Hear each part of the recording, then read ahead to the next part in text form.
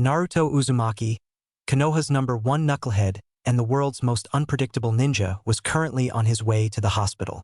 He wasn't injured or anything like that, he just needed to find his sensei, Kakashi Hatake.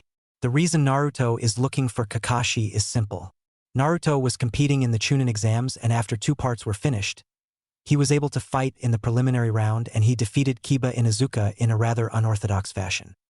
All of the competitors were given a month off to prepare for the finals, and he needed help. His opponent was none other than Neji Hyuga. Neji was a prodigy of the Hyuga clan and was slated as the best rookie genin. He brutally beat his cousin Hinata Hyuga due to his hatred of the main branch family, and Naruto vowed to beat him in the finals. Naruto knew he needed more than what he had for the finals, so who better to ask for training than his very own sensei. He made it to the hospital and figured he'd go to Sasuke's room since that's where Kakashi would be. "Hey, where's Sasuke's room?" Naruto asked the receptionist.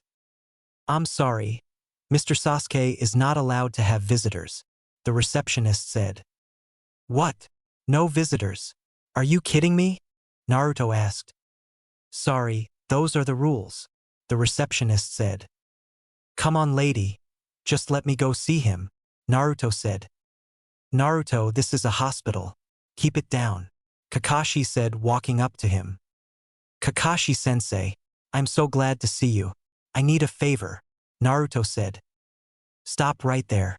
I already know what you're going to ask, so I've been looking for someone that can oversee your training for the final round," Kakashi said, and Naruto was not happy.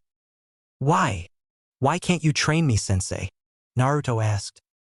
"I have other matters to handle. I don't have the time to trouble myself with you," Kakashi SSID. "You're going to train Sasuke, aren't you?"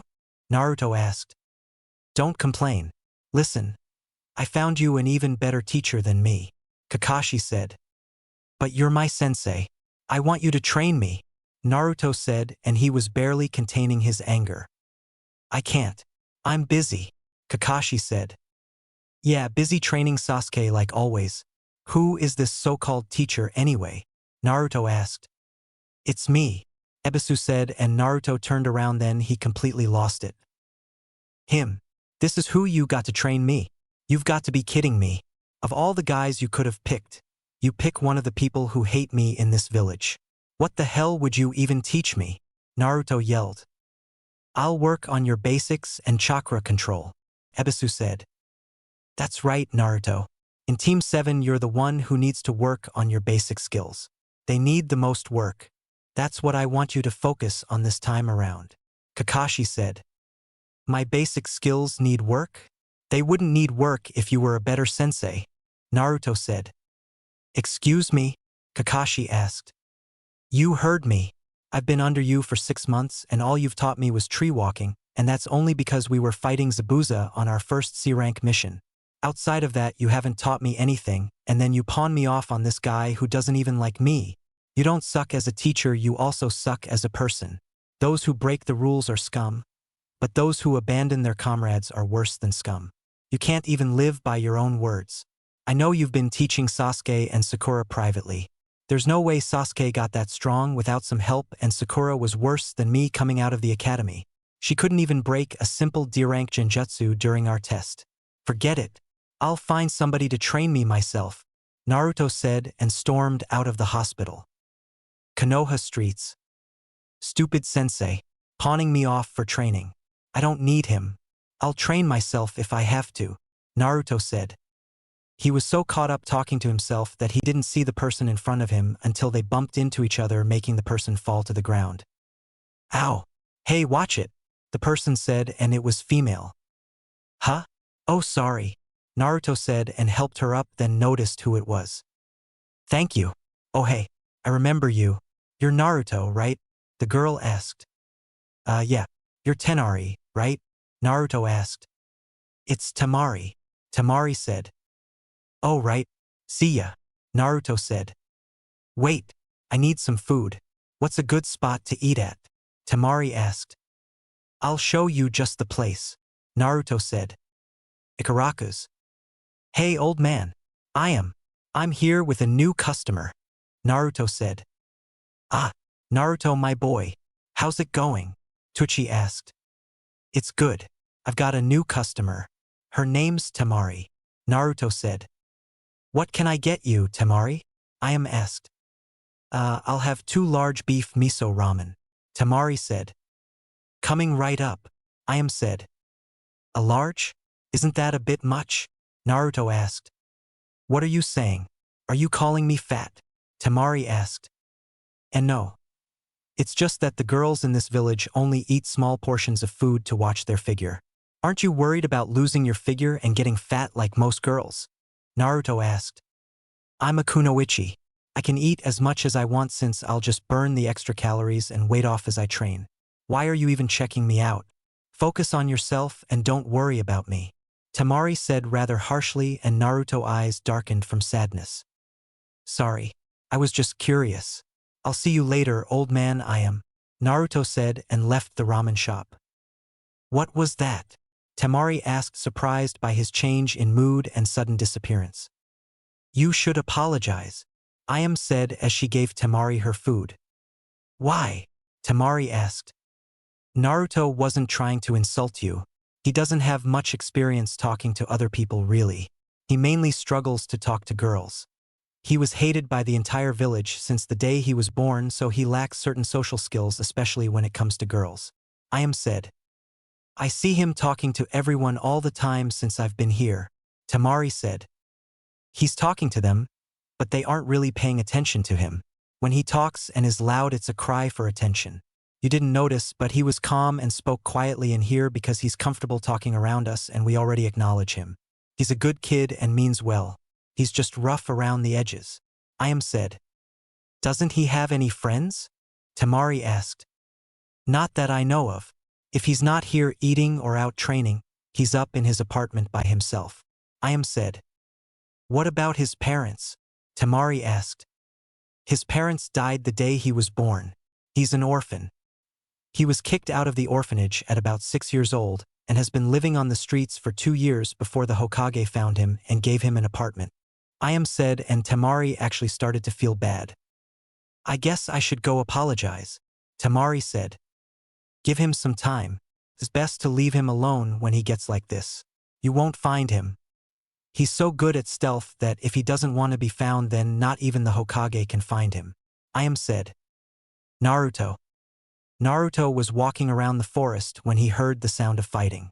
He went into the trees and saw 2 purple-haired women sparring, and one of them was the same purple-haired Chūnin from the second part of the Chūnin exams, Anko Mitarashi. He was so into the fight and noticed that they were fighting while standing on water. He remembered Kakashi and Zabuza doing that when they fought. Why are you spying on us? A voice asked behind him and he froze. Oh. I was just walking around the forest and I heard fighting. I came here and saw the 2 of you fighting. Naruto said. I recognize you. You're the loudmouth brat from the Chūnin exams. Anko said. Naruto, what are you doing here? The next purple-haired woman asked. How do you know my name? Naruto asked. You don't recognize me without my Umbu mask on, but I've known you since you were a kid. My name is Yugao. Yugao said. Your voice does sound familiar. Anyway, I was just watching you 2 spar. Naruto said. You're lying. You just wanted to see us get all wet and get a peek at our breasts through our wet clothes. Anko said. A peek at your what? Naruto asked, confused. Our breasts, tits, boobs, humongous boulders on our bodies. Don't you know anything about sex? Anko asked. What the hell is that? Naruto asked. Come on. Let me explain some things to you, kid. Anko said as she sat next to him. Oh boy, Yugao said. Then they both proceeded to give the talk to Naruto, but Anko was a bit over-descriptive and hands-on for Yugao, but Naruto understood what they were saying. So that's what the women in the brothel houses are doing. I always thought they were doing some kind of intense training. Naruto said. Nope, Anko said. Ha, you learn something new every day. I wonder if all boobs are soft and squishy like yours. Naruto said. They should be. Yugao has some soft and squishy boobs as well. Anko said and gave Yugao a nice squeeze. Will you stop? I have a boyfriend. Yugao said. I'm sure he wouldn't mind a threesome. Anko said and Yugao blushed. Wow. Wait a minute. Enko, I knew I heard that name before the Chūnin exams. You're the lady Irika-sensei talks about a lot. Naruto said. Why does he talk about me? Enko asked and had a small blush on his face. I don't know. He kept mumbling to himself about today being the day he would ask Enko. I never knew what he was talking about, but I think I figured it out. He must have a crush on you. Yeah, that's got to be it. He always has a blush on his face when he says your name, Naruto said, and both Yugao and Enko were shocked. No way. I've got to tell Kurenai and Hana this, Yugao thought. He likes me. Well, then again I am a pretty nice piece of ass, Enko thought. Anyway, how were you walking on water just now? Naruto asked. It's chakra control exercise.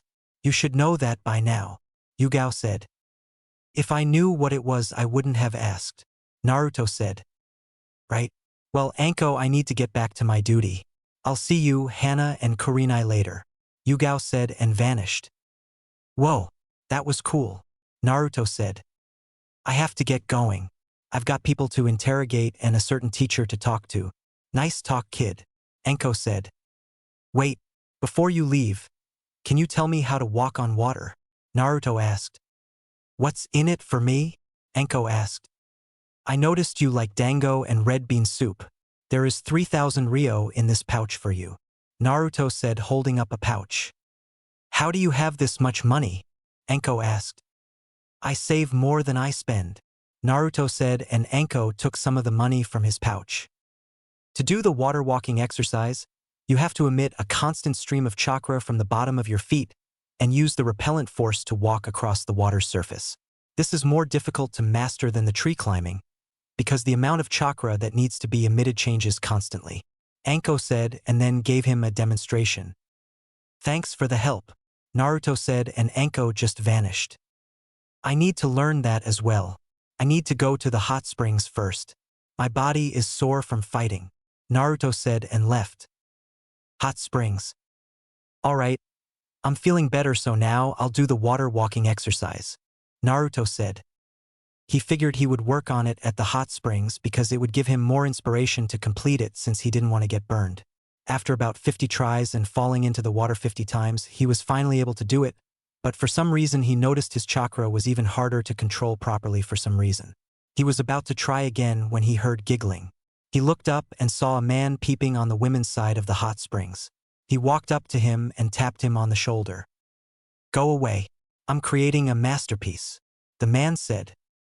It's illegal to peek on the women in the hot springs, Naruto said. Go away, kid. I'm busy, the man said. Fine. Don't say I didn't warn you. There's a pervert peeking through the fence on the women's bathhouse, Naruto yelled, and they heard screaming. Kid, what did you just do? The man asked. Serves you right, Naruto said and walked away, listening to the man getting beat up by a mob of angry women. That wasn't nice, kid, the man said as he appeared in front of him. What the hell? I really need to learn that jutsu, Naruto mumbled. Why'd you do that? The man asked. Because you're a pervert and you deserved it. Who are you anyway? Naruto asked. I'm glad you asked, the man said and summoned a toad, then started to dance. I don't have time for this. Never mind. I need to get back to training for the Chūnin exam finals, Naruto said. The Chūnin exams? I remember when I took the Chūnin exams. Who's your opponent? The man asked. Neji Hyuga, the prodigy of the Hyuga clan, Naruto said. How about I train you? The man asked. What exactly would you train me in? Better yet, what's your name? Naruto asked. I am the one, Theon, the only gallant Jiraiya, 1/3 of the legendary Sannin. As for what I'll train in, have you ever noticed a second chakra in your body? Jiraiya asked. If you're talking about the Nine Tails chakra, then yes. What else are you going to teach me? Naruto asked. I'll let you sign the Toad contract as well, Jiraiya said. What else? Naruto asked. Geez, kid, what do you want to learn? Jiraiya asked.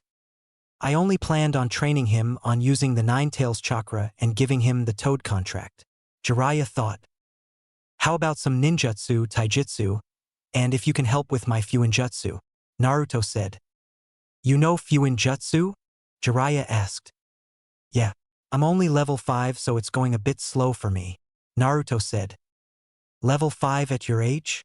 That's great actually. We'll do all of that if you agree to what I want to teach you, Jiraiya said. Okay. But can we hold off on the contract signing until about a day or two before my training is over with? I have a month, Naruto said. Why wouldn't you want to sign it right away? Why wait to sign the contract? Jiraiya asked. Because what if I'm not worthy enough to sign the contract? I mean, I get that it's a huge honor, but from what I've read up on summoning, the boss summons has the right to reject me if I'm not worthy enough. Can't I just build my strength up first before I sign the contract? Naruto asked. He's different from what Sensei told me about him, Jiraiya thought. Sure. Meet me here at 4 a.m. We'll train from 4 a.m. until 6 p.m. this entire month. What do you know so far? Jiraiya asked. Shadow clones, substitution jutsu, transformation jutsu, sexy jutsu, and that's it, Naruto said. That's it? That's all you've learned in what 6 months? Jiraiya asked. I knew all of that besides tree climbing and water walking before I graduated. I learned tree walking during a C-rank turned A-ranked mission, and I just found out about water walking a few hours ago, Naruto said. I see. Who is your sensei? Jiraiya asked. Kakashi Hatake, Naruto said. You should be way above where you're at now. I've noticed you completed the water walking, but you seem to have a problem with your chakra, Jiraiya said. I know. It's been harder to control ever since that stupid snake man hit me in the stomach during the second part of the Chūnin exams, Naruto said. Snake man? Lift up your shirt and channel chakra for me, Jiraiya said. Why? Naruto asked. Just do it or I won't train you, Jiraiya said. Alright. Sheesh, Naruto said and did as told. So this is the formula used to imprison the nine-tailed fox. A double tetragram seal with an 8-sign seal. That way, if any of the demon's chakra escapes the tetragram seal, it will be safely channeled into and suppressed by Naruto's own chakra. The 4th Hokage did this for Naruto's own protection. Since then, a 5-pronged seal had been added. An odd-numbered seal on top of an even-numbered seal. That it explains it. That's why his chakra and the demon's chakra are merging in an unstable way. I'm surprised he was able to master water walking with this seal on him, Jiraiya thought. So what's wrong with the seal? Naruto asked.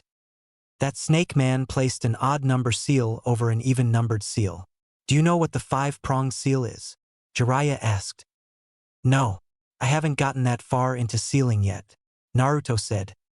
Basically, when the 5-pronged seal is placed on somebody, they have difficulty controlling their chakra. In your case, your chakra became even more unstable due to the 9 tails being inside of you. It caused both of your chakras to merge in an unstable manner, Jiraiya said. Can you remove it? Naruto asked. Of course I can. I am a seal master, Jiraiya said and then slammed his hand onto Naruto's seal. 5-pronged seal release. Jiraiya removed the seal from Naruto and he let out a silent yet by the look on his face. A painful scream. Naruto wanted to yell at Jiraiya, but he felt his chakra was a lot easier to use. A little warning would have been nice, but thank you, Naruto said. You're welcome. Now on to our schedule. We'll be working on your speed, strength, and tactics. I'll be having you wear weights to help as well so you can get some good results. Ninjutsu will work on after your physical training is done. Fuinjutsu will be the last thing we work on every day, Jiraiya said. Does this mean I'm like your apprentice? Naruto asked. No, you aren't my apprentice officially until you sign the Toad contract. Now get home. Tomorrow is the start of our training regime, Jiraiya said. You got it, pervy sage, Naruto said. Don't call me that, Jiraiya yelled and Naruto just laughed at him. Great. First Kushina called me that and now Naruto calls me that, Jiraiya thought. It fits perfectly, Naruto said and Jiraiya just sighed. One last thing, you need to get rid of that horrendous outfit, Jiraiya said. It's the only thing I was able to buy. I can't even fit it. It's like 2 sizes too big. Naruto said. Why is that the only thing you could buy? Jiraiya asked. Because the entire village minus a few hate me. I only get these that make me stand out and they're not really comfortable. Naruto said. Why didn't you tell the Hokage? Jiraiya asked. Because I don't trust him. He's a liar. Naruto said. Why don't you trust him? Hasn't he been taking care of you? Jiraiya asked. If you call living on the streets for 2 years before he finally did something taking care of me, then no. That little orphan check I'm supposed to get barely covers my food and rent for that dump of an apartment he gave me. I'm grateful for it. But when Sasuke became an orphan and had to move out of the Uchiha compound, he was given a luxurious apartment. Naruto said. I see. Why'd you call him a liar? Jiraiya asked. Because he is. I asked him if he knew my parents and he lied to my face telling me no. When I asked him again, he told me it's pointless to worry about that. I know he's lying because whenever he lies, he takes a long inhale of his pipe and turns away from the person before speaking. Another thing, I asked him for help in the academy since none of the teachers would help me with the clone jutsu, and he said he couldn't help me because that would be showing favoritism, but he gave the okay for Sasuke to have private tutors when he asked. Naruto said. Don't you think you can give him some slack? I mean, he is the Hokage. Jiraiya said. The same Hokage that passed law saying if anyone was to harm me for being a Jinchuriki that they would be put to death? Yeah. I've been beaten so many times by ninja and civilians that it's impossible to count. I had to find out from a rogue teacher that I had the 9 tails in me after he lied to me every time I was in the hospital clinging to my own life asking him why people hated me. Naruto said, and as he was ranting his eyes changed. What the hell kind of dojutsu is that? Minato and Kushina never had one. Jiraiya thought. I'll talk to Hiruzen-sensei about all of this. He was supposed to be taking care of you for me. Jiraiya said. For you? Who are you exactly?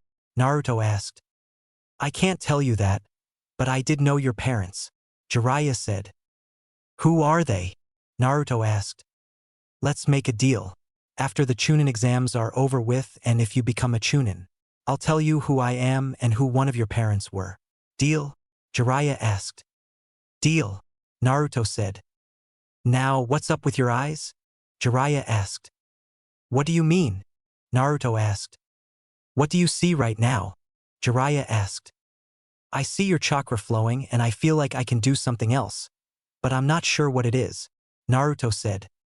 Stop channeling chakra to your eyes. Tomorrow we'll see what else the eye of yours can do. Now I need to go talk to the Hokage about some stuff. I'll see you tomorrow morning, kid.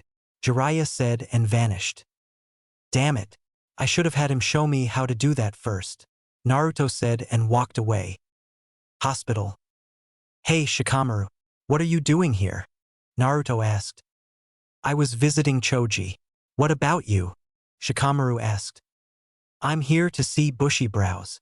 Naruto said. I think I'll join you, Shikamaru said. They walked to Lee's room only to see Gaara trying to kill Lee.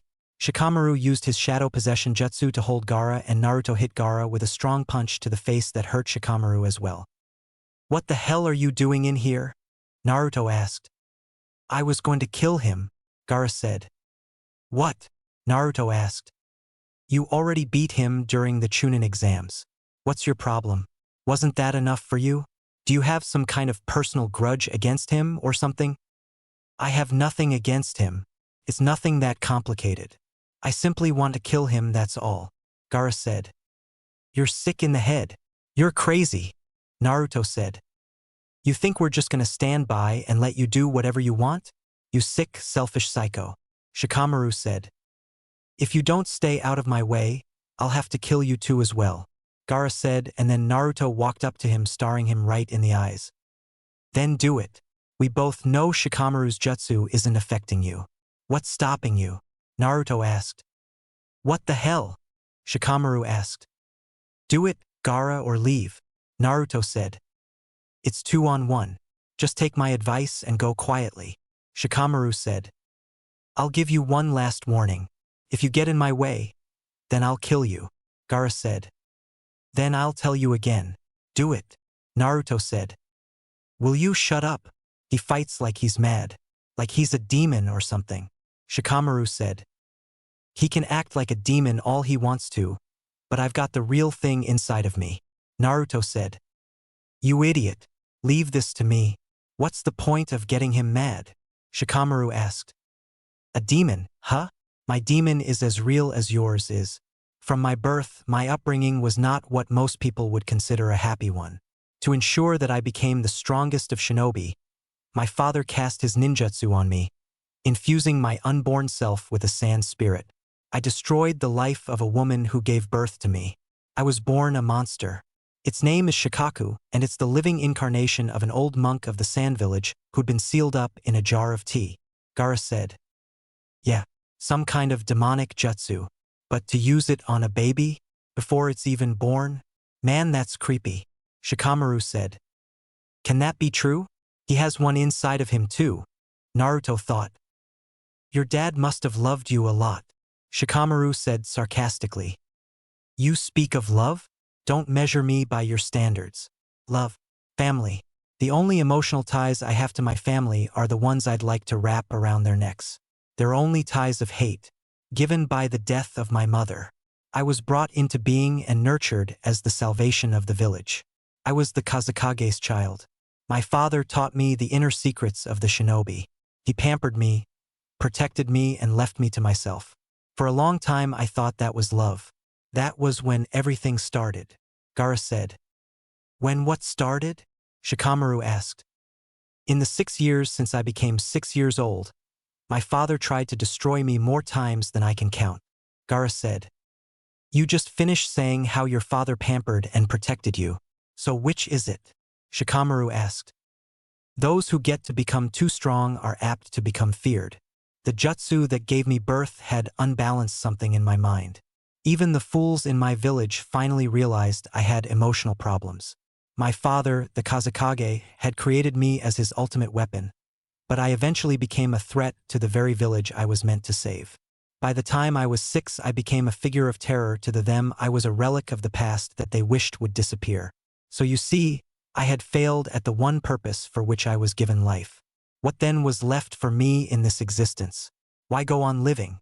For a long time, I couldn't find an answer to that. But in order to live, you need a purpose.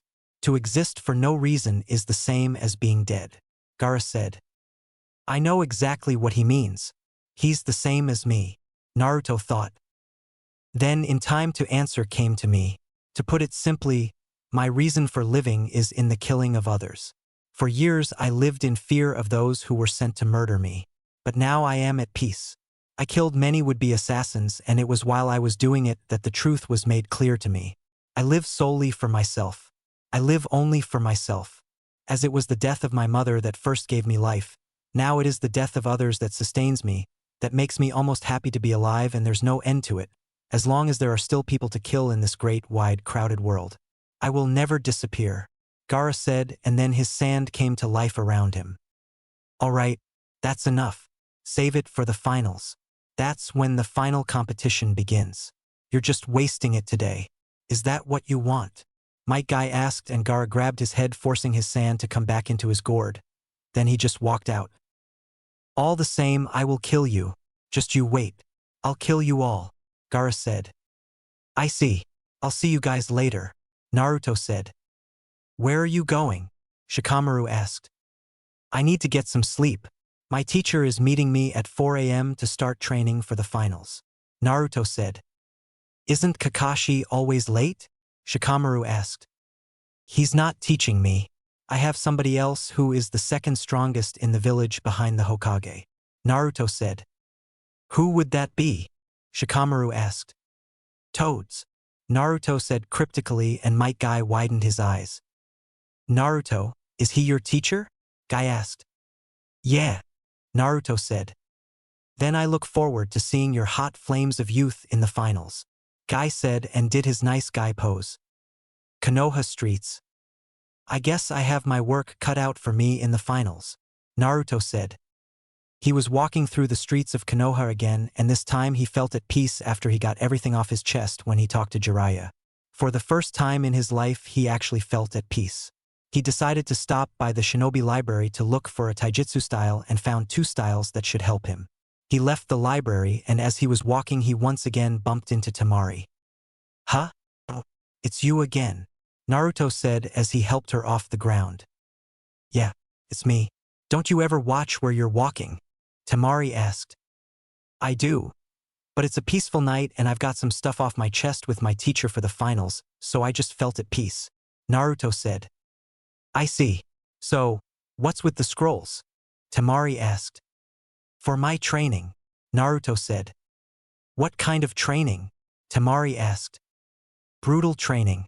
Can I help you with something? I have to meet my sensei at 4 a.m. and it's already 9 p.m., Naruto said. Listen, I'm sorry about what happened earlier at the ramen shop. I didn't mean to come off so harshly to you. I just thought you were being rude on purpose. The girl that works there, I am told me you don't have much social skills, let alone skills talking to girls. Let's start over. I'm Temari and I like your hair, Temari said, holding out her hand. Oh, I'm Naruto and I like your, tits, Naruto said. My what? Temari asked with a blush. Your tits. I thought girls liked being complimented on their bodies, Naruto said. We do. But that's not something you say to a girl if you're just meeting her, Temari said. Really? Anko didn't tell me that when she gave me the talk. I'll have to remember that, Naruto said. Wait, you just had the talk today? Temari asked. Yeah, I didn't even know what that was. Anko and Yugao explained everything to me. Anko even went into great detail. I think I have a better understanding of things now. I didn't insult you, did I? Naruto asked and Temari just sighed. No. If you were another person I would have hit you with my fan. But I know you struggle with interacting socially, so I'll let it slide. Next time, compliment a girl on her looks or something, Temari said. Right. Well, see ya, Naruto said and started to walk away. Wait, I'm kind of lost. Can you walk me back to the Golden Leaf Hotel? Temari asked and Naruto froze. I'm not allowed in that part of the village. You'll just have to find somebody else to help you, Naruto said. Why not? Temari asked. Because they hate me, Naruto said. Why? Temari asked. I can't talk about it. I'll see you at the finals, Temari, Naruto said and walked away. Yeah, I'll see you at the finals, Temari said and sighed. If only he knew, Temari thought sadly. Next day. Alright, Pervy Sage. What's first? Naruto asked. Stop calling me that. Anyway, first thing first. I'm going to place some resistance seals on you, Jiraiya said. What are those? Naruto asked. They're like weight seals, but different. They'll make it harder for you to move and won't stunt your growth even more than it already has been stunted, Jiraiya said and placed resistance seals on Naruto's arms, legs, and his chest. Hey, what's that supposed to mean? Naruto asked. You're what, 13? You're the size of a 10-year-old. We'll be working on changing your diet and getting you better nutrients. You can't eat ramen every day all day. I know it's not your fault, but I'm going to get you right. Another thing, you are to not release the resistance seals while we are training. You're way behind in training, so I'm going to push you harder than you can imagine. Now, when the library opens, I want you to go and get you some taijutsu scrolls you want to learn, Jiraiya said. Already done. I grabbed 2 yesterday, but I want to mix them together to create a single style, Naruto said and gave Jiraiya the scrolls. That's good. Now, to make these even deadlier, I'm going to work on your speed quite a bit. As for ninjutsu, I want you to channel chakra into this paper, Jiraiya said and pulled out a piece of paper. Why? Naruto asked. It's chakra paper. It'll tell us what element you have to learn elemental ninjutsu. If your element is fire, the paper will burn. Water, the paper will become damp. Earth, the paper will crumble. Wind, the paper will split in half. Lighting will cause the paper to wrinkle, Jiraiya said. Cool, Naruto said, as he channeled chakra into the paper. The results were shocking and Jiraiya had his jaw on the ground. The paper split into 4 pieces. One was ripped to shreds. Another became so damp that it deteriorated. One caught on fire and the last one turned to ice. What the hell? Do it again, Jiraiya said and gave Naruto another piece of chakra paper, then got the same results. Is that bad? Naruto asked. No, it's a shocker, Jiraiya said. Sweet. So, when do we get started? Naruto asked. Right now. The first week we'll be working on your speed and taijutsu. Next week is when we will work on everything combined, Jiraiya said. Huh? So that's where I put my old kunai pouch, Naruto said. What? Jiraiya asked. Nothing.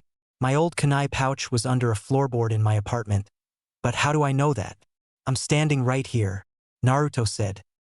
Did you leave a shadow clone at home? Jiraiya asked. Yeah, I had some of them clean the apartment for me, Naruto said. I'll tell you the secret to shadow clones. Whenever one of them dispel, the original gets their memories. Tobirama Senju created that jutsu for spying purposes, Jiraiya said. Sweet. Wait, if I can gain their memories, can't we use them for my training? Naruto asked and Jiraiya just looked him. Why the hell didn't I think of that? Okay, make 60 shadow clones. I'll send a shadow clone with each group of 20 to get you started on elemental training. While the clones work on your ninjutsu and fuinjutsu, we'll be sparing every day until the final 2 days of training. I want you to sign the Toad contract still, Jiraiya said. What about the Nine Tails chakra? I thought we were going to work on that as well, Naruto said. I've changed my mind. I'm going to boost your skills first and we'll worry about that some other time. Now, I want you to run 50 laps around the walls of Konoha. After that, we'll start on your taijutsu, Jiraiya said. You got it, pervy sage, Naruto said and dragged his feet to start running. I hate that name. He's gonna be something special. He may even surpass you Minato quicker than you'd hope if he keeps this up. Jiraiya thought and started looking at the scrolls Naruto had. Muay Thai and Kyusho Jitsu. He seems to be eager to take Niji on using taijutsu. He should know that fighting a Hyuga in taijutsu is suicide since they can seal off your chakra points. That must be why he has Kyusho Jitsu in here. He must want to make Niji feel what others feel when they fight a Hyuga. Niji may block off Naruto's chakra points, but he'll still be able to fight.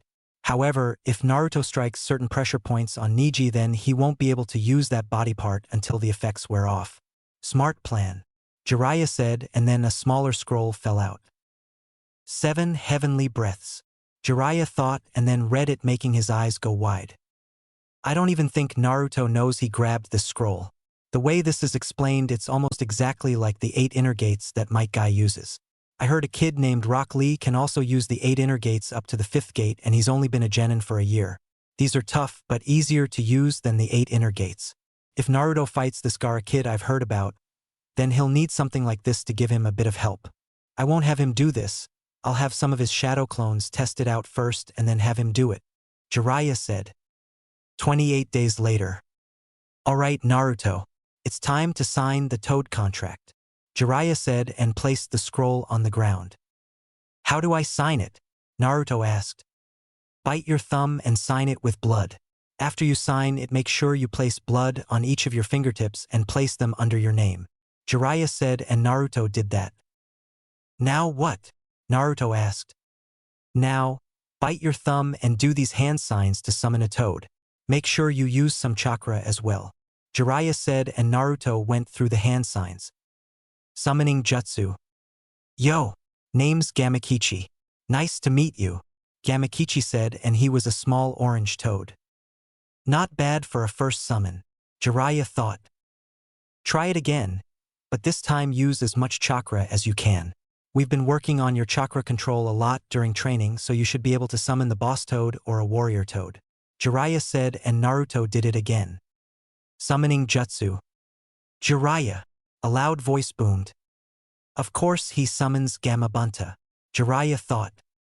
Yes, Gamabunta, Jiraiya said as he hid behind a rock. Why the hell did you summon me?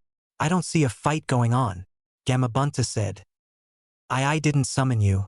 He did, Jiraiya said, pointing to Naruto who was on his head. Nice to meet you, Chief Toad. The name's Naruto Uzumaki, Naruto said. You actually want me to believe this runt summoned me? Gamabunta said. It's true, Pops.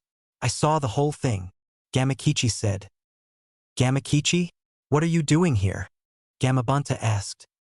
The new guy summoned me before you. I say we let him keep the contract. Gamakichi said. He was able to summon me on his second try.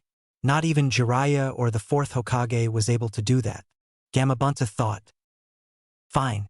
You may keep the contract, but do not summon me unless you are in a battle and require my help or if you have barrels of sake. Gamabunta said. Sake? Wait, I think I have some of that stuff. Naruto said and pulled out 6 storage scrolls revealing 50 barrels of sake. I like this kid already. Gamakichi, we're leaving. Gamabunta said.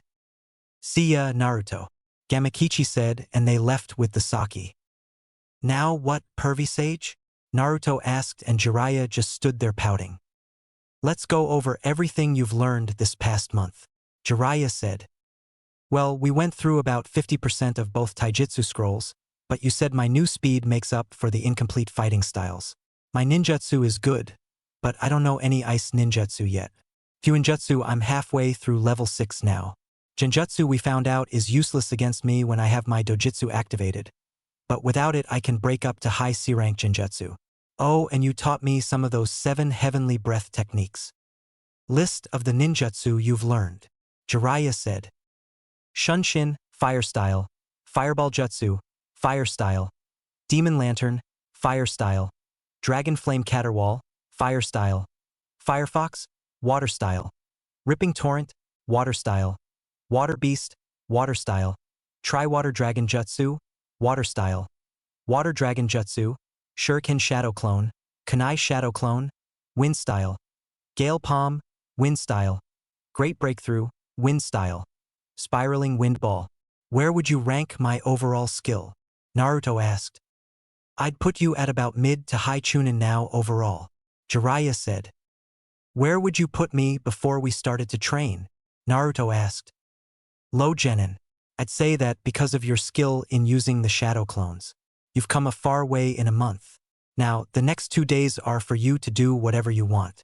Good job, Jiraiya said. Thanks, pervy sage, Naruto said. Don't call me that, Jiraiya yelled and Naruto just laughed at him. Hey, pervy sage, how fast am I now? I mean, these resistance seals must have helped a lot, right? Naruto asked. Well, I'd say that your speed is faster than that Rock Lee kid after he takes off his weights and without the seals activated on you. You were already low Chūnin in speed before any progress happened. I'm surprised Kakashi hasn't noticed that, Jiraiya said. That's because he was focused on his most prized student. The one I know for a fact that he wanted the most because of the stupid Sharingan. Naruto said. Kakashi took the easy student, Jiraiya said. What do you mean? Naruto asked. Kakashi took the prodigy of the class because Sasuke is a genius. It's easier to teach Sasuke because you can already tell he has a training background. You, on the other hand, had no one to train you and knew next to nothing. It would have been difficult for Kakashi to teach you because you don't understand things like Sasuke. To put it simply, Sasuke was the diamond while you were the lump of coal. Which do you think people would prefer? A diamond or a lump of coal? Jiraiya asked. The diamond, Naruto said. Exactly. I'd rather take that lump of coal. I did have a diamond before that needed polishing, but I'd still take a lump of coal, Jiraiya said. Why? It's not worth anything, Naruto said. Not at first it isn't, but if you put that lump of coal under enough pressure and polish it enough, you might just end up with a diamond. Inside every lump of coal there's a diamond waiting to get out, Jiraiya said. So, were you the diamond in your team? Naruto asked. No, I was the lump of coal. I was like you until I met the toads and started to train under them. As you know, Orochimaru was on my team. He was the diamond on my team along with my other teammate. Like you, I also learned through trial and error. Look at me now. I'm one of the legendary Sannin, Jiraiya said. Are you the strongest? Naruto asked. I'd like to say so. As you know, I am a spy master and I do go on missions. I have to make sure my skills are always sharp and on point. I know one of my teammates hasn't trained in decades and Orochimaru has his own evil thing going, so he probably still trains a bit, Jiraiya said. So it's a toss-up between you and Orochimaru for the title of strongest Sannin, Naruto said.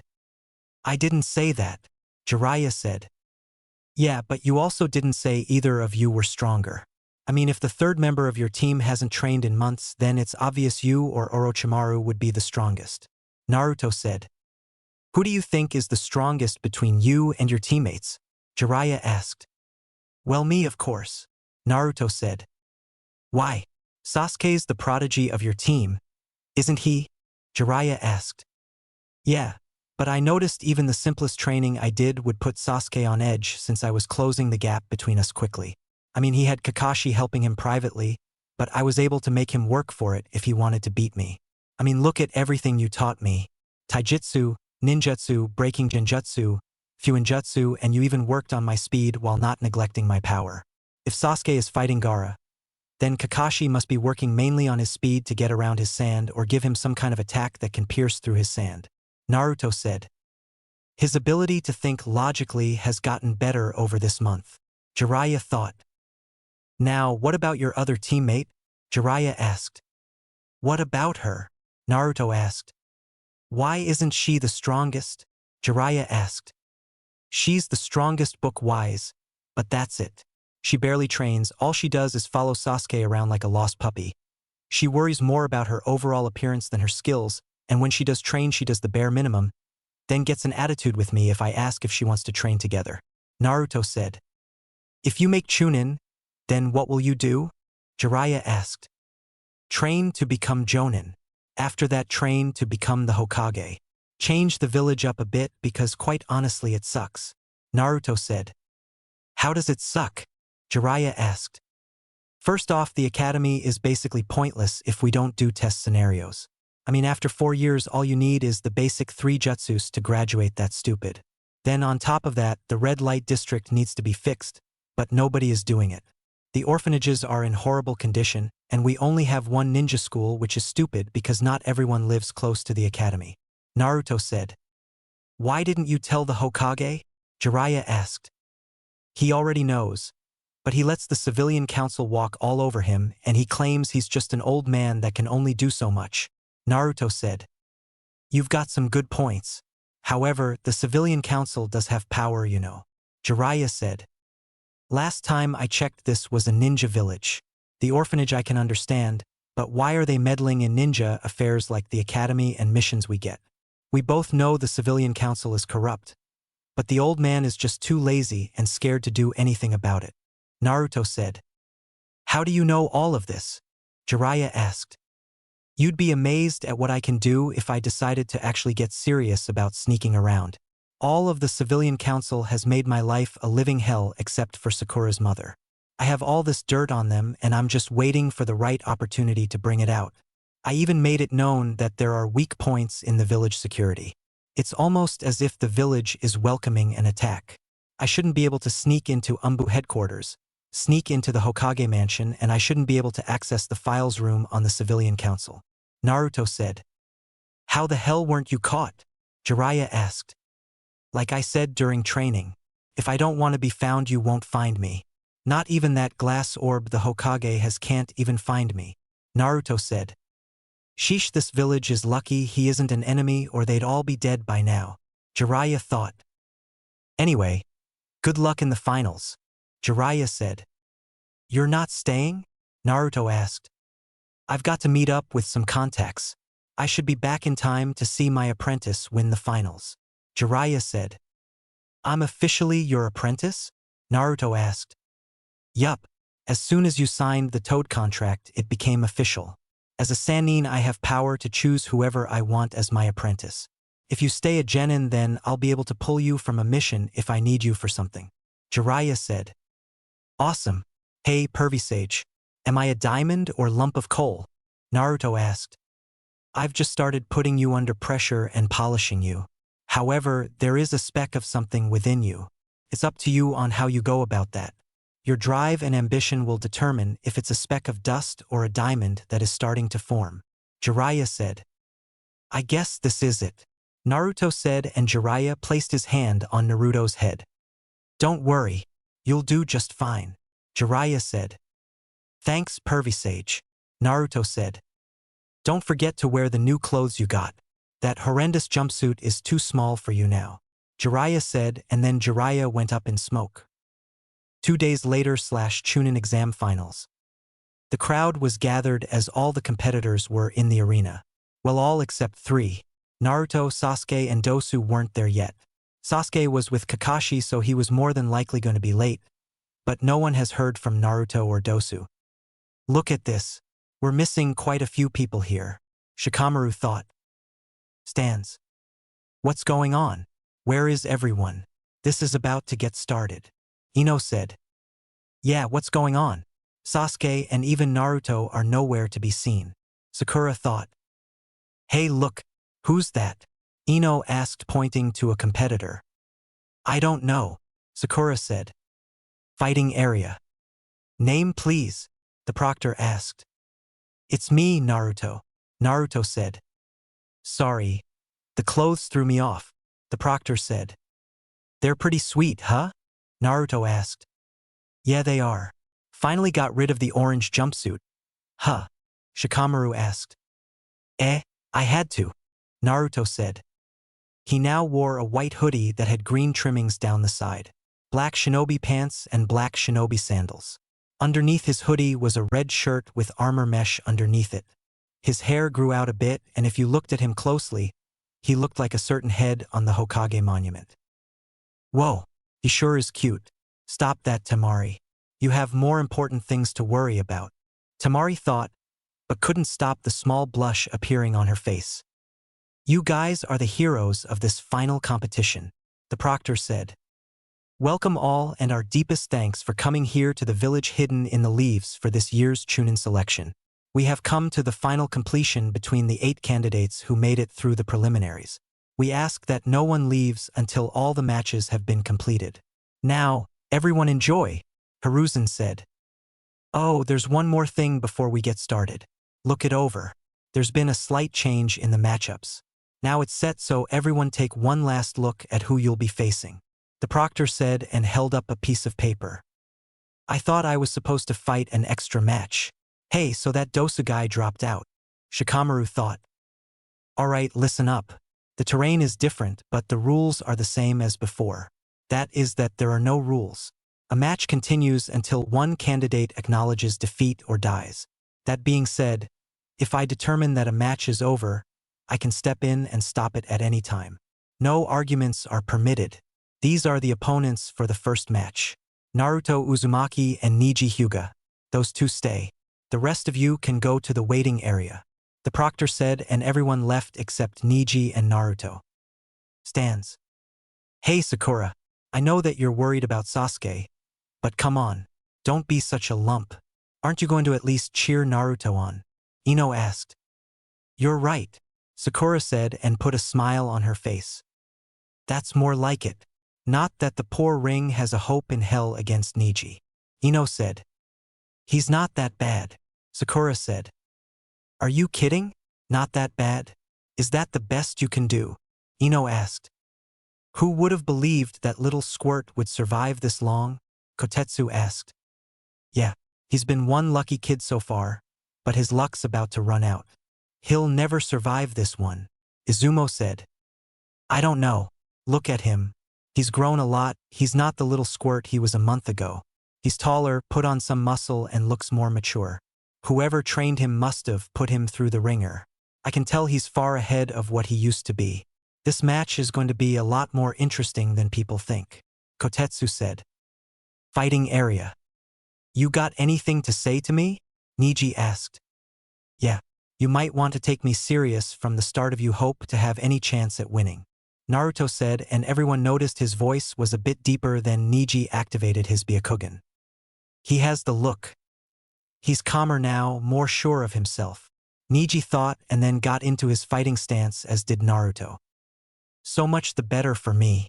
I can't wait to see the look of despair on your face when you learn that your foolish vow is impossible to keep, Neji said. The Byakugan, the prized dojutsu of the Hyuga clan. I'm honored. However, I wonder which dojutsu is better. Yours or mine? Naruto asked and activated his dojutsu, shocking everyone. Kage stands. What? Hiruzen yelled. I've never seen a dojutsu like that before. Care to explain, Lord Third? The fake fourth Kazekage asked.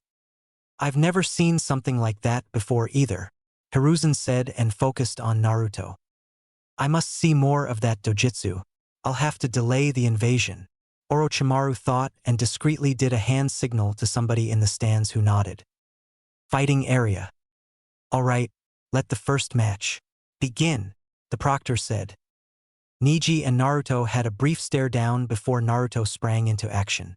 He pulled out some shurikens and threw them at Neji, who started to block them until Naruto used the shuriken shadow clone jutsu and Neji had to use his ultimate Hyuga defense to block them. I can't believe he forced me to use the rotation on his very first move, Neji thought. Now that we got that out of the way, how about we get started? Naruto asked. How did you know about my rotation? Neji asked.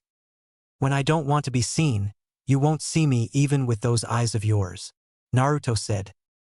It does not matter, you're still fated to lose to me, Neji said. Yup, and you're still fated to be the Hyuga main branch's bitch, Naruto said and rushed in at Neji. You really are an idiot if you intend to take me on in a taijutsu fight, Neji said. Naruto appeared in front of Neji and they began a taijutsu fight. Neji was using his gentle fist and Naruto was using a combination of his two fighting styles. The crowd was cheering loud because of the high-speed action and the shinobi in the stands were surprised that Naruto was able to go toe-to-toe with a Hyuga prodigy in taijutsu. Every time Neji would strike Naruto, he would get hit twice by Naruto. The speed at which Naruto was fighting threw Neji off a bit, but he was no stranger when it came to speed. What Neji didn't know was that Naruto's dojutsu allowed him to see Neji's chakra network, so he was able to counter some of the blows to his chakra points by adding more chakra to them to keep them from closing. Stands. I can't believe it, Kurenai said. I know. To think this used to be the dead last. Whoever trained him during this month must have been quite the shinobi, Asuma said. Didn't Kakashi teach him? Kurenai asked. No. From what I heard, Naruto asked Kakashi for help, but he refused as he wanted to train Sasuke for his match with Gaara. Kakashi chose Ebisu to train Naruto and he flipped out on Kakashi, then stormed out of the hospital. Nobody hasn't seen or heard from him for an entire month. However, rumor has it that he spent some time with the kunoichi from Suna, Asuma said. Then it makes me wonder what he would be like if he was trained properly throughout the academy, Kurenai said. Same here. I feel bad for Kakashi. Naruto will without a doubt make Chūnin, and if he does, Kakashi won't have anything to do with it, Asuma said. Is that Naruto? There's no way he should be able to fight with Neji like that, Tenten thought. Hey Sakura, Ino said. Huh? What is it?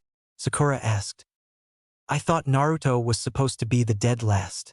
Who trained him? Ino asked. I don't know. I haven't seen him for the entire month. He hasn't even been to Ikaraku's, Sakura said. He's obviously been training and eating better. He's grown a couple inches and is probably as tall as Neji now. That and look at the muscle he put on. I wonder if I should snatch him up before somebody else does, Ino said and Hinata gasped. Ino, do you even hear yourself? Sakura asked. I'm just kidding. Sasuke is the guy for me.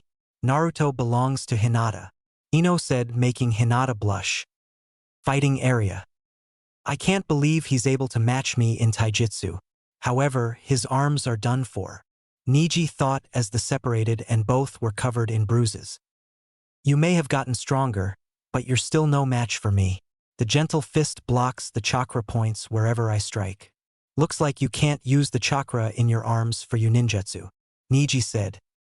See, that's where you're wrong. I can easily reopen my chakra points.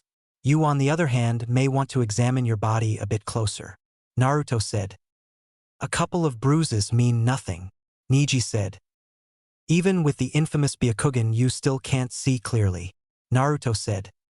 What is that supposed to mean? Neji asked. The bruises on your body are in specific points on your body. They aren't just random spots I hit. While you were able to close off my chakra points, I was able to strike your pressure points. Your arms don't really work that great right now. You may have hit me half of the times you actually thought you did. Your attacks became slower and weaker as we fought. While I can reopen my chakra points, you have to get a medic or somebody that knows the body to help you out. Naruto said. What? That's impossible. How could I fall for something so simple? Neji thought as he tried to move his arms. But they wouldn't move. Surrender now, or stand there helplessly as this dead last embarrasses you even more. I haven't even begun to fight seriously. You came into this fight filled with arrogance, expecting an easy win. I came here with a plan and a counter to your taijutsu. I trained every day from before the sun rose to when the sun went down this past month. What will it be? Will you forfeit, or will I have to embarrass the Hyuga clan even more? Naruto asked and walked up to him, putting a kunai to Neji. I forfeit, Neji said reluctantly. Winner. Naruto Uzumaki, Genma said, and the crowd was stunned. Neji, why do you hate Hinata? She's a nice girl and wouldn't hurt a fly, Naruto said. Because of the caged bird seal, Neji said, and it all made sense. Neji, all seals can be broken. I'll let you in on a secret I've learned. Hayashi Hyuga was against your father being given up during the whole Kumo incident. Talk to him and he'll explain things. The clan head isn't the problem in your clan, it's the council. Hayashi has the power to abolish the caged bird seal. I'm sure Hinata would like her cousin back in her life, Naruto said and tapped Neji on his pressure points. What did you do? Neji asked as he was able to move his arms again. I undid the damage to your pressure points, Naruto said. How did you change so quickly in a month? Neji asked. I'm a lump of coal being put under pressure, Naruto said and walked away, leaving Neji confused. Stands. Whoa, he just took down Neji without a problem, Tenten said. It's like he's a completely different person, Sakura said as she watched Naruto go up to the fighters area. Did we miss Neji's match? Rock Lee asked as he arrived with Might Guy.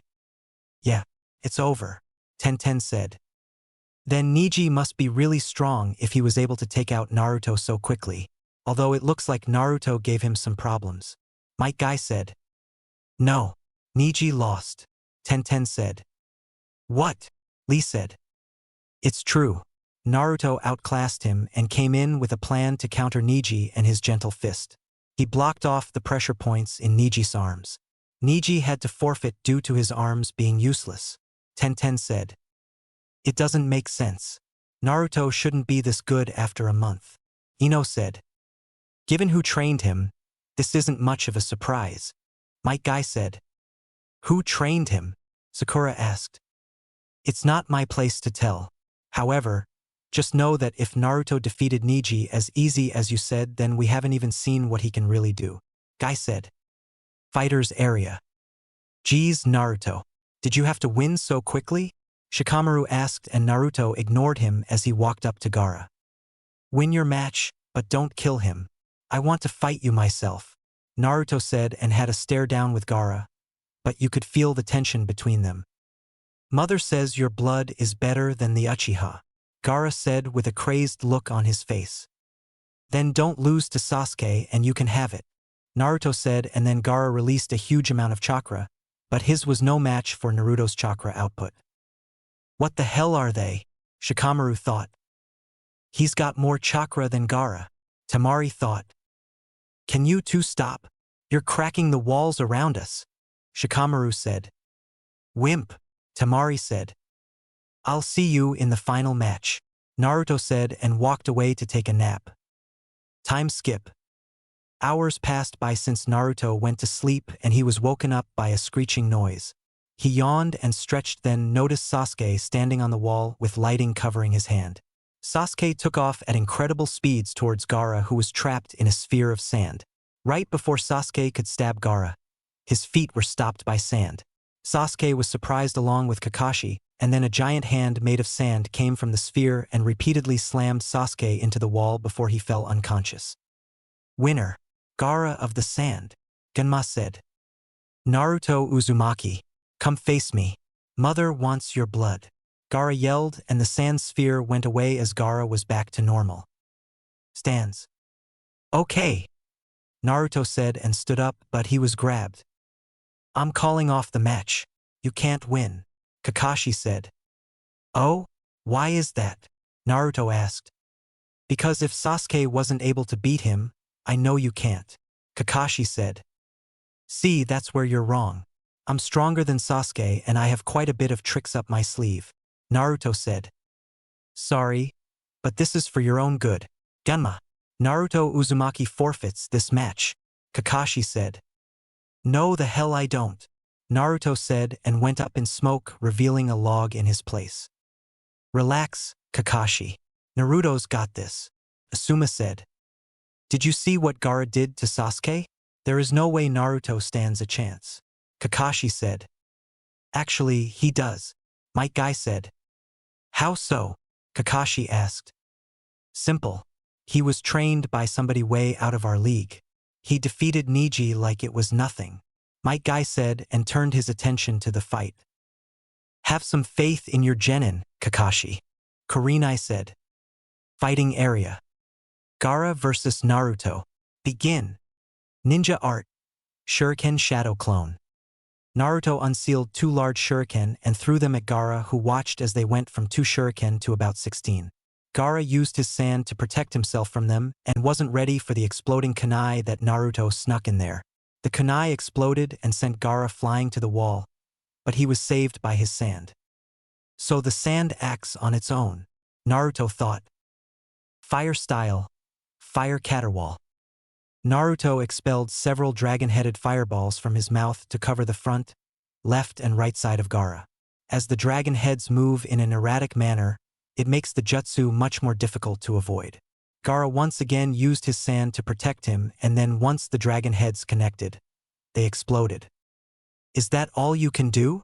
Gaara asked. Far from it. I'm just testing the speed of your sand. Naruto said. Ninja art. Kunai shadow clone. Naruto threw 2 kunai at Gaara and then they multiplied into 20. Naruto wasn't finished as he went through 4 hand signs. Wind style, gale palm. Naruto clasped his hands together and wind is compressed then transformed into a powerful gale. He pushed his hand out forward and the wind helped the kunai travel through the air faster, making them more lethal. Gaara once again raised his sand, but a few of them got through and managed to cut through his sand armor. Stands. Whoa, what happened to Naruto? Ino asked. I don't know. He was never this good before this round, Sakura said. Whoever trained him really did a great job, Asuma said. Didn't Kakashi-sensei teach him? Sakura asked. No, from what I heard, Naruto did ask Kakashi for help, but he blew him off so he could train Sasuke for his match with Gaara in St. Asuma said. Then who trained him? Ino asked. I did, Jiraiya said as he landed behind them. Master Jiraiya, Kurenai said. Lord Jiraiya, it is an honor to see you and your youthfulness again, Might Guy said. Sure, Jiraiya said and Might Guy did his patented nice guy pose. Why did you train him? Kakashi asked. Because you wouldn't, Jiraiya said. Fighting area. So much for your ultimate defense. Must not be that great if I manage to get through it with a few lousy kunai, Naruto said. Shut up, Gaara replied. Gaara used his sand to attack Naruto, who was barely getting out of the way, resulting in him getting a few cuts and his clothes torn. Naruto saw Gaara have his sand attack from each direction and Naruto was able to use the Shunshin to escape whatever he had planned. Stop running, Gaara said. Gaara then started to transform and Naruto quickly deactivated his resistance seals. The gourd on Gaara's back slowly broke down and began to cover his body, covering his arms and then his face, distorting it and giving it Shikaku's features such as the yellow eye and markings. He even grows his one tail from the gourd, which itself functions like a normal tail. I see you're getting serious, Naruto said and activated his dojutsu. Stands. This is why I said to call off the match. I don't know what you're trying to prove, Master Jiraiya, but Naruto isn't ready for this kind of opponent, Kakashi said. How would you know? You never trained him. He's perfectly fine. He hasn't even used the skill he knows will work, Jiraiya said. What skill is that? Might Guy asked. Let's just say that this match will be somewhat similar to Lee's match. Only difference is the winner, Jiraiya said. He knows the 8 inner gates, Might Guy said. No. He knows something similar though, Jiraiya said. Lord Jiraiya, are you telling me he knows how to use that technique? Might Guy asked. Yes, but only the first 2 activations, Jiraiya said. I see, Might Guy said. What does he know? Kakashi asked. You'll have to wait and see, Jiraiya said. Can you at least tell us about his dojutsu and what it does? Asuma asked. As far as we know so far, when its activated genjutsu doesn't work on him and he can see chakra pathways. We're still trying to figure it out, Jiraiya said. Then I think if he has a dojutsu he should be placed under my care. I am training Sasuke in using the Sharingan after all, Kakashi said. No, the Sharingan and his dojutsu are completely different. He's probably not going to want your help anyway. You had 6 months and did nothing with him, Jiraiya said. You said genjutsu doesn't work on him. I'm the genjutsu mistress. Do you think some of my genjutsu will work? Kurenai asked. I doubt it. Unlike the Sharingan, it's impossible to place him under a genjutsu while his dojutsu is activated. A Sharingan user can be placed under a genjutsu, but they'll easily be able to break out of it and counter it. With Naruto's dojutsu it's impossible to place him under it. I don't know if he can cast genjutsu with his eyes though, Jiraiya said. Then the loser is still inferior to me, Sasuke said arrogantly. Yet he's lasting longer against Gaara than you did, Jiraiya said. Fighting area. Time to die Uzumaki, Gaara yelled. Sand shuriken. Gaara swung his sand-covered arm at Naruto and sent shurikens made from sand towards him at a rapid pace. Naruto pulled out some kunai and started to deflect as many as possible, but he was eventually overtaken by the amount and was cut up severely. Yes, I can smell your blood from over here, Gaara yelled. Shikaku's arm. After gathering a large amount of sand, Gaara formed it into a replica of Shikaku's arm and used it to grab Naruto, then slammed him into the wall repeatedly. Naruto was lucky enough to cover his body in a layer of chakra, so the damage was significantly lessened from Gaara's assault. After a few seconds of slamming Naruto into the wall, Gaara released Naruto and watched him fall to the ground. Don't tell me you've given up already. Make me feel alive Naruto Uzumaki, Gaara yelled. Water style. Triple water dragon jutsu. Naruto quickly went through hand signs and formed 3 dragons made of water from the air and launched them at Gaara, who used his sand to protect him. Naruto didn't stop there because he went through more hand signs. Water style ripping torrent. Naruto created water that spirals in the palm of his hand and fired it at a high speed towards Gaara, who once again used his sand to protect him. The collision sent water and sand everywhere in the fighting area. I wish I knew a lightning jutsu right now, Naruto thought. Naruto threw 2 exploding kunai at Gaara and watched as they landed right in front of him. Gaara tried to use his sand to protect him, but to his horror it was moving too slow and he was hit with the explosion. If it weren't for him being transformed, he most likely would have died. The smoke cleared after Naruto used the wind style. Great breakthrough, and Gaara was standing there badly burned with a horrified look on his face. Mother! My sand! It failed to protect me, Gaara said. Of course it did. The sand is too heavy to move at the speed it usually does. That's why I used water ninjutsu on you. That sand is useless right now, Naruto said with a smirk. Damn you Uzumaki, Gaara yelled. Gaara allowed the sand to cover his entire upper body, with only his feet remaining uncovered. While his facial features still remain slightly human, both his eyes resemble Shikaku's with the same markings around its body. Naruto noticed that the kanji remained on Gaara's head. Stands. What the hell is that? Ino asked. Seems like Naruto is really pushing Gaara to his limits, Jiraiya said. Do you still think he can handle it? Kurenai asked. Absolutely. Naruto has the best chance at beating Gaara even without my training, and you know why, Jiraiya said. Can he use it? Asuma asked. Probably. He said during training that he's used it quite a few times, but only when he's overcome with rage. However, he shouldn't have to use it. He wanted me to train him so he wouldn't have to rely on it all the time, Jiraiya said. I see. You wouldn't mind if I trained him sometime, would you? He's the only other person I know in Konoha that has a wind chakra nature. Asuma said. It's up to him. Although I'll recommend him to you since I'm not an expert on wind chakra nature, since it's so rare. Jiraiya said. Does he know any wind jutsu other than the one he just used? Asuma asked. He knows a few of them, but I don't think they're as strong as they should be. Jiraiya said and then looked over at Temari and Kankuro who were looking nervous. I can't believe it. He's hurting Gaara. Temari said. He's close to releasing Shikaku. Kankuro said. Why hasn't the Kazekage given the signal yet? Baki asked. That's because he isn't the Kazekage, Jiraiya said as he appeared behind them. Lord Jiraiya, Baki said. Relax. We already knew about the invasion weeks ago, Jiraiya said. Why aren't you attacking us? Baki asked. Because you're following orders from Orochimaru. A few days ago, a few of my spies found the body of the Kazekage in the desert, and he had a stab wound through the heart from a blade covered in a specific poison, Jiraiya said. So this entire time, it's been Orochimaru giving us orders? Temari asked. Yes, I did some digging around and found out Orochimaru approached your father a month before the Chūnin exams about teaming up for an invasion, but when your father declined, Orochimaru ambushed him a few weeks later. We grew suspicious when Raza didn't show up for a meeting with the third Hokage to try and find a way to help your village get its budget increased again. That's when I sent some of my best spies out to find anything and they discovered his body. Jiraiya said. Damn it. So what do we do now?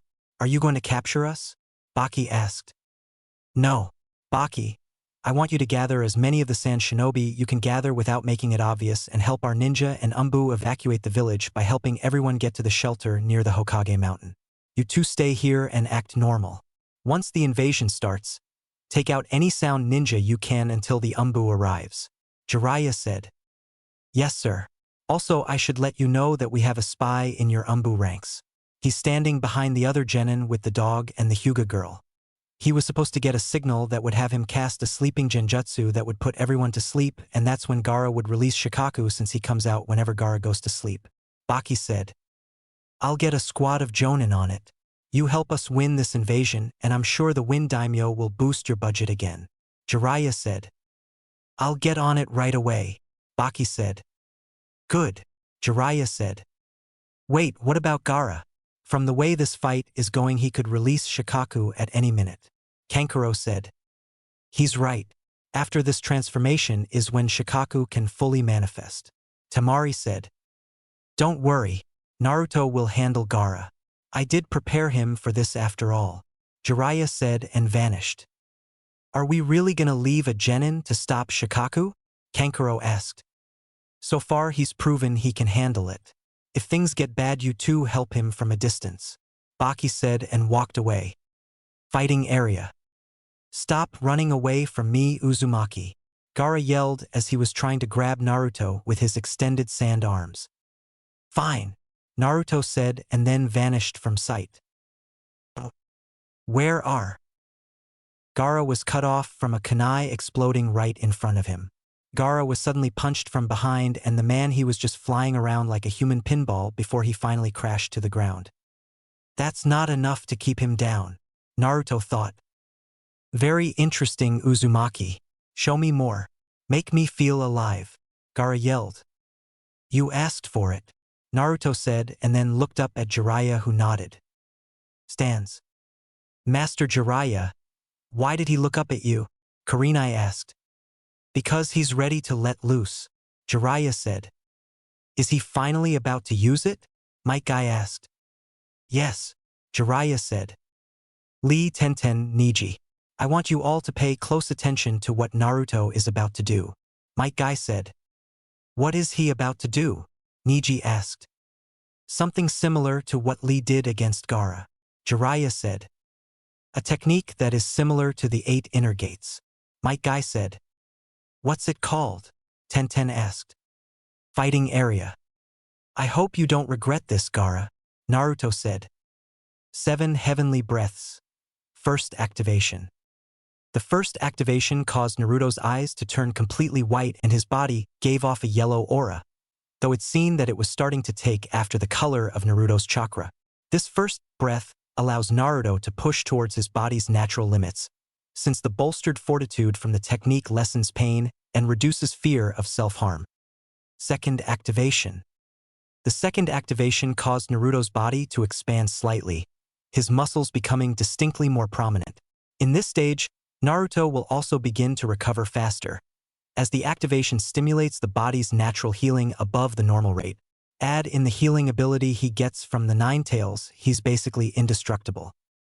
Third activation. The third activation caused Naruto's skin to turn red, much like when the gate of life is opened. In this stage, Naruto can begin to push beyond the body's natural limits in lesser amounts, as the further bolstered natural recovery can largely null the damage that would otherwise occur. Before Gaara could yell again, Naruto vanished and destroyed the ground where he was previously standing. All Gaara felt was pain on his chin and noticed he was up in the air, then he was knocked down to the ground. Lunar Barrage.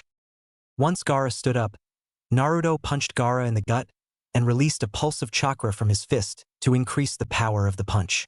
Upon inflicting the punch, Naruto took advantage of the Gaara's dazed state by following up with a fury of rapid, untraceable punches. The punches that make up the barrage are not random, but are carefully thought out. Each one has the purpose of conditioning Gaara into reacting a certain way and forced him to leave himself open for another type of punch. This is why Gaara found it difficult to escape. Naruto ended the combo with a very powerful punch to Gaara's stomach, inflicting a lot of damage and sending rocketing back at very high speed, crashing into the wall. Stands. Holy shit, Tenten whispered. That was the most youthful thing I have ever seen in my life, Lee said. Why couldn't I copy his movements? Sasuke thought. Kakashi, I want that technique, Sasuke said. I can't teach you something I know nothing about, Sasuke, Kakashi said. Then I demand that this old fool teaches it to me along with everything he knows, Sasuke said. Kid, I'd watch what you're saying if I were you, Asuma said. He's one of the legendary Sannin and is possibly the strongest shinobi in the village, Kurenai said. Doesn't matter. I will be waiting for him to show up at Training Ground 7, Sasuke said arrogantly. Kid, I'm not teaching you. You may have all the skills, but you're not worth my time. I will never take on a student who is arrogant and thinks everything should be handed to him just because his family died, Jiraiya said. Watch your mouth, Sasuke yelled and went to attack Jiraiya, but before he took one step, he was laying on the ground underneath a medium-sized toad. That's your only warning, Jiraiya said. Master Jiraiya, why did you pick to train Naruto? I mean, he had no skills or anything other than the shadow clone jutsu, Sakura said. Because he's a lump of coal, Jiraiya said. What does that mean? Sakura asked. Which would you rather have, a lump of coal or a diamond? Jiraiya asked. The diamond, of course, Sakura said. Yeah, anybody with a brain would take the diamond over some lame piece of coal, Ino said. True, but what if that lump of coal turns out to be an even better diamond than the one you picked out? Jiraiya asked. I don't get it, Ino said. Don't worry, not many people do. Like I told Naruto, I would take that lump of coal and turn it into a diamond. Lee, for instance, is also a lump of coal. Like Naruto, he is also being put under pressure and polished, Jiraiya said. Fighting area. That should keep you quiet for a while, Naruto said as he deactivated the 7 heavenly breaths, and once the smoke cleared, Gaara was back to normal, barely conscious. Winner, Naruto Uzumaki, Genma announced. And mother, you didn't protect me. You promised you'd always protect me, Gaara yelled. After Gaara was finished yelling, he released a huge amount of chakra, so Naruto gave him a chakra-enhanced kick, sending him flying out of the stadium. Temari and Kankuro nodded at each other before quickly leaving, giving chase to Gaara to try and stop him from releasing Shikaku.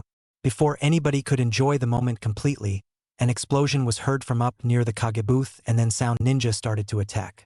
A purple barrier was formed around the roof and nobody could get inside of it. We're under attack, Ino said. All of you go and help the civilians get to safety. Do not attack any Sand Ninja. They are on our side. Move out, Jiraiya said. I'm going after Gaara, Sasuke said and then ran off. Damn it, Kakashi, what the hell have you been teaching him? He's more arrogant than before, Jiraiya said and took out some sound ninja that tried to attack him. He'll be fine. Plus, Naruto is probably going to go after Gaara as well, Kakashi said. You don't get it, do you? Gaara is about to unleash the full might of Shikaku, and you simply don't care that your student ran off, Jiraiya said. He'll be fine, Lord Jiraiya, Kakashi said. Change of plans, kids. Sakura, Shino, Shikamaru go after Sasuke and bring him back. The rest of you help the civilians get to safety, Jiraiya said. I'll send Pakin with you to track Sasuke's scent, Kakashi said. Gaara, you need to calm down and fight it. You can't release Shikaku, Temari said and Gaara just groaned in response. It's no use. He's not responding. This is bad, Temari. We can't let him release Shikaku. The Leaf Village will think we're attacking, Kankuro said. I know. Gaara, you have to listen to me. You can't let Shikaku control you, Temari said and they had to jump out of the way from a kunai. For someone in such a rush, you three sure are slow. Drop the redhead and I'll let you leave alive, Sasuke said. What the hell are you doing? We're on your side, dumbass, Temari said. Yeah, you idiot. Go fight the sound ninja that are attacking the village, Kankuro said. I could care less about that village. If they can't defend themselves from a couple of sound ninja, then they deserve to die.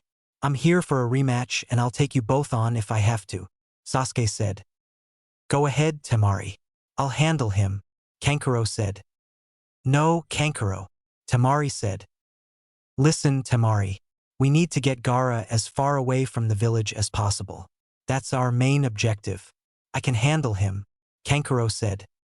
Be careful, Temari said and leapt away with Gaara. Don't think so, Sasuke said and went to jump after her. But Kankuro appeared in front of him. You have to get through me, Kankuro said and kicked him away. Chūnin Exam Stadium.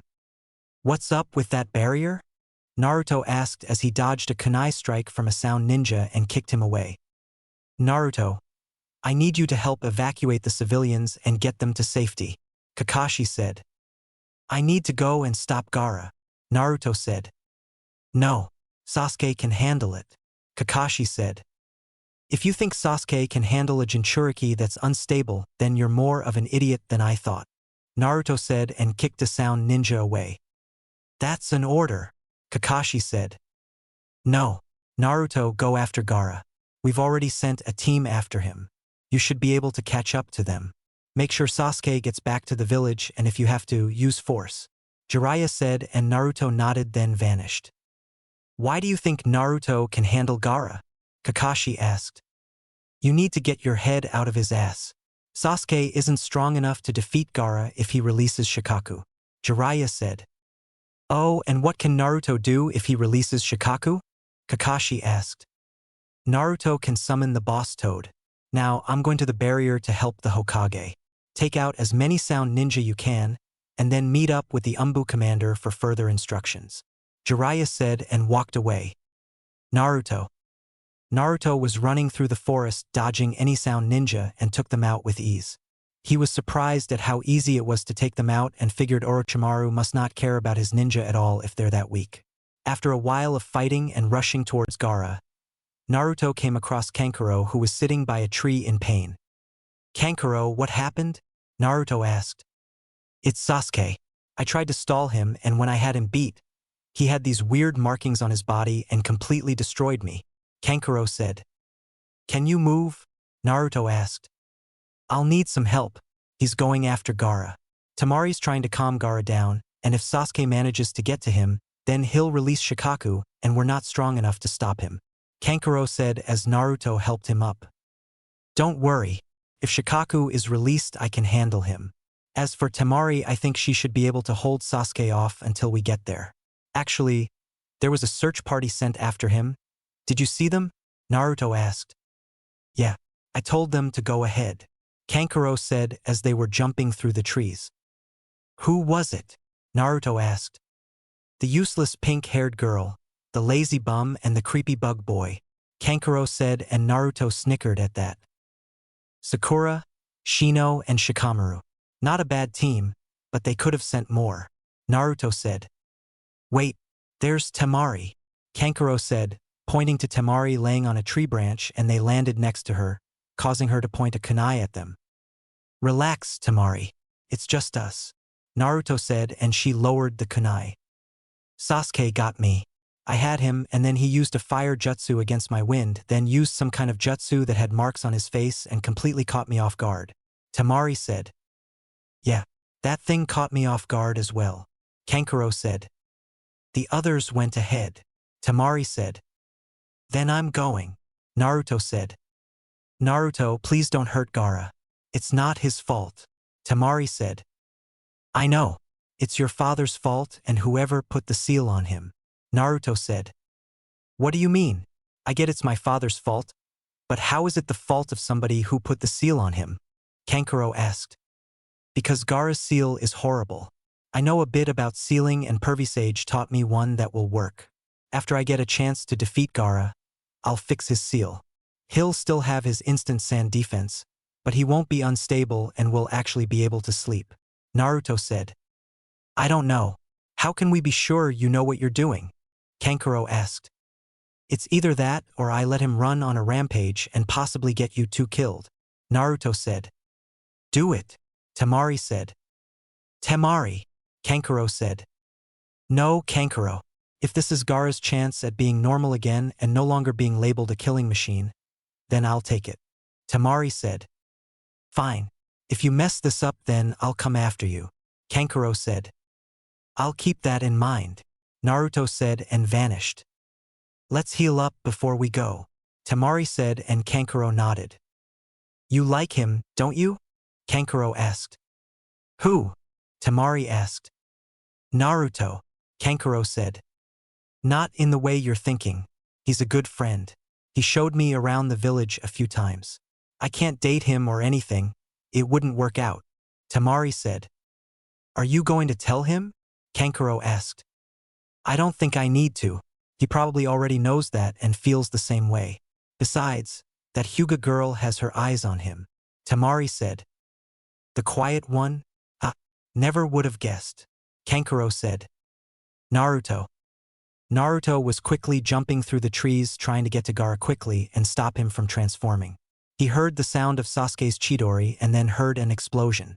He channeled chakra into his legs to increase his speed, and when he made it to the area where Gaara and Sasuke were fighting, Gaara was already in his second stage and Sasuke was pretty much defeated. Naruto saw the same marks on his body Kankuro and Temari told him about. Gaara launched himself at Sasuke, preparing to end him, and Naruto jumped in and gave him a chakra-enhanced kick to the face. Naruto! Sakura exclaimed. Man, am I glad to see you, Shikamaru said. Grab Sasuke and leave, Naruto said. No way, we're taking him on together, Sakura said, and then Gaara yelled, causing everyone to look on in shock as he finally released Shikaku. Like I said, take Sasuke and go back to the village. I can handle him, Naruto said. Naruto, there is no way you can handle that thing alone. Yeah, you've gotten stronger over this month and can possibly say that you're the strongest genin in the village, but this is on a completely different level. We should wait for a Jonin squad to show up, Shikamaru said. Just leave. I can handle this, Naruto said, then bit him thumb and went through hand signs. Summoning jutsu. You again. What is it this time, kid? Gamabunta asked. Rescue team. Is that a giant toad? Sakura asked. It is. I think we should get back. This is about to get messy, Shikamaru said. I'll grab Sasuke, Shino said. Aren't we going to help him? Sakura asked. No. Naruto can handle this himself, Shikamaru said, and they leapt away from the fight. Naruto versus Gaara. Do you not see the Shikaku Sand Spirit in front of us? We need to take him down, Naruto said. A tailed beast. Why is it that the blonde summoners always gave me fight-tailed beasts? You're lucky I like you, kid, Gamabunta said. Play possum jutsu. Gaara forced himself to go to sleep and relinquished full control to Shikaku. Oh yeah, I'm finally free, baby. Here we go. I hope you're ready to die. Let's do this, Shikaku yelled. Get ready, Chief Toad, Naruto said. I'm way ahead of you, Gamabunta said. Wind style, drilling air bullets. Shikaku fired multiple bullets of highly compressed air at Gamabunta, who leapt into the air to dodge them.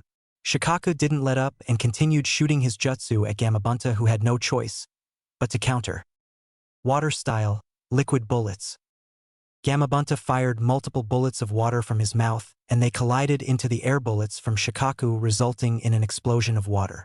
Gamabunta pulled out his sword, and when he was close enough, he cut the arm off of Shikaku, making him yell out in pain. Kid, we need to wake up the boy on Shikaku's head. It's the only way to defeat him, Gamabunta said. I don't think that's possible. The sand defense is instantly, and now that Shikaku's in charge right now, it's even faster than me at top speed, Naruto said.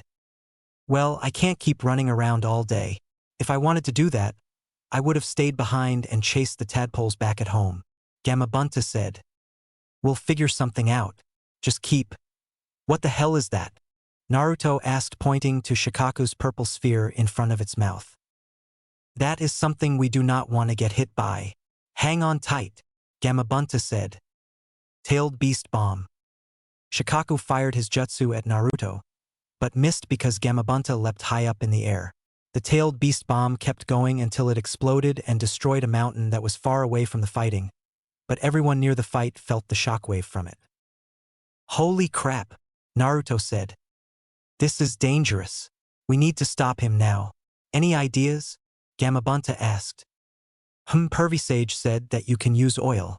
Think you can give me some? Naruto asked. I like your style, kid, Gamabunta said. Toad Oil Bullet. Fire Style, Flame Bullet. Toad Flame Bullet. Naruto combined his jutsu with Gamabunta's oil and created a huge flame that sent Shikaku flying backwards. Naruto went through hand signs and used the water style, ripping torrent jutsu on Shikaku's legs, making them turn into a mud-like substance. Shikaku was about to use a tailed beast bomb again, but Naruto activated his dojutsu and did something unexpected. Shikaku suddenly stopped in his tracks and seemed paralyzed. Naruto didn't know what happened, but took advantage of the situation. Chief Toad, throw me at him.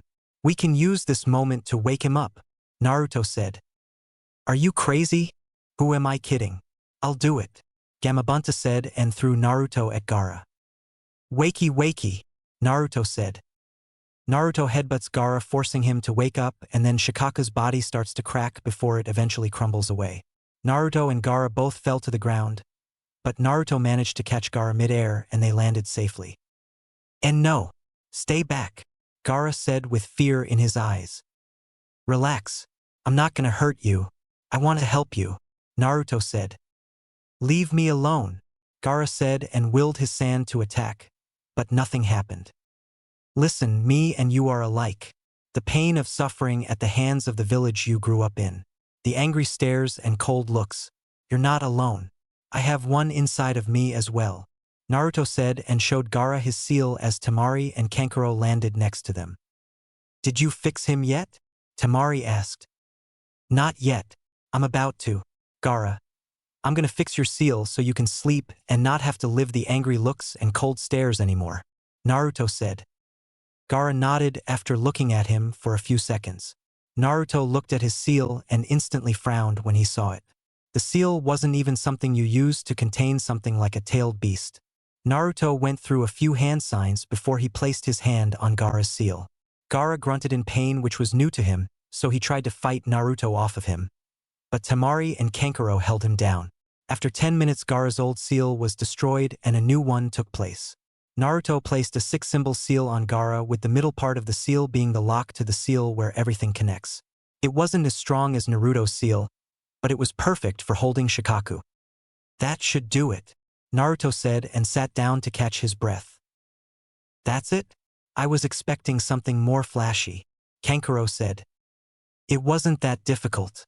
Like I said, Pervy Sage taught me the seal and we practiced it every day for the past few weeks until I got it right 10 times in a row. The previous seal was horrible and whoever did it should be ashamed of themselves, Naruto said. What makes you say that? Temari asked. It was basically like putting Shikaku into a storage scroll. Naruto said. That would never work. Temari said. Exactly. Gaara must have some serious willpower if he was able to force Shikaku to stay in the seal while he was awake as well. Naruto said. So is it safe for him to sleep now? Temari asked. Look at him, Naruto said, and when they did, Gaara was completely out. He looks so peaceful, Temari said. Yeah, it's almost as if he was never a rampaging psychopath, Kankuro said. Shut up, Temari yelled and bashed him over the head with her fan. I feel bad for whoever dates her in the future, Naruto thought. Naruto, Shikamaru said and landed next to him. What's up? Naruto asked. Is it finished? Shikamaru asked. Yeah, it's finished, Naruto said. How did you stop that thing? Shikamaru asked. Yeah, I was wondering the same thing, Temari said. I honestly don't know. I'll have to talk to Pervy Sage about it, Naruto said. Nobody move. A voice yelled and they looked to see Sasuke running at them with his Chidori activated. Wind style, Gale Wind Jutsu. Temari swung her giant fan and created a huge amount of air that crashed into Sasuke and sent him back into a tree while canceling out his Chidori. Nice, Naruto said and Temari grinned. Thanks, Temari said. Listen, we should really get back to the village and help, Shikamaru said. Right, you grab Sasuke and head back. You two should take Gaara and head home. I'll let your sensei know what's going on, Naruto said. Why do I have to grab Sasuke? Shikamaru asked. I'm sorry. I didn't realize you fought a gigantic demon on top of a gigantic toad and fixed a seal, Naruto said sarcastically. Come on, you big baby. Just do it. Temari teased and Shikamaru groaned. This is such a drag, Shikamaru said and grabbed Sasuke before leaving. Naruto, Temari said. Yeah, Naruto asked and Temari gave him a hug. Thank you, Temari said and Naruto lightly hugged her back. You're welcome. Now, get out of here, Naruto said and Temari nodded before kicking Kankuro. Wake up, Kankuro. We're leaving, Temari said and they both grabbed Gaara before leaving. I better get promoted after this, Naruto thought and left. Next day. I figured you'd want to be at the funeral with everyone else, Jiraiya said to Naruto as they were both leaning on the same post at Training Ground 7.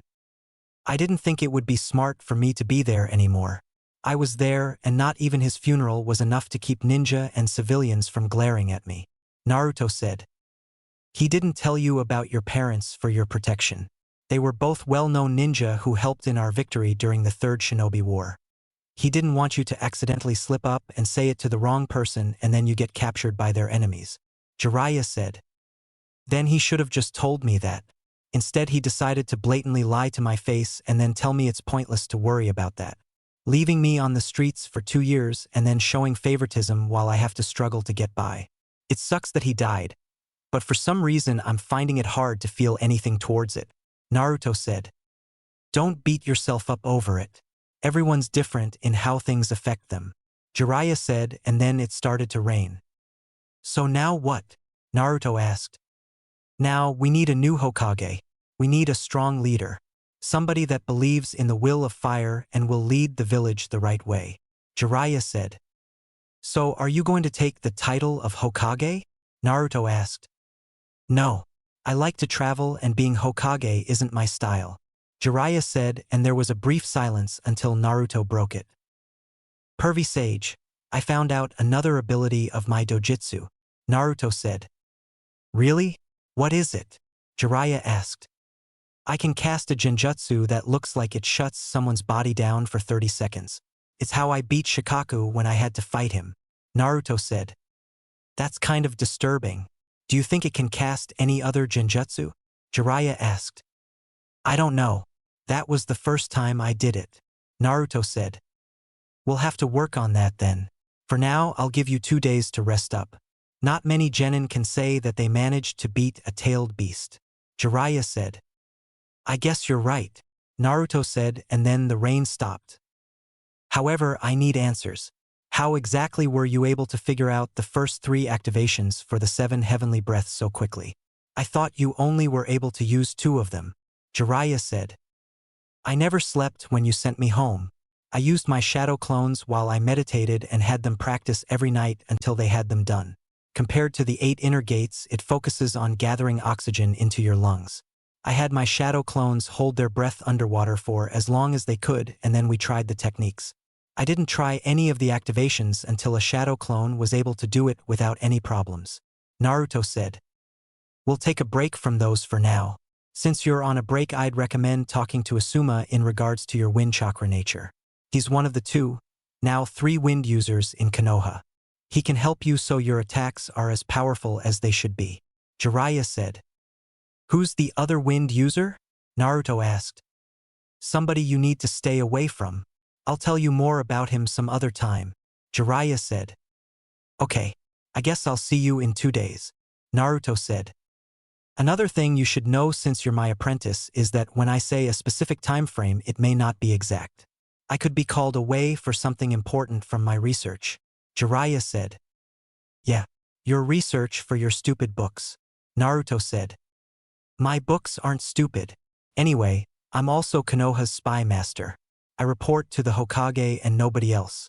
Sometimes I'll be gone for a few days to a few years. I've been out of the village for years until I met you at the hot springs. Jiraiya said. I thought you were just some lousy pervert. For somebody that is a spy master, you sure do get caught and beat a lot. Naruto said. Shut up. I was only caught because of you. Jiraiya said. Whatever you say. Naruto said.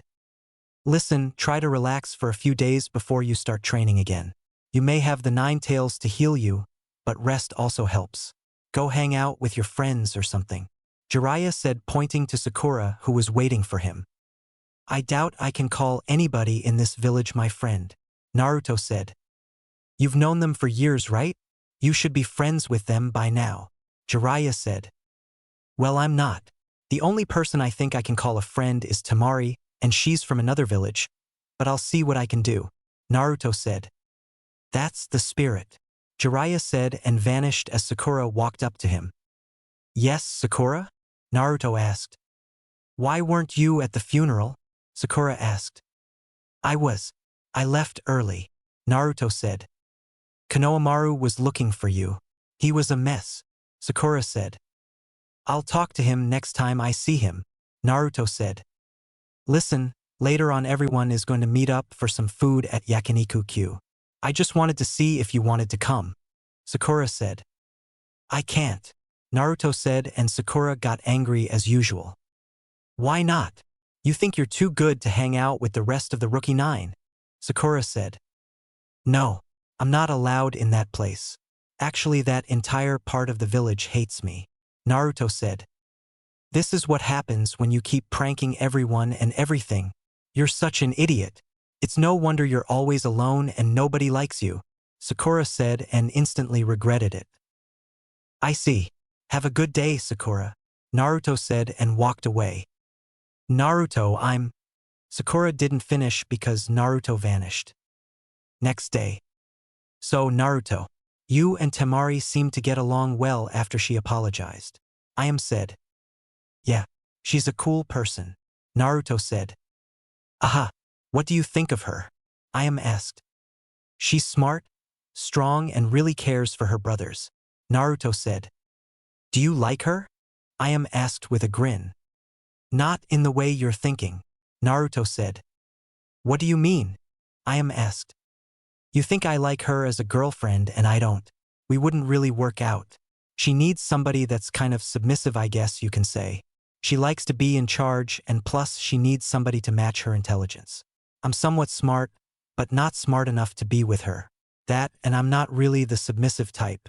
We'd argue like every day since she won't be able to boss me around. Naruto said. How do you know about being submissive? Asked. Anko and Yugao taught me. Naruto said. Great. It just had to be Anko who taught him. Thought. So what kind of girl would you like? Said. I don't know.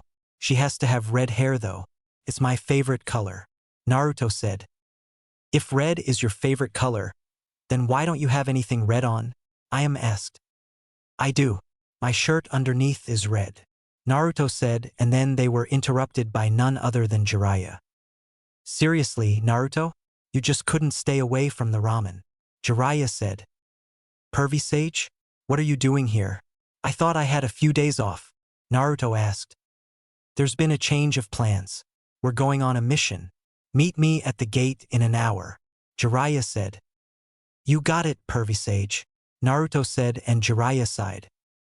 I really wish he'd stop calling me that, Jiraiya thought. Naruto and Jiraiya. So, what's the mission? Naruto asked as they were walking along the road. We're going to find a woman, Jiraiya said. Seriously? You brought me with you just so you can shag a random woman and then write about it in one of your books. Have you no shame, Pervy Sage? Naruto asked. This isn't just some woman. She's a very remarkable woman, Jiraiya said. Right? Anyway, I think it's time we start talking about my training, Naruto said. What training? Jiraiya asked. It's just that I think it's time I added something unique to my skill set. Don't get me wrong, I know I have ninjutsu, taijutsu, and fuinjutsu, but anybody can learn those. I'm talking about something unique that is difficult to learn. Something complicated, yet simple at the same time, Naruto said. Something complicated, yet simple, huh? I've got just the thing, Jiraiya said. What is it? Naruto asked. A simple, yet complicated jutsu, Jiraiya said. So, when do we get started? Naruto asked. We need to stop by the nearest town first before we do anything. I don't have the supplies on me for the jutsu, Jiraiya said, and they stopped at a sign. Otafuku Town. That's 10 kilometers from here, Naruto said. That's right. It's our first stop in our search, Jiraiya said. Right? So, why'd you chose me to come with you? Naruto asked. Well, you're my apprentice and I think you'll play a major part in the success of this mission. That, and I did say I would tell you who I really am, along with the identity of one of your parents, Jiraiya said. Yeah, but you also said that you'd only tell me if I became a Chūnin, Naruto said. Trust me, you're gonna make Chūnin when we get back to the village. Everything that happened during the Chūnin exams and invasion has been carefully documented, Jiraiya said. If you say so, Naruto said. Now, which parent do you want to know about? Jiraiya asked, and Naruto thought about it for a minute. My mom, Naruto said. Okay, I'll introduce myself first. As you know, I'm Jiraiya the Toad Sage and one of the legendary Sannin. However, I'm also your godfather, Jiraiya said. My what? Where the hell were you? Naruto yelled. Listen, I'm Konoha's spy master and I traveled a lot. It wouldn't have been smart for me to bring a newborn along with me, so I decided to leave you in the village with the Hokage. I would send you money every month, and until I saw you at the hot springs, I honestly thought you were living a nice life from what he would report to me. That toad wallet you carry around is from me. I decided that if I wanted to keep you safe and your Jinchuriki status a secret, I'd protect you from the outside.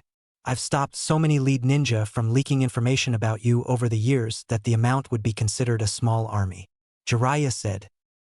So, you thought you would be better off protecting me from the outside rather than taking me with you? Naruto asked. Exactly, Jiraiya said. I guess I can agree with that. What about my mom? Naruto asked. Her name was Kushina Uzumaki. She was a well-respected kunoichi in our village and was well known for her unique use of ninjutsu and her kenjutsu abilities. Before she died, some people would say that she was stronger than Tsunade, my other teammate in the legendary Sannin. As a kid, she was a headstrong, impulsive, eccentric, and stubborn girl, as well as a bit of a tomboy. However, with time she matured and was very level-headed and cheerful with a noticeable sassy side to her. She died protecting you from the wrath of the Nine Tails during the attack. All she wanted was a peaceful life with a family, and that was all taken away from her the day you were born. Your name is the name of a character from the very first book that I wrote that didn't sell as well as I hoped it would, Jiraiya said. Do you think she would be proud of me? I mean, I don't exactly have the greatest reputation in the village, Naruto said. She would be proud of you no matter how your reputation was in the village. All she wanted was for you to be happy in life. Jiraiya said. I guess she would be. I mean, I have a friend, although she's from Suna, but she's a friend nonetheless. Naruto said. That Temari girl? I thought she was your girlfriend. Jiraiya said. No, we wouldn't work out. Plus, my girlfriend needs to have red hair. It's my favorite color. Naruto said. He's more like Minato and he doesn't even know it. Jiraiya thought as they arrived in Otafuku town and found a hotel. I see. Now we'll be staying for the night. Jiraiya said. Why? Naruto asked. Because I want to check around and see if anybody has seen the person we're looking for. Jiraiya said, and Naruto felt a small pulse of chakra. Well, what is her name? What does she like to do? Naruto asked. She's my other teammate, Tsunade. She likes to drink and gamble a lot. She's earned the nickname the Legendary Sucker for her terrible luck. Jiraiya said. Then we should head over to Tenzaku town. It says here that it's the biggest gambling town in Fire Country. Naruto said as he was reading a brochure. I guess we can do that, but are you sure you can make it? It's quite the distance away from us. It's an extra day of travel, but if we travel non-stop as fast as we can, then we can make it there in a few hours. Jiraiya said. I can make it, Naruto said. First, we need to stop for supplies to teach you that jutsu. Jiraiya said, and they walked away from the hotel. You felt it too, didn't you? Naruto quietly asked. Yeah, somebody cast a genjutsu close by. Jiraiya said, and they made it to a carnival game, but Naruto accidentally bumped into somebody spilling a drink on his coat. Watch it. Look what you did, you little punk, a bald head guy said. Huh? Naruto asked. You stained the leader's brand new designer suit. You're paying for that. 100,000 Ryo and you better pay up now, the bald head man said. What? You're telling that suit cost 100,000 Ryo? Naruto asked. That seems like a little bit of a stretch. You expect us to believe that monkey suit cost 100,000 Ryo? Jiraiya said. You looking for trouble, old man? You better shut the hell up if you know what's good for you, the leader said. The boss used to be a Chūnin from Awagakure, the legendary dark ninja, feared by all, the bald guy said. Oh? The legendary what now? Jiraiya asked. You're asking for it. Just keep pushing me and I'll kick your ass, the leader said. Naruto, this is perfect timing. I'll show you the jutsu I'm gonna teach you while we're on our little mission. Watch carefully, Jiraiya said and formed a spiraling ball of chakra in his hand.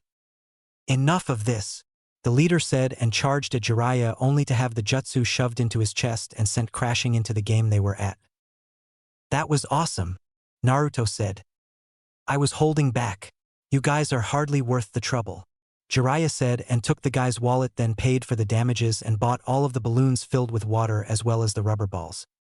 What the hell kind of jutsu was that? Naruto thought. Naruto, let's get going. It's time to leave and time for you to train, Jiraiya said. All right, Naruto said, and when they were far enough from Otafuku town, Jiraiya tossed him a water balloon. Here, take this, Jiraiya said. What's this for? Naruto asked. The first step in the jutsu I'm teaching you, Jiraiya said and popped the balloon in his hand. Whoa, how did you do that? Naruto asked. In the water balloon exercise, you'll learn to create a stream of chakra. In other words, spinning. First, gather the chakra in your hand like you would during the tree climbing exercise. Then release a steady stream of it using the water walking exercise and finally use the chakra to push and churn the water in the balloon, Jiraiya said. So I have to spin the water inside of the balloon until it pops, Naruto said and started to spin the water in the balloon. Yeah, now let's get going. We've got to be in Tenzaku before nightfall so we can get a hotel to stay in, Jiraiya said. Wait, can you give me one more demonstration? Naruto asked. Sure, but this is the last one you get, Jiraiya said and popped another water balloon. I get it now. When I spin the water in the balloon, I'm only doing it in one direction. When you spin the water, it's going in multiple directions that makes it seem to bubble inside before it eventually pops, Naruto said. He caught on faster than I thought. Jiraiya thought. Exactly. Now you will have more difficulty since you have to concentrate while we're traveling at high speeds. Jiraiya said. That's okay with me. Just means the end result will be even better. Naruto said. Glad you understand. Now let's go. Jiraiya said and started to run towards Tenzaku Town. Tenzaku Town. After running for nearly 8 hours, Naruto and Jiraiya finally arrived at Tenzaku Town.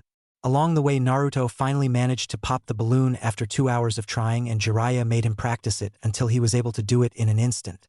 Naruto wanted to move on to the next step, but Jiraiya told him to give his chakra network a break and they would do the next step in a few days. As they were walking around, Naruto could tell that this place would attract any kind of gambler, even the likes of Tsunade.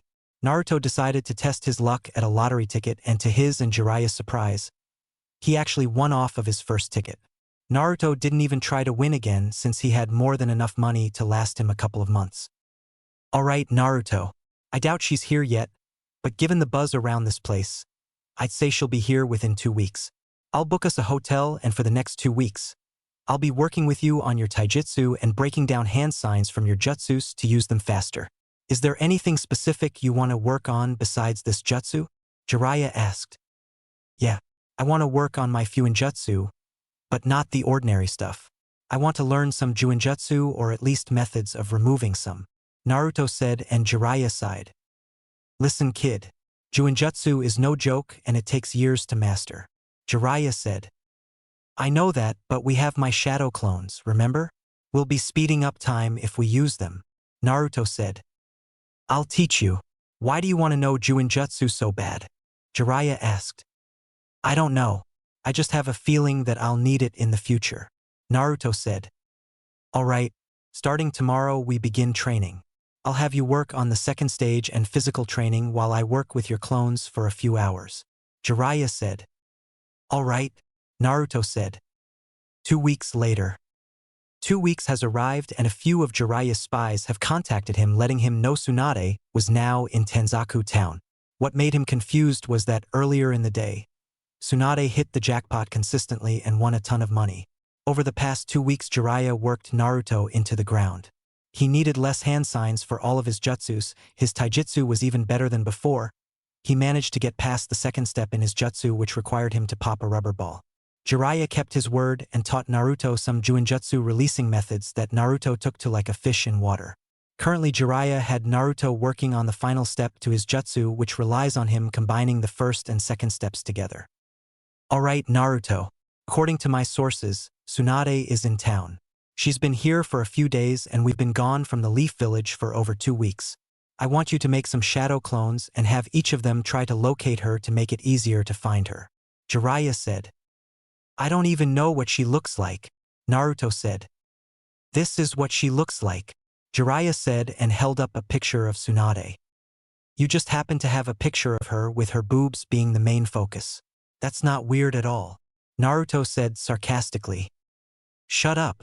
Just make the damn clones. Jiraiya said. Alright, alright. Naruto said and made 100 shadow clones that spread out to find her. Now, when they find her, let me know which direction and we'll head that way. Jiraiya said. Alright, Naruto said and then started to work on the final stage of his jutsu. With the way you progress in everything, I'm starting to think you were faking it being horrible all this time. Jiraiya said. I wish. I guess I just needed the right teacher to guide me. Naruto said. That sounded like a compliment. Jiraiya said. It is. I mean, you actually know what you're talking about and take time to help correct my flaws. Naruto said. Well, I'm not one of the legendary Sannin for nothing. Jiraiya said and puffed his chest out.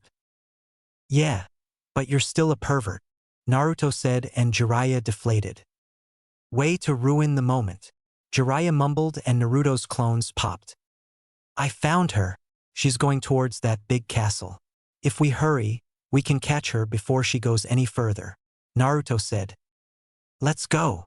Jiraiya said and they vanished. Giant castle. I assume it's safe to say we have a deal here then? Orochimaru asked Tsunade after he just offered to bring her loved ones back to life if he healed her arms. Fire Style, Fireball Jutsu. Orochimaru, Kabuto, Tsunade, and Shizun all jumped out of the way from a gigantic fireball that came crashing down in between them. The smoke cleared, revealing Jiraiya and Naruto standing there with a glare. Jiraiya, Tsunade said. Well, if it isn't the other member of the legendary Sannin, Orochimaru said. Look, he even brought a child with him, Kabuto said, trying to taunt Naruto, who just activated his dojutsu, and the Kabuto collapsed on the ground. What? Orochimaru thought. Seems we've arrived at the right moment, Jiraiya said. Lord Jiraiya, Shizun said. What did they do to Kabuto? Tsunade thought. I believe it time for you to grab your lapdog and leave, Naruto said and pulled out a kunai. You're no match for me. I can kill you before you even think about moving, Orochimaru said. You could, but Pervy Sage would reach you before you get to me. Do you want to test your luck? Naruto asked, and Orochimaru gritted his teeth. I expect an answer by the end of the week, Tsunade, Orochimaru said, and then Kabuto woke up, then they vanished. Jiraiya, We need to talk, Jiraiya said, interrupting Tsunade. We can go grab something to eat, Shizun said. Let's go, Jiraiya said and walked away with Naruto following behind him. Restaurant. Talk. What did Orochimaru want? Jiraiya asked, and Tsunade didn't say anything. He just wanted to stop by and say hello, Tsunade finally said, and Jiraiya slammed his hand on the table. Bullshit. He wants something from you. What does he want? Jiraiya asked. Master Jiraiya, perhaps we should keep it down. People are beginning to stare at us, Shizun said. Fine. Tsunade won't talk, so you'll have to. What did Orochimaru want? Jiraiya asked. Shizun. That's enough. Not another word, Tsunade said. This is a waste of my time. To think you'd betray the village your grandfather built for a traitor like Orochimaru. I thought you were better than this, Tsunade. You truly disappointed me, Jiraiya said, and Tsunade was actually hurt by his words. You wouldn't understand, Tsunade said. It doesn't matter. If you go through with whatever he wants your help with, then I'll kill both of you myself, Jiraiya said, and Tsunade flinched. Just leave, Tsunade said. Fine. To think the village actually wanted somebody like you to become Hokage and lead us. You're a shell of yourself now. What happened to the women I loved growing up? It's time to train, kid, Jiraiya said. Who's he? Shizun asked. My new apprentice, Jiraiya said. Oh, in that case, I'm Shizun, Lady Tsunade's apprentice. Nice to meet you, Shizun said. Naruto. Nice to meet you, Naruto said, staring at Tsunade. Those can't be real, Naruto thought. What are you looking at, kid? Jiraiya asked. Are those real? Naruto asked, pointing to Tsunade's breasts, and Jiraiya choked on his food. Excuse me? Tsunade asked. Are they real? I mean, they're so big. Your back must hurt a lot from walking around with those things. How about a neck massage? Naruto asked as he went behind Tsunade. Naruto, I don't think you should do that, Jiraiya said. Come on, Pervy Sage. Anko told me this works for her, and she's got some soft big ones as well, Naruto said. How do you know? Jiraiya asked. She let me feel them after she gave me the talk, Naruto said, and Jiraiya couldn't help it, so he pulled out his notepad, scribbling something down, giggling. Oh wow, this feels amazing, Tsunade said. You're really tense in your neck and shoulder area. You should get a massage more frequently, Naruto said, and started to work on the knots in her shoulders. Oh, that's the spot, Tsunade said. What the hell? How's he doing that? I can't even place a finger on Tsunade before she beats me up, and he's giving her a massage, Jiraiya thought. Given from how tense you are, you seem to be under a lot of stress, Naruto said, and Tsunade sighed. That's an understatement, Tsunade said, and flinched when Naruto started to work on another knot in her shoulders. What's got you so stressed out? Naruto asked. This deal with Orochimaru. He wants me to heal his arms, and in exchange he said he'll bring my brother and boyfriend back to life. I don't know what to do. On one hand, I don't want to help him. I'd rather kill him. On the other hand, there's a chance that I'll be able to see my loved ones again. Tsunade said, and then her eyes went wide as she saw a smirk on Jiraiya's face. Nice work, kid, Jiraiya said. Son of a bitch, Tsunade said as Naruto sat back down. Thanks, pervy sage, Naruto said. I really wish you wouldn't call me that, Jiraiya said. How did you do that? Shizune asked. I grew up on the streets for 2 years. I learned how to manipulate people and get answers in nonviolent ways. That and Anko helped me out with some tips just in case I ever had a seduction mission. Anyway, she had quite a few drinks of the strongest sake available, and I waited for the right moment to strike. A cloudy mind and a nice massage works a lot apparently. You should really get a massage more often. Your large breasts are hurting your shoulders. Ever thought about getting some custom-made bras to hold them up? Naruto asked. You're pretty straightforward, Tsunade said. Was that rude? I made the same mistake with Temari. I like your necklace, Naruto said. What? Tsunade asked. I'm not really good at holding conversations with people, mainly females. I'm usually having a one-way conversation with everyone ignoring me. I'm getting better, I think, Naruto said. Anyway, I hope you're not thinking about helping Orochimaru because I can tell you that it won't be smart if you did, Jiraiya said. What makes you say that? Tsunade asked. Well, the jutsu he wants to use is the forbidden jutsu your uncle created. He'll bring them back to life, but they'll only be a reanimation. He's already brought back Hashirama and Tobirama to fight Sensei when he invaded during the Chūnin exams. Jiraiya said. I heard about that. Nice job using Gamabunta to take out the one-tailed beast. I see you haven't lost a step, Tsunade said with a small smile. I didn't summon Gamabunta. I was still trying to help Sensei, but the barrier Orochimaru's lackeys used was stronger than I thought. Naruto was the one who summoned Gamabunta and defeated the One-Tails. Jiraiya said. Him? Seriously? How? He's just a kid, Tsunade said. Can I show her? Naruto asked. Yeah, Jiraiya said, and Naruto activated his dojutsu. The Hishigan, Tsunade whispered. The what? Naruto asked. Let's talk somewhere else, Tsunade said, and they left. Jiraiya Hotel. So what's the Hishigan? Jiraiya asked. It's a dojutsu that was rare amongst the Uzumaki clan. My grandmother, Mito Uzumaki, told me once that not many Uzumaki can use this dojutsu because they never go through enough emotional trauma. The fact that you awakened it tells me you've had a hard life growing up, Tsunade said. That's an understatement, Naruto mumbled. So what exactly does it do? So far all we know is that he can see chakra pathways. He's immune to genjutsu when it's activated and can cast a genjutsu that shuts the body down for 30 seconds. It's how he defeated Shikaku, Jiraiya said. Another thing is that whoever has the Hishigan will be able to use the Ice Kekiai Genkai. You can cast genjutsu with them like the Sharingan, but only one person has been able to do that, and that was Ashina Uzumaki, the clan head. That genjutsu that shuts down the body isn't a genjutsu per se. It's a hidden ability that temporarily disrupts a person's brain waves and shuts the body down, Tsunade said. Whoa, Naruto said. Is that everything? Jiraiya asked. Yeah. Now why did you go through so much as a child? Didn't your parents look for you? Tsunade asked. My parents are dead. I'm the Nine-Tails Jinchuriki, and that should tell you everything you need to know, Naruto said. Didn't anybody take care of you? Tsunade asked. No. Sensei was supposed to look after him for me.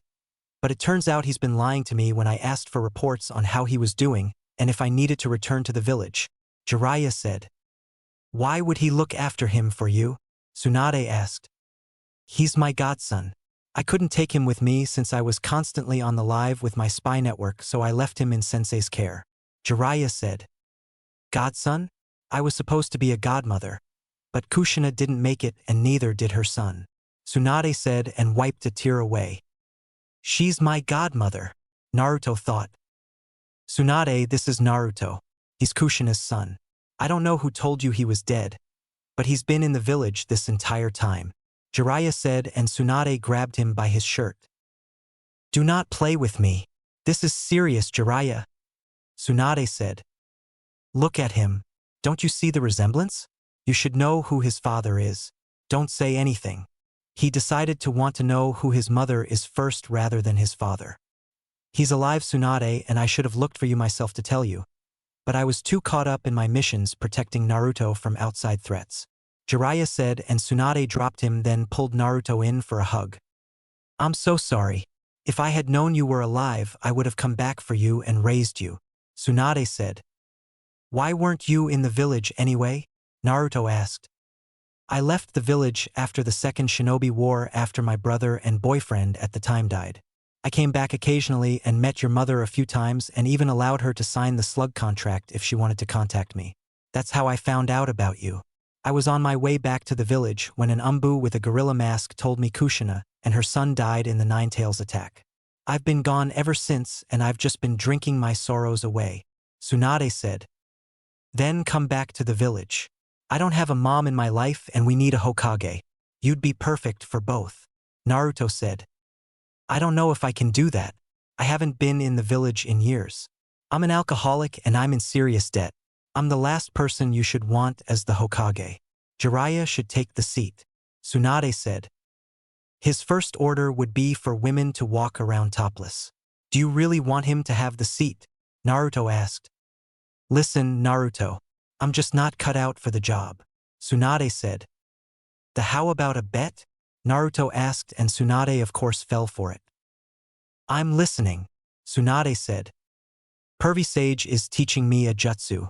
If I can't have it complete in 3 days, then I'll give you my toad wallet that's filled with money.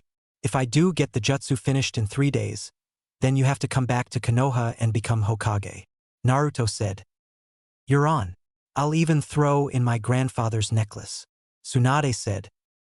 Pervy Sage, I'll see you in 3 days, Naruto said and walked out with Shizune following him, leaving the two Sannin alone. You know he's gonna win that bet, Jiraiya said. I know. I was gonna come back regardless to be close to him. I wanted to talk to you alone, Tsunade said. About what? Jiraiya asked. Was his life really that bad? Doesn't he have any friends? Tsunade asked. He didn't go into full detail about his life with me. He only told me bits and pieces. As for friends, he has one. A girl named Temari from Suna, Jiraiya said. The Kazekage's daughter? How'd that happen? Tsunade asked. They met during the Chūnin exams from my understanding. Seemingly enough, you'd think they have a thing for each other, but that's not the case. He said they're just friends, and you'd swear they've known each other all their life from how close they've gotten over the month break between the finals of the Chūnin exams. Jiraiya said. Just one friend and she's basically royalty. That's interesting. Doesn't he have any other friends? Tsunade asked. No. He realized that nobody was really his friend and they never paid attention to him when he would talk to them. He's never actually held a conversation, which is why he thought he was being rude when mentioning your breasts and quickly apologized, then complimented you on your jewelry. It's a work in progress, but I think he's getting the hang of it, Jiraiya said. What's he like? Tsunade asked. He's a combination of Minato and Kushina. Of course he has the Uzumaki temper, but I think Minato's calm-like attitude balances him out. He can figure stuff out quickly, but he just needs a little push in the right direction. The jutsu he's learning is the Rasengan and he's nearly completed it. It hasn't even been a month yet, Jiraiya said, and then there was a silence between them until Tsunade spoke up. Why didn't we ever work out? Tsunade asked. You rejected me pretty bad on a day I was just checking up on you. I know you were going through some things after losing Dan and Nawaki, but I was only there as a friend that you needed, Jiraiya said. I know, and I'm sorry. It's just I knew you were jealous that I started dating Dan and I thought you were probably going to talk bad about him. I know you aren't that kind of person, but I wasn't thinking straight, Tsunade said.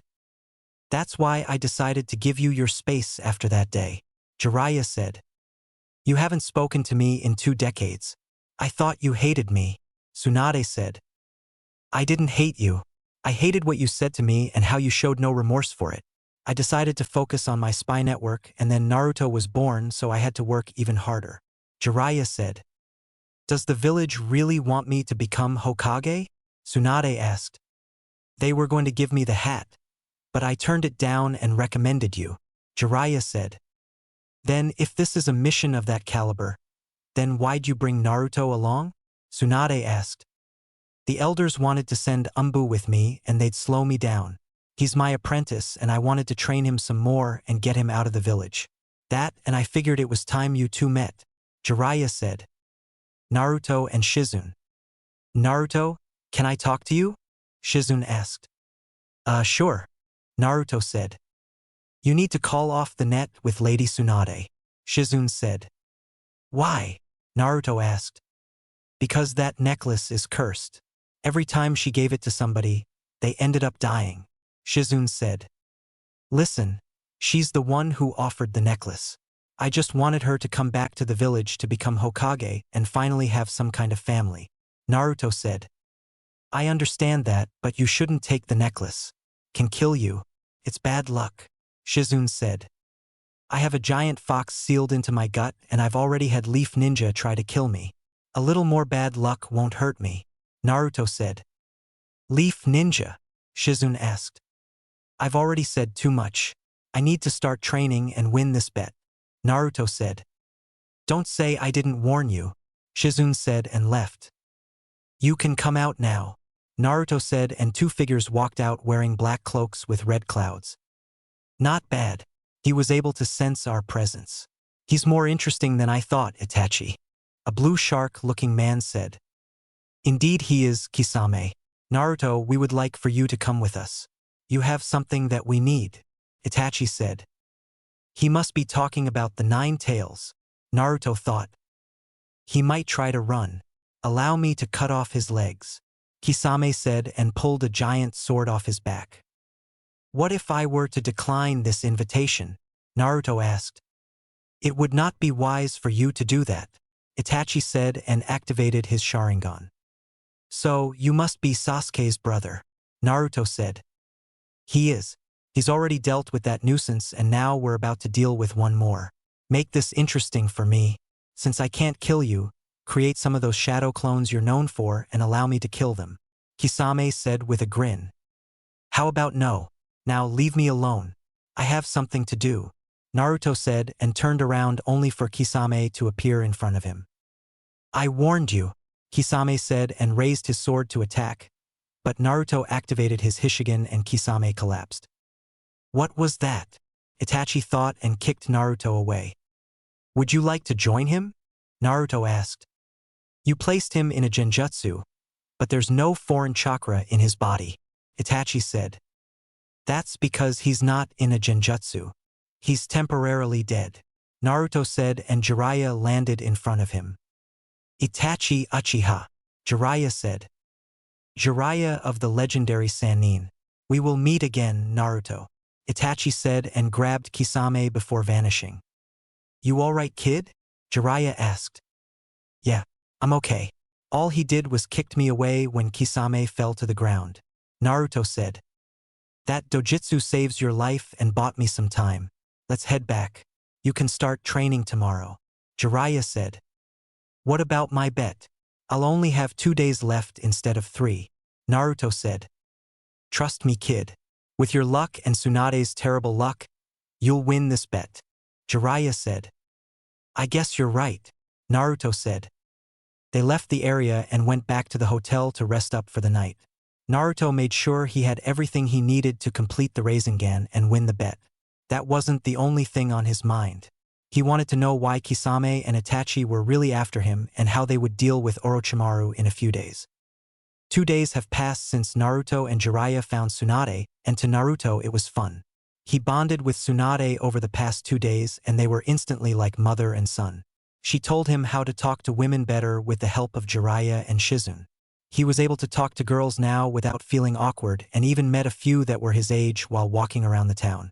Of course he was a natural at charming women and Jiraiya even bribed him with a jutsu to help him score some women at the brothel house. The result of this was Tsunade beating Jiraiya within an inch of death once she found out. Another thing he found out was Tsunade had an extreme case of hemophobia. He came back to the hotel one day after training and asked Tsunade to heal some of his wounds and she froze at the sight of his blood. Shizun explained the reasons why she's afraid of blood, due to the loss of her lover Dan and her little brother Nawaki. Naruto, being the lovable person that he is, came up with a plan to help Tsunade get over her fear of blood. Flashback. Naruto, what's on your mind? Shizun asked. Granny Tsunade's fear of blood. It's a weakness that can easily be exposed during a fight, and I don't want that to happen to her. Naruto said. I understand, but these things take time to get over, Shizun said. It's been nearly 30 years. She's had more than enough time to get over it. Naruto said. Well, some people take more time than others, Shizun said.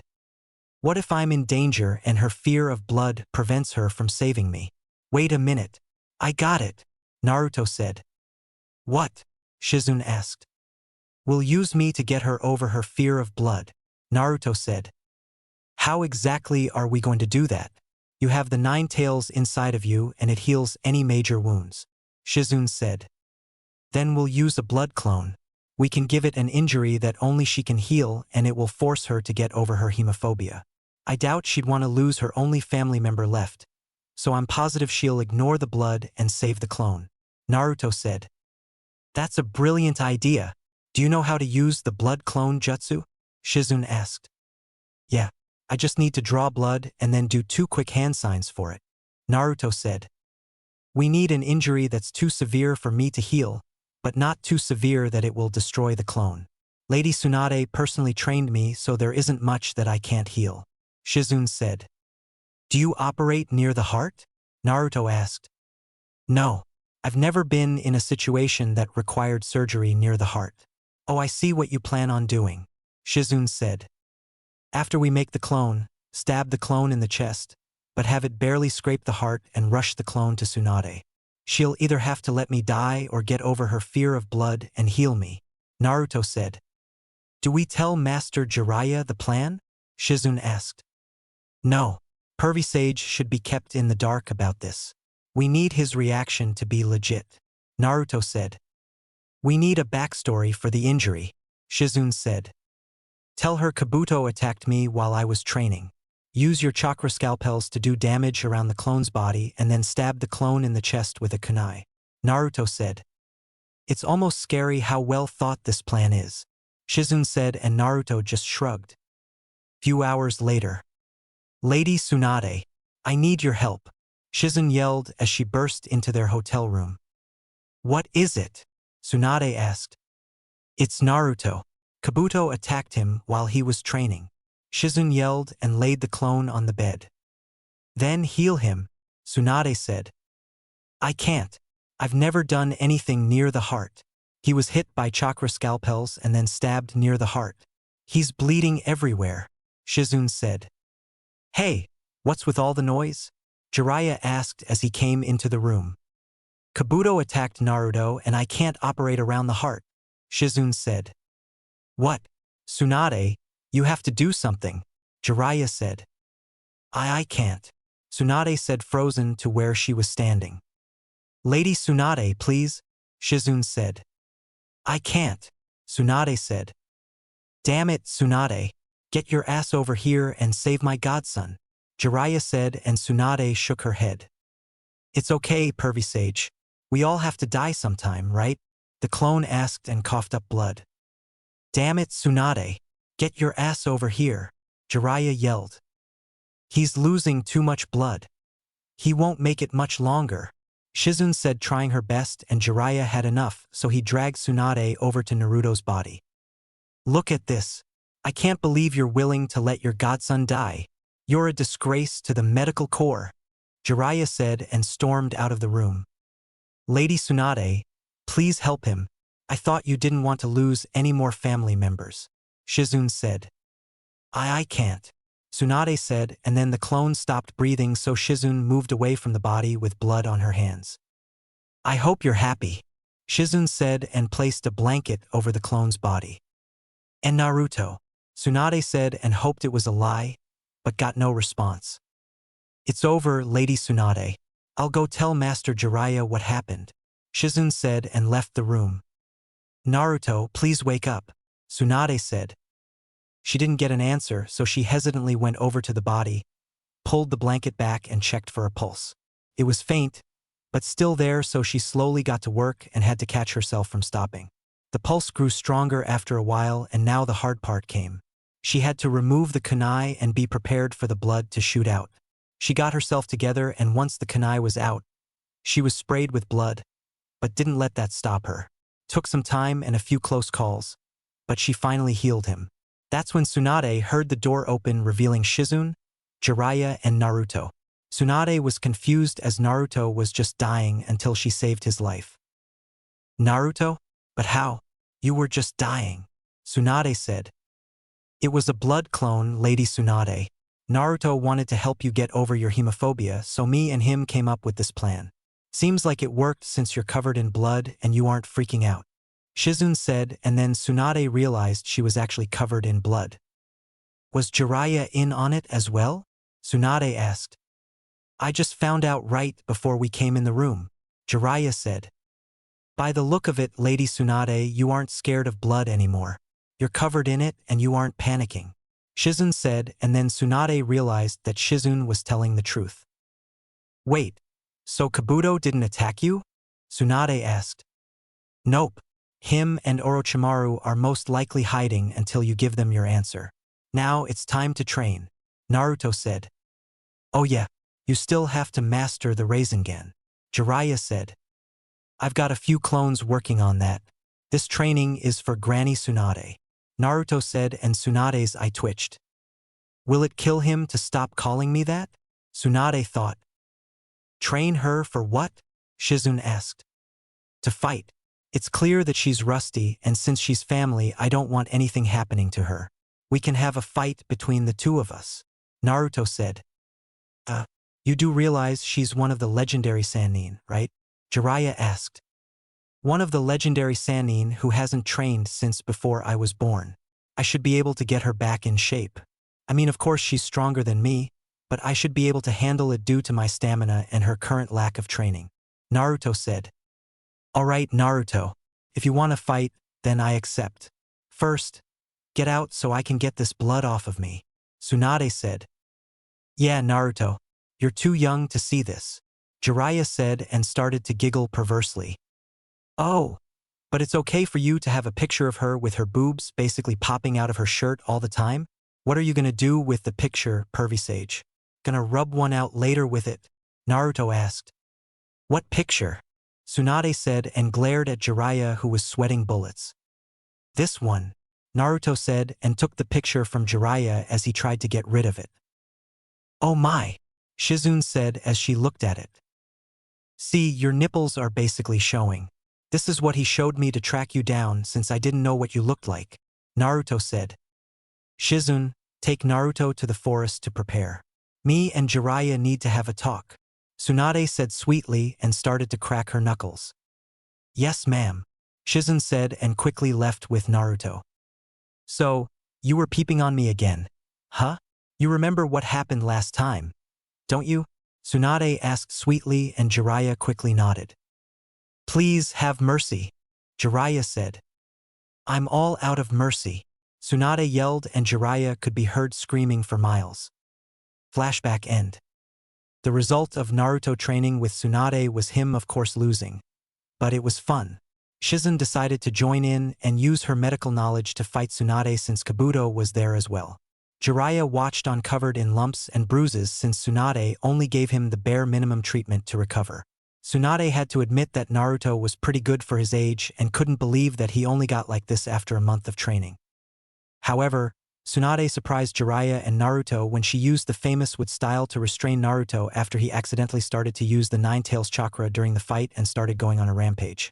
When Jiraiya asked about it, she simply told him that she's always been able to do it since she was a kid, and that was another reason she was around Hashirama so much. She was trained a bit to use with style by Hashirama himself once he found out that she had it, but she kept it a secret. After the fight was over, Tsunade was feeling like her old self again since she was taking on Shizune, who could probably take on an Umbu member since she didn't slack off in her training over the years, and then Naruto, who was bordering low Jonin level right now. Add in the fact that they fought for over 10 hours non-stop and you could see Tsunade reverting back to her old self. Her water, lightning and earth chakra natures were a good test for Naruto's water, wind and fire chakra natures. Naruto accidentally disrupted her genjutsu during the fight and Tsunade was pissed. That's when things got difficult since she looked to be going for the kill shot. Naruto didn't understand and neither did Jiraiya since she looked the same except with bags under eyes and one gray hair. Shizune was also confused since Tsunade told her she looked like a wrinkly old prune underneath her genjutsu, but she clearly didn't. After the spar was finished, they went back to the hotel and when everyone was healed, they started to discuss the plan. So, pervy sage, Naruto said and Jiraiya interrupted him. Stop calling me that, Jiraiya said and Naruto just ignored him. After we deal with Kabuto and Orochimaru, what do we do after that? Naruto asked. We head back to the Leaf Village, Jiraiya said. Ah, come on. Can't we stay here for a few more days? Naruto asked. Nope. We need to get back to the village so Tsunade can take over as Hokage, Jiraiya said. Fine. Spoil sport, Naruto said and pouted which made Shizune giggle. Ah, come on, pervy sage. Can't we stay a bit longer? Tsunade asked and Jiraiya's eye started to twitch. No, Jiraiya said. Fine. I heard the next town was opening a brand new hot springs for women only. I guess we'll be missing that as well, Tsunade said and smirked as Jiraiya froze in place. Now for the final piece, Naruto thought and looked at Tsunade who nodded. I heard they have a contest for one lucky guy to also share the hot springs with them. It's only for one day. Can you imagine the women there? All naked and wet. It's too bad we're headed straight to Konoha after this. Looks like that book of yours won't have any good scenes in it, Naruto said and Jiraiya looked at them with blood coming from his nose. Well, I suppose we could stop for a day or two. There's no harm in that. I'm going to the bar, Jiraiya said and quickly left. He's gonna be so disappointed, Tsunade said. Why? I thought he was a pervert and would love this, Shizune said. It is a new hot spring for women only, but it's for elderly women with saggy skin and boobs that touch their knees, Naruto said and Shizune finally got it. Oh, I see. Then why do you want to stop at the next town? Shizune asked. Because Granny Tsunade is going to pay off her debts with the money she won at the gambling machines, Naruto said and Tsunade sighed. Will you not call me that, please? Tsunade asked. Call you what, Granny Tsunade? Naruto asked and she sighed again. Never mind. Listen, I'll start off attacking Kabuto and once we get to an open space, the three of you are to appear. Both of you will take on Kabuto and I'll handle Orochimaru. Jiraiya probably won't be in any shape to fight tomorrow or he will barely be healthy enough, so after you're done with Kabuto, help me out. I'm still a bit rusty, Tsunade said. Good. I want to get Orochimaru back for what he did to me in the Chūnin exams, Naruto said. That's easier said than done, Shizune said. I know, Naruto said. Let's call it a day, Tsunade said. Next day. Well, what's your answer? Orochimaru asked. Hurry up.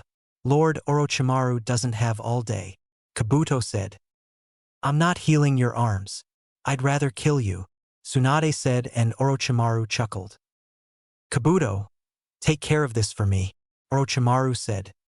Before Kabuto could move, they had to jump out of the way as Tsunade came crashing down on them with her leg high up in the air and then destroyed the ground where they were standing. Come on, Orochimaru, Tsunade said.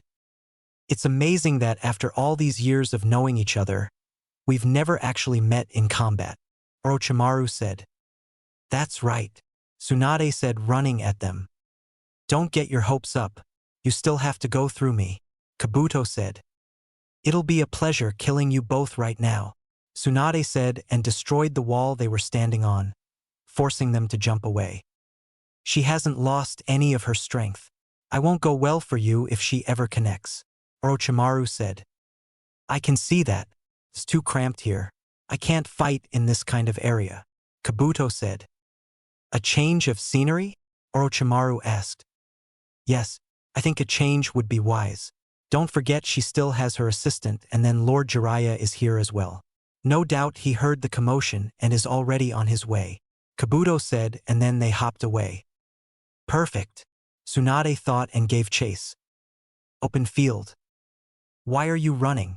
I thought you wanted a fight, Tsunade said. With Jiraiya around, a change of scenery was best for us. It's time to end this now, Orochimaru said as Kabuto jumped away from one of Tsunade's punches. Taijutsu was never my forte, but I can handle her. It's clear that she hasn't been training for this entire time, Kabuto said, but then had one of Tsunade's fists buried in his gut and he felt like every bone in his body was broken. What's that about not training? Tsunade asked. Seems you've had us fooled, Orochimaru said. It's not hard, Tsunade said, and Kabuto healed himself before trying to attack her with his chakra scalpels, but Tsunade easily avoided him. Damn it, she's toying with me and it looks like she's not even trying right now. Were the reports wrong about her not training? No, they couldn't have been. We've had our best men on it and they never give information unless they're 100% sure. Time for Plan B. Every shinobi has a weakness and I just happen to know hers, Kabuto thought. Let's see how you fare against this, Kabuto said and cut his hand, then threw his blood onto Tsunade. Nice try, Tsunade said and kicked him away. Something isn't right here. It's a well-known fact that she's afraid of blood, Orochimaru thought, as he watched Kabuto stand up and eat a plasma pill. Kabuto, I will assist you. It seems the reports on her were wrong, Orochimaru said. If you insist. Even without your arms, she's no match for us, Kabuto said, and then a puff of smoke happened. Well, it sure took you all long enough, Tsunade said. Blame Pervisage. We had to go look for him and we found him drunk at a bar. He's barely able to fight properly, Naruto said. I'm fine, Naruto, Jiraiya said. Lady Tsunade, are you all right? There's blood on you, Shizune said.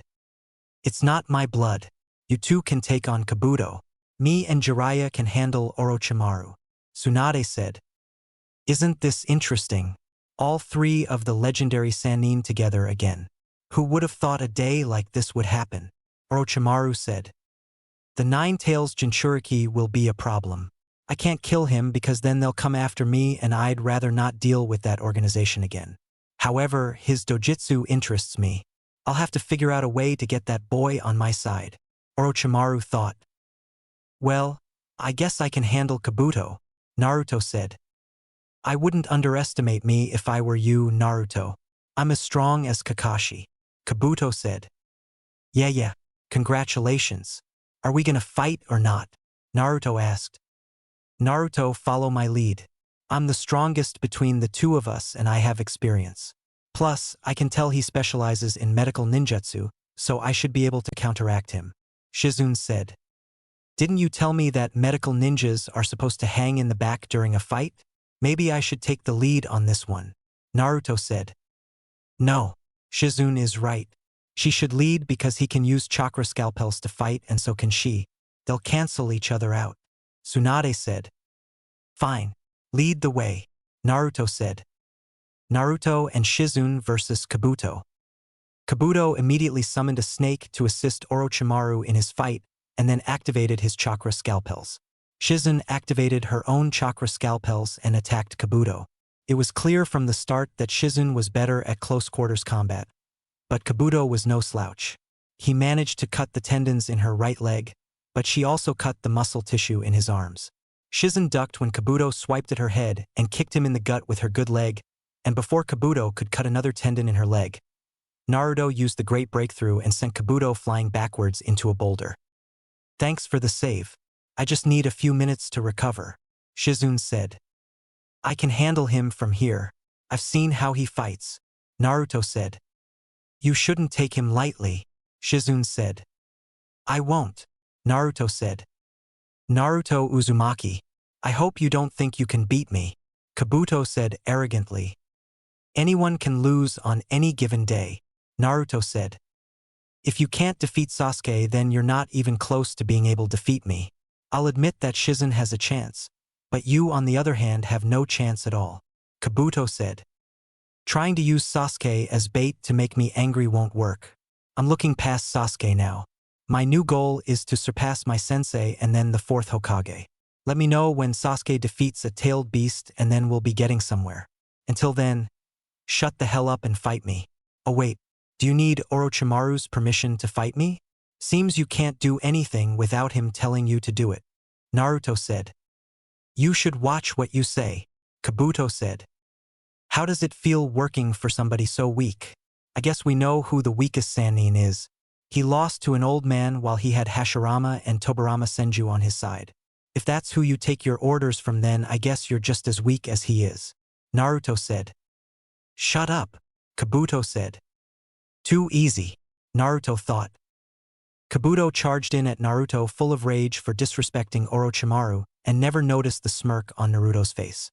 Kabuto started swinging wildly with his chakra scalpels activated, and each time he swung, it would go right through Naruto. However, every time Naruto attacked, it managed to connect, and that just enraged Kabuto even more.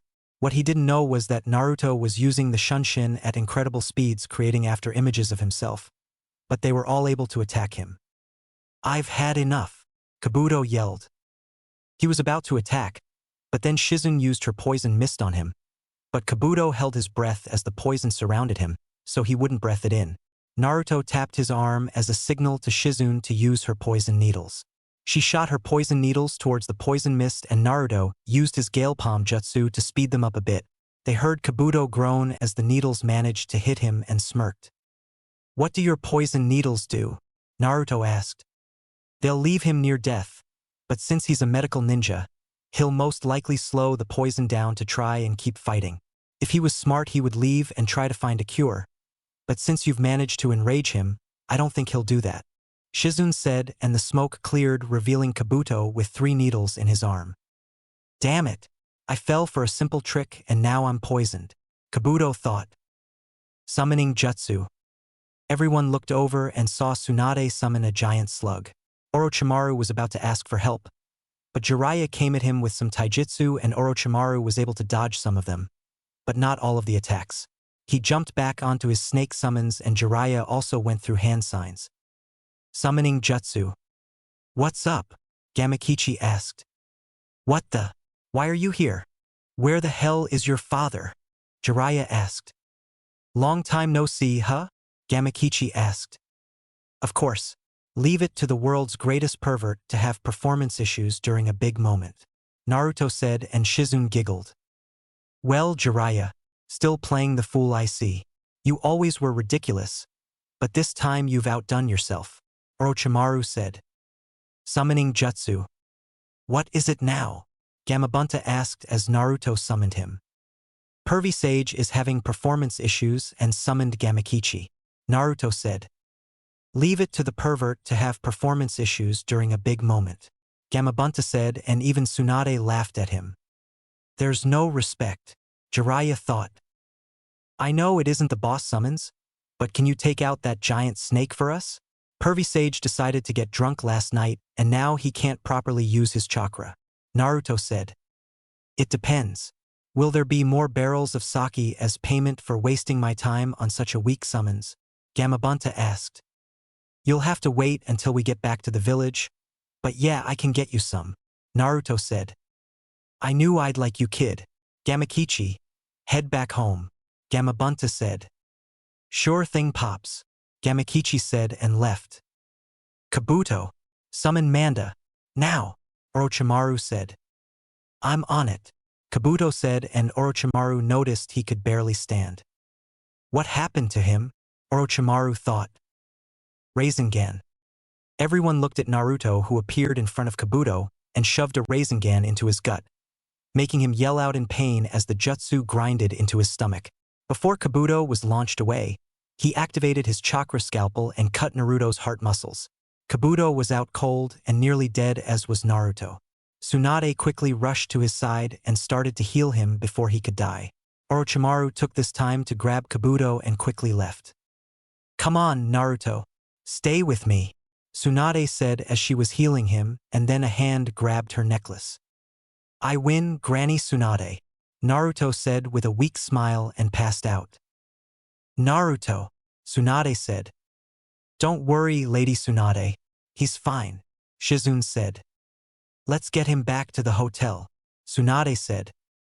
What about Orochimaru and Kabuto? Shizune asked. They're gone already, Jiraiya said. Konoha 3 days later. So, Granny Tsunade, what are you going to do now?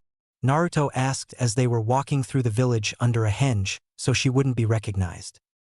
Well, I have to meet with the village elders before I'm officially announced as Hokage, and then I'm headed over to the hospital. Tsunade said. Why are you going there? Naruto asked. That Rock Lee kid you told me about is still in the hospital, and I want to see if I can properly heal him while saving his ninja career. Plus Kakashi and your teammate Sasuke are in the hospital as well. Tsunade said. Oh yeah, I forgot about them.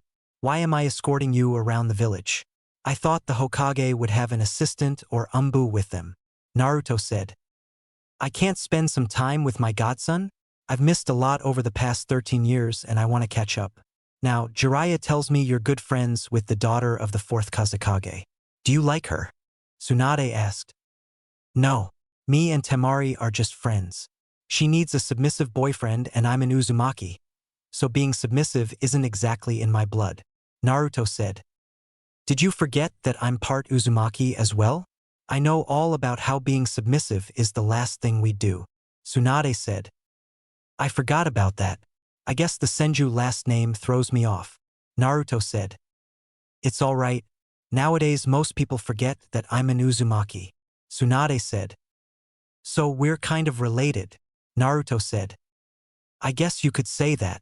Tsunade said as they reached the Hokage Tower. Did the Uzumaki have any kind of abilities other than the Hishigan? Naruto asked. Yes, members of the Uzumaki clan naturally possess incredibly strong life forces. My grandmother, Mito Uzumaki, was born before Konoha was founded, and yet she lived long into the 3rd Hokage's reign. Usually women stop having the ability to reproduce once they reach a certain age, but Uzumaki women can give birth well after that of normal women. Another trait of the Uzumaki clan was the ability to use their chakra to heal themselves or others. However, using that ability is dangerous if it's used too regularly. Tsunade said. Well, I can't use that ability since I have the 9 tails chakra flowing inside of me. Naruto said, and Tsunade nodded. That's right. Also, some Uzumaki have the ability to use what they called the adamantine chains. The chains were mostly common amongst the women of the clan for some reason. The Uzumaki clan also had a unique sensor ability, as well as the ability to suppress their chakra signature, so they're undetectable. Tsunade said. Is that how I'm able to sneak around so much? Naruto asked. Most likely. You have so much chakra that you stand out amongst everyone, but from what you've told me so far, if you're able to sneak around undetected, then you must have that ability as well. Another thing is that Uzumaki members are well known for Fuinjutsu, which you clearly are good at from what I've seen you do. The distinct trait among the Uzumaki clan was their red hair. You, however, get your hair from your father. Tsunade said. Why don't you have black or red hair? Hashirama had black hair, and since Mito was an Uzumaki, she had to have red hair. Naruto said. That is something I still haven't figured out myself. I was raised by my grandmother and grandfather. My parents died when I was very young, so I never met them. I do know my father was half Uzumaki and half Senju. I don't know about my mother. She must have had some strong dominant genes if I have blonde hair. Tsunade said. Maybe my father had strong genes as well since I'm blonde. Naruto said. He did. I'll tell you this, your father was one of the most powerful ninja to ever live. Some people would compare his strength to that of my grandfather, and my grandfather was known as the god of shinobi. Your father never reached his prime before he died, so he was on his way to becoming the strongest ninja ever. Tsunade said. Wow, do you think I'll be able to surpass him? Naruto asked. Who? Tsunade asked. My dad and the 1st Hokage. Naruto said, and Tsunade smiled. Of course. Tsunade said. What happened to the Uzumaki clan? Why aren't there more of us around? Naruto asked. They were simply destroyed. Kumo, Iwa, and Kiri joined forces to wipe them out. The Uzumaki clan's skill with Fuinjutsu earned them both respect and fear throughout the ninja world. Our clan may have been wiped out, but they took out half of the opposing enemy's forces as well. There was a rumor that some of the survivors were scattered around the world, but I couldn't find them when I left the village. Unless the survivors did exist and had children, We're the last two Uzumaki clan members alive. Naruto said. Wow. I'm guessing Kumo and IWA will always have problems with Konoha then. Naruto said. Yeah. IWA hates us due to the 4th Hokage's efforts during the 3rd Ninja War, and Kumo was involved in 2 incidents that involved us. One of them involved your mother and the other involved the Hyuga incident. Tsunade said. What happened with my mother? Naruto asked. I'll tell you that story at a different time. Tsunade said. I'll hold you to it. This is kind of personal and I won't get mad if you don't answer. But did you ever have any kids? Naruto asked, and Tsunade had a sad smile on her face.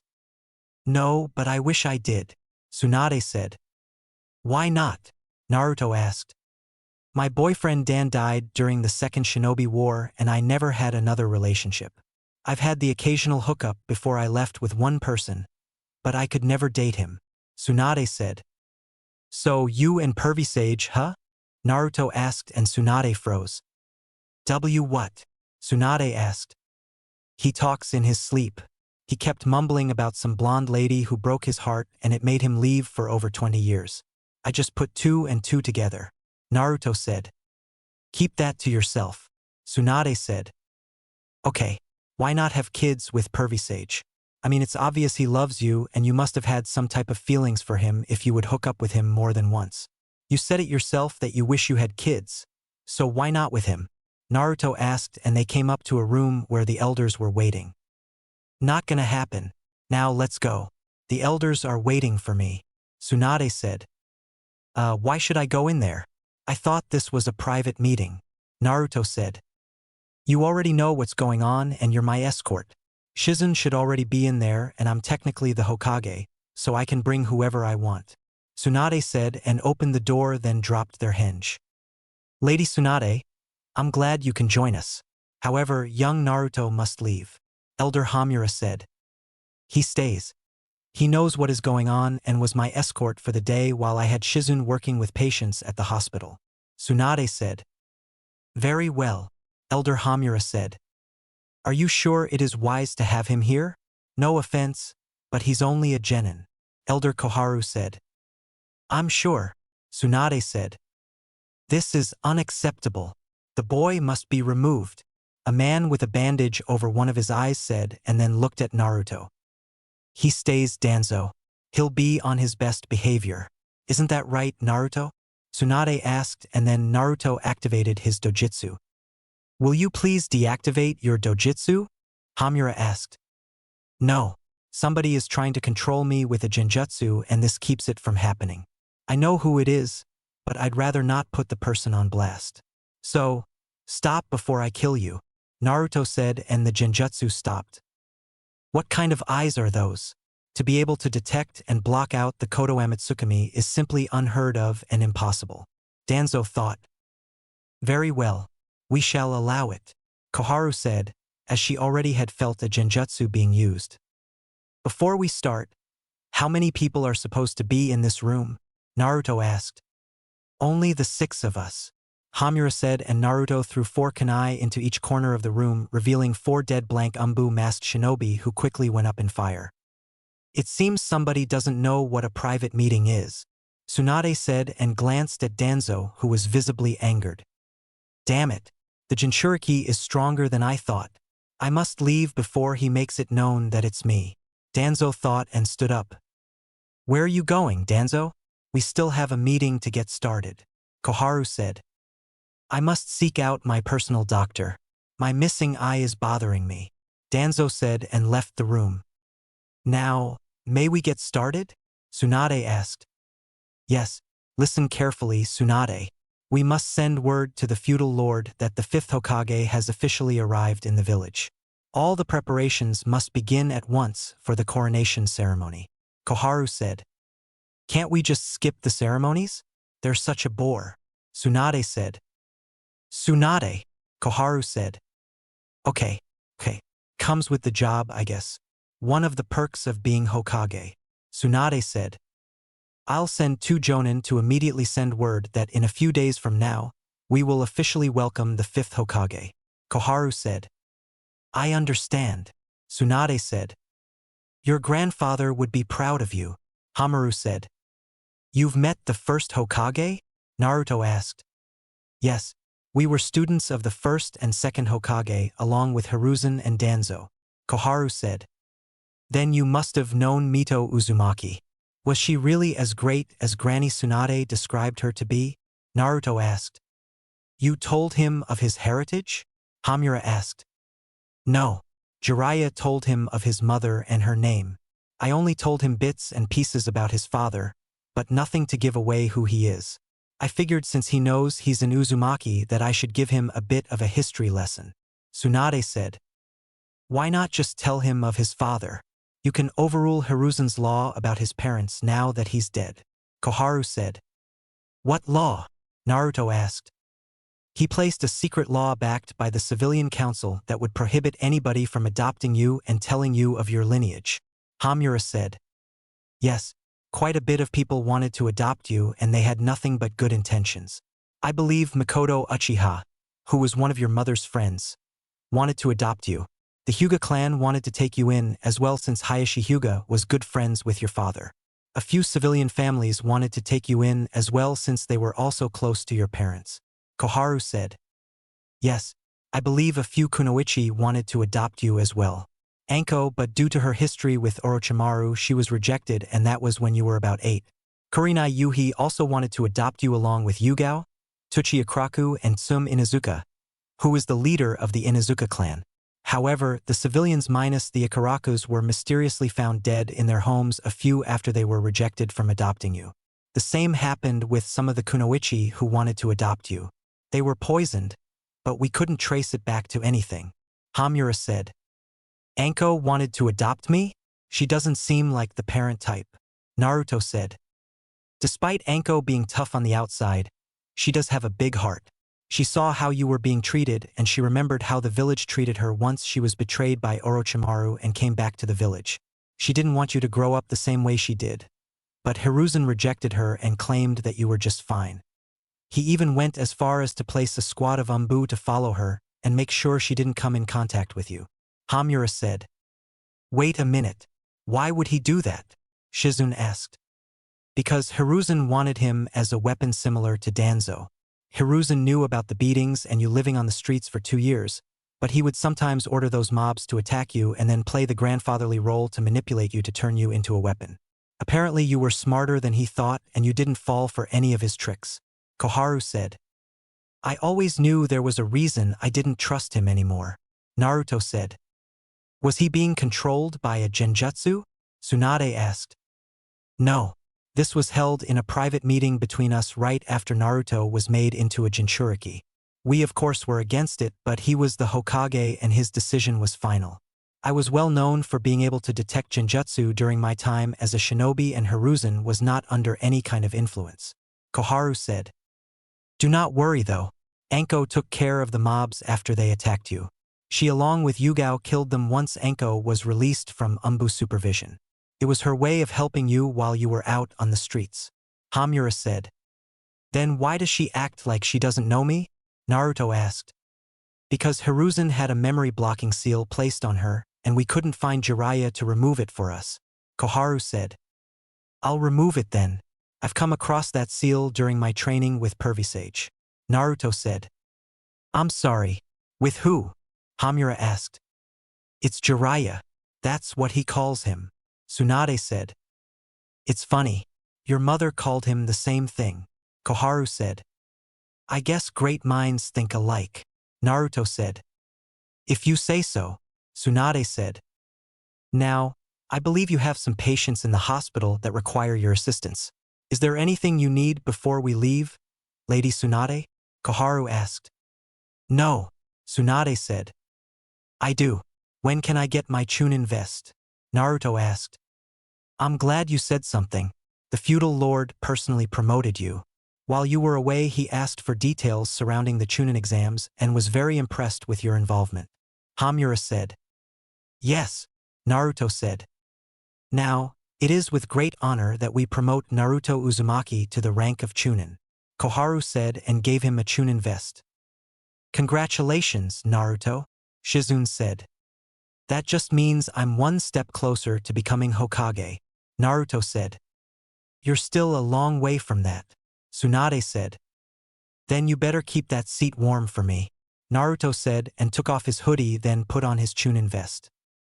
We will send word immediately to the feudal lord, Koharu said and left with Hamura. Well, looks like we're heading to the hospital. Naruto, you don't have to escort us, Tsunade said. All right, Naruto, and vanished. Dango shop. Anko, seriously, will you stop? Your date with Irika will be just fine, Kurenai said. Yeah, that's easy for you to say. You've been with Asuma for over a year now, Anko said. She's right. You'll be fine, Yugao said. Hello, ladies, Naruto said as he appeared. Hi, Naruto, Yugao said. Naruto, I see you're a Chūnin now, Kurenai said. Yup, feudal lord promoted me himself. I just got back from finding the 5th Hokage with Pervisage, Naruto said. Who's this 5th Hokage? Kurenai asked. My godmother, Naruto said. Hey, Irika wouldn't have told you anything that he likes or dislikes, has he? Anko asked. No, that's not why I'm here, Naruto said. Then why are you here? Yugao asked. I wanted to thank the 3 of you for trying to adopt me when I was younger, Naruto said. You're welcome. How'd you find out? Kurenai asked.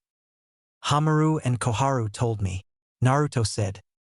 Weren't they the ones who prohibited us from adopting you? Yugao asked. No, it was the 3rd Hokage. He wanted me as a weapon and prevented you and a few clans from adopting me. He even put a seal on Anko to make her forget about her trying to adopt me, Naruto said. Sorry, but I only met you during the Chūnin exams, kid, Anko said. Because you have a seal on you. If I'm right, it should be a small seal behind one of your ears, Naruto said. Check behind my ear. If he's lying, then I'll castrate him with a rusty kunai, Anko said. Glaring at Naruto, and Yugao checked behind her ears. Yeah, you do have a seal. It's behind your left ear, Yugao said. Then get rid of it, Anko said. I'm not good with seals, Yugao said. Me either, Kurenai said.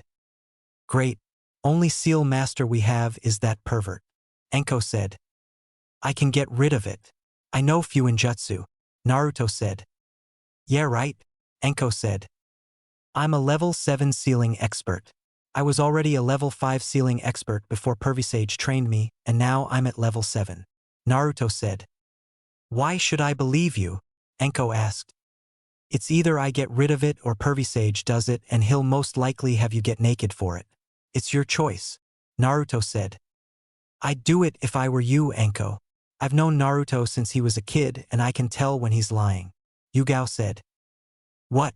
I do not lie, Naruto said and looked away. Then why aren't you looking at me? Yugao asked. Because I don't want to, Naruto said. How long will it take you to remove this seal? Anko asked. Not even 5 seconds, Naruto said and went through 3 hand signs before tapping her behind the ear on the seal. It stings a bit, Anko said. It's because I had to override it with my chakra. It's gone now, Naruto said. Yeah, I remember now.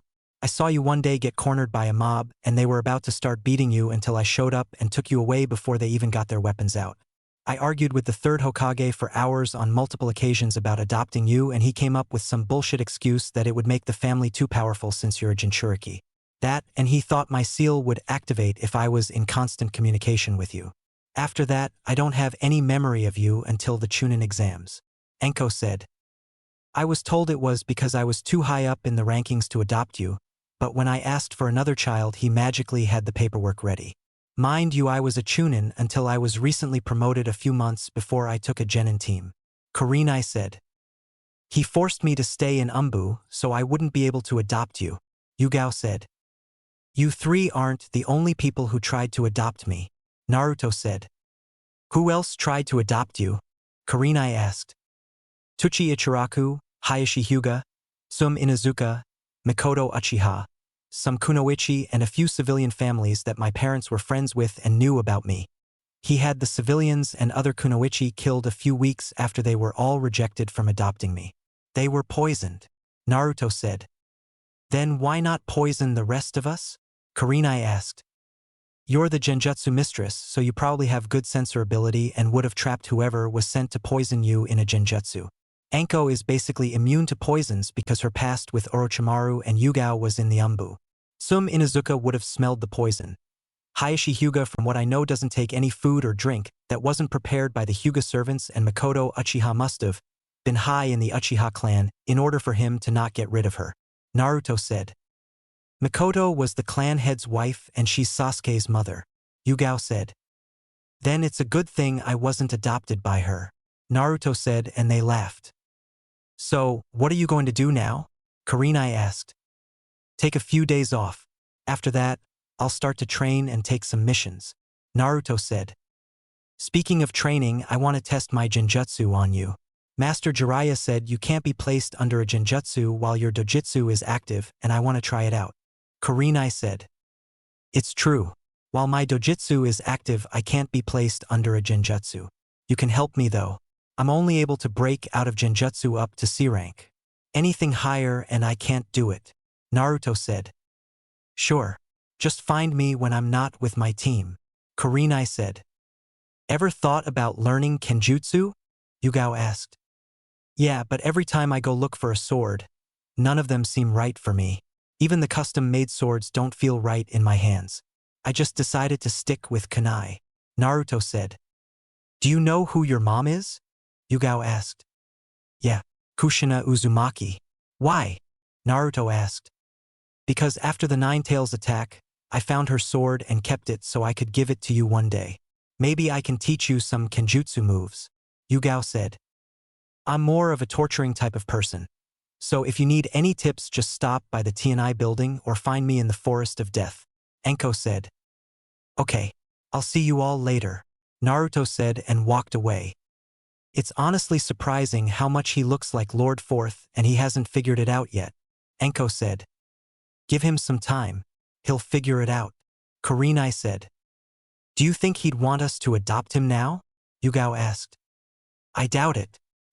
He said his godmother was the Hokage, so more than likely she's the one taking care of him now, Enko said. That's just the thing. Who is his godmother? Kurenai asked. I guess we'll find out in a few days, Yugao said, and the Enko saw a piece of paper on the table. What the hell? That sneaky little shit, Enko said as she read the paper. What? Kurenai asked. Read this, Enko said and gave her the paper. Enko, as I removed the seal behind your ear, I looked at the other one on your neck. Give me a few months and I should be able to remove it. Naruto. When did he even look at the curse mark? Kurenai asked. I have no idea. I'll see him in a few months, so if he's lying, I'll just castrate him, Enko said. Naruto. Naruto was walking through the village towards the Hokage monument to look at the village like he normally does. It's been a hectic 2 months for him and he needed time to process everything. He found a sensei that will actually teach him something and he just happened to be his godfather. He discovered he had a rare dojutsu, he won the Chūnin exams, stopped a tailed beast, made a new friend in Temari, found out the Akatsuki were after him, found his godmother, and most importantly, he found out who his mother was. Finding out about his clan was also something he'd be grateful for. If it wasn't for Tsunade, then he'd probably never know any of this. He was thinking so much that he failed to see the crowd of ninja and civilians surrounding him, until he had to dodge a kick. The hell? Naruto said. Demon scum, a random jonin said. I don't know why he's still alive, another jonin said. Let's do what we used to do when he was a kid, a civilian said. This time we'll make sure he dies, a Chūnin said. You know, I think it's time for me to start fighting back. Years of torture and abuse for what? Something I had no control over? People fear what they do not understand and it makes them act out. If you remove the Nine-Tails from me and I survive, what does that make me? Am I still the Nine-Tails or am I a human? What makes my life so invaluable compared to yours? Naruto asked. You're a demon. That's what, a civilian said. A demon, am I? The third Hokage is dead. Do you know what that means? Naruto asked. Do tell us, demon scum. A Chūnin said. It means that I can fight back without any repercussions. It means I will no longer take the abuse I've suffered at the hands of you assholes. How would you like to meet the Nine Tails personally? Naruto asked and lifted his shirt, revealing his seal. This is the seal containing the Nine Tails. I wonder what would happen if I were to break the seal. Actually, I do know what would happen. I'll release the Nine Tails and I have a pretty high chance at surviving the extraction process. Naruto said, and everyone grew scared. And no, you can't. The fourth Hokage didn't want the Nine Tails to destroy the village. A Chūnin said. Then why would you all attack me growing up, knowing I contained the Nine Tails? Naruto asked. We wanted to finish what the fourth Hokage started. His wishes will be met. A Chūnin said. Wrong. His wishes were for me to be seen as a hero for keeping this village safe from the wrath of the Nine Tails. You all spat on the wishes of the fourth Hokage. You all are tarnishing his name and he's rolling over in his grave because of all of you. I'm giving you all a warning. Do not attack me again or I'll retaliate and send you to the hospital. Naruto said. You don't scare us. We kill you and we kill the Nine Tails. A Chūnin said and the crowd cheered. Fine. If you want to fight, then bring it. Naruto said, and before anyone could move, two people appeared in front of Naruto. Ah, Naruto, you weren't going to have all the fun without me, were you? Anko asked and pulled out some kunai. I swear some of you shouldn't be a ninja if you can't tell the difference between a container me at T contains. Kurenai said. So, who wants to attack first? Anko asked and the Tsunade appeared. Everybody stop, Tsunade yelled. It's Lady Tsunade, a Chūnin said. Now that she's here, we can kill the demon, a Chūnin said and Tsunade just smiled before she punched him away. Umbu, Tsunade said and 20 Umbu appeared. Yes, Lady Tsunade? A wolf-masked Umbu asked. Take all of these civilians and ninja to the TNI building. I want Anko and Ibiki to teach them a lesson. Oh, and every ninja in this crowd are hereby stripped of their shinobi license. Get them out of my sight, Tsunade said and the Umbu took the crowd away. Well, looks like I'm going to have some fun, Anko said and vanished. Lady Tsunade, why are you here? Kurenai asked. Naruto didn't tell you? Tsunade asked. Tell me what? Kurenai asked. Never mind. If he didn't tell you then you'll have to wait. Naruto, come with me, Tsunade said. Okay, bye again, Kurenai, Naruto said and they vanished. Naruto and Tsunade/Hokage Tower. Were you really about to release the Nine Tails? Tsunade asked. No, I just wanted to scare them, Naruto said. Aha, anyway, listen. Since you're a Chūnin now, once I'm Hokage I'm gonna have to send you out on harder missions. Also, whenever I have to leave the village, you will be part of my escort. It will be me, you, Shizune, and 2 Umbu of my choosing. Do you understand? Tsunade asked. Yes, but why me? Naruto asked. You want to be Hokage, right? Tsunade asked. Yes, Naruto said. Then think of this as early training for the position. You're still years away from becoming Hokage, but a head start won't hurt anybody, Tsunade said. I can live with that, Naruto said. Good. Now, Jiraiya had to leave the village to get updates from his spy network, but he left you some ninjutsu and fuinjutsu to work on. He also said to work on your taijutsu and genjutsu skills without your Hishigan activated, Tsunade said as tossed him a scroll. Do you know when he'll be back? Naruto asked. Maybe a few months. You can never know with him, Tsunade said. I guess you're right. Do you know if Asuma is in the village? Naruto asked. Yeah, he's either with his team now or just lounging around the village. Why? Tsunade asked. I need some tips on my wind manipulation, Naruto said. He's the best wind user in the village, so it's good to know that you're seeking him out. Have you started working on your ice Kekkei Genkai? Tsunade asked. No, I still can't combine my wind and water chakra natures yet. My wind control is still lacking and that's why I need to find Asuma. Naruto said. When you're ready, come see me. I know about combining chakra natures for a Kekii Genkai, so I can help you out. Tsunade said. I'm getting hungry. Want to grab some ramen with me? Naruto asked. Sure. Along the way you can tell me about the genin in the village. Tsunade said. They left the Hokage Tower and headed towards Ikaraku's while just talking. Naruto asked her questions about her life and in return he told her more about his. Needless to say, Tsunade was not happy with how the village treated her godson throughout his life and almost went on a rampage. She was disappointed when Naruto told her about the current genin. The most disappointing was Sakura and Ino since they were basically fangirls. Civilians and ninja in the street were shocked that Tsunade was back in the village, but that all changed when they saw her walking with Naruto. Some glared at him and one was even bold enough to throw a brick at Naruto, which was easily avoided. Tsunade saw who did it and punched him so hard that he flew through at least 5 buildings before he finally hit the ground. They all got the hint. She was not going to be anything like the third Hokage who let them do what they wanted to him and that she was going to put her foot down. First things first, Tsunade wanted to do a thorough evaluation of the hospital and the ninja academy first. From what Naruto told her and Shizen reported back to her, both were horrible and needed a serious overhaul. Another thing is she was going to look over the civilian council files. If they were doing anything to hurt the village her grandfather built, then they are in for a rude awakening. All in all, Konoha was about to change for the better and it would be a Senju would restore the village to its former glory. It's been a few weeks since Tsunade returned to the village and became Hokage. Needless to say, things were actually doing better since she was in charge. Members of the council who knew she would not be on their side tried to convince the fire daimyo that she was not fit for the Hokage position. They used her debt as a reason why, but they were quickly shot down when they found out that she paid off all of her debt and didn't owe anybody anything.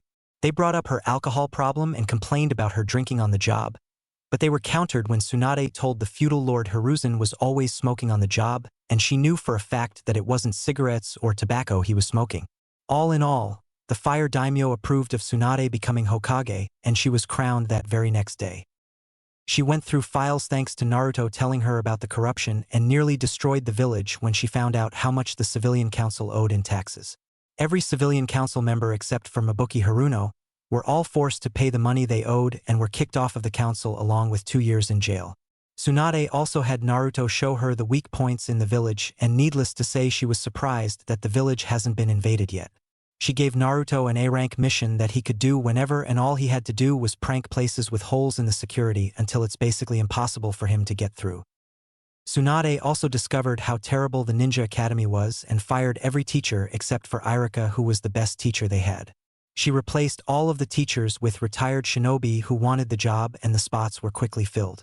The new Ninja Academy was now a more practical academy that focused on test simulations and a more hands-on approach rather than the majority of the years being theoretical. The hospital was another big thing on her list. It was horrible, to be blunt. Every doctor had to demonstrate what they had to do, with Shizen being the one to make sure they were doing it right. She also got new medical supplies since the ones they had were outdated. The medicine was also being taken from the hospital, so Tsunade had a Chūnin watching the medicine room and report back to her at the end of each shift about who went in there and what they needed. Before the person could enter, they had to sign on a sheet of paper what they needed, how much they needed, and what the patient needed it for. Tsunade promised Naruto that she would fix the red light district since that was the only place he was really treated normally, but she told him that it would take time since she has other things to deal with. When asked what she had in mind, Tsunade told him that she would have to hire people to build new orphanages, a ninja school, and a hospital in the red light district. Needless to say that Naruto was ecstatic. The landlord to his apartment building that hated him changed the locks on his apartment while he was out on a mission and missed rent, but it was illegal if a ninja was out on a mission to kick them out for late rent. Naruto decided to be petty and get back at the landlord for years of abuse he suffered. Naruto went straight to Tsunade and asked to buy his apartment complex since only him and the landlord lived there. The building was surprisingly cheap and well within Naruto's budget. Once the purchase was complete, Naruto went to the landlord and kicked him out of the apartment. The reasons listed were years of abuse, letting people steal his stuff, constantly changing his locks, failure to keep the building up to code, and smoking in a non-smoking building. Once the landlord refused, Naruto politely signaled for an Umbu to remove him from the property. Naruto spent the last few weeks having shadow clones fix the apartment, and he even expanded his apartment, adding an extra room, a bigger bathroom, and better appliances. After the building was finished, he gave rooms to homeless people in the red light district and even the women at the brothel houses. He didn't have them pay rent since they looked out for him as much as possible when he was living on the streets, and he wouldn't budge. All they had to worry about was their food and everything else. Naruto bought the homeless people their food, but they told him they'd pay him back as soon as they got back on their feet, but Naruto waved them off. Missions were a big problem for Tsunade, mainly the D-rank missions. She changed the rules up and the civilians were not happy. Only the elderly and disabled were allowed to ask for a mission such as dog walking, fence painting, building a fence, grocery shopping, help with their gardening, and mail delivery. If you were not elderly or disabled, you had to pay triple the amounts for the D-rank mission. Speaking of missions, Naruto was given a lot of back pay once Shizen discovered he was getting paid significantly less than Sasuke and Sakura when he did D-rank missions during his time on Team 7. The Fire Daimyo was impressed that Tsunade managed to get all of that done in a few weeks and even asked if she would like his position, which she declined with zero hesitation. The Leaf Village was up on the rise and other villages sent spies to find out what was going on. But they were easily captured and sent back in a stasis scroll with a note saying not to do it again. Tsunade was also wary of Danzo since he hadn't been seen since the meeting she had with the elders, but she was prepared for anything. Naruto over the past few weeks trained a lot and even went on missions with other Chūnin and sometimes Jonin. Of course, none of them liked him due to his Jinchuriki status, but after he had to constantly save them on a mission, some of them changed their views about him. The only missions he was sent on were bandit camp eliminations and a parcel delivery to another village. He finally caught up with Asuma one time when they were assigned the same mission, and Asuma gave him some tips on strengthening his wind chakra nature. Naruto was able to split a leaf easily, but Asuma told him to use his wind chakra to cut a rock in half and then try to cut a waterfall. The result of this was Naruto being able to cut a rock in half, but he was making slow progress on the waterfall part. He met with Yugao and Kurenai a few times when they were free, and he honestly had fun. Kurenai did help him with his genjutsu and even tested her skills against him with his Hishigan activated, and was honestly surprised none of her genjutsu worked on him. She really thought it was a joke since the Sharingan is able to fall under genjutsu, but it could easily counter it. She mistakenly told him that she tried to put Itachi Uchiha under a genjutsu and he just gave a blank look. He wanted to laugh at her, but then realized she could put him in an S-rank genjutsu, so he chose to laugh at her once he got home. Yugao also trained him a bit when she could and even gave him his mother's sword. It was a 24-inch katana with an all-red blade and a black and red hilt with the Uzumaki symbol on it. He struggled a bit with the sword, but Yugao told him that he just needed to get used to it first. She didn't teach him any jutsu since she wanted him to get used to the sword first. The results of the Chūnin exams were also given out, and Shikamaru was the only person to get promoted to Chūnin. Right now, he was walking through the hospital to see Sasuke. He didn't want to, but he kind of felt bad about him being in the hospital. "Hey, Sakura," Naruto said as he saw her about to enter Sasuke's room. "Naruto, where have you been?" Sakura asked. "I've been out in missions," Naruto said. "How's that possible? You weren't with us on our last mission. We honestly could have used the extra help. If you were there, Sasuke wouldn't be in the hospital," Sakura said. "I thought he was in here from when he ran into his brother," Naruto said. "No, he was released from that incident. He was hurt after we ran into a rogue ninja on our last mission.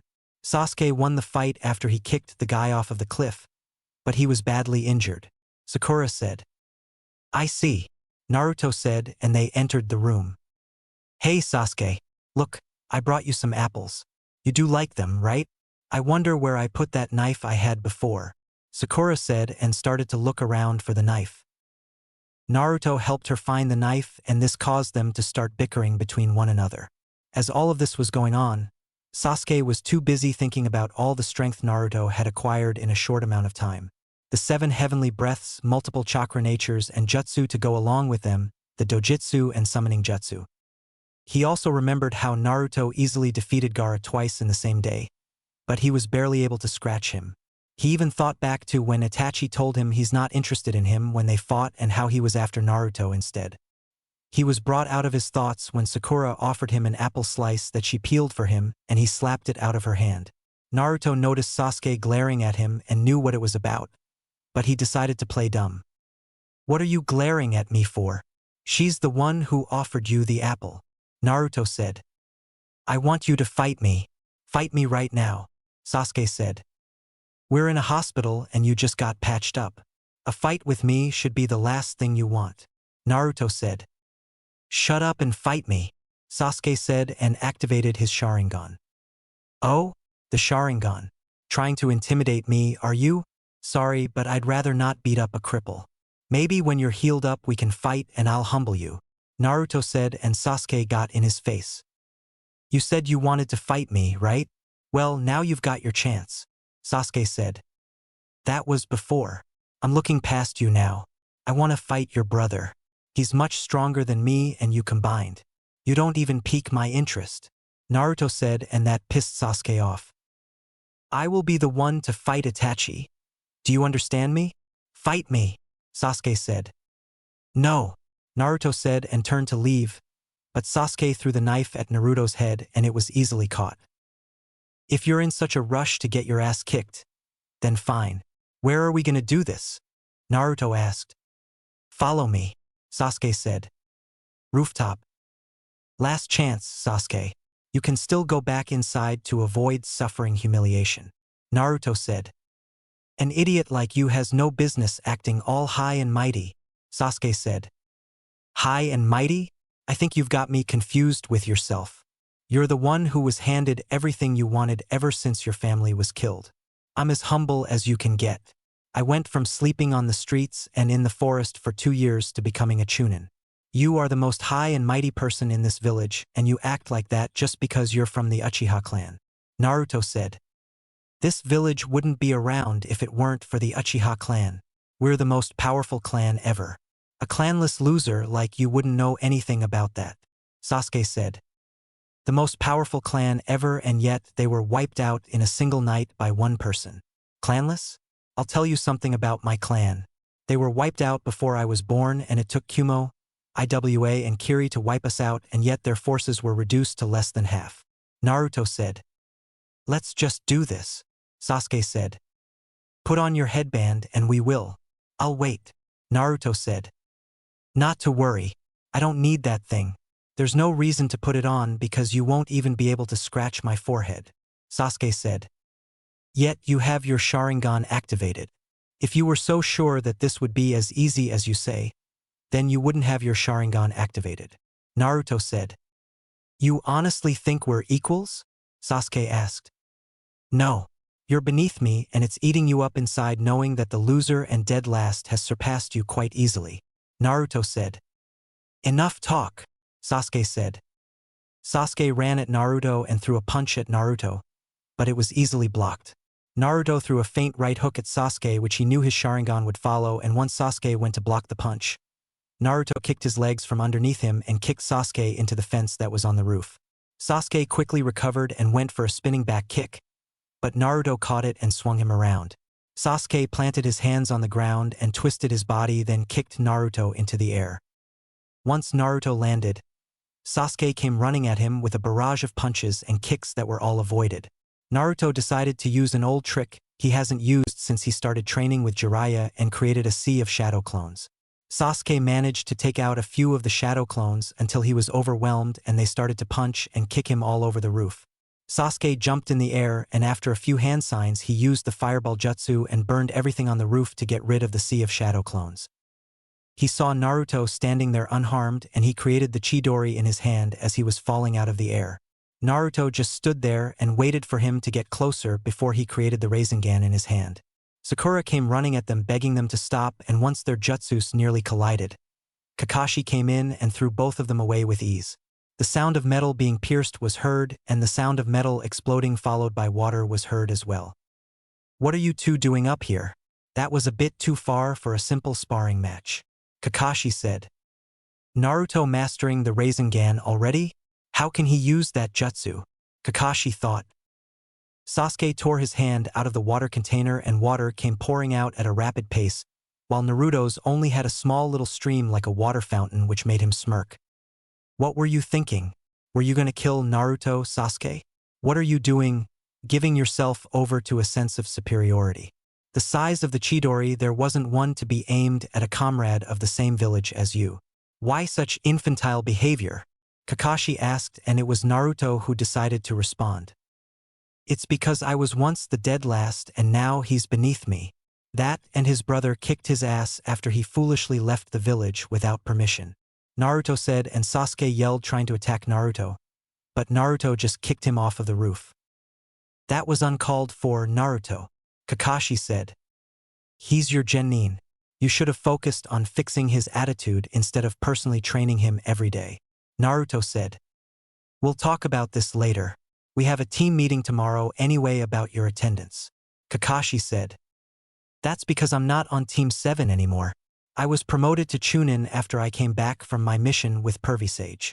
Naruto said and walked away. I'm assuming it was you who taught him the Rasengan. Don't you think he's a little too young to be handling that jutsu? After all, he could have killed Sasuke had something gone wrong. I know you want to protect him from the Akatsuki, but to think you would teach him that jutsu. Kakashi said. You're one to talk. Teaching an unstable genin the Chidori knowing he's a flight risk and is shrouded in darkness. A bit hypocritical, don't you think? It's obviously bad blood between them. But where did it come from? Jiraiya asked. Their relationship is like the one between you and Orochimaru in the past. Kakashi said. No, this is different. With me and Orochimaru it was always a one-sided rivalry. This one seems to be more about Sasuke being jealous that Naruto is able to close the gap between them with the slightest training and then surpass him when he's trained seriously. Naruto was seeking validation of his strength from everyone including Sasuke, but now that he's surpassed him, Sasuke can't stand the fact that the roles are reversed. Naruto is looking past him now and he's aiming to surpass you and eventually me. They both have something driving them on. Naruto wants to become Hokage and Sasuke's drive is his hatred for Itachi. Jiraiya said. Right. I'll leave Naruto to you and I'll deal with Sasuke myself. Kakashi said. Naruto. Naruto was walking through the village streets thinking about the fight. He really didn't want to fight Sasuke, and it was proven since he didn't even put half the power into that Rasengan. The old him would have bragged about knowing an awesome jutsu that Sasuke didn't know. But he's different now. As he was walking, he noticed Jiraiya leaning up against a wooden fence waiting for him, and he just sighed. Did Kakashi send you to yell at me? Naruto asked. No, but we need to talk. The Rasengan isn't a move you use against a comrade in the village. Jiraiya said. I know. Honestly, I didn't want to use it against him. I don't know if you were there or not, but I didn't make the Rasengan until the very last second and it wasn't even at half its strength. Naruto said. Then why did you agree to fight him in the first place? Jiraiya asked. I wasn't going to fight him. I told him to heal up first and then walked away. But he threw a knife at the back of my head and that's what made me fight him. He got what he wanted and got his ass kicked in the process. Naruto said. Now that you've beaten him, what's next? Jiraiya asked. Honestly, it's like I told him. I'm aiming for bigger people to defeat. I mean, the Akatsuki is after me and Orochimaru is still around. They're the ones I need to beat and not worry about some schoolyard rivalry. Naruto said. Then that means you'll have to start training extra hard. Since you've got control over your wind and water chakra natures now, you should start working on your ice Kekii Genkai. Jiraiya said. I still haven't cut the waterfall yet, and I can't get to the waterfall without Granny Tsunade being around since the only waterfall in the village is on the Hokage training grounds. Naruto said. Then you should have her take you there. Now that I think about it, since she can use the you-know-what, maybe you should ask her to help you with your Kekii Genkai. Jiraiya said. She already said she'd help me with it, but I've been out on missions a lot, so I haven't had time to try it out. Naruto said. I see. Well, I'll be out of the village for a few days, so use this time to train and rest up. I might bring you along on a mission with me when I get back, so you need to be prepared. Jiraiya said. You got it, Pervy Sage. Naruto said and vanished. Stop calling me that. Jiraiya yelled. Early morning / Hokage office. Now that Shikamaru is here, what did you need to see us for? Naruto asked. Sasuke Uchiha apparently slipped out of the village last night. I'm quite certain he's headed for the village in the sound. Tsunade said. He left? How is that possible? Shikamaru asked. It's not really shocking. I mean, look at him. He craves power by any means, and if he likes the power from the curse mark Orochimaru gave him, why not go to him? He's been a flight risk since his clan died. Naruto said. Well, I have a mission for the two of you. This will be Shikamaru's first mission as a Chūnin, but I'll put him in charge. Naruto, I know you've been on quite a few missions as a Chūnin, but you already have more experience leading a team and I want to test him out. Your mission is to find Sasuke Uchiha and bring him back to the village before he crosses the border. Assemble the best team you can and head out immediately. This is an A-rank mission. I would usually send a squad of Jonin, but we lack village security still and most Jonin are out on a mission. Dismissed. Tsunade said. Outside. Who will our teammates be? Shikamaru asked. You're the captain. You decide. Naruto said. We need a tracker so Kiba and Akamaru are in. We'll need power so I can grab Choji. You pretty much have all the other areas covered. But I have a feeling you'll be the one fighting Sasuke, and we don't know how many or how powerful his traveling companions are. Shikamaru said. So you figured it out as well? Naruto said. Yeah. From what I can remember from the Chūnin exams, the Sound Village was new and that means nobody knows where it's located. The only way he could get there is if he has somebody helping him get there. Shikamaru said. Good. I'm gonna go get 2 more people to help on this mission, and I'll meet you at the gate in 5 minutes. Naruto said and vanished. Hyuga compound. Again, Hayashi Hyuga said as he was watching Hinata and Neji spar. Lord Hayashi, Naruto Uzumaki is here to see you. He says it is an emergency. A Hyuga servant said. Neji, Hinata. That is enough for today. Hayashi said. Yes, sir. They said and bowed as Naruto entered the dojo. What brings you here, Naruto? I was unaware of any meetings today. Hayashi said. Sorry for showing up interrupted, but I need Neji and Hinata for an important mission. Naruto said. What rank is the mission? Neji asked. A-ranked. Naruto said. What happened? Yasi asked. Sasuke escaped the village and is heading towards Orochimaru. We're behind a few hours, but with 2 Byakugan users on our team, we should be able to handle this mission and whatever it throws at us. The team is me, Shikamaru, Choji, Kiba and Akamaru, Hinata and Neji. Naruto said. Very well. Hayashi said and nodded to them. When do we leave? Neji asked. Now. Naruto said and vanished. Main gates. Everybody understands the mission, right? Shikamaru asked. Find Sasuke and take out anyone who tried to stop us, Kiba said. That's right.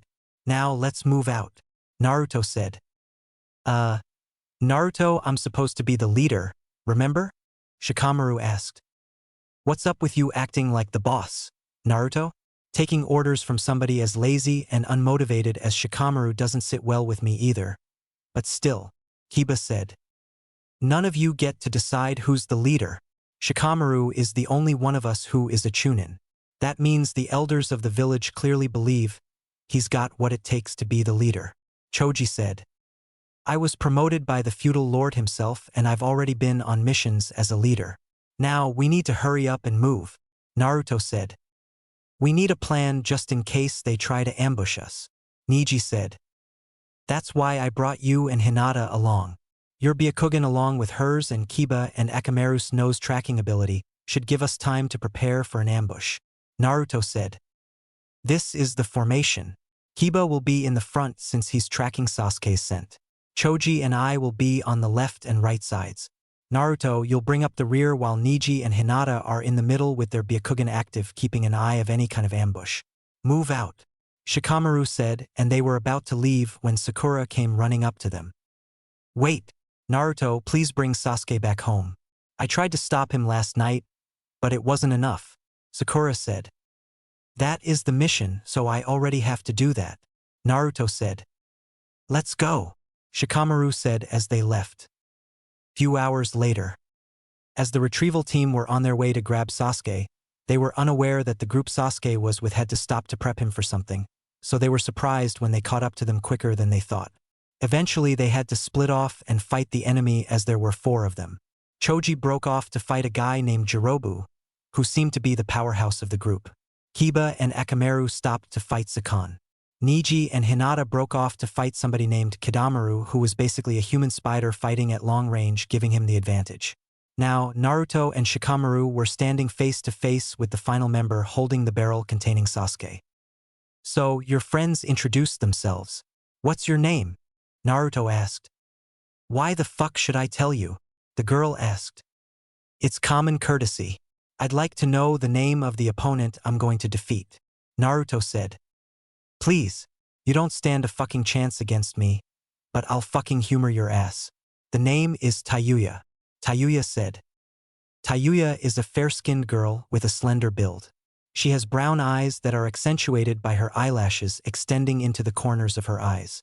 Tayuya's most distinctive feature in Naruto's opinion was her long, untamed, red hair that fell past her shoulders with long parted bangs framing either side of her face and one between her eyes. "Nice to meet you, I guess.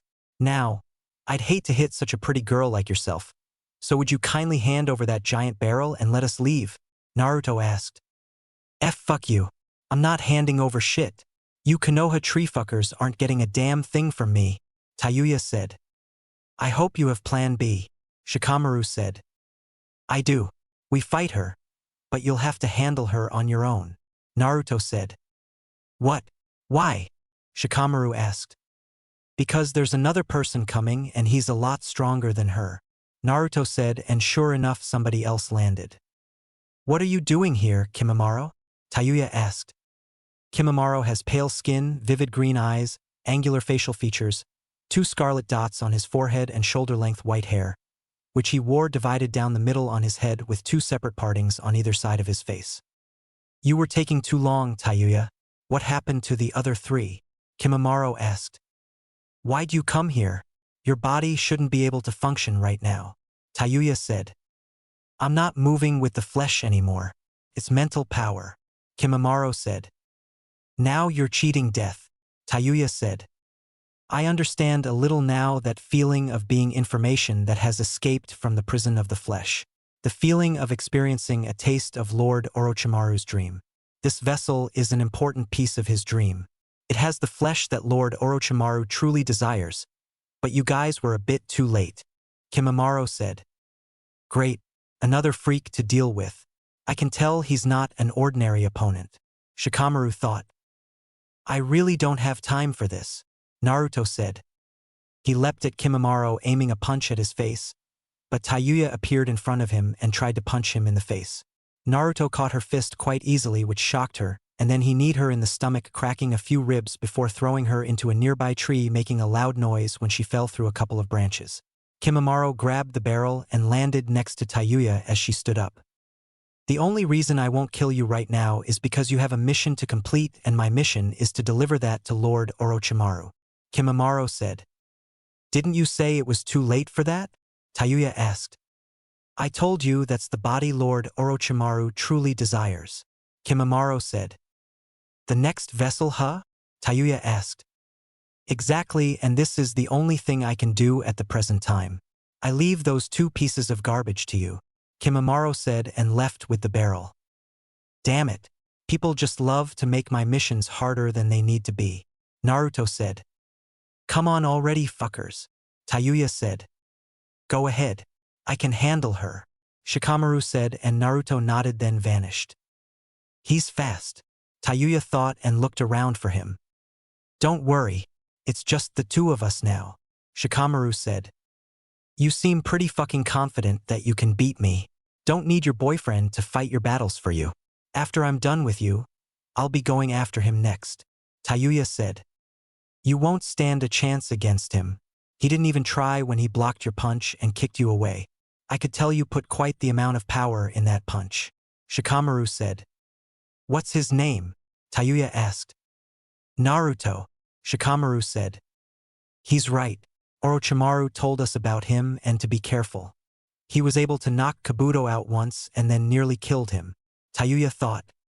"I'll be sure to leave his body next yours," Tayuya said and pulled out a flute. Naruto. I'm getting really tired of chasing after somebody I don't even like. Just leave the barrel and you can keep the rest of whatever health you have left. Naruto said as he landed in front of Kimimaro. You foolishly came alone. How do you want me to kill you? Kimimaro asked. I don't know. How about you fight me and see for yourself? Naruto asked. It's bad to underestimate your opponent. Kimimaro said. I'm not underestimating you. I can already tell you're powerful. What does Orochimaru want Sasuke for anyway? Naruto asked. Lord Orochimaru has already obtained his immortality jutsu. However, a long period of time is necessary to get every jutsu and obtain everything in the world. Just because he is immortal doesn't mean his flesh is being maintained forever. Before his body decays, a strong new flesh will be made into a vessel for his soul. Kimimaro said. So, he basically wants Sasuke for his body is what you're telling me. Naruto said. Yes, that's right. Kimimaro said. The fact that I'm the only one who thinks something is wrong with this is weird. Naruto thought. I suppose it's time to get serious. Kimimaro said and created a weapon made from bone. Bones? I see. You possess the Dead Bone Pulse Kekii Genkai. Naruto said. Very observant. Kimimaro said. I must be careful. Kabuto warned me about him and how he was able to best him on 2 separate occasions. That and he was able to defeat a tailed beast at its full power. I can easily tell he has a lot more power and skill than his partner fighting Tayuya right now. In order to defeat him, I may have to use my curse mark. Kimimaro thought. Kimimaro rushed at Naruto with his bone weapon and Naruto just dodged every swipe and stab move Kimimaro threw at him. Naruto pulled out some kunai and channeled fire chakra into one of them while the other was coated in wind chakra. Naruto and Kimimaro started to trade blows at a rapid pace that would be too fast for anybody not used to high speeds. When they separate, Naruto had a few cuts and bruises while Kimimaro was covered in what appeared to be scorch marks. Kimimaro was surprised that Naruto was able to do damage to him. He was told Naruto was good, but he didn't think Naruto would do this much damage to him and not this early into the fight. Your body twitched, Naruto said. What was that? Kimimaro asked. You twitched. That means you're nervous. You have a good poker face, but growing up on the streets like I did causes you to learn how to read people's body movements. You're nervous because you weren't expecting me to be as good as I am. You aren't properly prepared for this fight. Given your clan's history, you fight until you can't fight anymore. I know how you fight now just from this first little scuffle. Naruto said. How exactly do I fight? Kimimaro asked. Why should I tell you? Naruto asked. If you don't then I'll kill you slowly and painfully. Kimimaro said. No you won't. You don't have much time to live based on your breathing patterns. You're already winded and we haven't even begun fighting seriously. You're trying to finish this mission as quickly as possible to do one last good deed in the eyes of Orochimaru. Now that you've revealed yourself to have a Kekii Genkai, I can handle you however as I please. Naruto said. Kimimaro rushed at Naruto with new speeds, but Naruto ducked and gave him a quick uppercut followed by a few quick punches around his body. Kimimaro tried to move his left arm, but it wouldn't budge so Naruto took advantage of this and hit him with a point-blank fireball jutsu. Kimimaro grunted in pain as he wasn't quick enough to fully block the attack with us bones. When the smoke cleared, Kimimaro was standing there with his curse mark activated. Kimimaro had marks spread across his entire body in contorting and parallel lines. So, that's your curse mark, Naruto said. Prepare to die, Kimimaro said. Before anybody could move, the barrel containing Sasuke started to smoke before it eventually exploded and caused a cloud of smoke to surround the area. Once the smoke cleared, Sasuke was standing there with longer hair and his skin was gray. Soon after Naruto saw him, Sasuke's hair shrunk back down to normal and his skin started to clear up. Naruto figured it was something to do with the curse mark and Kimimaro retracted his own curse mark. Are you going to make this more difficult by running away?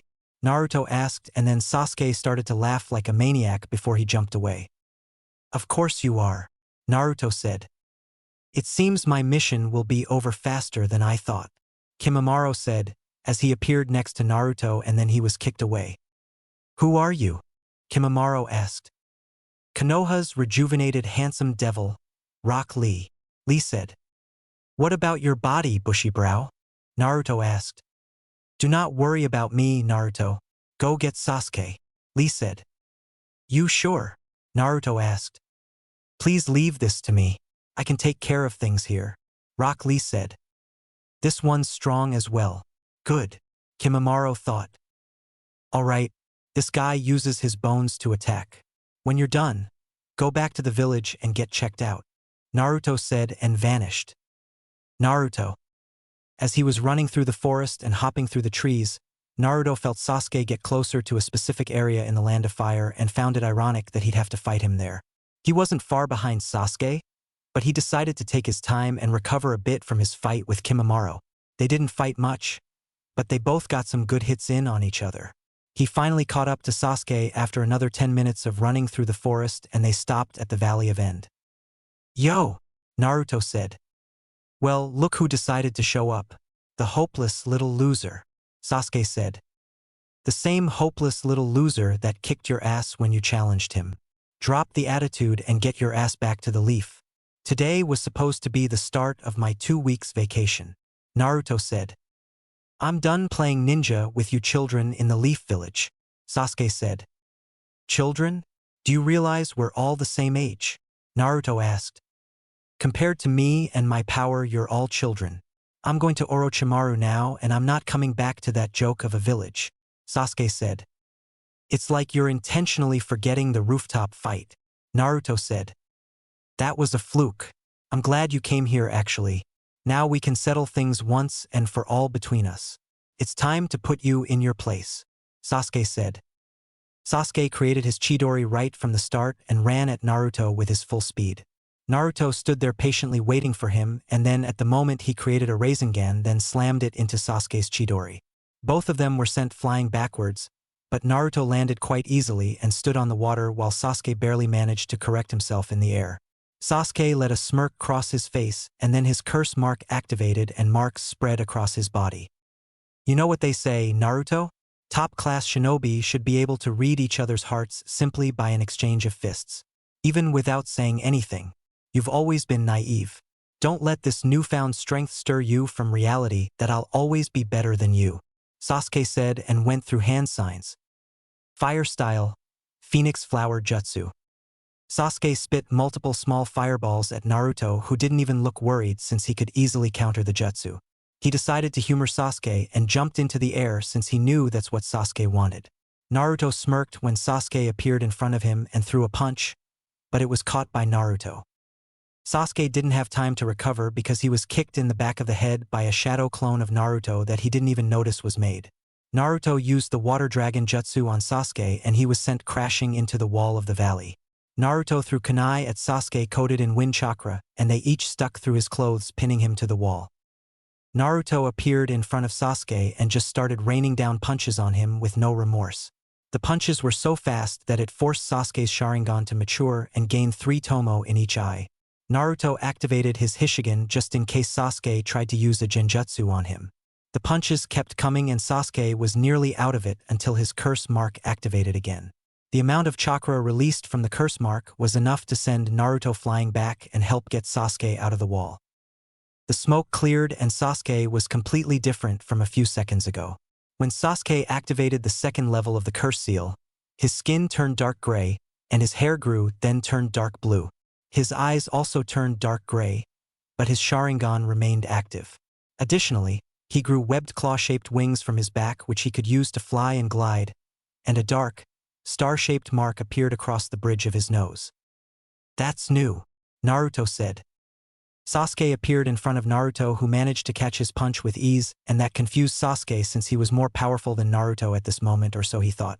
Naruto and Sasuke started to trade punches and kicks around the valley, and thanks to Sasuke's newly matured Sharingan, he was able to counter some of Naruto's moves and got some good attacks in. When Naruto and Sasuke separated, Naruto got into a stance that Sasuke was familiar with and braced himself for the onslaught that was about to come. 7 Heavenly Breaths. First activation. Second activation. Third activation. After Naruto activated his first 3 steps of the 7 Heavenly Breaths, He vanished from Sasuke's eyesight and he was barely able to duck out of the way from the kick aimed at his head.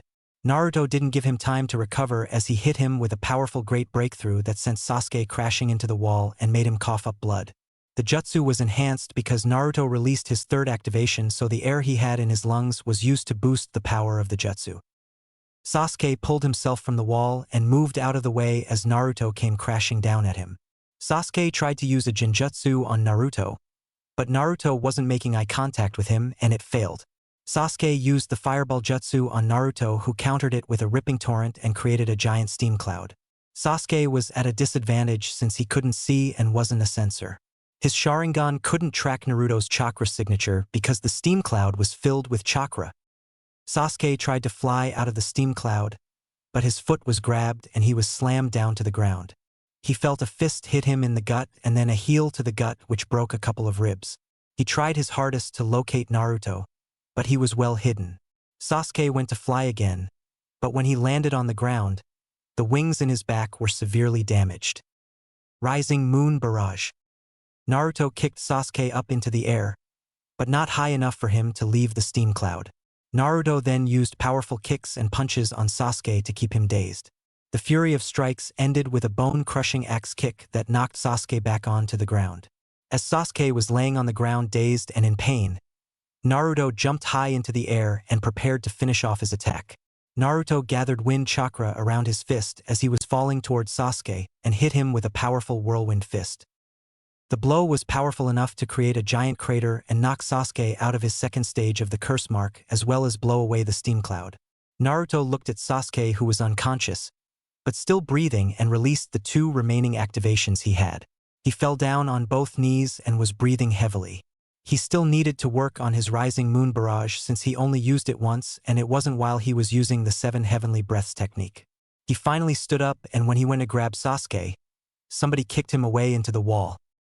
"Sorry, Naruto. Orochimaru needs Sasuke for something important," Kabuto said and grabbed Sasuke, then vanished. "Son of a bitch," Naruto said and pulled himself out of the wall. "Naruto," a voice said, and when he looked up it was Kakashi. "Yeah?" Naruto asked. "What happened? Where's Sasuke at?" Kakashi asked. "Had him beat, and when I went to grab him, Kabuto showed up and kicked me into the wall before he grabbed Sasuke, then left," Naruto said. "We can track him. He couldn't have gotten that far," Kakashi said. "Kabuto was able to avoid a squad of Chūnin sent to grab him during the Chūnin exam finals, and I heard he even escaped you at the hospital. He's long gone by now and we'd be heading into unknown territory. Let's just head back so I can give my report," Naruto said. Tsunade's office. "So you failed, huh?" Tsunade asked. "Yeah," Naruto said. "What happened?" Tsunade asked. "I fought Sasuke at the Valley of End, and when I was about to grab him to bring him back, Kabuto showed up. He kicked me into the wall, grabbed Sasuke and quickly left," Naruto said. "Kakashi tells me you refused to go after them. Why?" Tsunade asked. "Kabuto is slippery. That, and I would have been heading into unknown territory blind. It was best that I came back to the village and reported to you," Naruto said. "All right, I'll give you your 2 weeks vacation you put in for. I haven't heard from Jiraiya yet, so you can just rest or train until your vacation is over," Tsunade said. "Thanks. How's everyone else doing?" Naruto asked. "Choji had a heart attack from the food pills he took during the fight he had, but he's stable now. Kiba had a stab wound and Akamaru is being treated by the Inuzuka clan. Niji suffered a severe wound close to the heart and severe chakra exhaustion, but he's in recovery.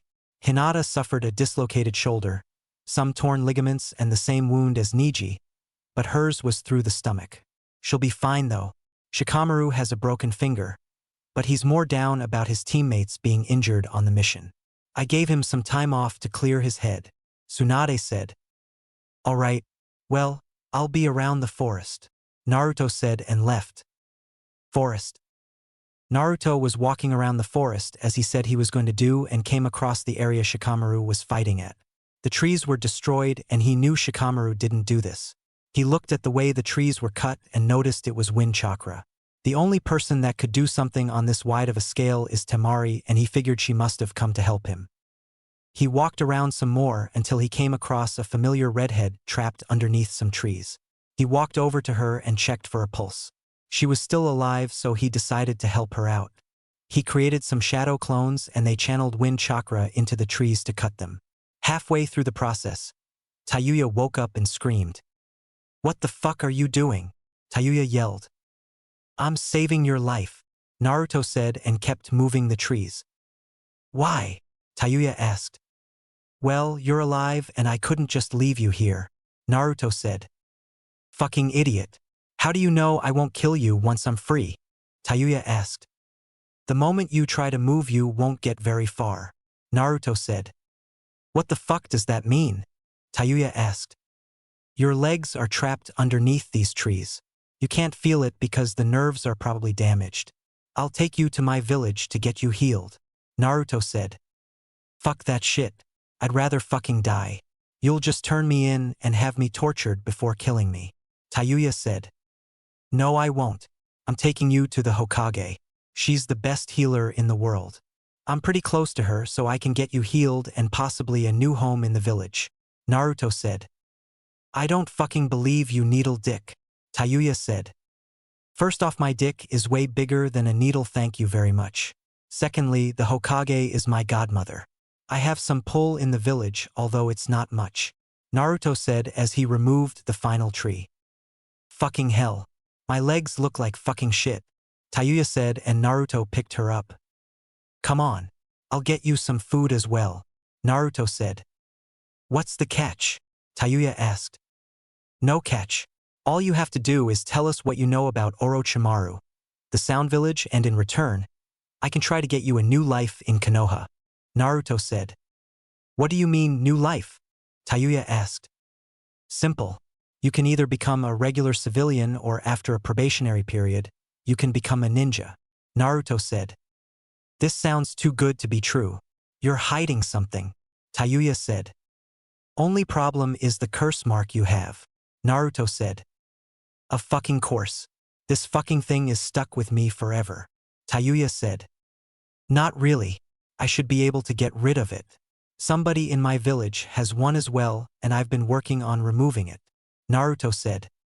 "Does this new life come with more than one meal a day, a hot shower, and my own room?" Tayuya asked. "Yeah. Do we have a deal?" Naruto asked. "Hell fucking yeah we do," Tayuya said. "Good," Naruto said. "Why are you being so fucking nice to me?" Tayuya asked. "Let's just say I have a thing for cute girls with red hair," Naruto said, and Tayuya had to hide her blush. "Watch your hands, you fucking pervert," Tayuya said. "I'm not even touching you inappropriately," Naruto said. "Bull fucking shit. I can feel your hands trying to touch my ass and grab my side boob," Tayuya said, and Naruto just sighed. "We could have been back in the village by now, but you won't shut the fuck up with your complaining," Naruto said and put her down. "Who the fuck do you think you're talking to?" Tayuya asked. "I'm talking to an ungrateful fucking cripple. I'm trying to help your sorry ass and all you want to do is complain. Just shut the fuck up until we get there and then you can talk. I swear if you say one more word I will leave you here to be eaten by forest animals. I may be nice, but do not piss me off," Naruto said. His eyes turned red from the nine tails chakra flowing through his body. Tayuya was honestly scared and shocked at the moment since nobody has ever spoken to her like that and she didn't know what that red chakra was. She nodded and Naruto put her on his back as he started hopping through the trees.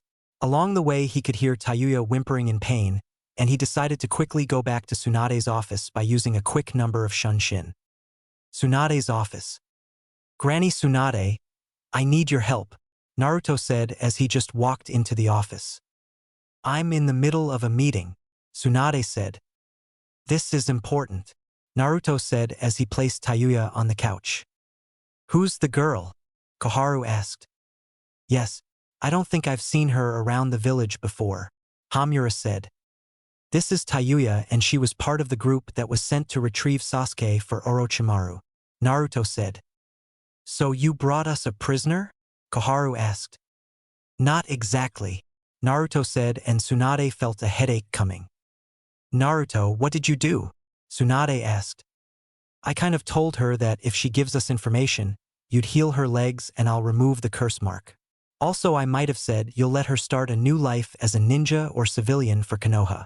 Naruto said, and Tsunade just punched him through the roof. Holy shit, look at how big your fucking tits are. How'd you fucking get them like that? Tayuya asked. Quite the mouth she has on her. Hamura said.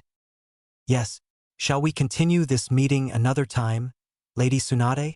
Koharu asked. Actually, the meeting was about Orochimaru. I think Naruto gave us something good, Tsunade said. When will fuckface come down from that? Tayuya asked. Huh? He should have been down by now, Tsunade said, and then Naruto walked through the door with bags filled with ramen. Where the fuck did you go? Tayuya asked. To find you some manners, Naruto said.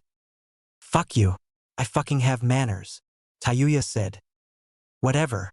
So, did she talk yet? Naruto asked. We were about to start actually, Tsunade said, and Naruto nodded as he gave Tayuya a bowl of ramen. So, Tayuya, what can you tell us about Orochimaru?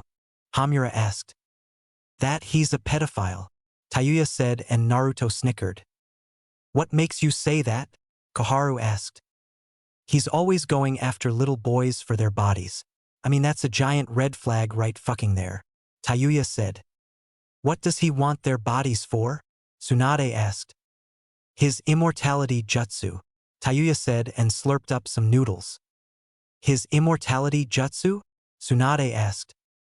Yeah, it's some kind of fucking jutsu where he switches bodies once every 3 years. It's not really an immortality jutsu since if he doesn't have a body after 3 years then he'll fucking die. The shit is weird, Tayuya said. What can you tell us about the Sound Village? Tsunade asked. The Sound Village is not really a village, but a network of laboratories composed of various hideouts and bases scattered throughout the Land of Sound and various other countries. The fucker was so damn paranoid about being found that it's almost impossible to track him. We never stayed at the same base for long, so it made us constantly go on the move, Tayuya said. Where are some bases? Tsunade asked. Kusa, the southern hideout which is somewhere off the coast of the Land of Waves. The northern and eastern hideouts which I've never been to so I can't tell you where they are. Kabuto has his own little island to jerk off some other people he wants to experiment on, and then there's a hideout on the Demon Island of the Land of Sea. There could be more, but I don't fucking know where they are. What is this shit that I'm eating? It's fucking delicious, Tayuya said. Do you know anything else about his experiments? Koharu asked. You know I'm doing an awful lot of fucking talking, but my legs aren't getting fucking healed. I'm not saying shit else until my legs get fucking fixed, Tayuya said. What do you two think? Should I heal her legs now or just give her to Anko and Ibiki? Tsunade asked. She's given us quite the information and it's much more than we expected, Hamura said. Yes, I believe she has earned the right to have her legs healed, Koharu said, and Tsunade nodded. Now tell us more, Tsunade said, and started to mend the bones in Tayuya's legs while removing the wood chunks. He has a ton of shit that he did. Stealing kids from the orphanage, kidnapping shinobi, killing the Kazekage, and he was talking one time about giving somebody an arm made completely from Hashirama Senju's DNA.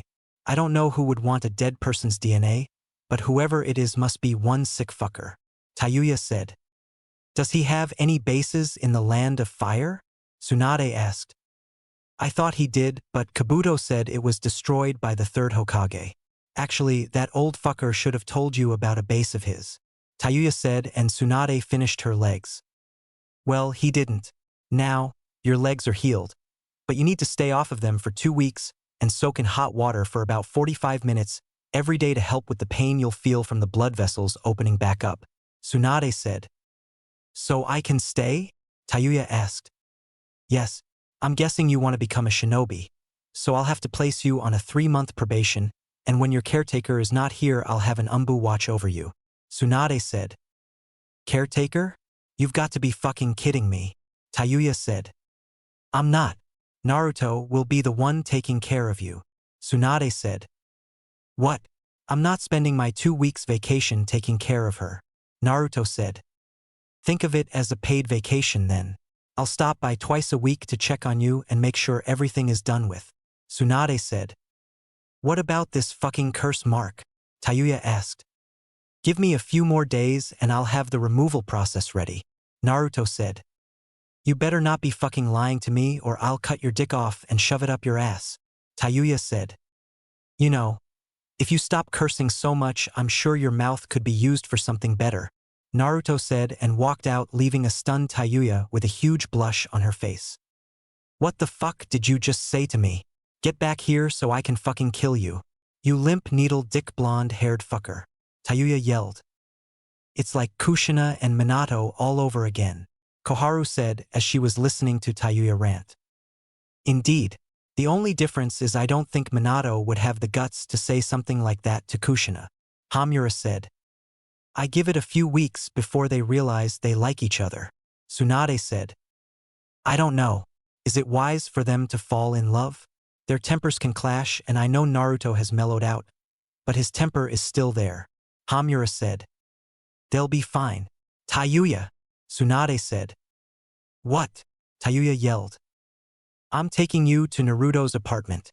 I have a key to get in and you can wait for him to get back, Tsunade said. Where'd he go? Tayuya asked. Either to train or find his sensei that's most likely hiding somewhere in the village, Tsunade said and Tayuya nodded. So, how'd you get your tits to look like that? Tayuya asked as Tsunade placed her in a wheelchair. Why? Are you trying to impress somebody? Tsunade asked and smirked when Tayuya blushed. No. Who the fuck would I have to impress? I just want my tits to look like that, Tayuya said. Aha. I'll tell you the secret along the way to Naruto's apartment, Tsunade said. Naruto. Naruto was walking through the village looking for Jiraiya since he knew he was in the village somewhere. He felt Jiraiya's chakra in the village, but he couldn't pinpoint exactly where he was. He suddenly remembered who he's looking for and vanished. He arrived at the hot springs and sure enough Jiraiya was up in a tree with a telescope and blood coming from his nose. Pervy Sage, don't you ever get tired of peeping on women knowing they'll find you and beat you? Naruto asked. Nope. So, what brings you here? Jiraiya asked. I don't know if you've heard, but Sasuke left the village, Naruto said. Did you stop him? Jiraiya asked. Yeah. But then Kabuto showed and took Sasuke as soon as I was about to grab him, Naruto said. What are your thoughts on it? Jiraiya asked. Sasuke made his own decision. He's a rogue ninja and depending on what he's listed as in the bingo book is how I'll treat him if we ever cross paths again. I'm not going to chase after him like some lost puppy. I've got bigger things to worry about like the Akatsuki, Naruto said. That's right. Now, in a few months I'm going to be taking you away from the village, Jiraiya said. For what? Naruto asked. A training trip. We'll be gone for 2.5 years where I'll teach you everything I know. I'll train you to the point where you'd come back nearly as strong as me. Before we leave though, I'm going to train you in using the Nine-Tails chakra now. I won't make it your go-to, just something you have in your back pocket as a last resort, Jiraiya said. When do we start training? Naruto asked. I understand you're on vacation now and I don't have anything to do, so I'll train you over the next 2 weeks on the Nine-Tails chakra. What that means is I'll have you channel as much chakra you possibly can, and then we'll spar while you're using the Nine-Tails chakra, Jiraiya said. Alright, I'm heading home then, Naruto said. See ya. I've got to get back to my research, Jiraiya said and Naruto sighed. Of course, there's a pervert in the tree peeping on the women's bathhouse, Naruto yelled and vanished. Damn it kid, Jiraiya said. Naruto's apartment. Why are you in my apartment? Naruto asked. The big tit Kage told me I'll be staying here. This place isn't half bad from the looks of the outside. I've got my own room, fresh food and hot water. Now make me something to eat, Tayuya said. No, I need to take a shower first and you also need to wash up. You smell like you haven't bathed in a while, Naruto said. I haven't. The baths in the Sound Village barely worked and everyone had to share. I'd rather stink than share a shower with a bunch of creeps trying to cop a feel on me, Tayuya said. If it was that bad, then why'd you stay? Naruto asked. I had nowhere to fucking go. He gave me shelter after he found me living on the streets. In a way, I felt like I owed him my life. I did try to leave before, but he branded me with the curse mark, so I was stuck there. This is like a luxury to me, and I know I come off as a tough bitch. But that's all I know. This is how I had to grow up and protect myself in sound. I really do appreciate what you did for me, but I'm not sure how I'm supposed to fucking express it. Tayuya said and didn't know she was crying, so she froze when Naruto gave her a hug. You can stay here as long as you want. Sorry about insulting you earlier. I also grew up on the streets for 2 years, so I know how you feel, Naruto said, and Tayuya nodded as she hugged him tighter. You tell anybody that I was emotional and I'll chop your dick off, Tayuya said, and they broke the hug. It's our little secret, Naruto said and wiped her tears away. I should kick your fucking ass. You got me all emotional and shit, Tayuya said and chuckled. Like I said, it's our little secret. Now, I'll let you use the bathroom first so I can get dinner started. I'll have Shizune come over tomorrow so she can get your measurements for clothes, Naruto said. He walked away and left Tayuya alone on the couch. She was grateful for Naruto saving her life and she owed him, but she didn't know how to repay him. She's a tough chick, but he's already managed to make her cry, and it wasn't on purpose. Then there's the food. She didn't eat much in the Sound Village. So far the food she's had was great. Maybe her living here would be better than she thought, and maybe meeting Naruto was the best thing for her. She had to admit, he wasn't bad looking, and she'd go as far as to say that he's the cutest boy she's ever seen. The way his eyes look and the way he smiles at her just makes her feel special. Oh fuck, Tayuya said. She's starting to fall for Naruto Uzumaki and she's falling for him hard.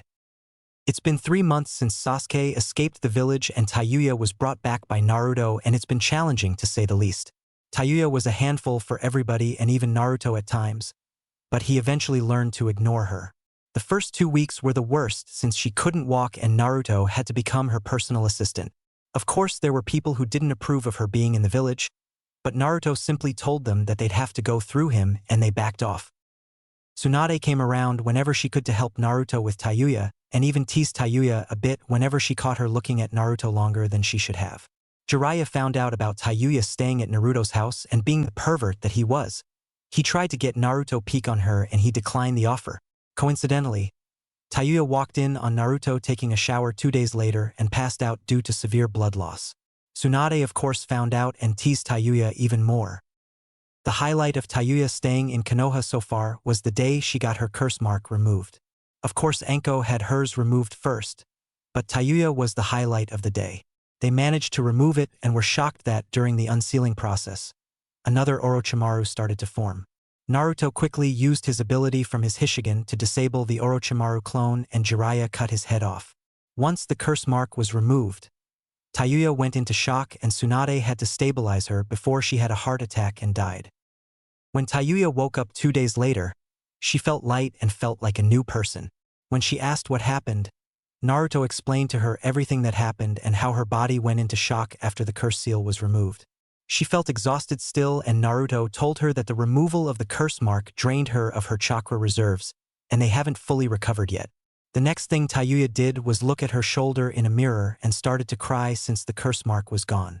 She gave Naruto a hug and kissed him on the cheek as she thanked him over and over again, but she stopped when she realized what she was doing and had a huge blush on her face. Once the others found out about Tayuya living with Naruto, their reactions were all different. Shikamaru was wary of her because she was an enemy. Kiba was automatically against her living there. Rock Lee, Tenten and Niji kept to themselves, especially Niji since he decided to give her a second chance since he's turned over a new leaf since his defeat during the Chūnin exams. Shino was his usual self. Hinata was worried that she'd never get to be with Naruto and silently fumed over Tayuya since she was very pretty and saw how Naruto smiled at Tayuya when they would talk to each other. Sakura and Ino, however, were a completely different story. Sakura was openly against it and tried to break into Naruto's apartment while he was on a mission. Tayuya was still weak from the curse seal removal, so she couldn't do much, but Naruto thought ahead and placed security seals around the apartment to protect her. She didn't tell him, but she was really thankful for that. Sakura tried on multiple occasions to get into his apartment, but each time was met with failure. Ino tried to use her clan's jutsu to manipulate Tayuya and have her thrown out of Konoha, but Tayuya was a strong-willed person and Ino always failed. Tayuya decided to report them to Tsunade since she was still on probation at the time, and they were both suspended for 6 months. The only problem Tayuya had was her feelings for Naruto that would grow every day. He cooked for her, cleaned for her, and until he was able to get a bed for her, he let her have his room while he slept on the couch. He brought out the nice side of her that she had buried deep inside of her long ago, and she would blush whenever he was too close to her. He even started to teach her how to cook since she didn't know how, and she was grateful since he was back on mission 2 weeks after she arrived. Over the past 3 months, Naruto trained with Jiraiya and Tsunade for different reasons. Jiraiya trained him for 2 weeks using the Nine Tails chakra, and Tsunade helped him with Kekei Genkai. Tsunade also assisted them in training with the Nine Tails chakra since she was able to subdue him when he lost control. The training was brutal on Naruto, who had to constantly draw on the Nine Tails chakra. At first things were going good until Naruto drew on too much of the Nine Tails chakra and grew 3 tails. He went on a rampage, but Tsunade and Jiraiya were able to easily handle him in order to subdue him. Jiraiya started to call that the Nine Tails cloak since Naruto would be covered in a cloak of Nine Tails chakra that would take the shape of a fox. After those 2 weeks were up, Tsunade began teaching him how to properly combine his water and wind chakra to control his ice Kekei Genkai. He knew some jutsu for his Kekei Genkai, but it wasn't much. He managed to learn the ice style, crystal wall jutsu, ice style, certain kill ice spears, ice style, glacial dome, and ice-breaking fist. When Tayuya was cleared to become a shinobi and cleared to start training again, Tayuya was given the rank of Special Genin since Tsunade couldn't just give her the Chūnin rank right off the bat. That meant Tayuya had to do the D-rank missions, but that quickly stopped when people tried to attack her for being around Naruto and she put them in a coma. After 5 incidents like that, Tsunade paired Tayuya up with Naruto and started to send her out on C-rank missions. Right now, Naruto and Tayuya were in the middle of one of their C-rank missions. It was another bandit camp elimination that went around terrorizing small towns in the Land of Fire. These weren't regular bandits, as Naruto could tell they had some kind of ninja training. Naruto easily defeated all of his opponents, and now he was watching Tayuya struggle with the last one. He knew her weakness was close combat, but he didn't think it was this bad. He tried to get her to learn some taijutsu, but she simply refused. She was open to learning some genjutsu, of course, but Kurenai was always out on missions with her team, and she was the best genjutsu user in Konoha. She finally defeated the last bandit, and Naruto started clapping. "Nice job. It only took you 15 minutes to defeat him," Naruto said. "Shut the fuck up. Let's deal with the others," Tayuya said. "You weren't paying attention. They're already defeated," Naruto said and pointed at the bodies. "Are they dead?" Tayuya asked. "No. Most of them have bounties and I want to collect them," Naruto said. "Then where can we collect the money?" Tayuya said. "We?" Naruto asked. "Don't pull that shit with me. I helped," Tayuya said. "You took out one person and I handled the rest. I highly doubt that counts as helping," Naruto said. "I'm still a genin. I need all the money I can get," Tayuya said. "Here's the deal. I'll split the money with you, but you have to cook me some ramen when we get back home," Naruto said. "You're going to get fat from eating too much of that shit," Tayuya said. "Still doesn't stop you from eating it or watching me train," Naruto said. "I do not," Tayuya said. "I'm a censor, remember?" Naruto asked, and Tayuya blushed. "Shut up. Let's just go," Tayuya said. "Stupid blonde pretty boy," Tayuya thought. "Yo, Naruto," Gamakichi said as he appeared. "Gamakichi? What are you doing here?" Naruto asked. "Jiraiya said to come back to the village quickly. He says he has a mission," Gamakichi said. "All right," Naruto said, and Gamakichi left. "Back to the Leaf Village, I guess," Tayuya said and sighed. "What's with the sigh? I thought you'd be happy to go back home," Naruto said. "Don't worry about it. Let's just go," Tayuya said. "Hey, what's wrong?" Naruto asked. "Nothing. I'm just tired," Tayuya said. "All right," Naruto said. After Naruto finished sealing all of the bodies away into a stasis scroll, they immediately left back to the Leaf Village with Tayuya moving faster than Naruto. Naruto didn't understand why she was acting weird all of a sudden, but he decided to leave her alone for now since he didn't want to get yelled at. Tayuya was fuming inside. She was out of the village and spending time with Naruto with no one interrupting them. But as soon as Jiraiya mentions a mission, Naruto completely forgets what they had to do and decides to head back to Konoha. They traveled all the way back to Konoha in silence, and Naruto decided he would talk to Tsunade about Tayuya. Hokage office. Mission complete, Granny Tsunade. Naruto said. Did everything go smoothly? Tsunade asked. Yup, me and Tayuya easily handled them. Naruto said. That's good. Oh, and Jiraiya was looking for you. Tsunade said. I know. Gamakichi came and told me. Naruto said. Good. Tayuya, is everything all right? Tsunade asked. Yeah, I'm fine. I'm just tired. Tayuya said. All right, you're both dismissed. Tsunade said, and Tayuya left, but Naruto stayed behind. Granny Tsunade, can I ask you something? Naruto asked. Let me guess. It's about Tayuya. Tsunade said. How'd you know? Naruto asked. I just know. Now what is it? Tsunade asked.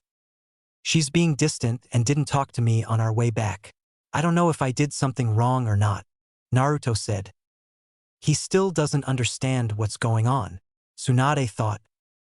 Well, what happened on the mission? Tsunade asked. The usual. We got there, of course, joking around, but still serious. Then we took out the bandits, and since some of them had bounties on their heads, we were going to cash in for the bounty. But Pervy Sage sent Gamakichi to tell me about our mission. I decided to come back here to get started on the mission. Naruto said. I'll be blunt. Tayuya was looking forward to spending more time with you. You're the person she's closest with in this village. Tsunade said. But we were just on a mission for 2 days. We already spent time together. Naruto said, and Tsunade sighed. Naruto, Tayuya likes you. Tsunade said. I like her too. She's a good friend. Naruto said. No, she likes you like a boyfriend. Tsunade said. Well, how was I supposed to know? She didn't tell me. Naruto said. Of course she didn't. Tayuya doesn't seem like the type to just spill her feelings towards you. Do you like her as well? Tsunade asked. I just said yeah. Naruto said. No, I mean as in a romantic type of way. Tsunade said. I don't know. Maybe. It's not like she's given me any clues or anything that pointed to her liking me. Naruto said. How about this? Take her out when you return from the mission with Jiraiya. If I'm not mistaken, there's going to be a festival about a day after you return. Take Tayuya out on a date and see how it goes. Tsunade said. I guess you're right, but there's a problem with that festival. Naruto said. What's that? Tsunade asked. The festival coming up is the Nine Tails Festival, and I never go to those. Naruto said. Damn it, that is right. Tsunade said. I guess I'll go this year for Tayuya and to see how I feel, but I can't make any promises that I won't fight anybody that attacks me. Naruto said. Just try to have a good time. Tsunade said. I'll try. Naruto said. You're gonna be 14, and I feel like I barely spent any time with you outside of training. Tsunade said. Don't worry. When I get back from my trip with Pervy Sage, we can spend time together. Have a mother and son kind of day. Naruto said. Mother? Tsunade asked. I mean, you do treat me like a son, and you are my godmother. Since we've officially met, you've shown me the love and care an actual mother would. I know I call you Granny Tsunade, but I think of you as my mom. Naruto said, and Tsunade smiled before giving him a hug. I'll make sure to clear a day for when you get back. Tsunade said, and they broke the hug. There's just one thing bothering me. Naruto said. What is it? Tsunade asked. I'll be leaving in a month or 2 with Pervy Sage for my training trip. Does it make sense to start a relationship when I'm about to leave in 2 months? Naruto asked. You have a point. Just spend time with her to see how it goes. After that, before you leave, see where you two stand. Does she know you're leaving? Tsunade asked. No. Me and Pervy Sage figured it was best that only you and the elders know. Well, not Danzo, but the other two. Naruto said and sat down on the couch in her office. You know if she sees you leaving she'll ask to come with you or try to kill you, right? Tsunade asked. I know. Was it this bad when you fell for Pervy Sage? Naruto asked. No. Actually the roles were reversed on our end. Jiraiya always loved me, but I was never sure or I would deny it. I didn't accept my feelings for him until I was gone from the village and didn't see him. You have a chance at love and if I were you, I'd take it before it's too late. Tsunade said. We'll see what happens. I'll see you later. It's time for me to meet Pervy Sage. Do you know what rank this mission is? Naruto asked. You have to ask him. Tsunade said. All right, Naruto said and vanished. Hot springs. Pervy Sage, you should really find a better hobby, Naruto said, as he arrived at the hot springs. Why? This is the greatest hobby ever, Jiraiya said and started to giggle. Whatever. Gamakichi told me you had a mission for us, Naruto said. It's not really a mission for me, but it is for you. You remember Koyuki Kazahana, right? Jiraiya asked. Yeah. I had a mission 2 months ago to protect her and wound up killing her uncle after he tried to take over the land of snow. She even took a picture with me and gave me a kiss on the cheek, Naruto said. Good. I've been trying to get her to be the lead actress in my book that was picked up for a movie and she agreed to sign the contract, but on one condition, Jiraiya said. I'm sure it involves me, Naruto said. It does. While we're filming she wants you to be her bodyguard. There's been another assassination attempt on her life and she thinks it's somebody who worked for her uncle. They use that same chakra armor and her guards don't stand a chance against it. If you find the person who's doing it, then take them out. This is an S-rank mission, Jiraiya said. So when do we leave? Naruto asked. She's sending an aircraft to meet us near the Valley of End. We should leave now and we'd get there by the time the aircraft arrives, Jiraiya said. How long will we be gone? Naruto asked. About a month and a half. Since our trip was delayed due to Tsunade wanting to give you some field experience, we'll be leaving the day after your birthday, Jiraiya said. It's still for 2.5 years, right? Naruto asked. Yeah, maybe with us delaying our departure, the Akatsuki will delay their plans as well. Now let's get going. The airship will be here soon, Jiraiya said and they vanished. Land of Snow. After going to the Valley of End and getting on the airship, Naruto and Jiraiya finally made it to the Land of Snow. Koyuki wasn't with them since she was stuck in a meeting, but she personally invited them to her home. Naruto looked around a bit and noticed everyone was happier now since Dato was dead and Koyuki took over. They were being personally escorted to Koyuki even though they didn't need it. Another thing that Naruto and Jiraiya learned was that Naruto had a huge following over in the Land of Snow. In other words, Naruto has fangirls and they nearly got to him a few times. Now, he had to walk around with a henge on so nobody would see him. He saw Jiraiya was for once being serious, but he knew it was only a matter of time before he did something perverted and he hoped it didn't involve Koyuki. We're here. Lady Koyuki is just beyond these doors, a guard said and they entered the room. Naruto, it's so good to see you again, Koyuki said and she gave him a huge hug, squishing his head between her breasts. Lucky brat, Jiraiya thought. It's good to see you as well, Koyuki. Oh, and this is Jiraiya, but I like to call him Pervy Sage, Naruto said and Jiraiya punched him on the head. Stop calling me that, Jiraiya said and Koyuki giggled. Nice to officially meet you, Lord Jiraiya, Koyuki said and bowed. Pleasure is all mine, Jiraiya said and had a certain look on his face. Hey, Pervy Sage, stop looking at her like she's a girl at the brothel house, Naruto said. Shut up, Jiraiya said. Stop being a perv and I will, Naruto said and this caused a glaring contest between the two. Still haven't changed, Naruto, although Lord Jiraiya, I must warn you that your antics are strictly forbidden in my country. I have no problem placing you under arrest and nullifying the treaty between our villages, Koyuki said and Jiraiya was nearly heartbroken. Almost 2 months with no peeking. How will I ever survive? Jiraiya thought. I can tell you right now that you were the first person he'd try to spy on, Naruto said. I know. That is why I will be staying in a secret location guarded by you, Naruto. Koyuki said. What about food? Naruto asked and Koyuki sighed. I have the best chefs, we have cooking you ramen as we speak. Now, shall we get on to business? Koyuki asked and Jiraiya spoke up. I'm excited and happy that you've accepted the contract. I honestly didn't think that you would. Jiraiya said. Well, this was the first role I was offered since I took over. Now, I have one thing I would like to change up, Koyuki said. What would that be? Jiraiya asked. I wish to use a stunt double for the sex scenes. Your movie has actual sex and I'm not comfortable being naked on camera or in front of people. Naruto's the exception since he's already seen me like that, Koyuki said, and Jiraiya was jealous of Naruto right now. We don't have enough time to find a stunt double. That and your looks are unique, Jiraiya said. That is all I want.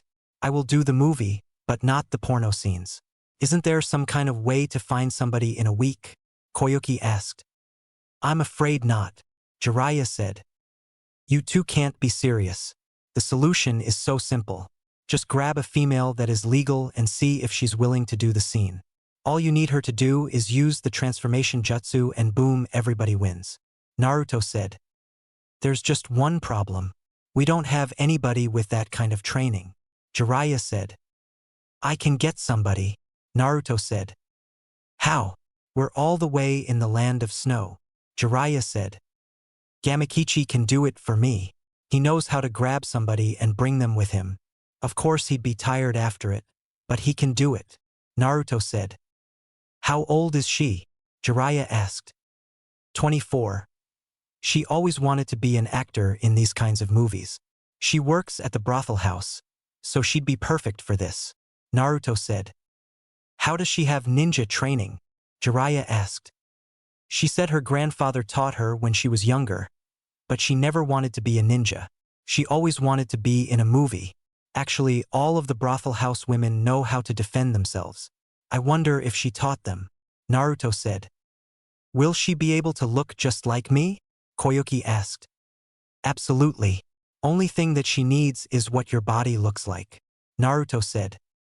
I'm sure she can just imagine that, Koyuki said. I guess, Naruto said and summoned Gamakichi. Yo, what's up? Gamakichi asked. Kichi, I need you to go back to Konoha and grab Sakusu from my apartment building. She lives in 202, Naruto said. Oh, doing that makes me tired, Gamakichi said. You can have this entire bag of sweets if you do it, Naruto said and unsealed a medium-sized bag. Then again, you are my favorite summoner. I'll be back, Gamakichi said and left. That's how you get him to do stuff for you? Jiraiya asked. Yup, it's even worse with Gamatatsu, Naruto said, and then a puff of smoke appeared. I'm back. Give me the treats, Gamakichi said. Well, that was faster than I expected. Must be because of the treats, Naruto thought and gave him the bag. See ya, Gamakichi said and left. Naruto, what am I doing here? Sakusu asked. Sakusu is a beautiful woman to everyone that has ever laid eyes on her. She has tan skin, long flowing black hair that stops at her waist and green eyes. Jiraiya, however, was drawn to her chest. Her breasts were nearly the size of Tsunade's and she had a nice figure to add to her beauty. They're 92 centimeters, pervy sage. Stop staring at her, Naruto said. You remembered, Sakusu said and gave Naruto a big hug. I had no choice. When you were sick I went to do your shopping. 92, 60 and 87 were your measurements. After I had the talk with Anko I put 2 and 2 together, Naruto said.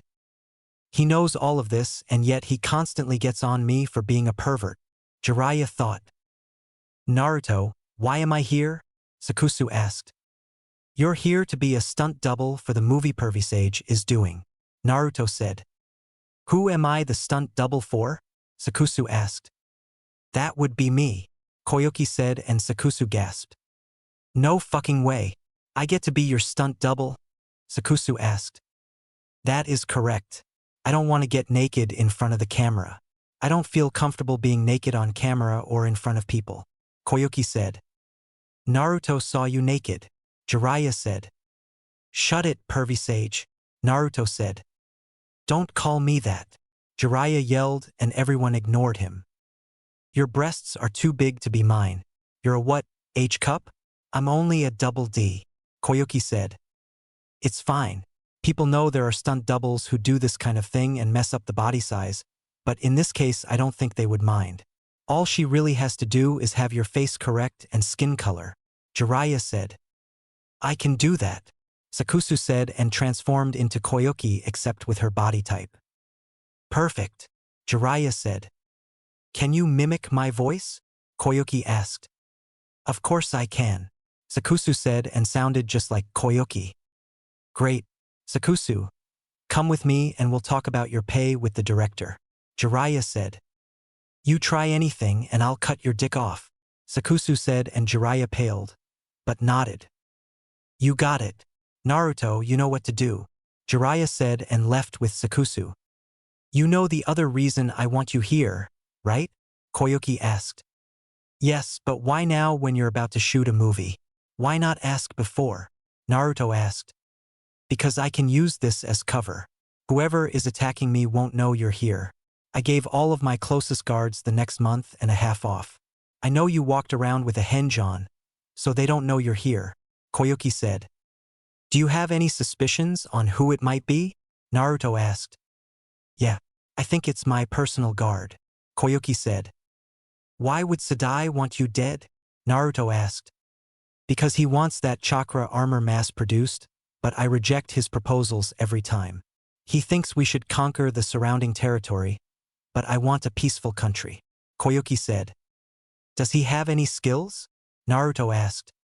He can fire-type jutsu, that's all I know. He thinks the chakra armor can make a ninjutsu specialist invincible, Koyuki said. Do you know if he has some? Naruto asked. I don't know. It's possible. I was in a meeting earlier and we were talking about ships coming in overnight delivering something, but nobody knew anything. I'm suspicious of Sadai since he's more distant towards me lately, Koyuki said. I see. After this, you should really consider getting a better assistant, Naruto said. I don't think I'll find another assistant like Sandeu. Sadai was good when he first started, but now it's like I'm handling everything on my own, Koyuki said. I know somebody that can help, Naruto said. Is this another brothel house girl? Koyuki asked. Yes and no, Naruto said. Explain please, Koyuki said. She works there, but as the receptionist. She organizes everything like appointments, personal visits, and even handles the money. It's the only job she could find to help provide for her, but I'm sure if a certain movie star and leader of a certain country needed an assistant, I'm sure she'd move here, Naruto said. How old is she? Koyuki asked. 21. Naruto said. The airship that will take you back. I want her on it. Send her a letter, Koyuki said. I will. Now, where are we headed? Naruto asked. Well, I want your help with something, Koyuki said. What would that be? Naruto asked. Teach me some of your fancy ninja moves, Koyuki said. I tried last time. What made you change your mind? Naruto asked. Last time you asked me was right after you killed my uncle and then we had Sandeu's funeral, Koyuki said. True. Now, what would you like to learn? Naruto asked. Everything, Koyuki said. Fine. Do you have access to your chakra yet? Naruto asked. Yeah, Koyuki said. Channel some chakra then. Use the tiger seal and gather as much chakra as you can, Naruto said and showed her the tiger hand sign. Okay, Koyuki said, and after a few tries she finally released some chakra. She must have been using chakra throughout her life without even realizing it. She has Chūnin level reserves. Now comes the fun part, chakra control training, Naruto thought. Alright, you can stop now, Naruto said. How was that? Koyuki asked. That's good. You have as much chakra as a Chūnin would. Now comes the part of you learning to control your chakra, Naruto said. What's first? Koyuki asked. Tree walking, but I'll have you do it on the walls. This involves channeling a fixed amount of chakra to the bottom of your feet and using that to climb the wall without your hands. Too little chakra and you'll. Too much chakra and you'll be pushed off the wall and fall. What I want you to do is try and get to the ceiling since this is a pretty big room. Naruto said. Sounds easy enough, Koyuki said. If you say so, Naruto said. How long should it take me to get this down? Koyuki asked. It really depends on your ability to control your chakra really. It took me a few days to learn this, but my chakra is difficult to control because I have so much of it. If you have a natural talent at controlling your chakra, I'd give you a few hours a day, Naruto said. Then let's get started, Koyuki said. 2 weeks later. Naruto and Koyuki were currently in a spar, which was something they've been doing during her free time. In the past 2 weeks, Koyuki has mastered tree walking and water walking. Naruto also taught her the shadow clone jutsu, and since Koyuki was able to make 5 shadow clones. While they would spar, Naruto would have her make 4 shadow clones and teach them some water ninjutsu since that was one of her chakra natures, with the other being lightning. Alright, that's enough for today, Naruto said, and Koyuki collapsed to the ground. Why are you training me so hard? Koyuki asked. Trust me, this isn't hard. Anyway, I only have a month left to help you train, and I want to get as much done as possible, Naruto said. At least my schedule for the movie isn't that bad, Koyuki said. That's true. Now, release your shadow clones and see if they finished those jutsu yet, Naruto said, and Koyuki nodded, then released her shadow clones. Finally, Koyuki said. Show me, Naruto said. Water style ripping torrent. Koyuki created a spiral of water in her hand and then fired it towards Naruto, who countered with his own ripping torrent. Water style, water shuriken. Koyuki created some shuriken from water and threw them at Naruto, who was wondering why she's using him for target practice. Water style, severing wave.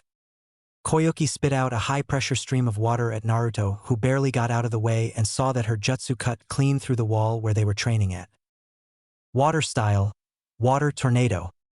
Koyuki created a vortex of water that was acting like a barrier, and when she was about to send it to Naruto, one look from him made her change her mind. Okay, you learned all 4 jutsus and used me as target practice. Next step is genjutsu, and we'll keep working on your taijutsu, Naruto said. I'm gonna hate this taijutsu training, Koyuki said. You'll be fine. I do have a question though, Naruto said. What's that? Koyuki asked. Why did you want me to train you? You could have just privately hired somebody. Why me? Naruto asked. Because you're the only person I trust with this kind of thing. I know Jiraiya is here, but I think he'd be a bit too hands-on with me. That, and I know you're strong, Koyuki said. I guess I can live with that, Naruto said. So, have you had any luck with Sadai? Koyuki asked. Yeah, it's definitely him. 2 days ago, I saw him signing for another arrival from a ship.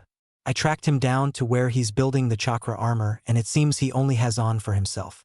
I couldn't destroy it because the core he has is a lot more powerful than the one your uncle used. I'd have to get him when he makes his move, Naruto said. When would that be? Koyuki asked. I'd say within the next few days.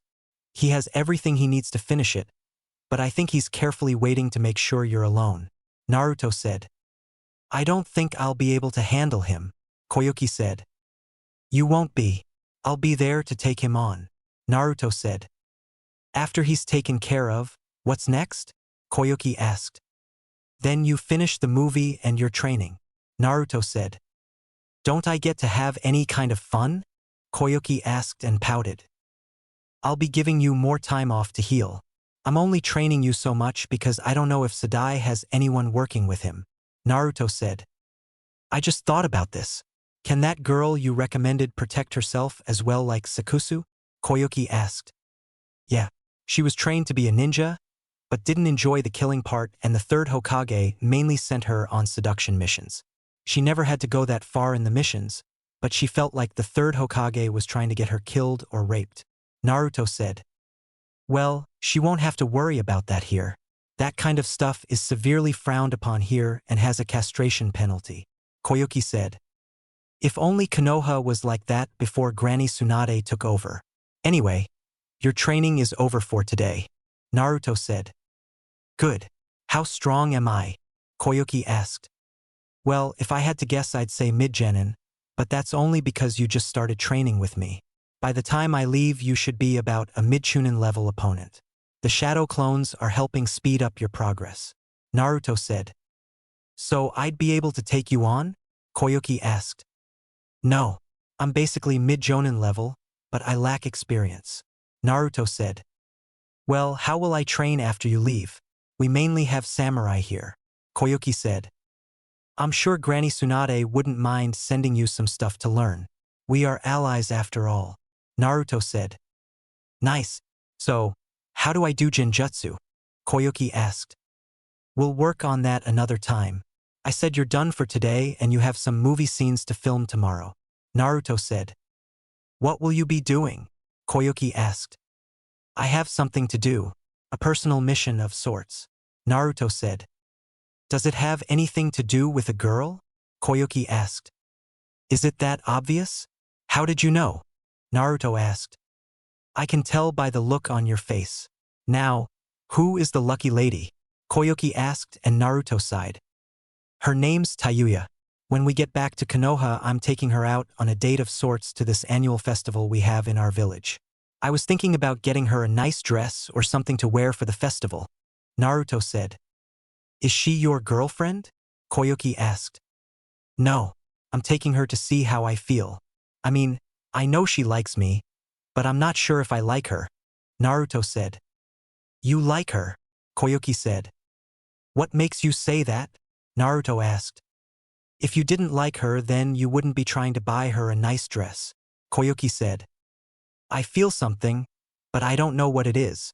Naruto said. Then act on that feeling. If she likes you, then I don't think she'd mind. Koyuki said. You don't know Tayuya like I do. If I do act on those feelings, there's a good chance that she'll kick me in the nuts or try to stab me. Naruto said. Just trust me. If she really likes you, then she won't mind. I am a girl after all. Koyuki said. Yeah, a girl who's never been on a date before. Naruto said. By choice. If you were older, I'd allow you to take me out. Koyuki said. Maybe in another world.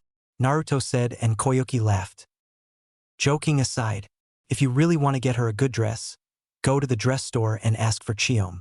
She makes all of my elegant dresses and if you tell her I sent you, I'm sure she'd help you out.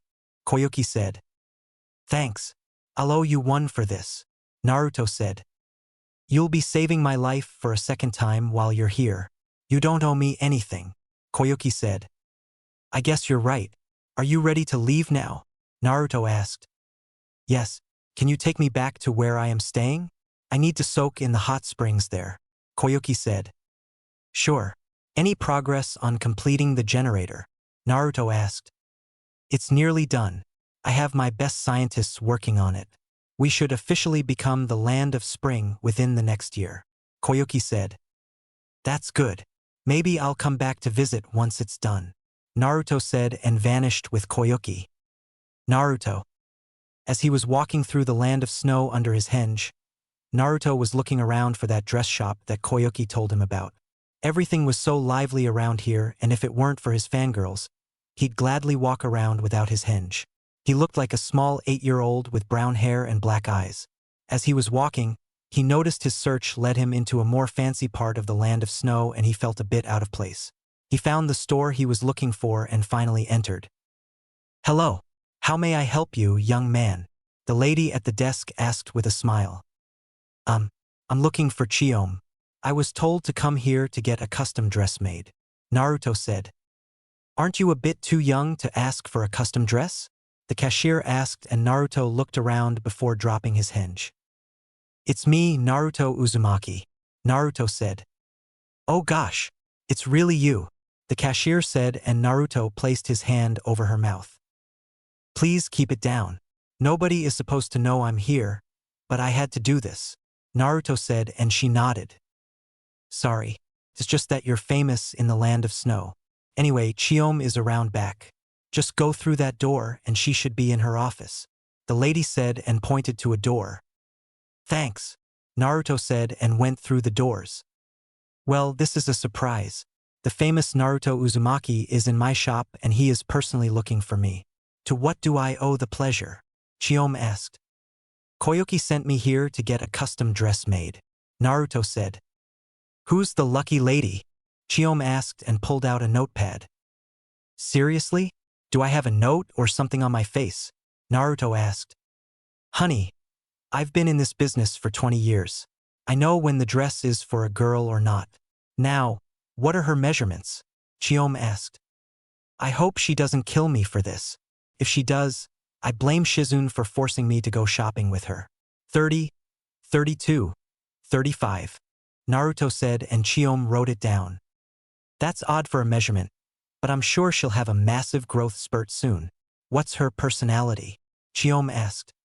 Well, she's usually quiet unless she's around somebody she knows. She's an overbearing, abrasive, blunt, foul-mouthed girl, which has somewhat rubbed off on me. She is caring and sweet, but that's only when we're around each other with no one else around. She does swear at me when we're alone, but she's just joking. Naruto said and Chiome wrote that down. Aha, what's she look like? Chiome asked. Fair skin, nice brown eyes, and she has long beautiful red hair. Naruto said. I see. I should have something prepared for you in 2 weeks. Chiome said. Thank you. Naruto said. You should tell her how you feel. Chiome said. It's really complicated on my end and not for any bad reasons. Naruto said. Whatever it is, I'm sure you'll make the right decision. Chiome said and Naruto left. Konoha. Nobody was safe in Konoha at the moment and Tayuya was the reason for it. It's been 2 weeks since Naruto left and she hasn't gotten word or anything from him. Add in the fact that she had to go on a lot of basic C-rank missions with Team 8 and she's basically a ticking time bomb right now. Kurenai was fine and she helped her with her genjutsu skills. It was Kiba and Hinata who were the problem. Kiba would purposely try to sabotage her on their missions while Kurenai was busy, and that resulted in Tayuya throwing kunai at him. Kiba told her that she's lucky Naruto is a nice guy and gave her a second chance. But he also said that he would kill her if she ever crossed the line and hurt him. Tayuya quickly shut him down when she told him that Naruto doesn't even consider any of them his friends. She also told Kiba that he could try to kill her, but she'd have him dead before he could even move, which was true since Kiba was horrible at breaking genjutsu and all of her genjutsu so far were sound-based, which was his weakness due to his hearing. Hinata, on the other hand, just kept staring at Tayuya and she swore she saw her glare at her once. The tension between the two of them was obvious and Hinata would purposely poke her chest out while walking past Tayuya to show off her figure. At first Tayuya was confused. When she talked to Kurenai about it, she learned about Hinata's crush on Naruto and even found out she stalked him around the village. Tayuya told Hinata when they were alone that it was only a matter of time before Naruto was hers, and that was the truth. The only thing is, Naruto didn't pick up on any signals she gave him indicating she liked him. She was currently in Tsunade's office since they just returned from another mission. Mission complete, Lady Tsunade. Kurenai said. Good. Any problems? Tsunade asked and looked at Tayuya, who was irritated. Why the fuck do you keep looking at me? I didn't do shit. It was these two fuckers as usual. Tayuya said. What did I tell you about swearing in my office? Tsunade asked and Tayuya sighed. Fine. I'm sorry. Big tits. Tayuya said and Tsunade pinched her nose. Kurenai and Team 8 dismissed. Tsunade said. Thank you. Team 8. Meet me at Training Ground 8 in 2 days for training. Tayuya. Feel free to join if you like. Kurenai said and then left with Team 8. Not gonna happen. Tayuya said. You should really try to get along with them. Tsunade said. I tried and it's not working. I'd rather die than be friends with them anyway. Tayuya said. You still can't cause problems on the missions. Tsunade said. I don't. I just want to get them done quickly with no problems. But the nut-licking mutt and shy stalker keep bothering me. Tayuya said. It's amazing how she can come up with so many insults and find a way for them to be funny, but true as well. Shizune thought. How about I send you on missions with Team 9? Tsunade asked. Do you want me to kill the 2 green beans? Tayuya asked. Fair point. What about Team 10? Tsunade asked. With the lazy crybaby, the chain smoker, Tubbs and the prissy blonde slut? I'd rather pass. Can't I just go on some missions by myself? I can handle it, Tayuya said. You sound like Naruto right now, Tsunade said, and Tayuya blushed a bit. It's the truth, Tayuya said. I know, but I can't send a genin on a C-rank mission by themselves, Tsunade said. Then promote me to Chūnin, Tayuya said. I can't. You know you have to take the Chūnin exams for your Chūnin promotion. That was part of the deal with the Shinobi Council, Tsunade said. Yeah, Tayuya said and waved her hand at Tsunade. Those are your only options, Tsunade said. Why can't I just do a C-rank mission with a Jonin or Umbu member watching me then? I don't need the entire team to come with me, Tayuya said. Who do you have in mind? Tsunade asked. Please don't say Anko, Shizun thought. Kurenai, Anko or Kat. I get along with them. I don't really know Hana that much and the other Jonin can choke on a kunai, Tayuya said. I'll talk to them about it, Tsunade said, and Tayuya nodded. Just out of curiosity, when does Naruto get back? Tayuya asked. Why? Do you miss him? Tsunade asked and smirked when Tayuya blushed. No. He's the only person my age in this village that I can tolerate, Tayuya said. I know when he gets back, but I can't tell you since it's an S-rank mission from what I understand, Tsunade said.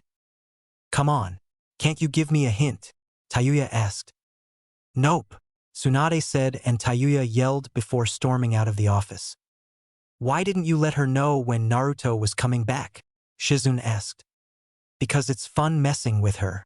I need to have some kind of fun on the job, Tsunade said. I guess you're right, Shizun said, and Kat appeared in the office. What is it, Kat? Tsunade asked. Tayuya has gone on a rampage again. Do I have permission to apprehend her? Kat asked. Let her blow off some steam. It's kind of my fault. Is there anything else? Tsunade asked. Yes, the council is waiting for you. There was an emergency meeting called about Naruto not being in the village, Kat said. Who called the meeting? Tsunade asked. Elder Danzo, Kat said. Of course he did. I'll be there shortly, Tsunade said, and Kat vanished. That's odd, Shizun said. I know. Why would Danzo call a meeting because Naruto isn't here? Tsunade asked.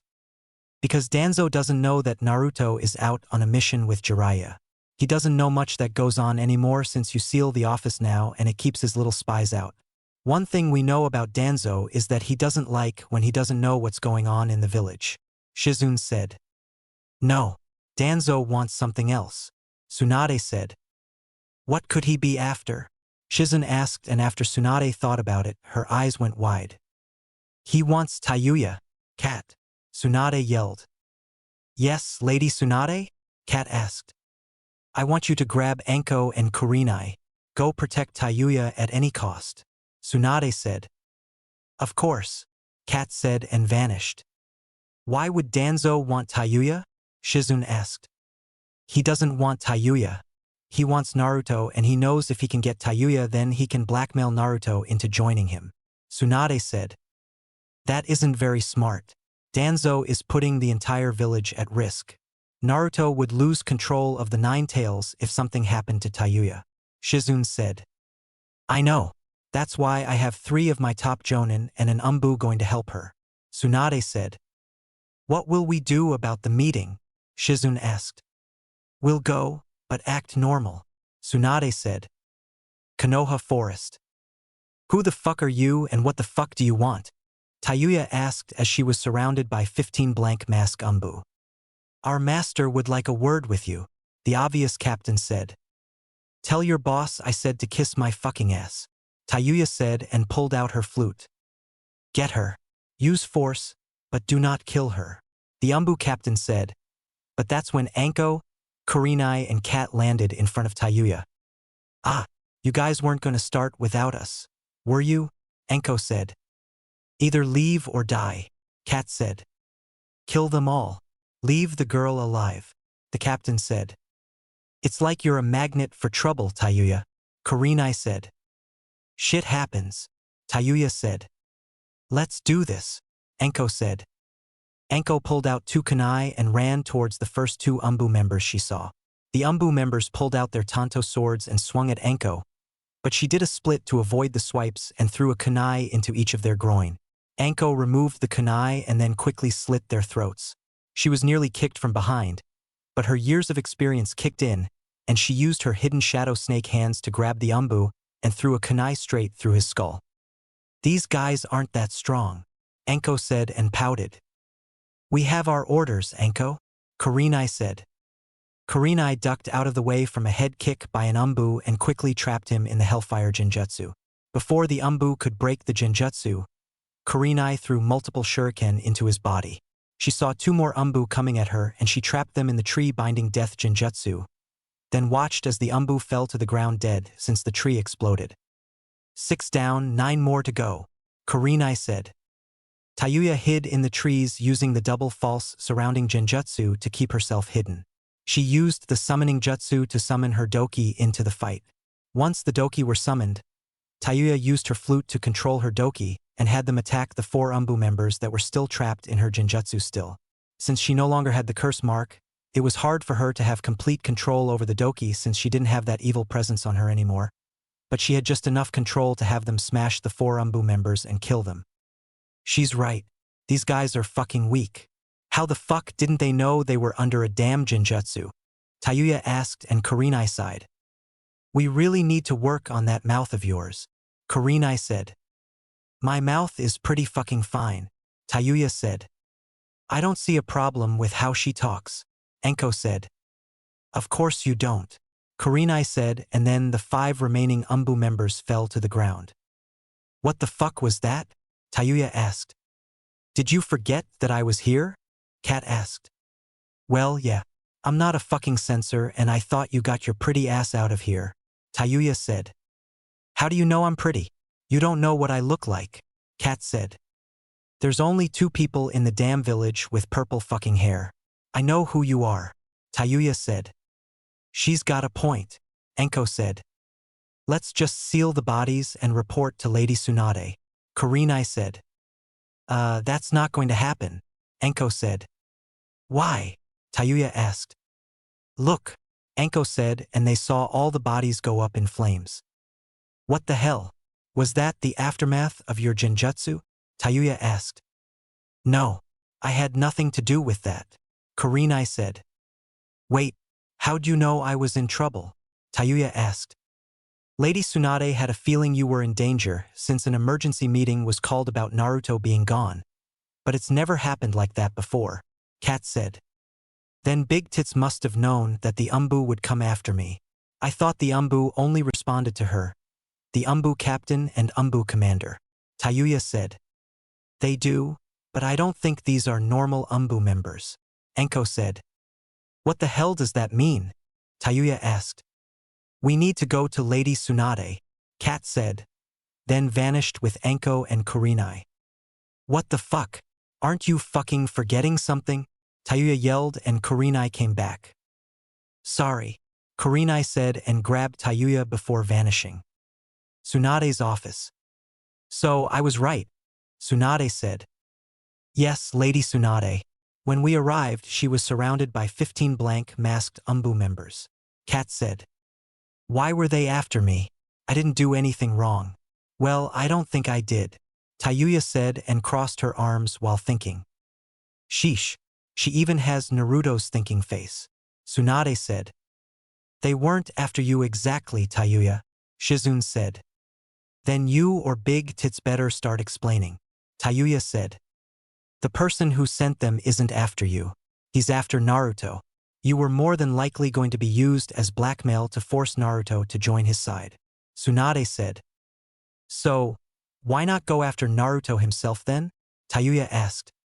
Because Naruto is the Nine-Tails Jinchuriki and the guy doesn't want Naruto to release the Nine-Tails, but he made one miscalculation, Tsunade said. What's that? Enko asked. Tayuya, what do you think Naruto would do if he found out somebody in this village was holding you hostage? Tsunade asked. Come look for me, Tayuya said. That's right, but when he finds you, there's a chance that he can release more Ninetales chakra than he can currently handle and fully release the Ninetales. Either way, this village would be destroyed. Tsunade said. Damn. So, who's the guy that sent the Umbu after me? Tayuya asked. His name is Danzo Shimura and he's an elder on our council. Tsunade said. Bandage over his eye and missing an arm? Has an X on his chin. Tayuya asked. Yeah. How do you know him? Shizune asked. A few years ago I saw him talking with Orochimaru about something, but I didn't know what it was about since they were talking quietly. Tayuya said. It's something, but it's not much. Tsunade said. So, do you mind telling me why your Umbu attacked me when they're supposed to answer to only you, the Umbu captain and Umbu commander? Tayuya asked. These aren't my Umbu. Those Umbu belong to Root. It's an illegally ran division of Umbu Black Ops and Danzo is the leader. Tsunade said. Then if it's illegal, why not arrest him? Tayuya asked. Because he doesn't leave any trail. I've dealt with a few Root Umbu when I took over as Hokage and after they are defeated, they go up in flames. He's very careful and nobody knows the location of the base. Naruto is the best censor in the village and he couldn't even find them. He thinks wherever they're hidden is protected by seals. Tsunade said. Lady Tsunade, what do we do now? Kurenai asked. Yeah, I was looking forward to torturing them, but now I can't. Can I go after Danzo and bring him in for questioning? Anko asked and pulled out a kunai. No, for now we do nothing. His priorities right now are Naruto and taking the Hokage title from me, but that won't happen. Naruto is being trained by Jiraiya, so he's under careful watch basically all the time even when Jiraiya isn't in the village. As for me, well, let's just say that I'm even better than I was when I was younger. Tsunade said. Well, how old are you? Tayuya asked. Don't worry about it. Tsunade said. I bet Naruto knows. Tayuya said. He does. But he swore he won't tell anybody. Tsunade said. I can get it out of him, Tayuya said with confidence. I told him if he tells anybody my age, then I'll personally have the Ikarakas ban him from eating there ever again. Tsunade said. Damn it, Tayuya said. Will Danzo come after us now? Kurenai asked. No. He knows both of you are needed to keep Konoha safe since you're some of the top Chūnin and Cat is the Umbu captain. Tsunade said. What about me? I mean, if that's all he's sending after me, then I can handle them easily. Tayuya said. No. If he makes another move on you, then next time the Umbu he sends will be stronger. Shizune SSID. Then what do I do? Tayuya asked. You train obviously. He'll go in the shadows for now since he knows he failed and that gives us time to prepare. I don't know what you want to train in, but I'll give you 2 weeks, 3 weeks to make up your mind before I choose a training regime for you. Tsunade said. Fine. I'll look into some stuff. Tayuya said. Good. You're all dismissed. Tsunade said and they left the office. Lady Tsunade, perhaps it is best that you implement your medical program now with everything going on. The Akatsuki were one thing, but now Danzo has joined our list of oncoming problems. Shizune said. Yes, I know. I want a list of everyone you think would benefit the most from this course. Both of us will be leading this, but it will mainly be you since I have my Hokage duties to deal with as well. Tsunade said. Yes, my lady. Shizune said and left the office. As soon as Shizune left the office, Tsunade pulled out a bottle of sake and took a huge gulp. Things would be so much better once the current threats are dealt with and she can actually relax. She was looking out the window when a messenger toad came and delivered a letter to her from Naruto. He told her that he was training Koyuki and he needed her to send over some scrolls for her to learn from once he leaves.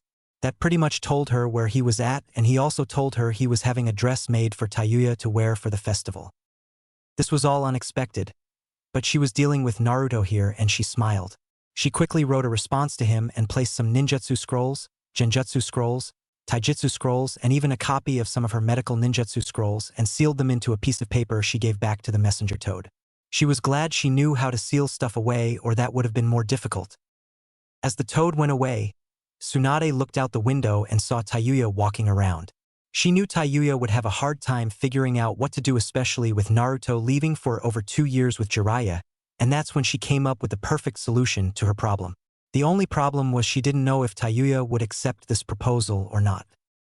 Naruto was currently on set in the shadows watching Koyuki do her scenes for the day, and he could tell she was frustrated. The person she was doing the scene with couldn't remember his lines, and they were in the 20th take for this one part. It's been a few days since they last trained, and Naruto was sure that Sadai would be attacking today. He had a run-in with him once while he was walking around the village under a different disguise, since he had to drop his henge to the cashier lady. He was disguised as a blue-haired little girl with green eyes. Flashback. Naruto was on his way to grab some food for Koyuki from her favorite restaurant, and that's when he saw Sadai walking around with a suspicious look on his face.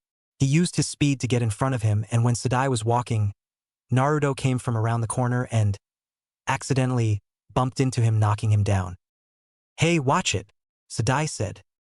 Sadai had neck-length black hair that he wore in an asymmetrical bowl-cut style, and he had green eyes.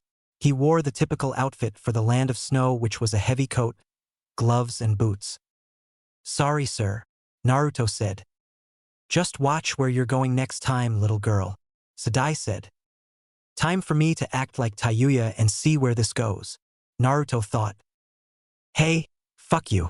You bumped into me, you son of a bitch," Naruto said, and Sadai was stunned that a little girl no older than 9 cursed at him. What did you say?" Sadai asked. "You fucking heard me. You limp dick ugly fuck. How about you watch where you're fucking going next time? I bet your nose touches the wall before your dick," Naruto said, and Sadai's jaw dropped. "You should watch your mouth.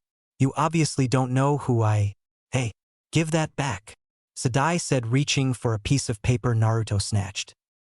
"What are you making? Oh, is this some kind of awesome device?" Naruto asked, and Sadai snatched the paper. "Yes, it's a project that I'm working on, and it will make the land of snow a much better place," Sadai said and walked away. So, his chakra armor has the same weakness at the core like the old version. However, his core is much more powerful, and if fight him near the town, it would wipe out a huge part of the town. I'll have to fight him a few miles from here where it's nothing except wide open space, Naruto thought. Flashback end. Naruto told Koyuki and Jiraiya about his run-in with Sadai and agreed that he should fight him away from everything. While Naruto would be fighting Sadai, Jiraiya would guard Koyuki along with Sakusu. Naruto dropped his disguise while he was on set since he was in the shadows. He kept multiple shadow clones around the set to cover every single entrance to the set. As he was watching, Naruto heard the director yell cut once again and told everyone to take a 5-minute break while they went over lines for the actor she was with. Koyuki walked over to the table for some water and to talk to Naruto since she knows where he is hidden. "Tough scene?" Naruto asked from the shadows. "No. The actor I'm with can't seem to remember his lines for some reason. He only needed 2 takes so far, but today it's like he doesn't even know he's in the movie," Koyuki said. "That's odd," Naruto said and activated his Hishigan. "Maybe I should ask to cancel shooting for today," Koyuki said. "You don't have to. He's under a genjutsu right now. Most likely Sadai trying to make his move," Naruto said. "Does that mean he's already in the building?" Koyuki asked, and Naruto's eyes went wide. "Yeah, one of my shadow clones just popped. Go near Jiraiya and don't leave his side," Naruto said. "Okay," Koyuki said and ran towards Jiraiya. "Koyuki, what's wrong?" Jiraiya asked. "He's here," Koyuki said, and Jiraiya grew serious. "Where?" Jiraiya asked. "Well, hello there, Princess Koyuki," Sadai said as he came from the ceiling. "Sadai, why are you doing this?" Koyuki asked. "You aren't fit to run the land of snow. You're too weak-minded and kind-hearted. In this world, strength and power is the only thing that matters. Instead of being allies with the surrounding smaller countries, we should rule them. This chakra armor is the perfect way to do that. But you—" Sadai was cut off when he was kicked out of the building by Naruto. "I really didn't feel like hearing another evil speech. I hear enough from this movie," Naruto said and vanished. Naruto versus Sadai. Sadai landed on the ground, and when he looked up he was in the middle of nowhere basically. He jumped back when Naruto landed in front of him and destroyed the ground with a Rasengan. Once the smoke cleared and Sadai saw Naruto, he grew angry and scared at the same time. "You? What are you doing here?" Sadai asked.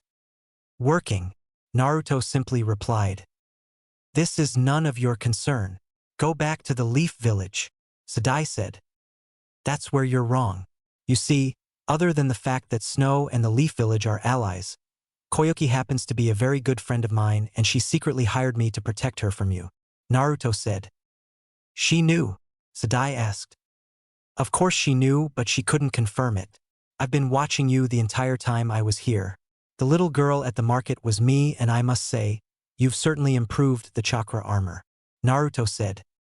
"Better materials and an even better core. I must thank Koyuki and her team of scientists since they provided me with the materials I needed," Sadai said. "You were stealing supplies she's using for the generator. All that because she rejected your proposal to use chakra armor to conquer the surrounding territories," Naruto said. "We have technology to rule this world, but she's too soft. Somebody new needs to take over and that somebody is me," Sadai said. "Since you're going to die here, I'll tell you a little something about the world you should know. There's a group that's around that even frightens the main 5 great villages. Something as simple as your technology wouldn't even come close to being enough to stop them if they succeed in their plans," Naruto said. "With me in charge and mass-producing chakra armor, we will be invincible," Sadai said. "Fire style, fireball jutsu." Sadai launched a huge fireball towards Naruto and he countered with a ripping torrent. Naruto tried to get close to Sadai, but he would launch jutsu after jutsu at Naruto, forcing him to keep his distance. Naruto decided to play along with this distance game and wait for the perfect opportunity to strike Sadai. Naruto used the Shuriken Shadow Clone and Kunai Shadow Clone jutsu on Sadai, but he was protected by the chakra armor since it created a shield around him. Water style, Tri-Water Dragon Jutsu.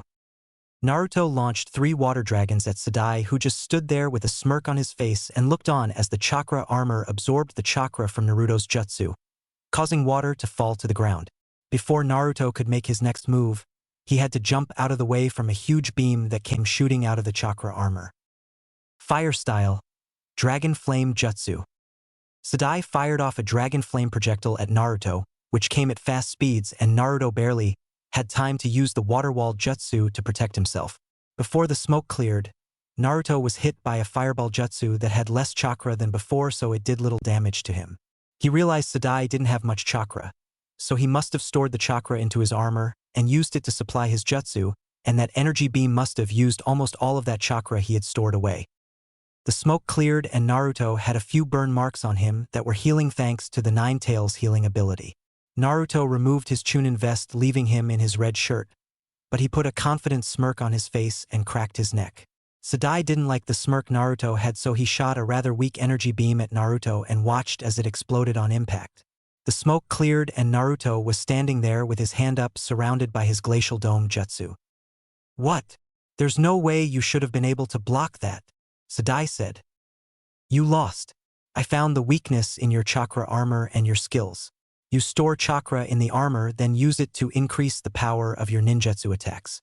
That large beam you shot at me used up nearly all the chakra you had stored away. Your actual reserves are small and your last 2 jutsu barely had any chakra in them. That last beam you shot was so slow that an academy student would have seen it coming," Naruto said. "I can still win," Sadai said. "No, you can't," Naruto said from behind him. Lunar Barrage. As soon as Sadai turned around, Naruto punched him in the gut and released a pulse of chakra from his fist to increase the power of the punch. Upon inflicting the punch, Naruto took advantage by following up with a fury of rapid, untraceable punches. Each punch was so fast that Sadai was unable to block, which left him open for another type of punch. This constant barrage of attacks weakened the chakra armor on Sadai, and Naruto saw the core was also taking damage. Naruto ended the combo with a very powerful punch to Sadai's stomach, inflicting a lot of damage and making him cough up a large amount of blood. Sadai was sent crashing into a large ice-covered boulder and fell to the ground. "And no, it's not over. If I'm going down, then I'm taking you with me," Sadai said and ripped the cover off of the power core to his chakra armor. Ice style, certain kill ice spears. Before Sadai could make his move, Naruto used his jutsu and ice spears rose from the ground then stabbed Sadai through his body. Sadai was dead instantly and his body just hung on the ice spears as his blood was rushing from his body. Naruto walked over to him and removed the core from the chakra armor since he figured Koyuki could use this for the generator. Naruto cancelled his jutsu then sealed the body away before using his water manipulation to wash away the blood just in case somebody came through the area. The Land of Snow had a good reputation ever since Koyuki took over and Naruto didn't want anything to ruin it. Well, now that that's over with, I can go back to the studio and report to Pervy Sage and Koyuki, Naruto said and vanished. Studio. Naruto returned to the studio and saw 20 people unconscious on the ground. Naruto looked around and saw Jiraiya kick somebody towards him and he knocked the person out with a Rasengan. Naruto saw Jiraiya looking at him with a raised eyebrow and he walked over to him. How'd it go? Jiraiya asked. He's done. I see you were busy, Naruto said. Not really actually. Koyuki took out a few of them. I wonder where she learned to fight, Jiraiya said and looked at Naruto who sheepishly smiled. Come on.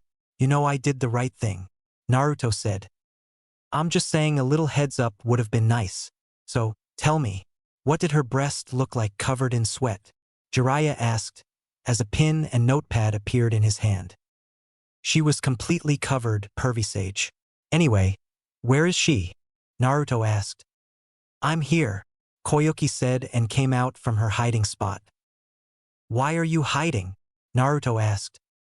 The ones Jiraiya took out were too strong for me and he told me to hide. Where's Sadai? Koyuki asked. In here, Naruto said and pulled out a scroll. Can you unseal the body so I can confirm his death? Koyuki asked and Naruto was nervous. Well, here's the thing. I don't know if you want to see this, Naruto said scratching his head. What did you do? Jiraiya asked. Well, I used my Ice Kekei Genkai, Naruto said. I'm ordering you to unseal the body, Koyuki said. Fine, Naruto said and unsealed Sadai's body.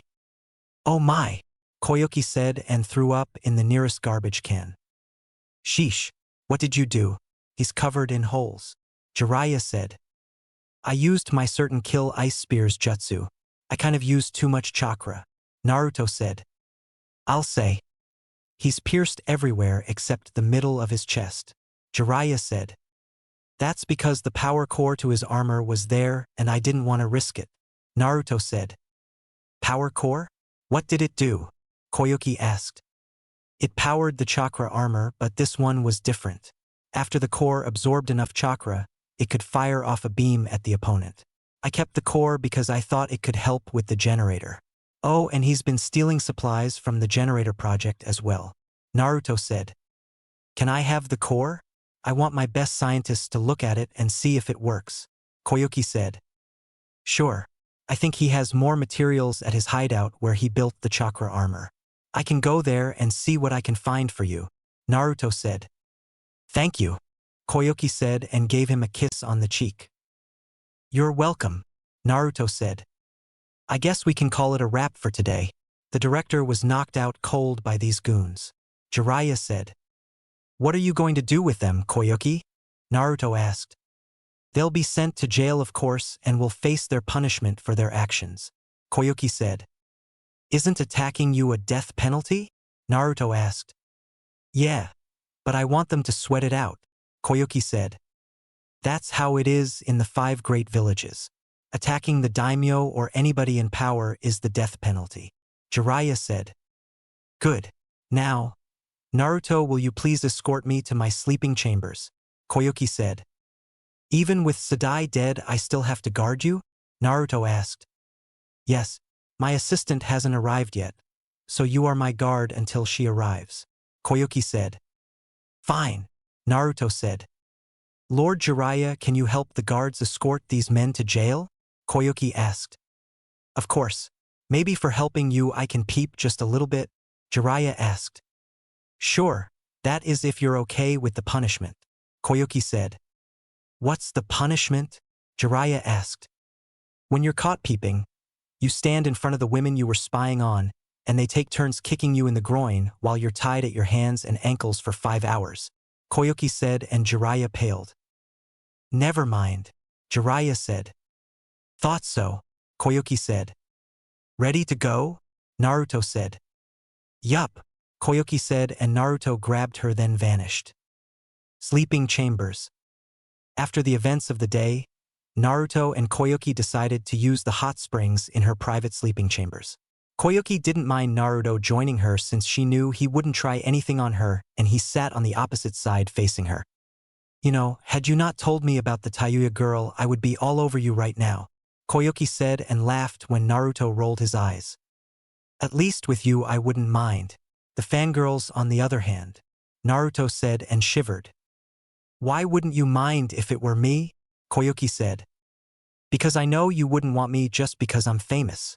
I know you're attracted to me sexually, but when I used my sensing ability on you, it wasn't lust that I felt from you, it was love, Naruto said. Why didn't you ever say anything?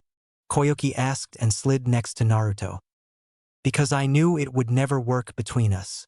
You being the leader of Snow and me being a ninja all the way in Konoha, you'd be in more danger since my enemies would come after you. That, and let's face it, we barely knew each other. Oh, and I kind of had this thing where my girlfriend must have red hair for some reason, Naruto said. So, if you weren't a ninja in Konoha, lived here and I had red hair, would you date me? Koyuki asked. Of course I would. You're nice, smart, beautiful, and you'd probably be the exception to the red hair thing, Naruto said. You do realize I'm older than you, right? Koyuki asked. You're only like 3 or 4 years older than me depending on how you look at it, Naruto said. What? I'm 24, Koyuki said. No, you're not. You told me after I saved you and you were drunk from the party how old you really were. I know you lied to get in the movies and you were lucky they didn't have sex scenes in them, Naruto said. I don't remember telling you that, Koyuki said. You were drunker than Granny Tsunade after she had 2 days off from the office, Naruto said. That's our little secret, Koyuki said. Of course, Naruto said, and his eyes went wide. What? Why do you look like that? Koyuki asked. I'm a fucking idiot, Naruto said. Huh? Why would you say that? Koyuki asked. Tayuya, I can sense feelings as well, and I never used it on her to see how she felt. Oh, I'm such an idiot, Naruto said. Well, that does make you an idiot. So, I'm guessing you know you like her, Koyuki asked. Yeah, I think I do. I didn't actually realize it until I left the dress shop, Naruto said. So, are you going to make her your girlfriend when you return to Konoha? Koyuki asked. I don't know. It's complicated, Naruto said. How so? Koyuki asked.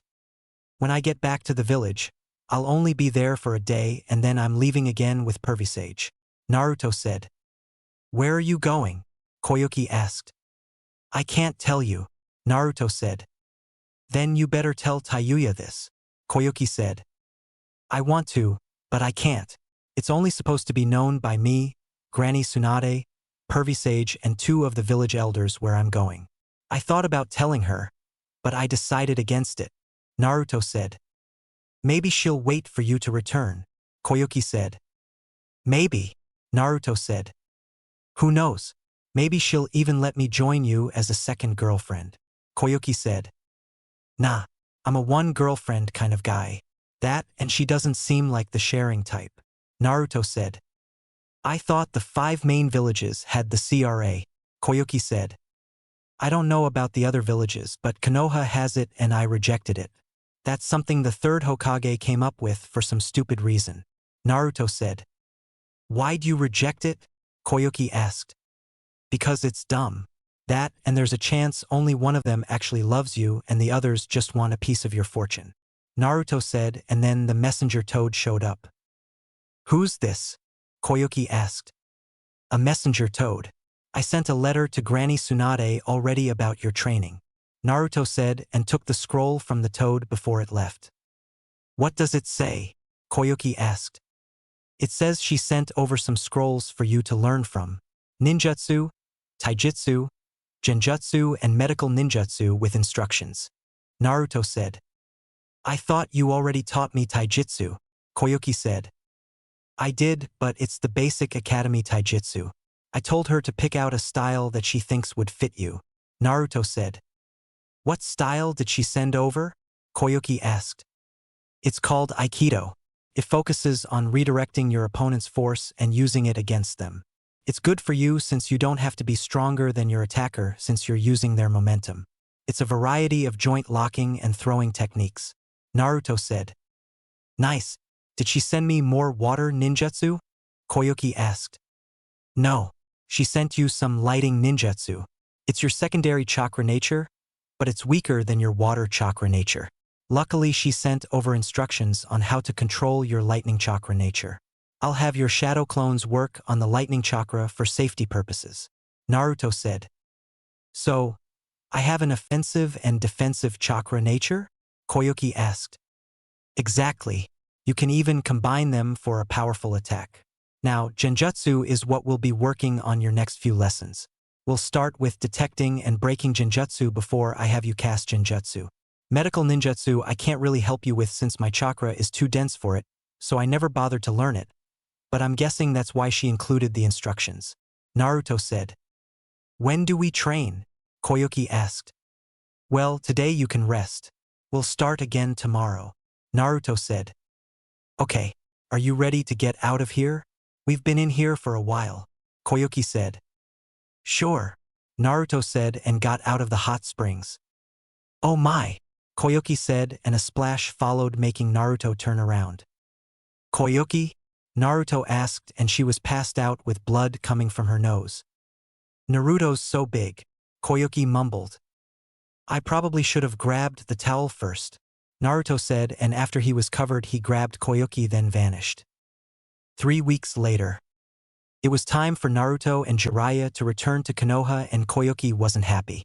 She was going to miss Naruto since he was basically her only friend at the moment.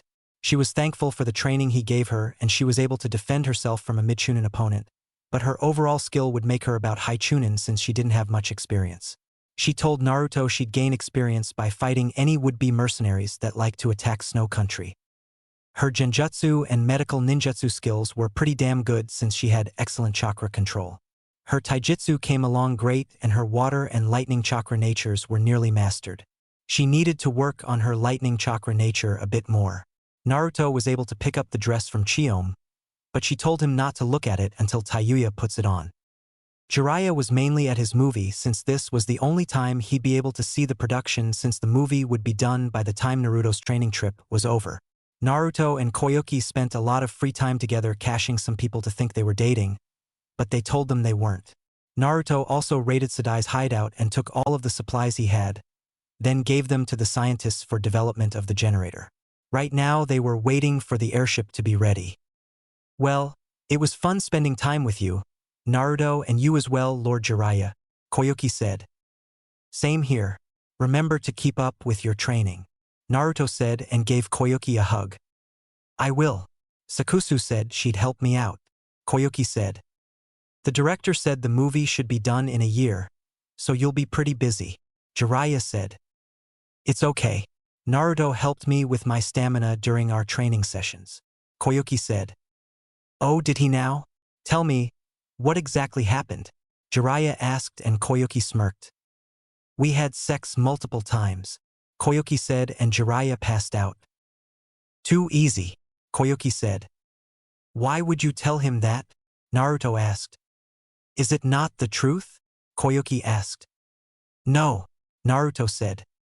So we never slept together? Koyuki asked. That was a one-time thing and you know it, Naruto said. I told you that you were the exception and I'm glad it happened. Plus, if you want to be technical, we did it about 4 times that one night, Koyuki said. I guess you're right. The time you're thinking of, though, was a genjutsu that made you see your deepest desire, Naruto said. Oh, well, it felt real, Koyuki said and shrugged. I'll tell him it was a genjutsu, Naruto said. Think he'll believe you? Koyuki asked. Yeah. He knows about my situation with Tayuya, Naruto said. If it doesn't work out between the two of you, my legs and country are always open for you. Koyuki said, and Naruto sighed, making her giggle. Why must you do that? Naruto asked. Your reactions are funny. Seriously, if you ever want a change of scenery, you're welcome to move here. Tayuya can come as well, Koyuki said and gave him a hug. We'll see what happens. If you're ever in the land of fire, come to Konoha and we'll hang out, Naruto said. Of course, Koyuki said and kissed him on the cheek. Come on, pervy sage, Naruto said and dragged him into the airship. Don't forget to have Akira get on the airship, Koyuki yelled. I won't, Naruto yelled back and the airship took off. Konoha. Where is everyone? Naruto asked. It's like a ghost town here, Jiraiya said. Naruto, is that you? Kotetsu asked. Yeah, Naruto said. Oh, thank the heavens, Izumo said. You've got to save us, Kotetsu said. Why? Naruto asked. It's Tayuya. She's been on a rampage for the past month and a half, Izumo said. Why didn't you just tell Tsunade? Jiraiya asked and they heard a crash in the distance. We did.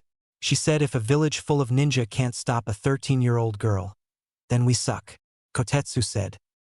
Did the Umbu try? Jiraiya asked. Yes. But she got her hands on Naruto's pranking kit, Kotetsu said and Jiraiya paled since he knew how dangerous that stuff was. You've got to stop her. The merchants for the festival aren't able to set up yet, Izumo said. I don't know what's in it for me, Naruto asked. We'll buy you a year's supply of ramen, Kotetsu said. Okay, Naruto said and walked away. Our savior has returned, Izumo and Kotetsu said in unison. Unbelievable. They're acting like Tsunade is on a rampage. This is nothing compared to what I've seen, Jiraiya thought. Tsunade's office. Hey, Granny Tsunade, Naruto said as he entered the room. He's never going to stop calling her that, Shizune thought. Naruto, how was your mission? Tsunade asked and gave him a hug. It was nice. Everything went smoothly and her attacker didn't even capture her this time, Naruto said.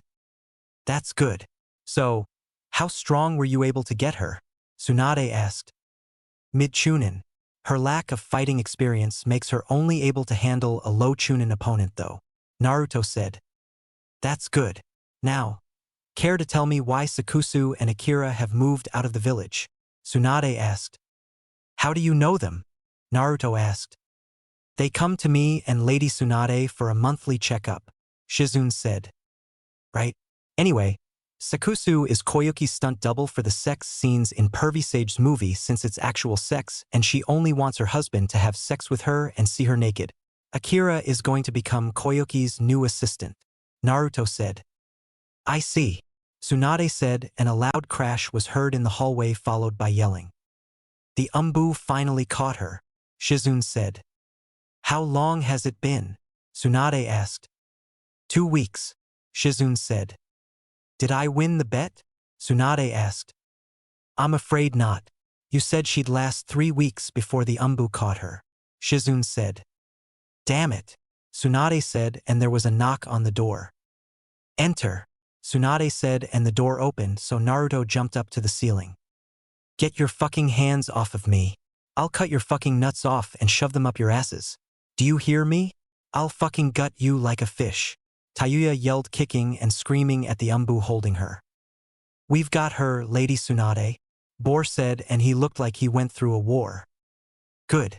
You and your squad are dismissed, Tsunade said and they vanished.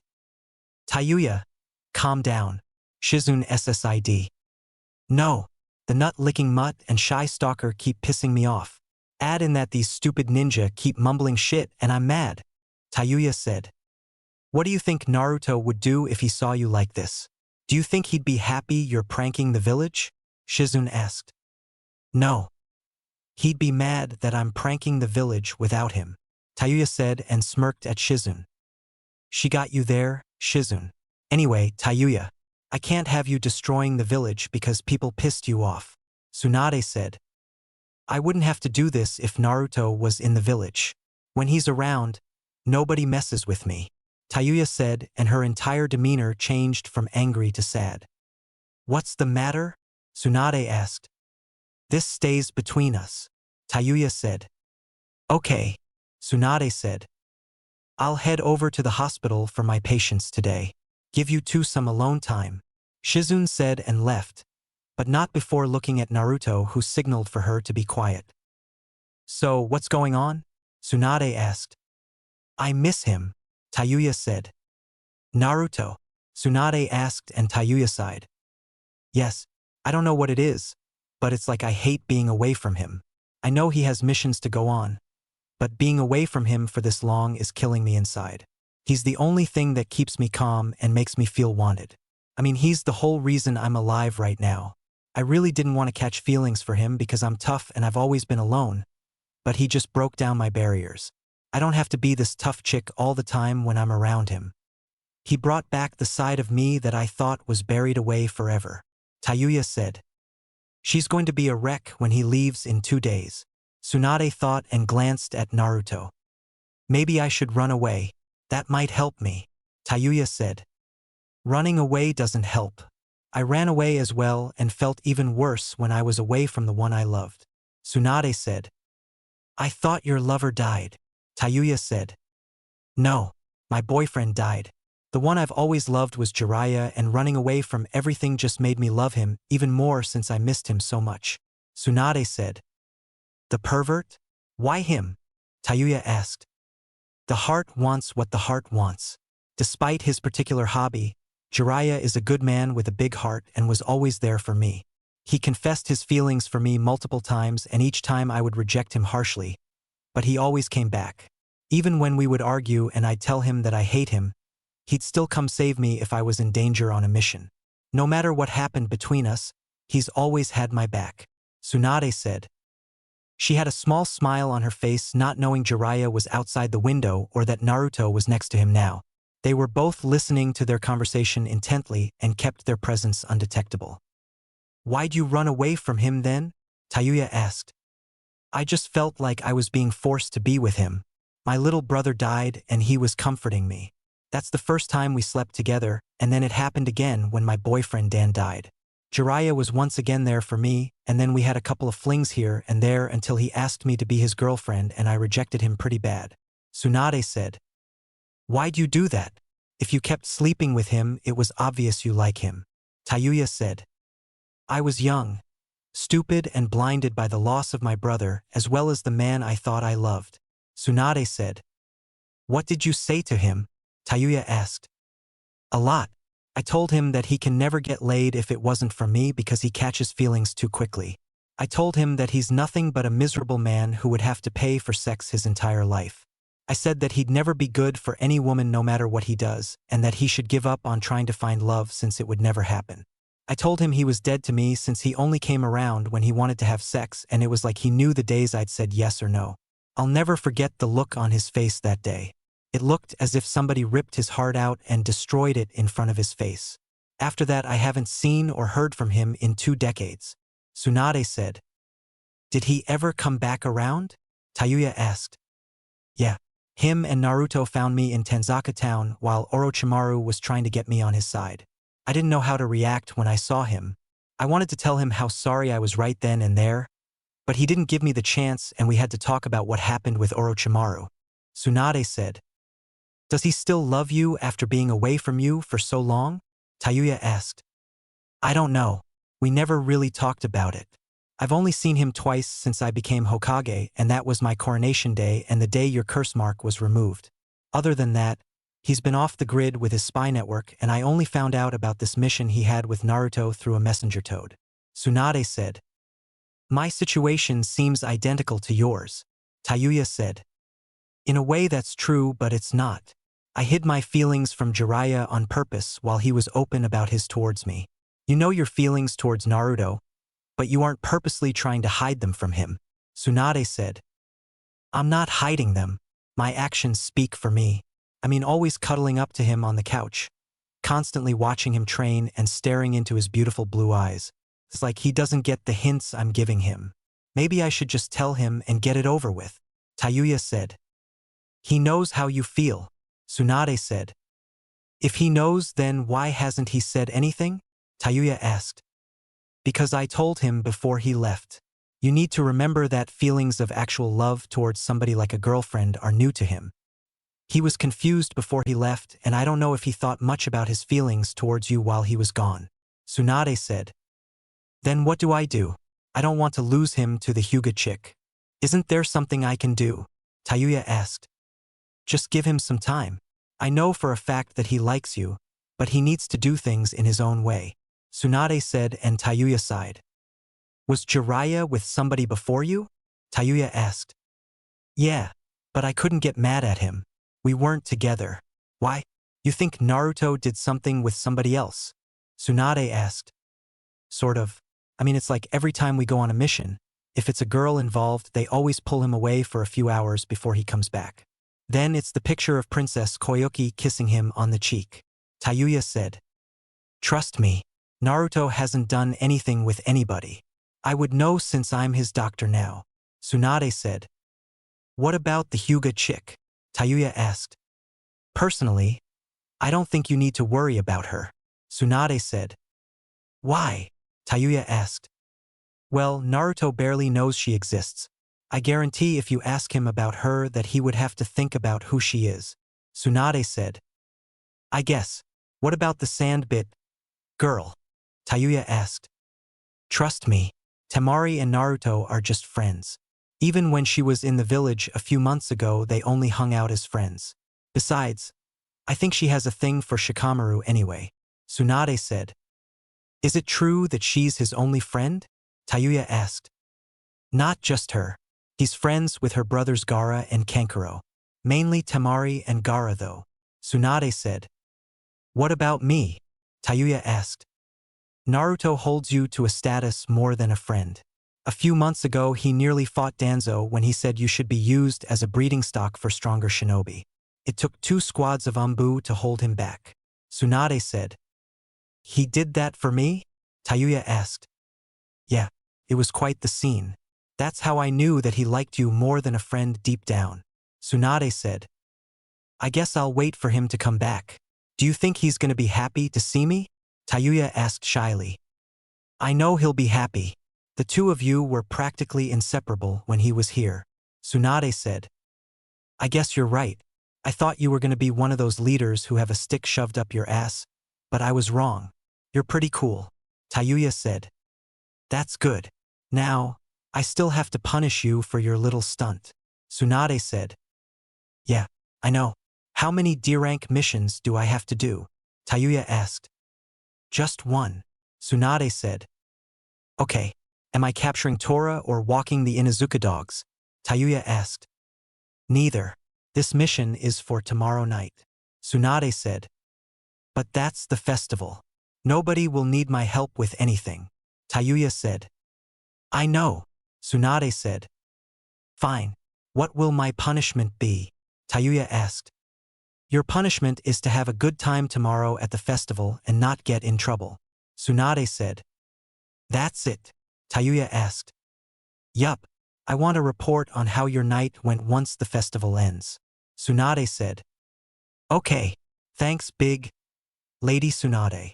Tayuya said and left. Okay. It's up to you now, Naruto. Tsunade said and looked up, but he wasn't there. Huh? I wonder where he went. Tsunade thought. Naruto. Naruto was walking around the Leaf Village and was thinking about the conversation he and Jiraiya overheard. He knew he had feelings for Tayuya after going back to the Land of Snow and talking to both Koyuki and Chiom. He sighed and figured he should get Tayuya a gift other than the dress. He walked to the jewelry store and walked in, signaling the bell. Hello there, young man. How may I help you? The lady at the desk said. I'm looking for a gift for my friend, Naruto said. Of course. Is this a girl you'd like to be your girlfriend? The lady asked. Yes, but it needs to be a gift for tomorrow and her birthday in February. I won't be here and I know she'll be mad if I don't at least get her a gift. Naruto said. I see. Well, I have a necklace here that you can get for her. It's a heart-shaped amethyst set with 3 diamond accents beautifully framed by round tanzanites. It's crafted with 10K white gold, and the pendant is further enhanced by a trio of tanzanites. The rope chain it comes with is 18 inches and fastens with a spring ring clasp. The lady said, "I'll take it, but can I replace the 18-inch rope chain with a 20-inch rope chain?" Naruto asked. "Certainly. Would you like anything else?" she asked. "No, I think this is everything," Naruto said. "Of course," the lady said. "How much?" Naruto asked. 3,000 yen, the lady said, and Naruto paid without hesitation. "I hope she likes it," Naruto said. "She will." "Oh, and Naruto," the lady said. "Yeah?" Naruto asked. "Happy birthday," she said and smiled at him. "Thank you," Naruto said and left the store. October 10th/9 Tails Festival. Tayuya was sitting in the apartment looking at all the people outside having fun, and she just sighed. If Tsunade wouldn't have ordered her to go to this festival, then she never would have gone. She knew today was Naruto's birthday and what happened to him every year. Speaking of Naruto, she couldn't find him at all yesterday and he didn't come home. She asked Tsunade where he was and she didn't even know where he was. She was brought out of her thoughts by the front door opening and closing. She slowly got up and pulled out a kunai before leaving her room. As soon as she was in the living room, she froze when she saw the person she missed the most smiling at her. "Hey there, Tayuya," Naruto said, and she ran at him, then gave him a hug. "Where you, fuckface? I was looking for you. Why didn't you bring your ass home yesterday?" Tayuya asked. "I had to make a stop and then I was with Pervy Sage the rest of the night," Naruto said. "What were you two doing?" Tayuya asked. "Just talking. Nothing unusual. What are you up to?" Naruto asked. "I've been ordered to enjoy myself at the festival," Tayuya said. "I see. Here, take this and put this on," Naruto said and tossed her a scroll. "Why?" Tayuya asked. "Well, you're going to be my date to the festival," Naruto said. "What?" Tayuya asked and blushed. "We're going to the festival together. Come on, we don't have much time before it ends," Naruto said. "Okay," Tayuya said and quickly ran off. "Finally, he's taking some initiative. Maybe I can get him to completely fall for me," Tayuya thought, and a huge blush spread across her face. 30 minutes later. Tayuya was finally ready to head out, and she had to admit that the dress she got from Naruto was nice. It a black A-line style kimono dress that stopped mid-thigh. It had a V-neckline that came with a wide panel trimming that crossed over to one side and was complemented with a wide obi belt. It also had oversized sleeves and the short skirt was a tailored hemline. She had on some black suede single band, ankle strap block heel sandals for her footwear that Shizun bought for her. She had her hair tied up in a high ponytail with strands at the sides of her face. "All right, you can do this. It's just one date," Tayuya thought. She took a deep breath and then exited her room slowly since she started to get nervous. Naruto heard her heels on the floor, and when he looked up, his jaw touched the ground at how beautiful she looked. Tayuya saw him and he didn't get all dressed up, but she wasn't expecting him to. She noticed him staring at her and she couldn't help the blush that came across her face. What the fuck are you staring at?" she asked. "You look absolutely beautiful," Naruto said and walked up to her. Thank you," Tayuya said. "Are you ready?" Naruto asked. She nodded. "Yeah," Tayuya said. "Festival. Wow, it's so beautiful," Tayuya said and her eyes sparkled. "It certainly is bright," Naruto said. "Come on," Tayuya said and dragged him to a goldfish scooping game. "Hello there. How can I help you?" the booth runner said. "Me and my date would like to play this game," Tayuya said. "That'll be 500 yen, the booth runner said. "Pay the man," Tayuya said, and when Naruto went to pay, the man glared at him. "Sorry, I meant 5,000 yen, the man said, and Naruto smirked. 5,000 yen? Here's 500 and the other 4,500 will be the amount of times my date shoves a rusty kunai up your ass if you keep it up," Naruto said. Did I say 5,000 yen? I meant that's how many goldfish are in the tank," the man said. "Now that's more like it," Tayuya said. Tayuya grabbed her ipoi and began playing the game with Naruto following shortly after. As the game progressed, it became a friendly competition between the two and the loser had to do anything the winner said. If there's one thing Tayuya should have learned during her time in Konoha, it should have been to never bet against Naruto Uzumaki. It was an unwritten rule in Konoha that even the people that hated him never went against. Tayuya wanted to see who could scoop up the most fish, and she lost horribly. She managed to scoop up 78 fish until the paper on her poi broke, and Naruto managed to scoop up 192 fish. Even though she lost, Tayuya was smiling the entire time. Naruto couldn't take his eyes off of her smile, and his heart would skip a beat whenever she looked at him. Once they were done, they returned the fish since they knew the fish would just die. So, where to next? Naruto asked, and Tayuya looked around. That one, Tayuya said, and dragged Naruto to the ring toss booth. How many tries do you each want? The lady asked. 10 tries each, Naruto said. Okay, that'll be 1,000 yen, she said, and Tayuya pulled out some money, but Naruto stopped her. I asked you out, remember? I'm paying for everything, Naruto said, and Tayuya smiled and kissed him on the cheek. Such a lovely young couple, the lady said as Naruto paid her. We're not a couple, Tayuya said. Sweetie, I've been around for a while. You two are a couple even if you don't know it, the lady said and handed them 20 rings. These aren't weighed properly, Tayuya said. Exactly. This is a ninja village, and if I used standard rings then I'd go out of business. This way nobody has an advantage, the lady said. Makes sense, Naruto said. They began the game with Naruto trying to get the all-you-can-eat for a day ticket from Ichiraka Ramen and Tayuya trying to win the shiny flute. The lady was right when she said nobody would have an advantage. Every time they threw a ring at the prize they wanted, it was so unbalanced that it would go off course or simply fall before hitting the target. Naruto would go on to spend 10,000 yen on this game, and only Tayuya won her flute. They walked away from the game and Tayuya said she needed to use the bathroom, but she went back to the game and won Naruto the ramen ticket. She would give it to him later. What's next? Naruto asked. We've been walking around for a while now. Can we grab some food and sit on the Hokage monument? Tayuya asked. Sure, Naruto said and grabbed her hand. As they were walking through the crowd, Naruto sensed 3 people following them and knew who 2 of them were. It was Ino and Sakura, but the third one was farther back and he didn't recognize the chakra. They went to multiple food stands and grabbed as much food as they possibly could. One thing they both had in common was that they could eat a lot of food.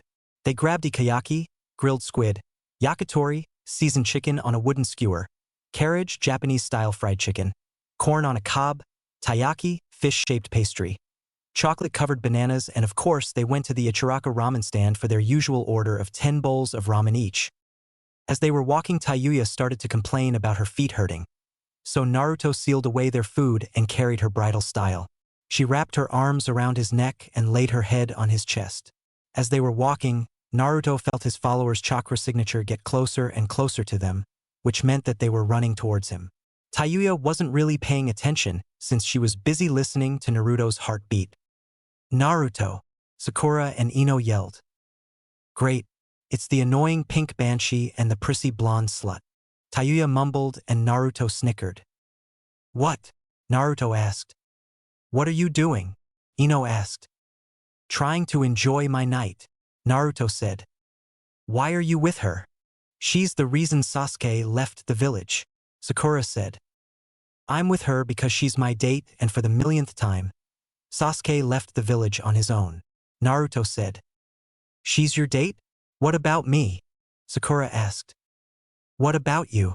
I don't like you and I never really did, Naruto said. Wait, I've never seen a dress like that before. Where's it from? Ino asked. None of your business. Can you 2 sluts leave us alone? We're on a date, Tayuya said and blushed. No, Sakura yelled. Will you just leave us alone? Naruto asked. No, this outsider doesn't belong here, Sakura said, and Tayuya just placed them under a genjutsu. There. Now let's go, Tayuya said, and Naruto vanished. Hokage Monument. I can't believe I've never been up here before. The village looks so beautiful, Tayuya said and put her head on Naruto's shoulder. I know. It's a good spot to hang out at if you ever need to clear your mind, Naruto said. I'm guessing this is where you spent most of your days before becoming a ninja, Tayuya said. Yeah. Sitting on top of the fourth Hokage's head always brought me peace for some reason, Naruto said, and Tayuya decided to switch topics. Tsunade told me you know about my feelings towards you, Tayuya said. I do, but I didn't find out until right before I left for that mission with Pervy Sage, Naruto said. How do you feel about me? Tayuya asked. I feel the same. I was thinking about it a lot during my mission, and whenever I would describe you to somebody, I would feel my heart beat faster and a smile would come onto my face, Naruto said. Tsunade told me about what you did for me against Danzo, Tayuya said. I know. Me and Pervy Sage were listening to the conversation outside the window, Naruto said. Why'd you go so far for me against someone like him? Tayuya asked. Because you meant a lot to me. You were my only friend in the village and I didn't want to lose you, Naruto said, and she smiled. So, what are we gonna do now? Tayuya asked. I don't know. It's complicated on my end, Naruto said. You like someone else, don't you? Tayuya asked. No. I'm leaving tomorrow with Pervy Sage, Naruto said. Oh, so you have another S-rank mission? That's not bad. That's about a month or two. I can live with that, I guess, Tayuya said. It's not really a mission.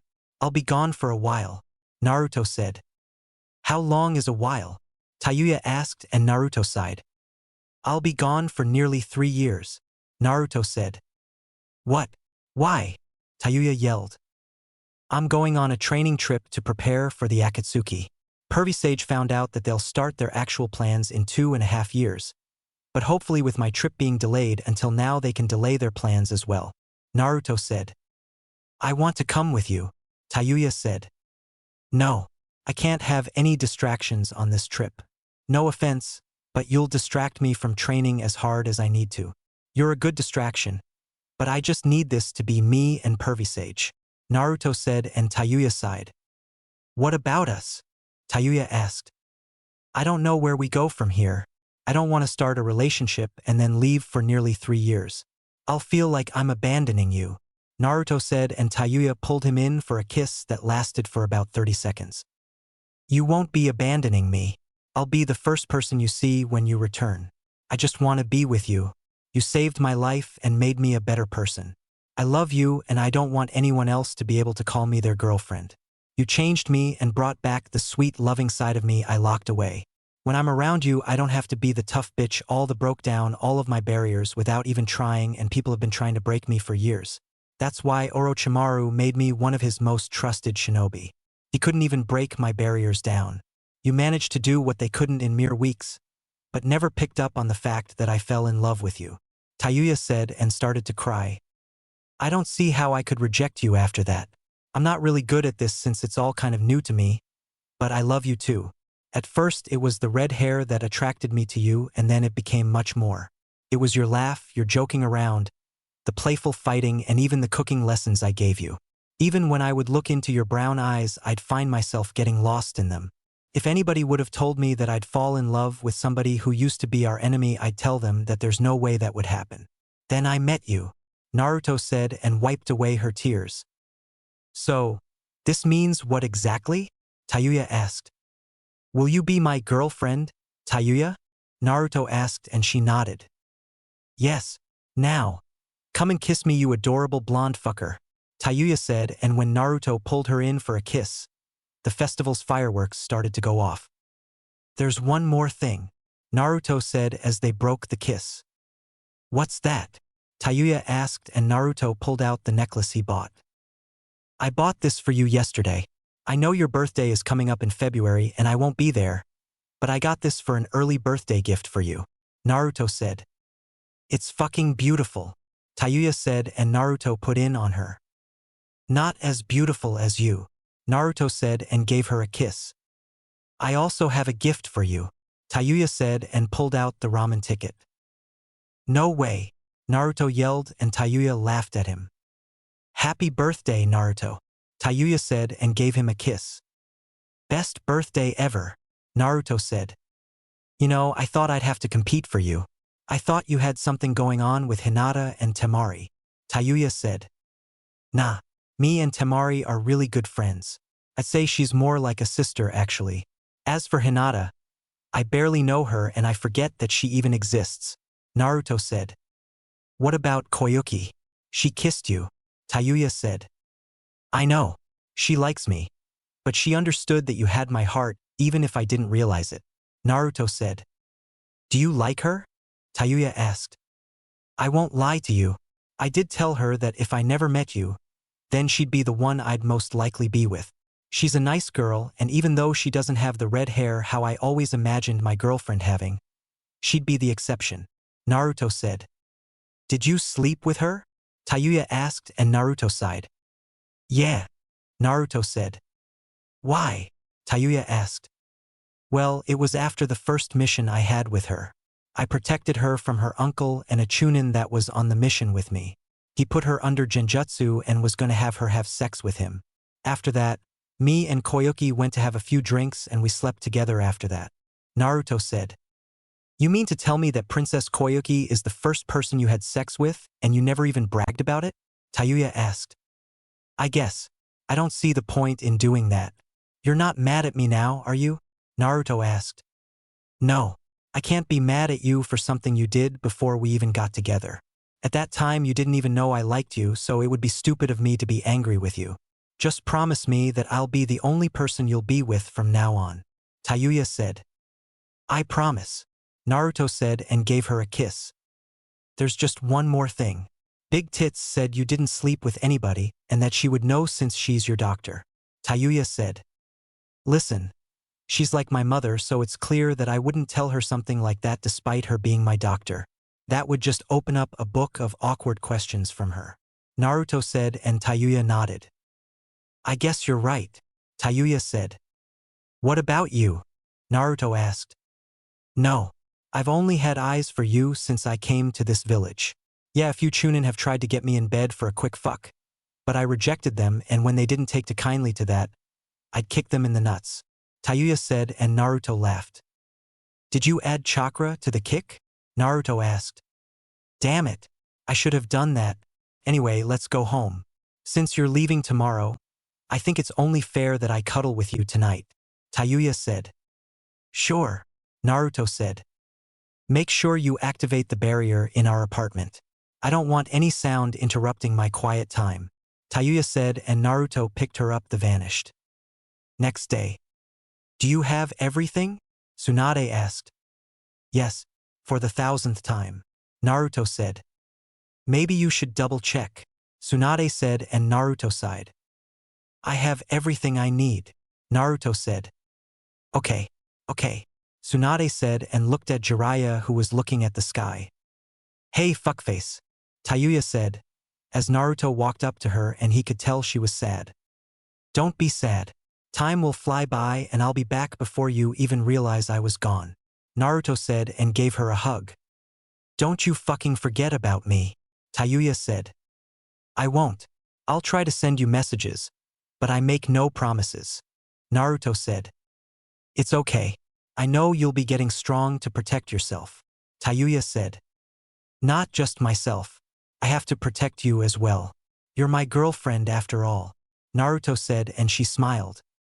That I am, but don't think you'll be the only one getting stronger, Tayuya said. I know you'll train hard.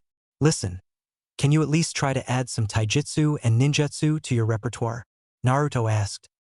I'll see what I can do, Tayuya said. I better get going. I don't want Pervy Sage to blow a gasket, Naruto said and Tayuya hugged him tighter. I'm going to miss you, Tayuya said. I'll miss you too, Naruto said and gave her a kiss. When you're gone, read some of those books. They'll come in handy for when you come back, Tayuya said and Naruto smirked. What makes you think I need to read them? Naruto asked. Did you? Tayuya asked. Nope. I had the talk with Anko and she taught me plenty of stuff. Plus, I did sleep with Koyuki, Naruto said and smacked her on her butt. That is true. You win this round. I'm going to make you put that one-time experience to use when you get back. Tayuya said. I never took you for the submissive type, Tayuya, Naruto said, and she blushed. Fuck you, Tayuya said and gave him a big kiss. Alright, lovebirds. That's enough. Naruto, we need to get a move on, Jiraiya said. Here I come, Naruto said. I love you, Tayuya said. I love you too, Naruto replied and gave her one last kiss. Take care of him while you're gone, Tsunade said and gave Jiraiya a hug. Don't worry, he's in good hands, Jiraiya said. I know. Maybe when you get back we can go out for some drinks, Tsunade said. I'll hold you to it, Jiraiya said, and they broke the hug. Come on, pervy sage, Naruto said and vanished. Stop calling me that, Jiraiya yelled and chased after him. Those two will never change, Tsunade said and then narrowed her eyes as her shirt felt different. What's wrong? Tayuya asked. My bra is missing. Jiraiya, I'm going to kick your ass, Tsunade yelled, and she knew he heard her. 106 centimeters. Jiraiya yelled back and Tsunade blushed while Tayuya started to laugh. Listen, Tayuya, over these next 2.5 years you'll be going through hard training. I'm offering to personally teach you. Do you accept it? Tsunade asked. Actually, I was going to ask if I can join that little medical ninjutsu program you have. It seems interesting, Tayuya said. Of course. Now, I'll teach you as much as I can, but I already know you're not going to be a medical ninja. I'll still train you, but you won't be my actual apprentice since the slugs will only accept those who will become healers since that is what they are mainly used for, Tsunade said. That's okay. When do we start? Tayuya asked. Tomorrow. Meet me in my office at 5 a.m., Tsunade said and walked away. Tayuya stood at the gate for a few more minutes before walking away and pulling out the necklace Naruto gave her. She would get stronger just like him and work harder than she ever has before.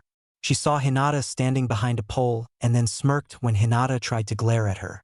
She kept walking, and when she got home, she grabbed one of his jackets and put it on since it was warm and had his scent on it. She let out a sigh and then looked at the picture of them Tsunade made them take. It was going to be a long 2 years for her. 2.5 years passed and Naruto was finally on his way back to Konoha. Jiraiya trained him all over the elemental nations except for IWA, and when Naruto questioned him as to why, Jiraiya simply told him that there's still bad blood between IWA and Konoha, so he didn't want to risk it. Through the spy network, Jiraiya learned that the Akatsuki had to delay their plans since Naruto basically went off the grid, and they had no way of finding out where he was located since Jiraiya was very good at covering their tracks. Add in Naruto's natural ability to hide his presence and both of their skills with barrier seals, they were practically dead.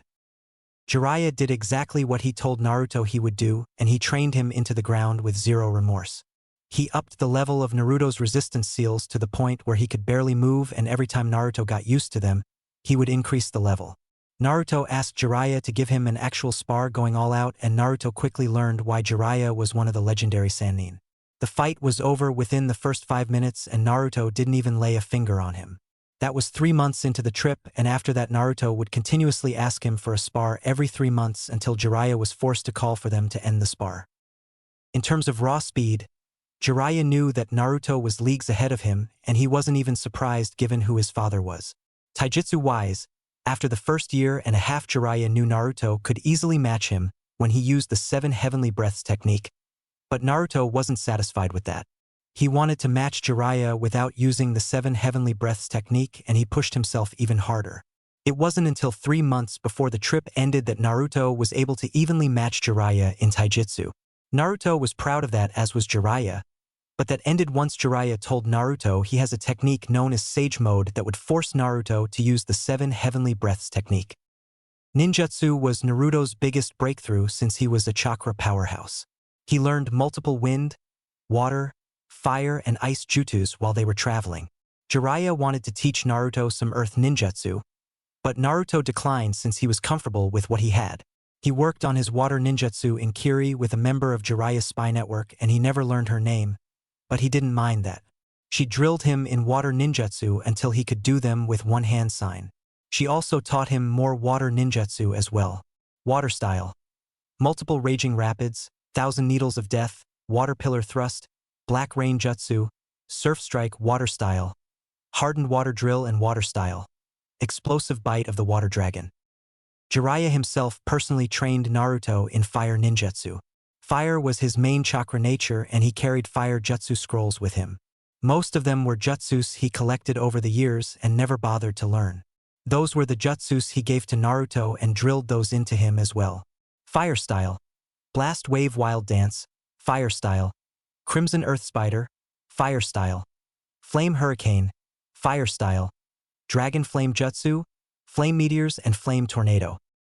As for his wind ninjutsu, that was kind of tricky. Jiraiya didn't want to have any contact with Konoha throughout this trip, and he needed some wind ninjutsu. Naruto asked him why he wasn't prepared and Jiraiya replied that he was busy. But Naruto knew what he was doing. Jiraiya was out spying on girls at the hot springs before they went to Snow Country, and that took up the time he was supposed to be grabbing what he would need for the trip. Jiraiya had a spy get in contact with Gaara and offered him a nice amount of money for some wind ninjutsu scrolls that Gaara accepted since he had a feeling it was for Naruto. Vacuum sword, violent whirlwind, wind style. Divine mountain wind, wind style. Pressure damage, wind style. Rotating shuriken, wind waves, sword of the wind count, shield of the wind count and wind style. Holy rotating wind blades were all the jutsus he learned, but the last one was his own creation. He was working on a side project, but he wouldn't tell Jiraiya what it was. He worked on his ice Kekii Genkai, and while he was in snow before he left, Koyuki gave him some scrolls on ice ninjutsu that her uncle had hidden away. Ice style. Earth chain ice, ice prison jutsu, ice style. Black dragon blizzard, frozen capturing field, ice breaking sledgehammer, ice style. One-horned white whale, ice style. Twin dragon blizzard, ice sword and ice shuriken were all the jutsus he learned thanks to Koyuki. Naruto also developed a lightning affinity while they were out training, and Naruto learned a few lighting jutsus while they were traveling lightning country. Naruto had to buy some lightning scrolls off of a traveling caravan. Lightning ball, lightning bolt, thunderclap arrow, electromagnetic murder, lightning whip, and he created an S-rank lightning jutsu called Raijin's Wrath that controls lighting in the air no matter the weather, and it sends bolts of lighting down to the ground. Genjutsu-wise, they spent a lot of time working on his chakra control, but no matter how much he worked on it, he was only able to cast A and S-rank genjutsu without his Hishigan activated. But he could do any kind of genjutsu with his eye, and he found that weird. His kenjutsu was beyond that of anybody in Konoha since he was personally trained by Mifune in Iron Country when they made a stop there. Iron Country was the perfect place for Naruto to practice his Ice Kekii Genkai since there was snow on the ground at the time he was there. His Fuinjutsu easily surpassed Jiraiya's skills. But with him being in Uzumaki, they already knew that was going to happen. Jiraiya knew he had training complete and was strong, but he still needed more field experience. For the last 3 months of the training trip, Jiraiya had Naruto go out and fight high-class rogue ninja to sharpen his skills in battle. Jiraiya had him go out in disguise and capture or kill a missing ninja. Since Naruto would use a different disguise every time, they were unable to put him in the bingo book and create a bounty for him. Jiraiya also got Naruto into the habit of meditating and remaining still. Jiraiya told him that when the toads decide to train him, this would come in handy, and Naruto didn't complain. Naruto also summoned Gamakichi to train with him. Since Gamakichi was his familiar, Naruto wanted them to be fully in sync with one another. They were nearly a perfect combo and would finish later since the toads wanted Gamakichi to focus on his toad training for now. Naruto also met the Nine Tails, and they are on speaking terms, but not close to being allies. Flashback. Alright, Naruto. It's been a 1.5 years into this trip and you've grown quite a bit. I want you to do something for me, Jiraiya said. What's that? Naruto asked. I want you to get in contact with the Nine Tails, Jiraiya said. Why? I thought we were going to wait a bit longer for that, Naruto said.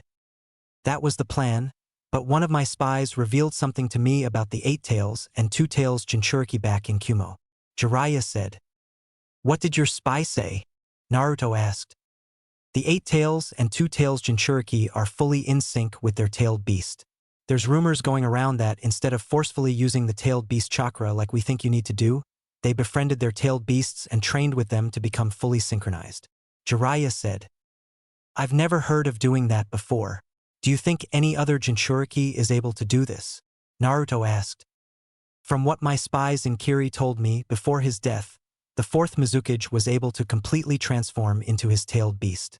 I don't know about IWA, Taki and Kiri's other Jinchuriki though. IWA keeps both of their Jinchuriki under heavy watch. Taki, I don't have spies in there since it's hidden by a secret entrance and Kiri's other Jinchuriki is a rogue ninja and has been keeping a low profile. Jiraiya said. So, you want me to befriend the Nine Tails, which is basically impossible from what I've been told? Naruto asked. It's worth a shot. Listen, I'm gonna tell you something that you probably don't even remember. Do you remember when you were training with me and Tsunade and you were using the Nine Tails chakra? Jiraiya asked. Yeah, I grew 3 tails and blacked out. You said I went on a rampage. Naruto said. That's true, but it's not the entire story. Jiraiya said. What do you mean? Naruto asked. You lost control at 3 tails, but during your rampage you grew a 4th tail. When you grew the 4th tail, your skin started to peel off and you literally turned into a miniature 9 tails. Tsunade was able to suppress the 9 tails chakra, but your skin was badly damaged. Jiraiya said. Well, that sucks. I don't remember any of it. I bet I kicked your ass. Naruto said, and Jiraiya just mumbled something under his breath about him getting a lucky shot. Listen, I want you to meditate and go into your mindscape to talk to the 9 tails. Do this at least 2 times a week. Jiraiya said. All right, Naruto said and started to meditate. Mindscape. Man, this place is a dump. I can't believe my actual mind looks like this. Naruto thought as he walked up to the cage containing the 9 tails. Yo, 9 tails, Naruto said and the 9 tails roared. You disgusting human. Come here and let me rip your flesh from your bones. The 9 tails yelled. If that's the case, then I'll stay where I'm at. What's your deal anyway? Naruto asked. I hate all humans. The 9 tails growled. Even me? Naruto asked. Especially you, the 9 tails said. Why? I didn't do anything to you. Actually, this is the first time I've even met you, Naruto said. I hate you the most because I'm sealed inside of you, the 9 tails said. What? That doesn't even make any sense. I was a damn baby. You can't blame me for that, Naruto said. What the hell do you want? The 9 tails asked. I just want to talk, Naruto said. No, you humans are all the same. You only capture us to be used for your wars and to quench your thirst for power, the 9 tails said. That's not why I'm here. I just wanted to know if you want to be my friend, Naruto said. I will never be friends with a human. However, you do have a minuscule amount of my respect for defeating Shikaku. I always hated that stupid raccoon, the 9 tails said. How do you know about that? Naruto asked. I'm inside your mind. I can see your memories. My favorite is the one with you getting your ass kicked by your perverted teacher, the 9 tails said. Of course it is. Look, I really did come here to be friends, Naruto said. No, the 9 tails said and roared, forcing Naruto out of his mind. Real world. Well, that was rude, Naruto said. What happened? Jiraiya asked. The 9 tails kicked me out of my own mind, Naruto said. Did you befriend it? Jiraiya asked. No, but he said I have a minuscule amount of his respect, Naruto said. Why? Naruto asked. Because I defeated Shikaku, Naruto said. I see. It's not much, but it's a start, Jiraiya said. Flashback end. Naruto kept talking to the 9 tails for the remainder of the trip and they became somewhat friends, but the 9 tails wasn't ready to completely trust Naruto. Naruto figured the 9 tails had a name, but refused to tell him and Naruto was okay with that. Naruto also thanked the 9 tails for healing him when he was a kid, but the 9 tails said he didn't have a choice thanks to the seal Naruto has. Naruto had quite the growth spurt during this training trip and it was thanks to Jiraiya putting him on an even more strict diet since he wasn't around ramen. He no longer stood at 5 feet 2 inches. He was now 6 feet 2 inches and put on more muscle, but he didn't have a bulky muscle build. He has more of a lean type of body. He grew his hair out a bit and he looked exactly like the 4th Hokage. All of his baby fat was gone from his face, so he had a more defined jawline now. Hey, pervy sage, Naruto said and Jiraiya sighed. What is it? Jiraiya asked. Do you think Tayuya met somebody else while I was gone? Naruto asked. I doubt it. I saw how inseparable you two were before we left and I noticed she's opened up to you. You've also changed because of her. You were vocal before, but now it's like you don't even have a filter. Jiraiya said. Did Granny Tsunade change you? Naruto asked. She changed me in a good and bad way, Jiraiya said. How? Naruto asked. Despite me being a pervert, I was actually not sexually active before my first time with Tsunade. Yeah, I would peek at the bathhouses, but that was just a hobby. I told myself that Tsunade would be the only woman I would sleep with. We messed around a few times and we were actually each other's first. She started to date Dan and I was happy for her. After Dan died and she blew up at me, that's when I really started sleeping around with multiple women and drinking a lot. Sometimes I would have to pay and sometimes they would just throw themselves at me. Jiraiya said. That doesn't sound like changing you for the better. Naruto said. That was the bad part. She changed me for the better because it made me focus more on my goal in life. Before me and Tsunade got together, I was just a ninja for the hell of it. She told me her dream to become the world's greatest medic, and that's when I decided I would change the world. Jiraiya said. What do you mean change the world? Naruto asked. There's too much hate in this shinobi world of ours.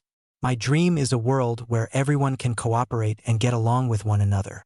I fought in 2 of the 3 great shinobi wars and it's not a pretty sight. Senseless fighting just to prove what village is stronger. Things like that are tearing the world apart and I fear with the Akatsuki hunting tailed beasts, they'll start another war. All of this is pointless and we should be trying to set a good example for future generations. A lot of people think it's silly, but that's an honest dream of mine. My books may be for perverts, but at least they aren't killing each other. I gave them something to bond over. Jiraiya said. I wouldn't mind a world with no violence. The first 11 or 12 years of my life was surrounded by violence from the people in my own village. Naruto said. What is your dream? Jiraiya asked. Don't get me wrong. I still want to become Hokage, but I have a different dream as well. Naruto said and now Jiraiya was intrigued. Well, this may seem dumb, but I want the tailed beasts to have their freedom again. I know me and the 9 tails can't be separated thanks to our lives being intertwined because of the death god, but sealing them away against their will isn't a good thing.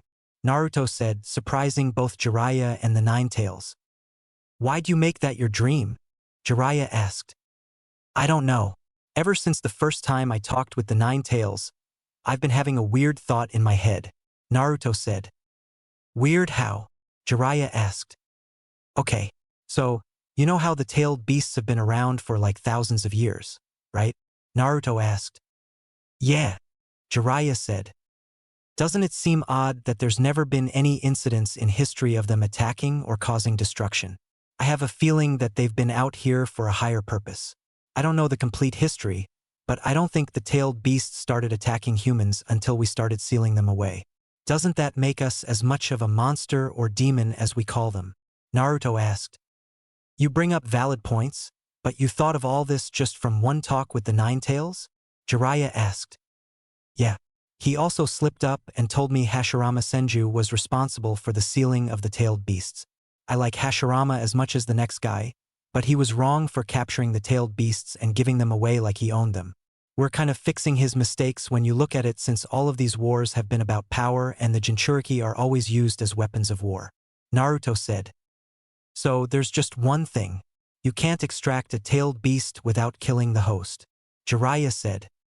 That's not true. I think that's only if you remove it quickly. I think if I came up with a seal to remove the tailed beast, then they can live. The only problem is I would need 1 seal to remove the tailed beast, but heal them as well while the tailed beast is being removed. Naruto said. The removing part should be easy for you, but the healing part you should talk to Tsunade about since she's the world's greatest medic. Jiraiya said. She does have skills in Fuinjutsu as well. Thanks, pervy sage. Naruto said and Jiraiya sighed. We were having a great conversation and he still calls me that. There's no respect. Jiraiya thought. Alright, listen up. We'll be back in Konoha by tomorrow morning if we keep this pace up. Jiraiya said. Nice. Don't forget that Granny Tsunade asked you out on a date when you get back. Naruto said. Oh, trust me. I haven't. Jiraiya said and pulled out the bra he stole from her. I hope you washed that thing. Naruto said. Shut up. Jiraiya said. Come to your mindscape. The Nine-Tails said. What for? Naruto asked. We need to talk. The Nine-Tails said. Fine. Naruto thought. Mindscape. What is it? Naruto asked. Your dream. If you really wish to free the other 8-tailed beasts, then you should know the truth about the tailed beasts. The Nine-Tails said. What do you mean by the truth? Naruto asked. Exactly that. Do you know who the Sage of Six Paths is? The Nine-Tails asked. I've heard of him, Naruto said. That's good enough. Long before the founding of the hidden villages, the Sage of Six Paths saved the world by sealing the Ten-Tails into his body, becoming its Jinchuriki. Sometime later, the sage was inspired by his youngest son, Asura, to use his creation of all things ability to divide the Ten-Tails chakra into 9 living entities, what would become the tailed beasts. The Nine-Tails said. So, he's basically like your father then? Naruto asked. Yes, the sage named us tailed beasts and explained to us that a link existed between us despite their separation. He also foretold of a day when we would be brought together again, though not as we were, and that at that time someone would emerge to show them what true power is. The Nine-Tails said. True power, Naruto said and thought about his conversation when he first met Haku. We tailed beasts were originally created not only to prevent the Ten-Tails' resurrection, but also to maintain balance and peace. The Nine-Tails said. So I was right when I said that you were here for a higher purpose. Naruto said. Yes, now, I've already told you about what Hashirama did, so I don't need to repeat myself for that. Now, over the centuries, humanity failed to recognize us tailed beasts as sentient individuals, instead seeing us only as monsters, demons, or mindless beasts worthy of fear and disdain. Because of our immense power, we were sought out by humans and used as weapons in times of war. The Nine-Tails said. Am I the first person you were sealed in? Naruto asked. No, I was sealed away twice before you. Coincidentally, it was always an Uzumaki that I was sealed into since they're the only people who can handle my chakra. The Nine-Tails said. Who else were you sealed inside of? Naruto asked. Mito Uzumaki and Kushina Uzumaki. The Nine-Tails said. My mom was a Jinchuriki? Naruto asked. Yes, Kushina, like yourself, was basically forced into becoming a Jinchuriki. She was brought here all the way from Yuzushiogakure to become my second container since Mito Uzumaki was dying. Instead of letting Kushina judge me in her own way, Mito brainwashed your mother into thinking I was a rampaging beast, and like Mito, your mother also treated me like shit. They both had me chained up to some kind of lava rock in their seal with stakes going through each of my tails, hands and chest. Mito and Hashirama knew I was being controlled when I attacked the first time, but they were scared of my power and sealed me away after I was recovering from the Genjutsu I was placed under. The Nine-Tails said. It's hard to believe that my mom would treat you like that. From what I was told, my mother was a loving and caring person. Naruto said. To humans, yes. To tailed beasts she treated me like everyone else. The Nine-Tails said. Who controlled you? Naruto asked. Madara Uchiha. The Sharingan, once it reaches a certain level, has the power to control a tailed beast. The Nine-Tails said. That was over 100 years ago. Naruto said. Yes, that one act caused humans to treat us like they currently do, and we need to get back to our true purpose of maintaining peace and balance. The Nine-Tails said. How do you plan on doing that? Naruto asked. I have my ways. The Nine-Tails said and went to sleep. The hell does that mean? Naruto said and left his mindscape. Real world. I'm guessing the Nine-Tails wanted to talk to you again. Jiraiya said. Yeah. Naruto said. Any progress between you two? Jiraiya asked. I'm not really sure, but he's a lot more talkative. Naruto said. That's better than what it was when you first talked to him. Now let's get some sleep. We should be in Konoha a few hours after we wake up, Jiraiya said. Okay, Naruto said. Konoha. Over the past 2.5 years, Konoha has been different since Naruto was gone. No one knew where he went, and somebody even started a rumor that he was finally killed. But that was quickly shut down when Tayuya found out who started the rumor. That's another thing people came to realize in this village. When Naruto isn't around, do not piss off Tayuya because it won't end well. Actually, they decided to not piss her off even if Naruto was around because they didn't want to deal with him either. Tayuya also kept the apartment building up and running while he was gone. She handled all problems the building had if it ever occurred and hired a maintenance team to take requests for anything that needed to be fixed. The red light district. Tayuya was practically royalty since she was with Naruto and never judged them for how they lived. A noble that was walking in the red light district once tried to attack Tayuya, but the men in the district grabbed him and pulled him into an alley. They gave him the worst beating of his life and escorted Tayuya back to her apartment before going about their business. Tayuya grew up a lot over the years, and she quickly became one of the most desired women in the village. Tayuya now wore a white V-neck half-shirt that showed off her cleavage, which grew from a B-cup to nearly the size of Tsunade's give, or take a few centimeters. She wore mesh underneath that went to her thighs and a red skirt that she wore some spandex underneath. She wore the same open-toed strap black sandals with a heel as Tsunade, and she would sometimes wear a blue haori with her outfit. To top the outfit off, she wore the necklace Naruto gave her before he left the village. Due to her eating and having a healthier lifestyle, her hair was now a vibrant red color instead of the dull red it was before. Out of the entire Rookie 9 that she was a part of now, she was easily the most beautiful of all the girls, and she constantly rejected everybody that asked her out on a date. While she still had her temper, she matured a lot and didn't curse as much as she used to. Her training with Tsunade paid off over the years, and if she wanted to become a medical ninja, then she would have been her apprentice, but Tayuya declined when Tsunade actually offered her the position. She actually listened to Naruto when he told her to add some ninjutsu and taijutsu to her repertoire. Her genjutsu was still her strong point, and she no longer used the flute since she could whistle in different tunes to activate her genjutsu. Her genjutsu was already Chūnin level before, but thanks to her training with Kurenai it was now Umbu level. Her taijutsu was mid-jonin thanks to her training with Anko and Tsunade.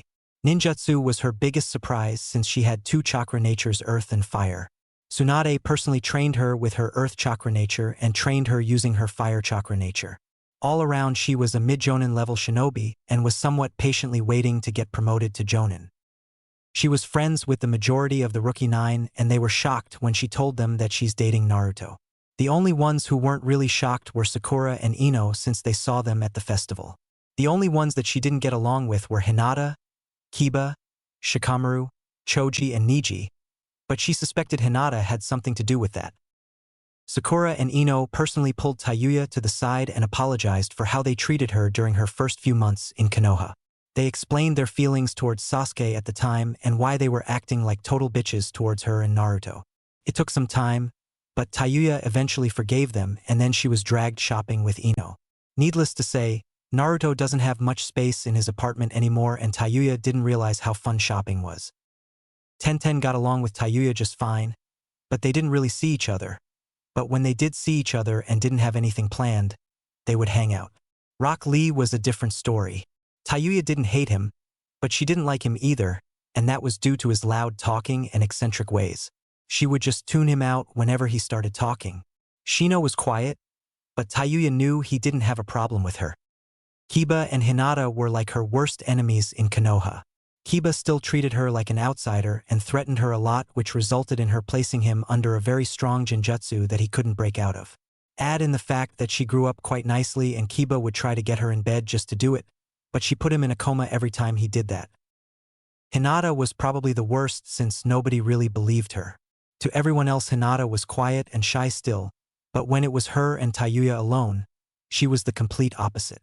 Once Hinata hit her growth spurt, she'd look at Tayuya and smirk at her, while puffing her chest out, making Tayuya grit her teeth. However, that all changed once Tayuya hit her growth spurt, and her chest was even bigger than Hinata's, which pissed Hinata off. When they took the Chūnin exams again, they had to fight each other, and it was not a pretty sight. Tayuya nearly killed Hinata, but the match was stopped when Hinata couldn't continue. Needless to say, Tsunade kept them far away from each other, and if Tayuya was sent on a mission that required the Byakugan, Tsunade would send her with Niji or any other Hyuga. Right now, Tayuya was sitting in Tsunade's office talking to her and Shizun. "So, how was your last round to the hospital?" Tsunade asked. "It was good. I don't know why you keep sending me there. I'm not a medical ninja," Tayuya said. "True, but with me having to fire so many of the staff due to their records, I need some help.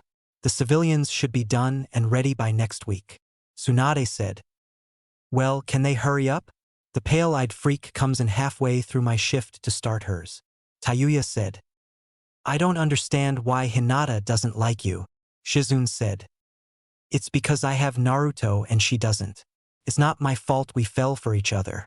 She's known him for like 12 years now and she never even tried to get to know him," Tayuya said.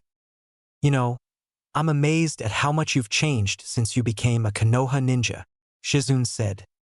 "I'm not. We know why she changed," Tsunade said. "Yeah, my lovable blue-eyed fuckface of a boyfriend," Tayuya said and had a smile on his face.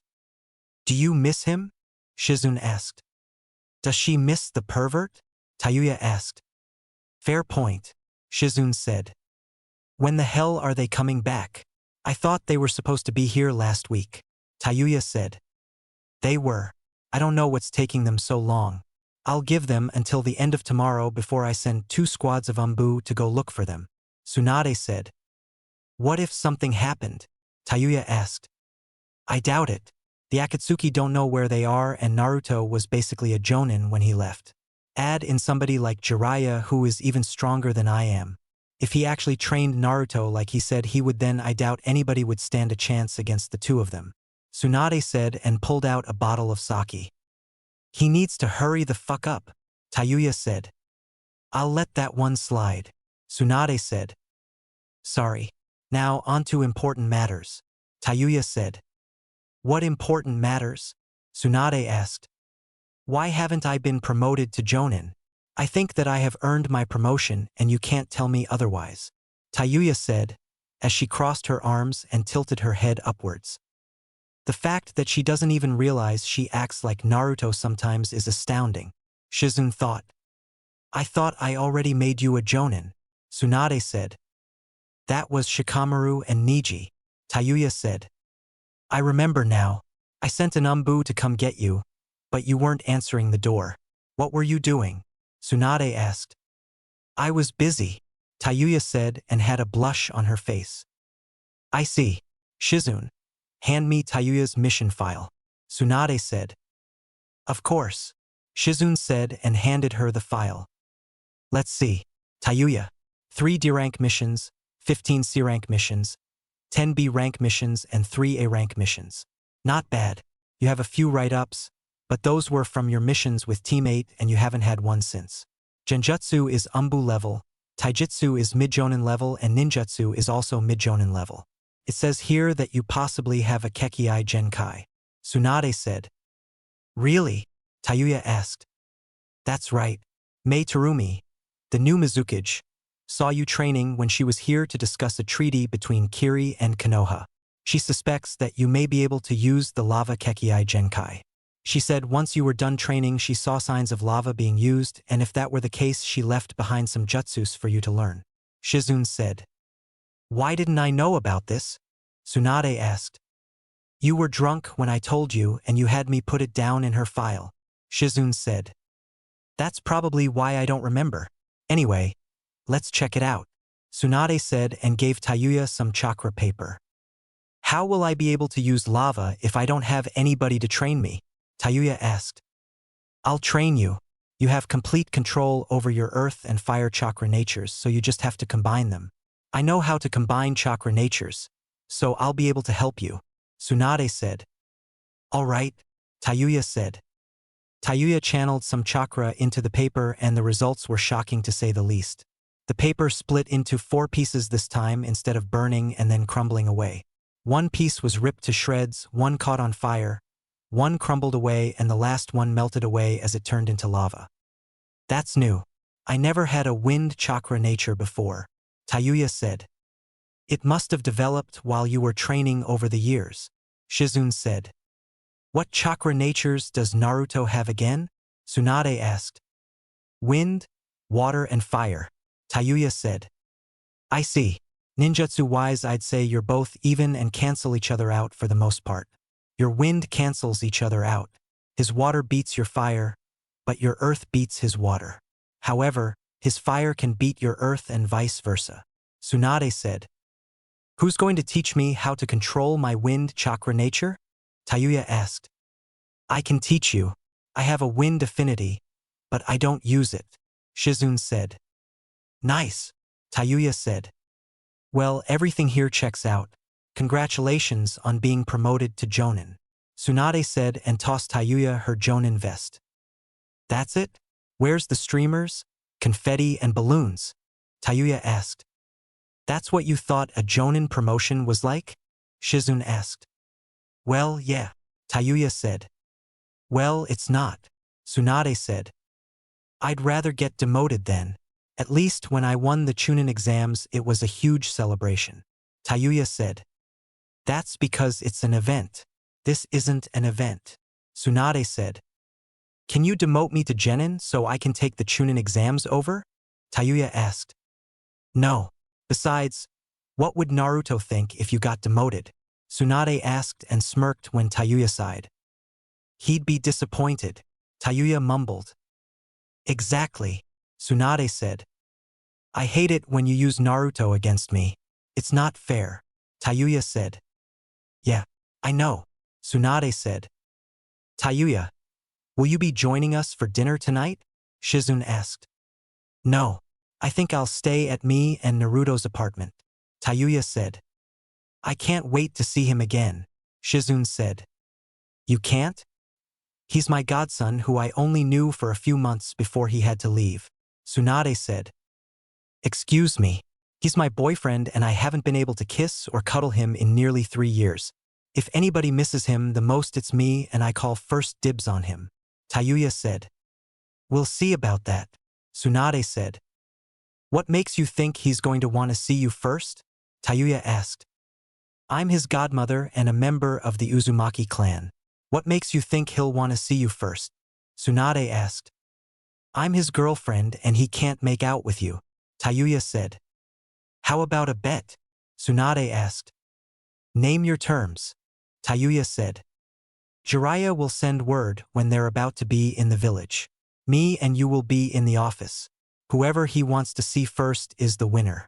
If you lose, then you have to take Team Ebisu on a C-rank mission of my choosing, Tsunade said and Tayuya shivered. Fine.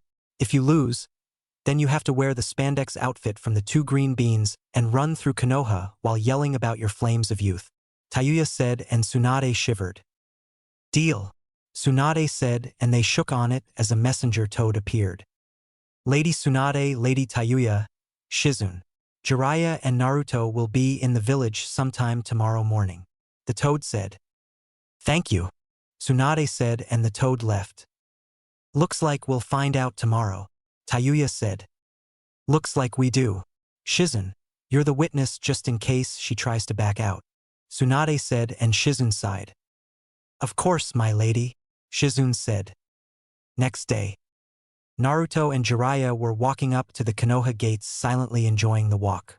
They knew they were supposed to be back last week, but they just decided to relax a bit more. They just decided to tell Tsunade that they trained for a bit longer and Jiraiya needed to meet up with somebody from his spy network. Meanwhile, Tsunade and Tayuya were both in the office glaring at the door, as if trying to summon Naruto into the office. They've been in the office before the sun came up and Shizune was forced to bring them some food since neither of them ate. Where the fuck is he? Tayuya yelled. What's the matter? Scared to lose? Tsunade asked. Please, Tayuya scoffed. Hey, why's everybody staring at the door? Jiraiya asked, as he came through the window. Jiraiya, Tsunade said and nearly gave him a hug, but she stopped. Where the fuck is Naruto? Tayuya yelled and Jiraiya shrunk away from her. Well, his ramen ticket is still good and he said the Ikarakus would be the first people he saw when he returns, Jiraiya said. He chose them over me, Tayuya said and her eye twitched. He chose food over family, Tsunade said, and then Naruto came in the office followed by 12 shadow clones carrying ramen. Oh, my dear ramen. I've missed you so much, Naruto said. Ahem, Tayuya said, and Naruto looked up. Hey Tayuya. Whoa, Naruto said, and his jaw dropped. What? Tayuya asked. Why, you're even more beautiful than the last time I saw you, Naruto said. Thanks, Tayuya said, and Naruto took a closer look at her. 104, 60, 98. Naruto said and gave Tayuya a kiss that made her melt. I know I've said this before, but you make me so proud, Naruto, Jiraiya said, crying anime tears. I've kind of hit a growth spurt. Do you like it? Tayuya asked and rubbed the back of her head while doing the infamous Naruto Uzumaki nervous grin. Of course, even if you wouldn't have grown like this I'd still like it, Naruto said. What about me? Tsunade asked. You're still 106 centimeters. I don't think they're getting any bigger than that, Jiraiya said. Shut up. That's not what I meant. Give me a hug, Naruto, Tsunade said, and Naruto gave her a hug as well. I guess the bet is over with, Shizune said, as Naruto gave her a hug as well. What bet? Naruto asked. They made a bet that they'll each be the first person you'd want to see, but neither of them won or lost, Shizune said. All right, Jiraiya. How strong is he? Tsunade asked. Honestly, he's nearly as strong as me, Jiraiya said. No, seriously. How strong is he? Tsunade asked. I'm serious. He has the skills and field experience to back it up. There's not a Jonin or Umbu in the village who can beat him. I said I would train him seriously, and that's what I did, Jiraiya said. Naruto, guess what? Tayuya said. What? Naruto asked. I have the Lava Kekii Genkai and a Wind Chakra nature, Tayuya said. That's awesome. I can tell you've gotten way stronger since I've been gone, Naruto said. Naruto, I want to test your skills. I'm not doubting Jiraiya, but I want to be sure. I already have an opponent picked out for you. Actually, he requested this whenever you came back to the village, Tsunade said. Who is it? Naruto asked, and there was a knock on her door. Come in, Tsunade said, and the door opened, revealing Shikamaru and Temari. Naruto, Temari said, and pulled him into a hug. Hey Temari, how've you been? Naruto asked. I'm great. Where have you been? You just disappeared for nearly 3 years, Temari said. I'm great. I was out training with Pervisage, Naruto said. I'll say, you're no longer a shrimp. You've grown and you've become even more handsome, Temari said. Shrimp? I'll have you know that I was taller than you by an inch before I left. As for my good looks, I guess I was always a good-looking guy, Naruto said, and Temari smirked. You sure were, Temari said and looked at him from to toe. Hey, back off. He's mine, Tayuya said, and Temari lifted her hands in mock surrender. I'm just observing, Temari said. I'm surprised the two of you can be in the same room given what happened, Naruto said. We couldn't at first, but I matured a lot since you've been gone, Tayuya said. I can tell, Naruto said, and Tayuya blushed. Yeah, she's actually pretty cool, Temari said. Wait, are you my opponent? Naruto asked. Opponent? No. Me and the crybaby here are finalizing plans for the Chūnin exams, Temari said and pointed at Shikamaru. Shikamaru, Naruto said. Naruto, Shikamaru said, and the door was burst open. Lady Tsunade, the villagers are… Whoa, Sakura, as she looked at Naruto and started to daydream. Sakura, Tsunade said. Huh? Sakura asked. What did you have to tell me? Tsunade asked. I forgot. Who is this? He's so sexy, Sakura said. Back off my boyfriend, Tayuya said and pulled Naruto close to her. That's Naruto? Sakura said. Sup? Naruto said. Hey, Sakura said and then had a dreamy look on her face. So, I'm guessing Kakashi is my opponent since he's hiding his chakra signature outside, Naruto said. That would be. Kakashi trailed off as he looked at Naruto. Minato-sensei? No, he doesn't have whiskers. Kakashi thought. Why does everybody keep staring at me? Haven't you all seen somebody grow up? Naruto asked. Because you're one sexy fucker, Tayuya said. I bet he's well endowed. Temari mumbled, but Tayuya heard her. He is, and it's mine, Tayuya said. I said that out loud? Temari asked. Yeah, Tayuya said. Anyway, you're half right. I'm both you and Sakura's opponent. I want to see how much you've both grown. Kakashi said, but Tsunade noticed Naruto's and Kakashi's eyes harden a bit as they looked at each other. It's been a while since I've had an actual fight. I'm down, Naruto said. Me too, Sakura said, and then Naruto tossed Kakashi a book. No way. Is this real? Kakashi asked. Yeah, it's the latest book from Pervy Sage. I'm sure you'd enjoy it, Naruto said. Jiraiya, you gave him that book? Tsunade asked.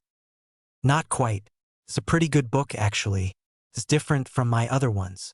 It's still Ika, but instead of being inspired by peeking in bathhouses like I usually do, I wrote this one from my imagination and heart. He decided to add some stuff to the book, and I think you should give it a read, Jiraiya said and gave her a copy. I am not reading this filth, Tsunade said. Just read the first 2 pages. It's a book I think women will start to enjoy, Jiraiya said. Yeah, it's not just some idiotic smut anymore. It's beautiful, Kakashi said and wiped a tear from his eye. I never thought I'd see the day Kakashi cries over a book after the first 2 pages, Shizune said. What page are you on? Naruto asked. Page 2, Kakashi said. Hold on, what about our fight? Sakura asked. We'll do it in a few hours, Kakashi said and went up in smoke. Well, how about we catch up, Naruto? Sakura asked. Not right now. I need to talk to Granny Tsunade, Naruto said. Maybe later then, Sakura said. Sure, Naruto said and Sakura left. Shikamaru, you're dismissed.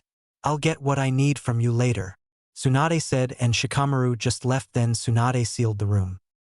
What is it? Tsunade asked. Gaara will be the first Jinchuriki the Akatsuki goes after, Naruto said. Why Gaara? Temari asked and got worried. Because I'm guessing they need to go in order for their plans. I'll be last since I have the strongest tailed beast, Naruto said. Then we need to get to Suna, Temari said. No, we don't. Me and Naruto have toads placed in Suna that will reverse summon him when the Akatsuki arrive. They'll reverse summon him and whoever he's touching to the area, Jiraiya said. Aren't you going with them, Master Jiraiya? Shizune asked. No, I have to meet up with some important contacts about something and then see about my movie, Jiraiya said. The one with Princess Koyuki? Tsunade asked. That's the one, Jiraiya said. When will you be back? Tsunade asked. Not sure. I'll let you know when I get there, Jiraiya said. Okay, if that's all then this meeting is dismissed, Tsunade said. Actually, there's one more thing, Naruto said. What is it? Tsunade asked. I figured out who my dad was during my trip with Pervy Sage, but didn't say anything. Do you know if he left me anything? Naruto asked. Maybe. There's a seal on his picture, but I couldn't open it, Tsunade said. Wait, who's your father? Temari asked. I look just like him, Naruto said and pointed at the 4th Hokage's picture. He's your father? Temari asked. Yeah, I never really paid attention to it until my hair grew longer, Naruto said and channeled some chakra into the seal on the picture. I can't believe I didn't see it sooner. Some friend I am, Temari said. I'm his fucking girlfriend. How do you think I feel? Tayuya asked.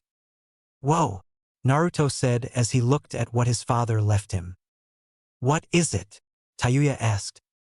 It's jutsus from him that he wants me to learn. Some of the names are a bit odd, but I have the harem jutsu so I can't really complain, Naruto said. The what? Tayuya asked and raised an eyebrow. Nothing. Anyway, Granny Tsunade, he has something in here for you as well. It's a medical seal that heals minor injuries and replenishes the user's chakra reserves a bit. Naruto said. Really? Tsunade asked. Yeah, everything else is for me. Naruto said and gave her the seal with the instructions. This can lower our death rate and possibly increase the mission success even more. Tsunade said. Well, now that this is over with, can I have some time with Naruto? Tayuya asked. Of course, Tsunade said and unsealed the room. Don't forget about our day together, Granny, Naruto said. I already have it marked down, Tsunade said, and Naruto left with Tayuya. I'm surprised she let him talk this much given how much she's missed him, Shizune said. Trust me, they aren't going to do much talking, Tsunade said. I guess I'll go back to my hotel then. Maybe see if anybody wants to do something, Temari said. Take a dip in the hot springs, Tsunade said. Not happening with this pervert back, Temari said and pointed at Jiraiya before she left. Naruto and Tayuya. Naruto and Tayuya were walking around the village and everyone noticed how happy Tayuya was now that Naruto was back. She had the biggest smile on her face and he was carrying her on his back. The older generation of civilians quickly realized that they looked like Minato and Kushina when they first got together, and now almost everyone that treated him harshly in the past regret what they did to him. However, Naruto and Tayuya didn't even notice anybody else around them, since they were off in their own little world. So, how has everything been for you since I left? Naruto asked and Tayuya sighed. Stressful, Tayuya said. Why? Naruto asked. Because a lot of shit went down between me and the quiet bitch. The horny mutt nearly made me kill him. Plus all the damn Chūnin and some Jonin kept trying to get me to sleep with them, Tayuya said. Just point the Chūnin and Jonin out to me. I'll teach them a lesson for you, Naruto said, and Tayuya smiled. I appreciate the offer, but I already took care of it. I started to trap all of them in a genjutsu that made them think they were getting castrated, Tayuya said, and Naruto laughed. That's my girl, Naruto said, and Tayuya kissed his cheek. I've been waiting nearly 3 years to hear you say that, Tayuya said. I know. I'm back for good now, Naruto said. Finally, Tayuya replied. Now, what did Hinata and Kiba do? Naruto asked, and she chuckled. How'd you know I was talking about them? Tayuya asked innocently. I've heard almost every nickname you have for everybody in this village, Naruto said. Fair point. Who do you want to hear about first? Tayuya asked. Give me Kiba first, Naruto said. That horny fuck is one of the reasons I have so many write-ups on my file. He still treats me like an outsider and even tries to sabotage me on missions like a dumbass. Ever since I grew up thanks to puberty, he was one of the ones that constantly kept trying to sleep with me even after he found out we were dating. I can't tell you how many times I've had to kick his ass on a mission before I was able to go out on my own. The final straw was when he tried to grope my breasts and ass. I just decided to put him in a coma. He was in a coma for a few weeks, Tayuya said. Want me to kick his ass? Naruto asked. No, I can handle myself, Tayuya said. Next time he tries something, you let me know, Naruto said. I will, I promise, Tayuya said, as they reached the apartment and went inside. I take it you're friends with Ino? Naruto asked, as he looked at everything in his apartment that wasn't there before. Oh yeah, her and Sakura pulled me to the side and apologized about what happened between us at the festival. After some time we became friends and Ino took me shopping, Tayuya said. Obviously, Naruto said and sat on the couch, which was brand new. Do you like the couch? Tayuya asked. Yeah, Naruto said and sighed as he relaxed into the couch. Rough traveling? Tayuya asked, as she laid her head on his lap. Something like that, Naruto said. What happened? Tayuya asked. Tell me about Hinata first, Naruto said. I forgot about her. First off, did you know that she had a huge crush on you? Tayuya asked. No, I barely talked to her, Naruto said. Well, she did. She was such a bitch to me at first until I found out why. I mean, yeah, I know I'm known for being a bitch, but it wasn't on purpose. Anyway, she'd give me these side glances as if she was judging me every time we were near each other. On missions, when I'd suggest something, she would turn her nose up at me and then try to compete with a better idea. She would do slick shit like trip me and then act like it was an accident. Can you believe one day she had the nerve to pull me aside and tell me that you belong to her? Talk about being crazy. Anyway, I finally settled things during the Chūnin exams when we had to fight and I beat the shit out of her.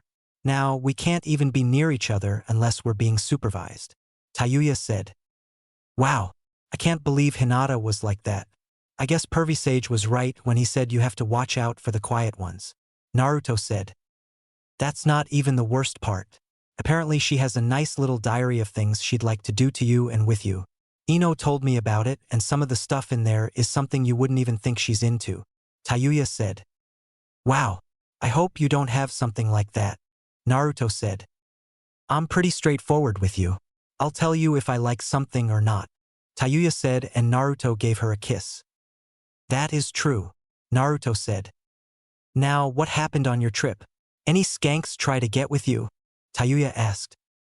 No, we traveled a lot and barely stayed in a hotel. Naruto said. Maybe that's why you sank into the damn couch. What else did you do? How strong are you really? I wasn't really paying attention to what the perv was saying. Tayuya said. Why not? Naruto asked. Because I was distracted by your sexy ass face. Now talk. Tayuya said. We trained basically every day the entire time until about the last 3 months. That's when I was out dealing with rogue ninja gaining field experience.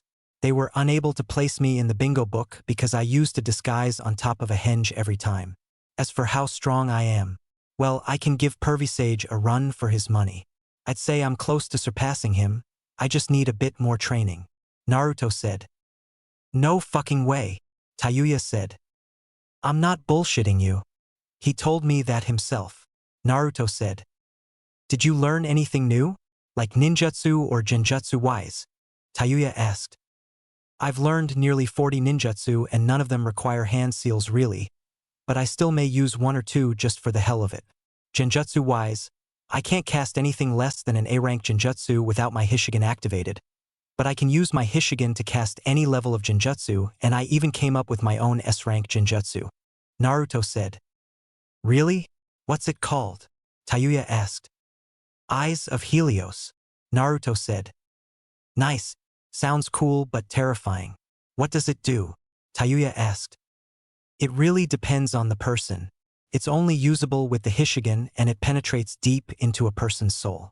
It will show you your deepest desire, and if it's evil, it'll punish you in a random way to make you feel excruciating pain inside the genjutsu, and then you'd feel the same pain when the genjutsu ends. Naruto said. What if it's a good desire? Tayuya asked. Then it will let you live it out the way you want to. Your body won't go through any pain when the genjutsu is over with, but the way you lived the desire in the genjutsu may not happen in real life. Naruto said. Nice. Sucks that I can't learn it. Tayuya said. I guess it does. Naruto said and yawned. Tired? Tayuya asked. Yeah. I've been traveling for nearly 3 years. Naruto said. Come on. Tayuya said and pulled Naruto up off the couch. Where are we going? Naruto asked. To our room. Tayuya said. Our? Since when did you sleep in my room? Naruto asked. Since the day we started dating. Tayuya said and opened the door. Whoa, this bed is huge. Naruto said. I know. Thank goodness for sealing scrolls. Tayuya said. I think I'll test it out. Naruto said and flopped onto the bed. So, what do you think? Naruto? Tayuya asked and she looked at him then saw he was out. Fucking lovable idiot. Could have at least waited for me to get in the bed. Tayuya said. She smiled and after getting him under the covers, she joined him. She was cuddled up to him and he wrapped an arm around her. She activated the seals for the apartment so nobody could get in from the outside and not even a shunshin would work. After a few minutes she was out as well. They slept all day not even realizing they missed his test with Kakashi and Sakura. Luckily for him, Kakashi decided to postpone for 2 days so he could read the newest Ika book Naruto gave him. After all, Naruto did have a girlfriend that missed him, so he didn't even expect him to show up. The only thing is that they were sleeping instead of doing what everyone thought they would be doing. Meanwhile, in River Country, a certain group dressed in black cloaks with red clouds are getting ready to make their move against the tailed beasts. There's just one problem: Naruto Uzumaki will be a major problem for them. 2 days passed and nobody has seen or heard from Naruto and Tayuya ever since Naruto returned. Today was the day for his test against Kakashi and everyone was waiting for him at Training Field 7. The past 2 days were wonderful for Tayuya, since all she did was lay in bed with Naruto, and she cooked food for them, so they had no reason to leave the house. They laughed and talked with a bit of play fighting where Naruto discovered Tayuya was ticklish. They even had multiple makeout sessions each day. But nothing went further because Tayuya wasn't ready for that yet. Naruto was also able to learn one of his father's jutsus that he left him. Right now they were laying in bed with Naruto playing in her hair and she was fast asleep on his chest. "Tayuya, wake up," Naruto said and she groaned. "5 more minutes," Tayuya said. "You said that 3 hours ago. I need to get up and go to my test with Kakashi and Sakura," Naruto said. "Fine. When does it start?" Tayuya asked as she started to stretch. 3 hours ago," Naruto said. "Oh, okay," Tayuya said and got out of bed. "We'll continue after the test," Naruto said. "Give me a kiss," Tayuya said. "What's the magic word?" Naruto asked. "Give me a fucking kiss," Tayuya said and smiled when Naruto leaned in. "Nope," Naruto said and walked away from her, making her pout. "Fine. Please give me a kiss," Tayuya said and Naruto smiled. "Sure," Naruto said, as Tayuya ran up and jumped on him for the kiss. "Thank you. Now let's go," Tayuya said and Naruto deactivated the seals in his house then vanished. Training Ground 7. "Sorry, I'm late," Naruto said, as they arrived. "What the hell were you doing?" Tsunade asked. "Sleeping," Naruto said. "For 2 days?" Sakura asked. "Yup, and I'm doing it again right after this is finished," Naruto said and put Tayuya down. "Alright, you two know the drill. I have 2 bells and I don't care how you get them. If you aren't prepared to kill me, you won't take the bells. Show no mercy. You've got until sunrise tomorrow. Alright, shall we get started?" Kakashi asked and closed his book. "Not going to read your book?" Naruto asked. "I bet he's already finished it," Sakura said. "Not quite. I'm gonna save that for later. Besides, with the way Naruto has grown and the discovery of his dojutsu, I better keep on my toes. This time, it's serious," Kakashi said and revealed his Sharingan. "Let's go," Naruto said. "Ice Shuriken."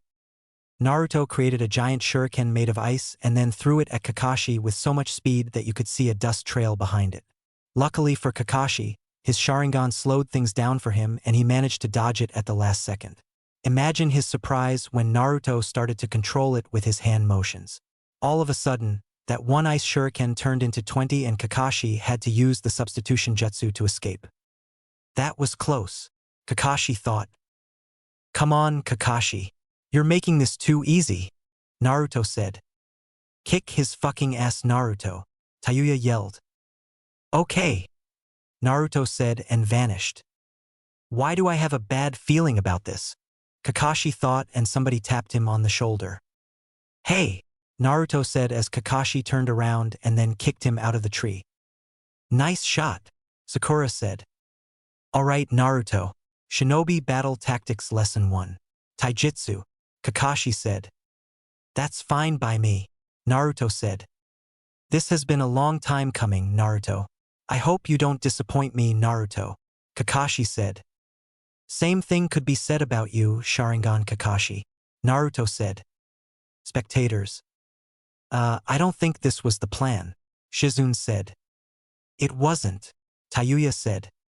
"Sakura, maybe you should sit this one out," Shizune said. "She's right, Sakura. This fight is going to be way above your current level," Tsunade said. "What about the bells?" Sakura asked and then 2 bells landed at her feet. There. You got the bells. Now. Get your pink ass over here, Tayuya said. Fine, Sakura said and walked towards them. I didn't think Naruto disliked Kakashi that much to make this personal, Shizune said. It's deeper than that, Tsunade said. What do you mean, my lady? Sakura asked. I can't go into details with you since I'd reveal a SS-ranked secret to you, and I need Naruto's permission to do so, Tsunade said. Does it have to do with the fact that he's the fourth Hokage's child? Sakura asked. How do you know? Tsunade asked. Look at him. Take away the whisker marks and he's an exact replica, Sakura said. She's got a point, Tayuya said. Fine, don't tell anyone. Anyway, the fight between Naruto and Kakashi was bound to happen since the day Naruto was born.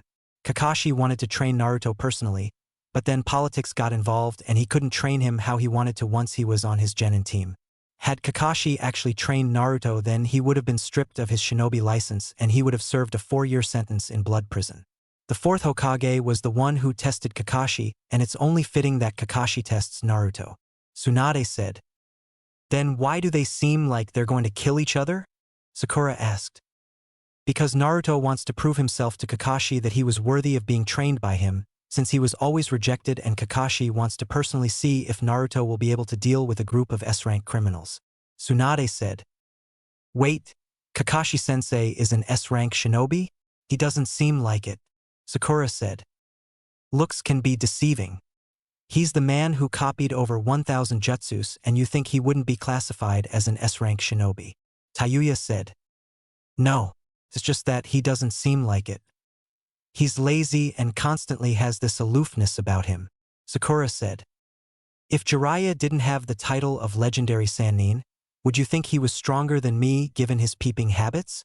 Tsunade asked. No, Sakura said. You shouldn't think like that. Everybody has their weaknesses. For example, Naruto doesn't like when I eat out of his ramen bowl. We had an argument a few months after I joined the village because I ate out of his specified ramen bowl, Tayuya said. Seriously? Sakura asked. Yeah, every strong shinobi has an odd quirk about them. Big Tits likes to drink.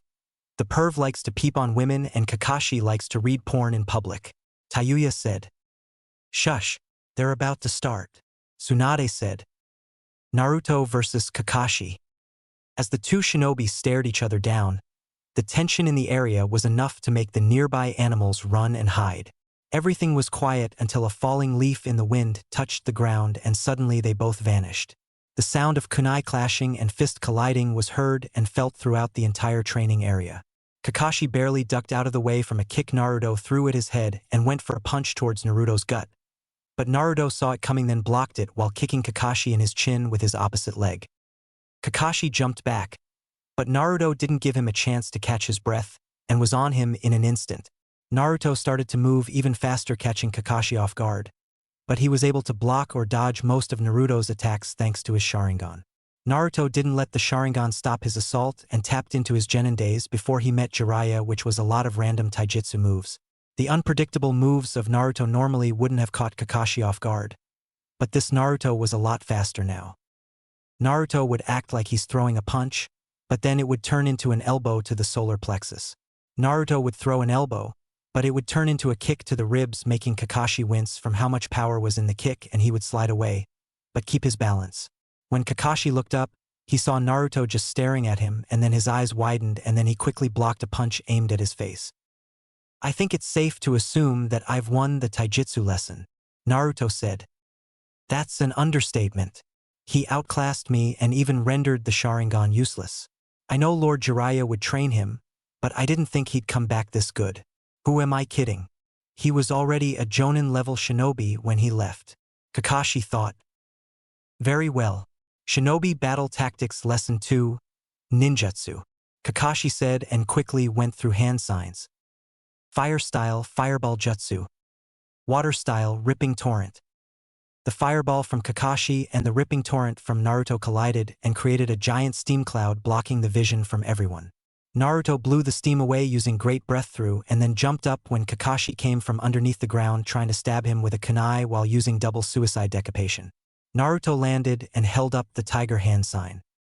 Fire style, Crimson Earth Spider. Naruto created a huge spider made of fire around Kakashi and watched as it bit down on Kakashi before exploding. The smoke cleared and Kakashi was no longer there thanks to the substitution jutsu he used to switch with a log. Naruto heard Kakashi call out the water dragon jutsu and countered with his ice dragon jutsu. The ice dragon easily destroyed Kakashi's jutsu and came crashing down at Kakashi with speeds he wasn't expecting, and he was sent flying into a tree. Wind style, rotating shuriken. While Kakashi was a tad bit dazed, Naruto threw wind-coated shuriken at Kakashi, who barely managed to get out of the way. Kakashi jumped away again as he saw Naruto coming out of the air with a Rasengan the size of his head and destroyed the ground. Naruto didn't let up as he used his Flame Meteor's jutsu, which confused everyone since he just sent a huge fireball into the air. But that all changed when medium-sized balls fire came raining down at Kakashi and exploded as they hit the ground. Sheesh, can he give me a break? Kakashi thought. Kakashi was brought out of his thoughts when he saw a huge tornado made of fire coming right at him courtesy of Naruto's Flame Tornado Jutsu. Kakashi quickly countered with the water style, Giant Vortex Jutsu, accompanied by a shadow clone of his that used the same jutsu, and he barely got out alive. The smoke was blown away and then Kakashi was electrocuted by Naruto's lightning whip. Naruto knew Kakashi had a problem with his chakra reserves thanks to the strain of the Sharingan and used it to his advantage. While Naruto was a chakra powerhouse and could throw out jutsu after jutsu, Kakashi didn't have that luxury. Naruto's plan was simple. Keep the pressure on Kakashi and force him to use high-rank jutsu or multiple low-rank jutsus in rapid succession. Lightning style, Thunderclap Arrow. Naruto gathered lighting chakra and shaped it into a small projectile, then threw it at Kakashi, who substituted with a shadow clone. Kakashi was panting from the continuous onslaught from Naruto and he desperately needed a break. Naruto decided it was time to end this and then channeled a small amount of chakra that he sent straight up in the air. Raigen's Wrath. Everyone waited for something to happen, but Tsunade had a feeling it was going to be destructive, so she created a huge dome of earth around Sakura, Chūnin, Tayuya, and herself. She reinforced it with a huge amount of chakra. All of a sudden, lightning started to rain down on the training ground and everything was destroyed, even Tsunade's jutsu. The attack lasted for about 10 seconds before it stopped and a huge smoke cloud was all you could see. Naruto used the wind style, Divine Mountain Wind, to blow away the smoke and everyone was trapped underneath some rubble. I guess I overdid it a bit, Naruto said and sheepishly scratched his head. Naruto Uzumaki, Tsunade yelled as she exploded from the rubble. Oh, Naruto said, and when he tried to run, Tsunade appeared in front of him with a glare that could kill. What the hell was that?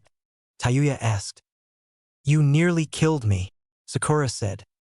Well, it was a jutsu I created. I mean, nobody died, right? Naruto asked. I barely got out of that, Kakashi said, as his clothes were torn up and he was barely able to stand. Who's going to fix the training ground? Chūnin asked. I'll do it, but Naruto will be paying for an S-rank mission, Tsunade said, and his jaw dropped. What? Why? This was your idea, Naruto said, and Tayuya punched him on the head. She didn't tell you to fucking destroy everything, Tayuya yelled. Honestly, Naruto, you should have more control over your jutsu before you use it, Sakura said. That was the controlled version, Naruto said sheepishly. You're kidding, right? Tayuya asked. Nope, Naruto said.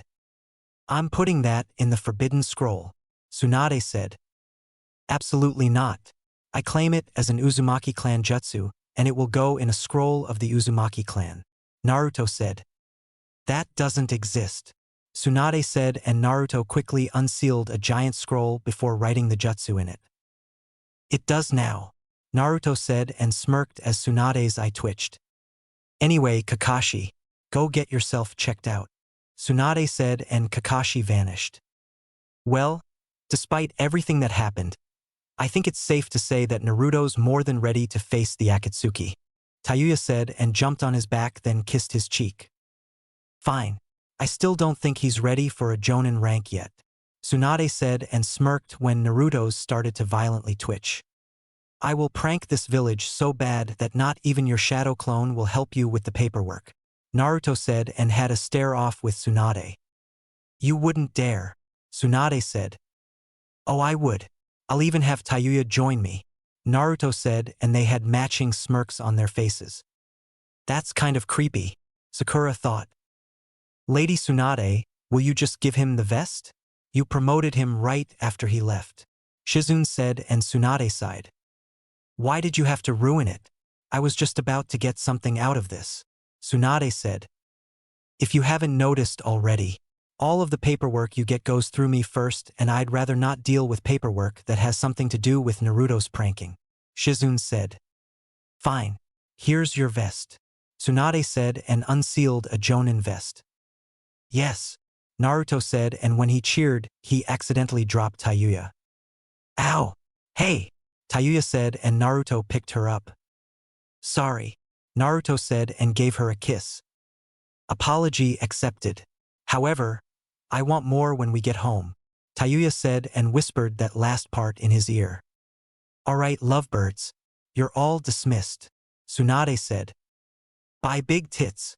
Tayuya said as they vanished. She does know her boobs are the size of yours, right? Sakura asked. She does, but I doubt she'll stop calling me that. Tsunade said. So what's next? Sakura asked. Now we deal with the Akatsuki. You'll need to step up your training as well. I know you're a medic, but you need to be able to protect yourself if they attack you. Tsunade said. But I've been training with you for the last 3 years. Shouldn't I be ready now? Sakura asked. Sakura, the Akatsuki is a group made up of S-rank criminals, and each of them have the strength to back it up. I don't want to be harsh, but you won't be of much use if you go one-on-one with an Akatsuki member. Tsunade said. Then what's the point of even sending me on these missions if I'm not ready? Sakura asked. You'll gain experience. I'll mostly be sending you out with Naruto and Kakashi, who are both S-rank shinobi. From what we know, the Akatsuki travel in pairs of 2, so you'll always be paired up with somebody when you have to fight. You'll mainly be there for backup, so I don't want you to get reckless out there. Tsunade said. I understand. Sakura said. Don't worry, everyone grows at different rates. Besides, you're more of a healer than a fighter despite knowing my chakra-enhanced fighting style. Tsunade said. Perhaps you should have added some ninjutsu or genjutsu to your repertoire. Shizune said. I didn't think it was needed since I was training with Lady Tsunade. Sakura said. Sakura, I may be a medical ninja primarily, but I also have 3 chakra natures that I use. Tsunade said. Why didn't you use any against me in training? Sakura asked. Because you would have died. You had no counters, and 1 jutsu from me without any defense would have killed you instantly. Tsunade said. Same goes for me when I had to train you a bit. Shizune said. Why was I even promoted to Chūnin? Sakura asked. The judges found your thinking skills and medical ninjutsu skills good enough for a promotion. They promoted you to Chūnin and had recommended you get switched to the medical corps instead of an assault-type ninja. Tsunade said. Then I guess I'll have to get stronger. Sakura said, and a determined look came on her face. That's right. You're still my apprentice, so I'll train you whenever you need. Tsunade said. Thank you, my lady. Sakura said. Now go have some fun. I'm sure Ino would be happy to see you. Tsunade said, and Sakura bowed before leaving. Naruto. I can't believe you destroyed the entire training ground. Tayuya said, as they were cuddled on the couch. You're all lucky that's all I destroyed. Naruto said. What do you mean? Tayuya said. I held back a considerable amount of power from that attack. I was able to destroy an entire abandoned village with that jutsu. Naruto said. No fucking way. Tayuya said. It's true. I barely used any chakra in that attack. Naruto said. Yet you still can't beat the pervert. Tayuya said. I'm closer than you are to beating Granny Tsunade. Naruto said, and she slapped his chest. Fuck you. Tayuya said, and Naruto chuckled. Why didn't you become her apprentice? I know she offered you the position. Naruto said, and she sighed. Because if I became her apprentice, then I'd have to get moved to the medical corps. Don't get me wrong, I'm great at medical ninjutsu, but I'd rather be on the front lines fighting next to you instead of hanging back and waiting for somebody to get injured to heal them. I've always been a fighter, and that was even before I met Orochimaru. I was a nice sweet girl, but I've always had a bit of a temper since boys would tease me about my hair. I didn't become cold and heartless until I met Orochimaru. Tayuya said. So, you declined her position just to fight next to me? Naruto asked, and she nodded. Yeah. I mean, we've been on missions together already, and when we had to team up against somebody we could fight without uttering a single word between us. That's why a lot of the missions I did after I made Chūnin were with either Kurenai, Anko, or Yugao. None of the other genin could match me in skills, so they'd slow me down, and they were the only people I trusted to have my back in a fight at the time other than you. Tayuya said. Yeah. I remember the first time we went on a mission and I had to help you out. Naruto said and laughed when she glared at him. I was still recovering from the curse mark being removed. Tayuya said. Really? Because I could have sworn Granny Tsunade cleared you about 3 weeks before our first mission. Naruto said. Well, she was clearly wrong. Tayuya said. Oh? Maybe I should tell her that. Naruto said and smirked when Tayuya flinched. No. Her training is hellish and I don't want to go through that right now. Can you believe she threw a fucking boulder at me? She said it was for dodging training. Tayuya said. I mean, when I first met her she did destroy a castle. Naruto said and she looked at him. You've got to be shitting me. Tayuya said and Naruto shook his head. Nope. It was around the time when we fought Orochimaru and Kabuto. Naruto said. I wish I was there to see Kabuto get his ass kicked. Tayuya said. He honestly could have won, but he was arrogant and it cost him the fight. Now, he wouldn't stand a chance against me. Naruto said. I know. You're a big bad jonin now who can go toe-to-toe with Kakashi. Tayuya said and gave him a kiss. I held back against Kakashi. Naruto said. How? Tayuya asked. I didn't use any of my taijutsu combinations or my Hishigan against him. I can go toe-to-toe with Pervy Sage taijutsu-wise and he has to use Sage mode to beat me. Naruto said. So, you're a Kage-Level shinobi then? Tayuya said. Yeah, I've got the experience to back it up. Not as much as they do, but I have enough. Naruto said. I can't wait to see these fuckers go down. Tayuya said. Same here. Naruto said. So, let me ask you something. Tayuya said. Go for it. Naruto said. Can you use the Nine Tails chakra properly? Tayuya asked. No. I mean, I can use maybe 4 or 5 tails of Nine Tails chakra, but I don't really have a need to. Me and Pervy Sage focused on my own strength the entire time we were gone. I do talk to him from time to time though. Naruto said. Cool. I want to meet him. Tayuya said. Maybe some other time. He's sleeping right now. Naruto said. How do you know? Tayuya asked. I can hear him snoring in my head. Naruto told her. Is he like a rampaging dick? Tayuya asked. Not really, but he can be a bit grumpy. He's just misunderstood honestly. Naruto said. Something tells me it would be a long explanation, so I'm not even going to ask. Tayuya said and Naruto gave her a kiss. I figured you wouldn't. Naruto said and Tayuya smiled as she pulled out her necklace. I never took this off. Tayuya said. Why not? Naruto asked. Because it was the first gift you gave me when we became a couple. It's my first piece of jewelry and it means something to me. Tayuya said and climbed onto his lap. I guess you're right. Your gift was perfect. Naruto said. Of course it was. Tayuya said. When did you get it? I thought you only won your flute. Naruto said. When I said I had to use the bathroom, I went back to the game and won it for you. It was your birthday, so I needed to get you a gift. Tayuya said. You know they let me keep the ticket. Naruto said. Why? Tayuya asked. It was my first birthday gift. Naruto said. Seriously? Why didn't the Ikarakus get you a gift? Tayuya asked. Because they were always busy around that time of year thanks to the festival. They wanted to close down for the day, but I knew they would need the money and I told them not to worry about it. That, and even if they did close, My birthdays were spent bleeding out in an alley while the Nine Tails healed me, or in the hospital where they would inject me with different kinds of poisons to kill me. Now, I'm basically immune to all types of poisons, so I guess something good came from the torture I went through. Naruto said. That's not something good, that's fucked up. Tell me who did it and I'll cut their tongue out. Tayuya said. You don't have to worry about them. Naruto said. Yes, the fuck I do. They will not live freely after they tortured my boyfriend. Tayuya said, and her hair split into 9 pieces. What the hell? Yo, Nine Tails. Wake up, Naruto thought. What the hell do you want? The Nine Tails asked. Are you influencing her or something? Naruto thought.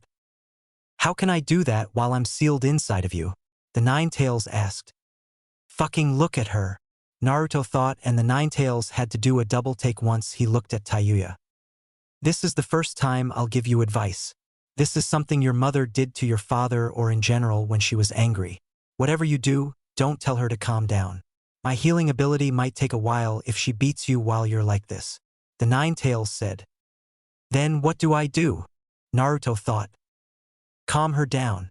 I'm going back to sleep, the Nine Tails said. Son of a bitch, Naruto thought. Tayuya, look at me. You don't have to worry about them because they're already dead, Naruto said, and she calmed down after a few deep breaths. I'm fine, Tayuya said. Now I see why Izumo and Kotetsu were scared of her, Naruto thought. Are you sure? Naruto asked. Yes, I'm sure. Who killed them? Tayuya asked. Me. My first kill came when I was 6. That was the first time I used the Nine Tails chakra. I've killed hundreds of people from this village before I became a ninja. Ninja ranking from Genin to Chūnin and civilians were also killed by me. It wasn't until I got back from finding Granny Tsunade that I found out the third Hokage would organize some of those mob beatings and then come act all grandfatherly to me, Naruto said. Why would he do that? Tayuya asked. Because he wanted me for a weapon. He thought I was young and naive, that I would always listen to him, but the joke's on him since due to me having trust issues, I never believed a word he said. My dream of becoming Hokage was before he even put the idea in my head, Naruto said. What would you do if he was still alive right now? Tayuya asked. Before I would have either tried to kill him or go rogue, but now I would just look at him like the pitiful old man that he was, Naruto said. Don't worry, me, Kurenai, Anko, Yugao, Shizune, Temari and Big Tits will make sure that won't happen again, Tayuya said. I know. For the record, I think the name Big Tits fits you as well, Naruto said and grabbed her breasts, making her blush. And no, that name is strictly for her, Tayuya said.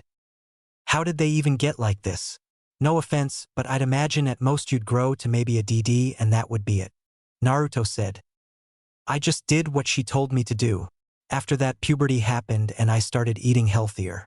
Over the years, they just kept growing and growing. I had to buy new bras like every other month until they finally stopped growing, Tayuya said. Well, I like them, Naruto said and gave her a kiss. Give me another kiss, Tayuya said. Naruto gave her another kiss that turned into another until it was a full-blown makeout session. Tayuya literally ripped Naruto's shirt off and started to feel on his chest as she kissed him. Naruto was just as rough as he tore her shirt off and took her bra off as well. Tayuya started to play in his hair and moaned into his mouth as he would rub her breasts and pinch her nipples. Right when the fun part was about to happen, somebody knocked on the door and Tayuya let out a frustrated whine. Who the fuck is it? Tayuya yelled. Naruto Uzumaki, you have been ordered to the council's chambers. And Umbu said. Why? Naruto asked and went back to kissing Tayuya. Orders from Lady Tsunade, the Umbu said and left. Rain check, Naruto asked and Tayuya sighed. Fine. Can you give me my bra? Tayuya asked and Naruto handed it to her. I need a new shirt, Naruto said. Get me one, Tayuya said. Sure, Naruto said and went to the room, then grabbed a muscle shirt for himself and a black shirt for Tayuya. Thank you. I'm coming with you, Tayuya said, and Naruto noticed she looked around. Your sensing abilities have gotten better. How many do you detect? Naruto asked. 10. Tayuya said. There's 30 of them. All of them are Chūnin level or higher. Naruto said. I'm not really in the mood to fight right now. Let's just teleport there. Tayuya said, and Naruto deactivated the inside barrier seals, then vanished. Council chambers. You called Granny? Naruto asked as they arrived in the chambers. I believe we only called for the boy, Danzo said. Well, that's too fucking bad, you one-eyed geezer, Tayuya said, and Naruto snickered. Tayuya, please refrain from using swear words in the council chambers, Koharu said. I'll try my best, Tayuya said with a grin. Why am I here? Naruto asked. Well, that's something that even I don't know. Danzo is the one who called for this meeting and requested your presence, Tsunade said. What do you want? Naruto asked. I have a few questions about your whereabouts for the past nearly 3 years, Danzo said. Why? Afraid that your weapon might run away from the village? Naruto asked and smirked at Danzo when his eye twitched. It is against the law to leave the village as you please without notifying the higher-ups, Danzo said. You're right that it is against the law to leave without permission or notifying the higher-ups, but that rule doesn't apply to me.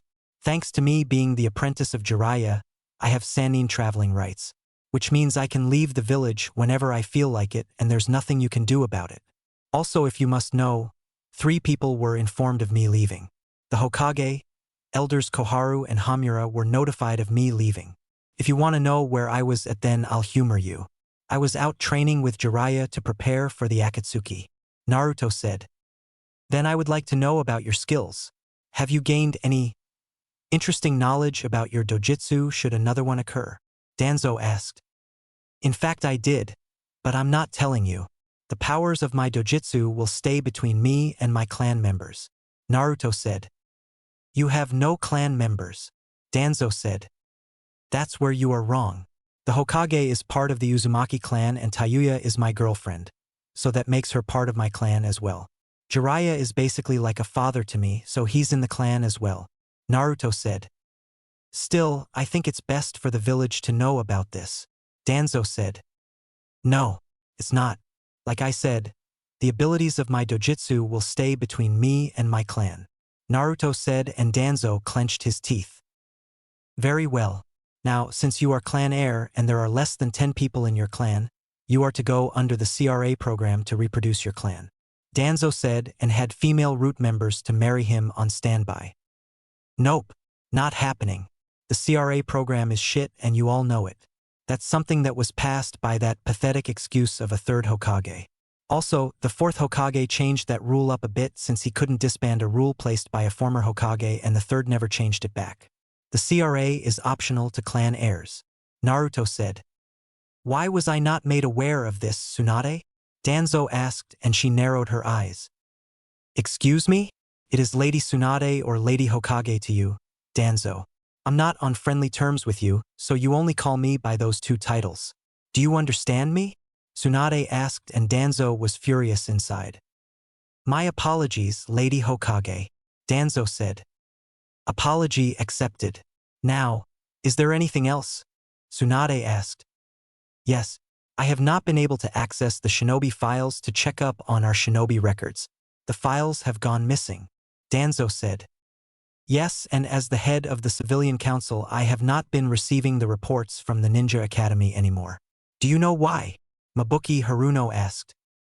Yes, Danzo, the shinobi files are no longer where they used to be. I discovered missing files and decided to relocate them to a place that only me and Shizun know where they are located. As for the Ninja Academy, I have moved that responsibility over to the Shinobi Council. I do not know why the Ninja Academy ended up in the hands of the Civilian Council, but you no longer have to deal with that. All the Civilian Council will deal with is civilian affairs, Tsunade said. Finally, that's one less headache for me to deal with, Mabuki said. Yes, I've been meaning to ask you, Mabuki. How are the plans going for the projects in the Red Light District? Tsunade asked.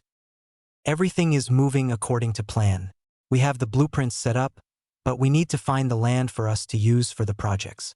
Thanks to you cracking down on the civilians and rich families that haven't paid taxes in 13 years, I was able to set up a budget for each project and I will have the plans in your office tomorrow morning. Mabuki said. Great. Tsunade said. Lady Tsunade, if I may. Sum Inuzuka said. The floor is yours.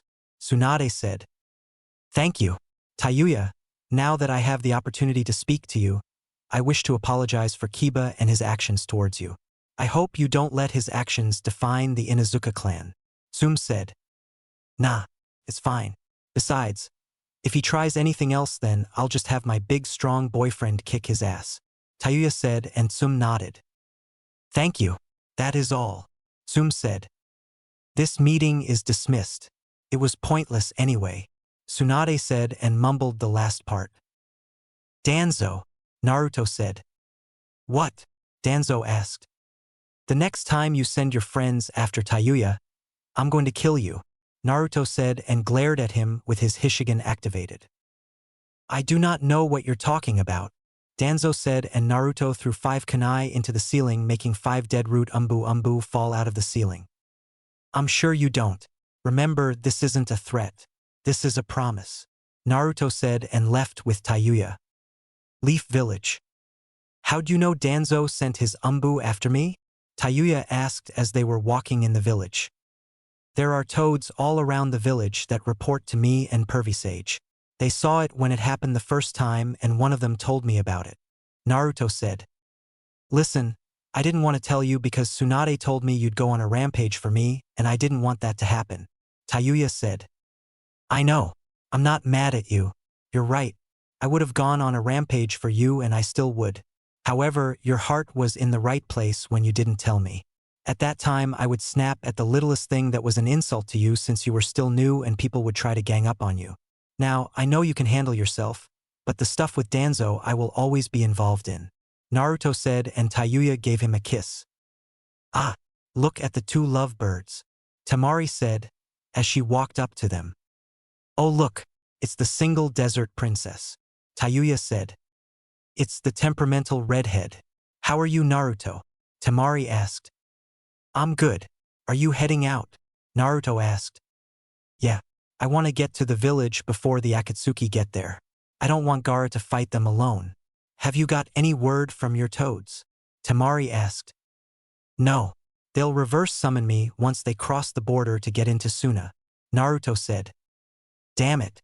That means I risk running into them and I can't fight them on my own, Temari said. Just stay with me. I can somewhat feel when they are about to reverse summon me, so I can quickly grab whoever is near me, Naruto said. I'd rather not. I don't want to hear you 2 going at it, Temari said. We haven't yet, but you're more than welcome to join, Tayuya said and Temari blushed. What? Temari asked. Come on. The more the merrier. I'm sure Naruto wouldn't mind, Tayuya said. Sure. You can join us if you want, Temari, Naruto said and she was at a loss for words. I'm just twisting your tits, girl. I'm not sharing him with anybody, Tayuya said. Tayuya, do you have your gear on you? Naruto asked. Yeah, I have a storage seal on all of my clothes. Why? Tayuya asked. Because we're about to be reversed summoned, Naruto said and quickly grabbed them before they went up in smoke. Suna. I'm guessing they're on the way, Temari said, as they were standing in the desert. Yeah, we need to tell Gaara to evacuate the village. They should be here in a day, Naruto said and summoned Gamakichi. Naruto, why am I in a desert? Gamakichi asked. The Akatsuki are almost here for Gaara. Tell Granny Tsunade that me and Tayuya are here to stop them with Temari. Gaara will help us so we don't need any backup. Tell her we'll be back in 3 days, Naruto said. You got it, Gamakichi said and went up in smoke. Let's go to the village, Temari said. Actually, is there a way you can sneak us in? We need to keep the element of surprise on our side, Naruto said. Not really. We sealed up everything to keep spies out of the village, Temari said. Do you have any sensors at the main gate? Naruto asked. Yeah, Temari said. Shit, alright fuck it.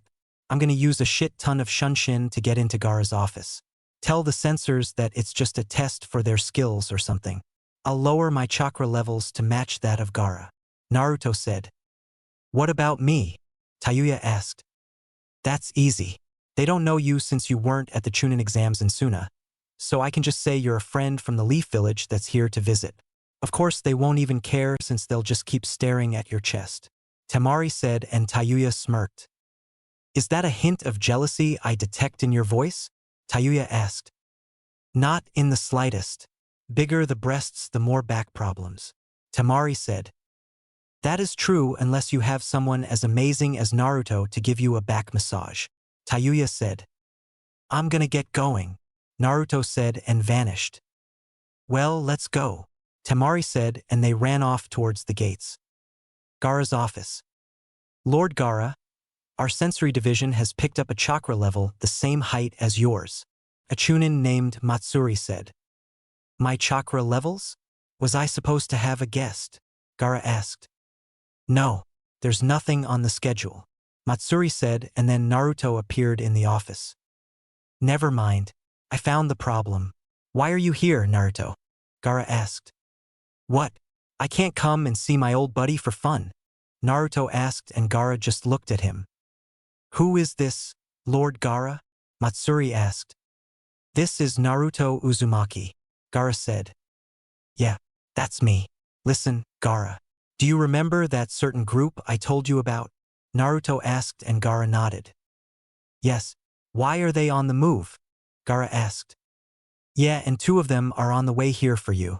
I hope you don't mind, but I had some toads placed around the border to reverse summon me here to help you take them out. I'm here with Temari and Tayuya, Naruto said. Why didn't they come with you? Gaara asked. Because we need to keep the element of surprise on your side, and I don't know if they have a spy at the front gate. If we split up into groups, we should be able to handle them, but you need to evacuate the village or place everyone in a bunker, Naruto said, and Gaara nodded. How much time do we have? Gaara asked. 1 day, Naruto said. Matsuri, tell Baki to gather as much Jonin and Umbu as he can. Tell him to place the civilians in the underground bunkers we set up last year, Gaara said. Are you sure this is needed for 2 people? Matsuri asked. Yes, these are S-ranked shinobi who have no problem destroying the village to get me, Gaara said, and then Kankuro came into the room. Hey Naruto, Kankuro said. Sup, Naruto said. Hey Gaara, something tripped one of my traps at the border, Kankuro said. It's the Akatsuki. They're making their move, Gaara said. I'm fighting with you, Kankuro said, and then Temari and Tayuya came into the office. We have a problem, Temari said. I know, the Akatsuki are coming, Gaara said. No, it's who it is that's coming, Temari said. Who is it? Naruto asked. Sasori of the Red Sand and Deidara the Mad Bomber, Tayuya said. I sent one of my weasels to see who it was and then showed them the book of names Konoha gave us. It's definitely those 2, Temari said. They're both long-range fighters. Me and Naruto will handle Deidara. The rest of you will handle Sasori, Gaara said. That doesn't sound too smart, Tayuya said. It is. This way Kankuro can counter Sasori with his puppets, and I can use my wind ninjutsu to destroy his puppets, Temari said. That's right. Plus you're a trained medic, so they'll need a medic with them in case somebody gets hurt. You can also use your fire chakra nature to burn his puppets. Me and Gaara don't need a medic since we have Shikaku and the 9 Tails on standby to heal us. You need lightning to counteract Deidara and his explosives. Gaara can get us in the air with his sand to fight on even ground, Naruto said, and then Baki came into the office. Lord Gaara, the civilians are being moved to the bunkers as we speak. I have Umbu and Jonin escorting them. Is there anything else you wish for me to do? Baki asked. Yes, go to the gate and watch for 2 figures in a black cloak with red clouds or anything unusual, Gaara said. Yes, sir, Baki said and left. Well, that settles that, Naruto said. Where are you 2 staying? Temari asked. Your house, Tayuya said. Excuse me? Temari asked. We're staying at your house, You already told me how you live in a mansion. You have more than enough room. Besides, we only need one room, Tayuya said. I'm giving you the room one, the opposite side of the house. Temari said. We said you can join us, Tayuya said, and Temari blushed. Stop teasing her, Tayuya. You know she's holding out for Shikamaru, Naruto said, and Temari blushed even more. Shut up, Temari said. We're just messing with you, Naruto said, and gave Temari a one-armed hug. Whatever, come on. I'll show you to the house, Temari said. I'll see you later, Gaara, Naruto said, and they left. Later that night. Are you ready for this? Tayuya asked, as they were in bed.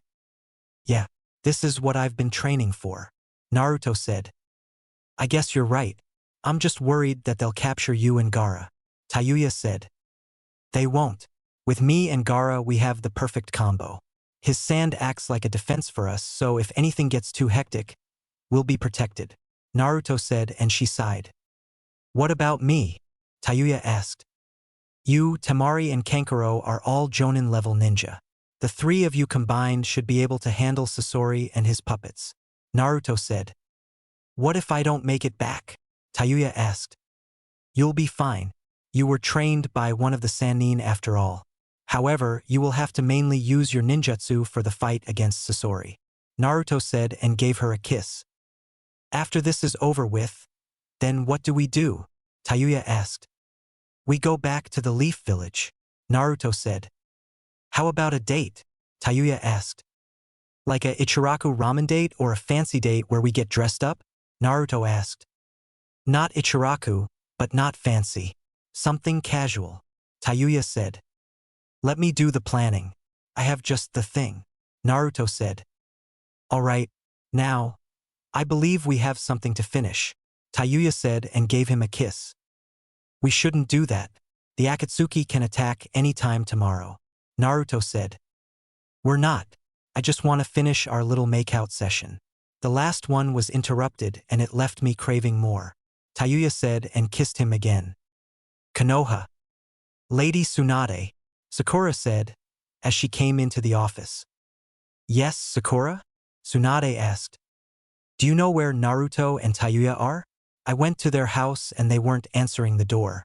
The seals aren't activated in their apartment, so I was able to look inside and they weren't in the house, Sakura said. I don't know. Why do you need them? Tsunade asked. Because we were all going to get some barbecue and I figured I'd invite the two of them.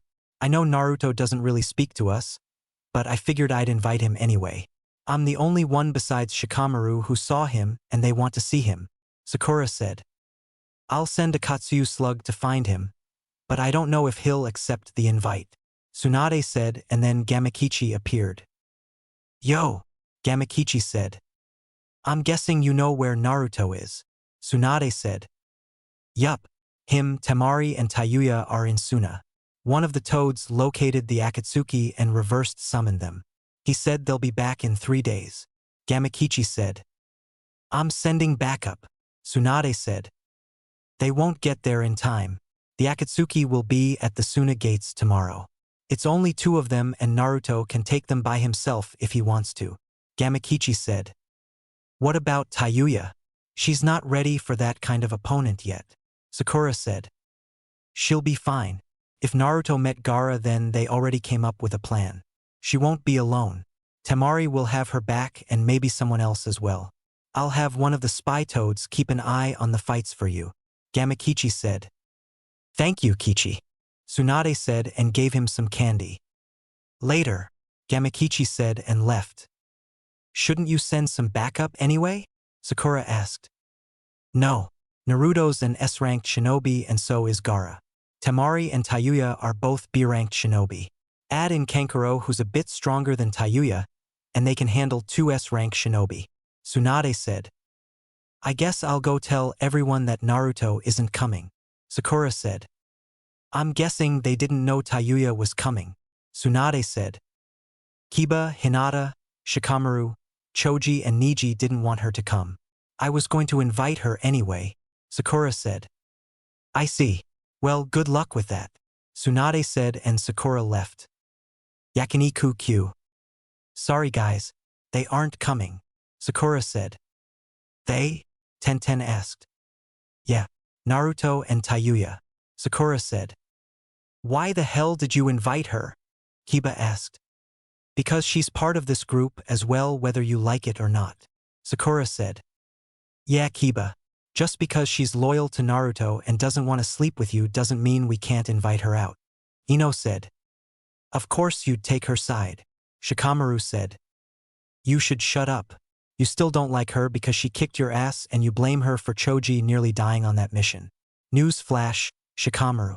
Choji is responsible for his own injury. He's the one that decided to eat every single Akimichi pill, Sakura said.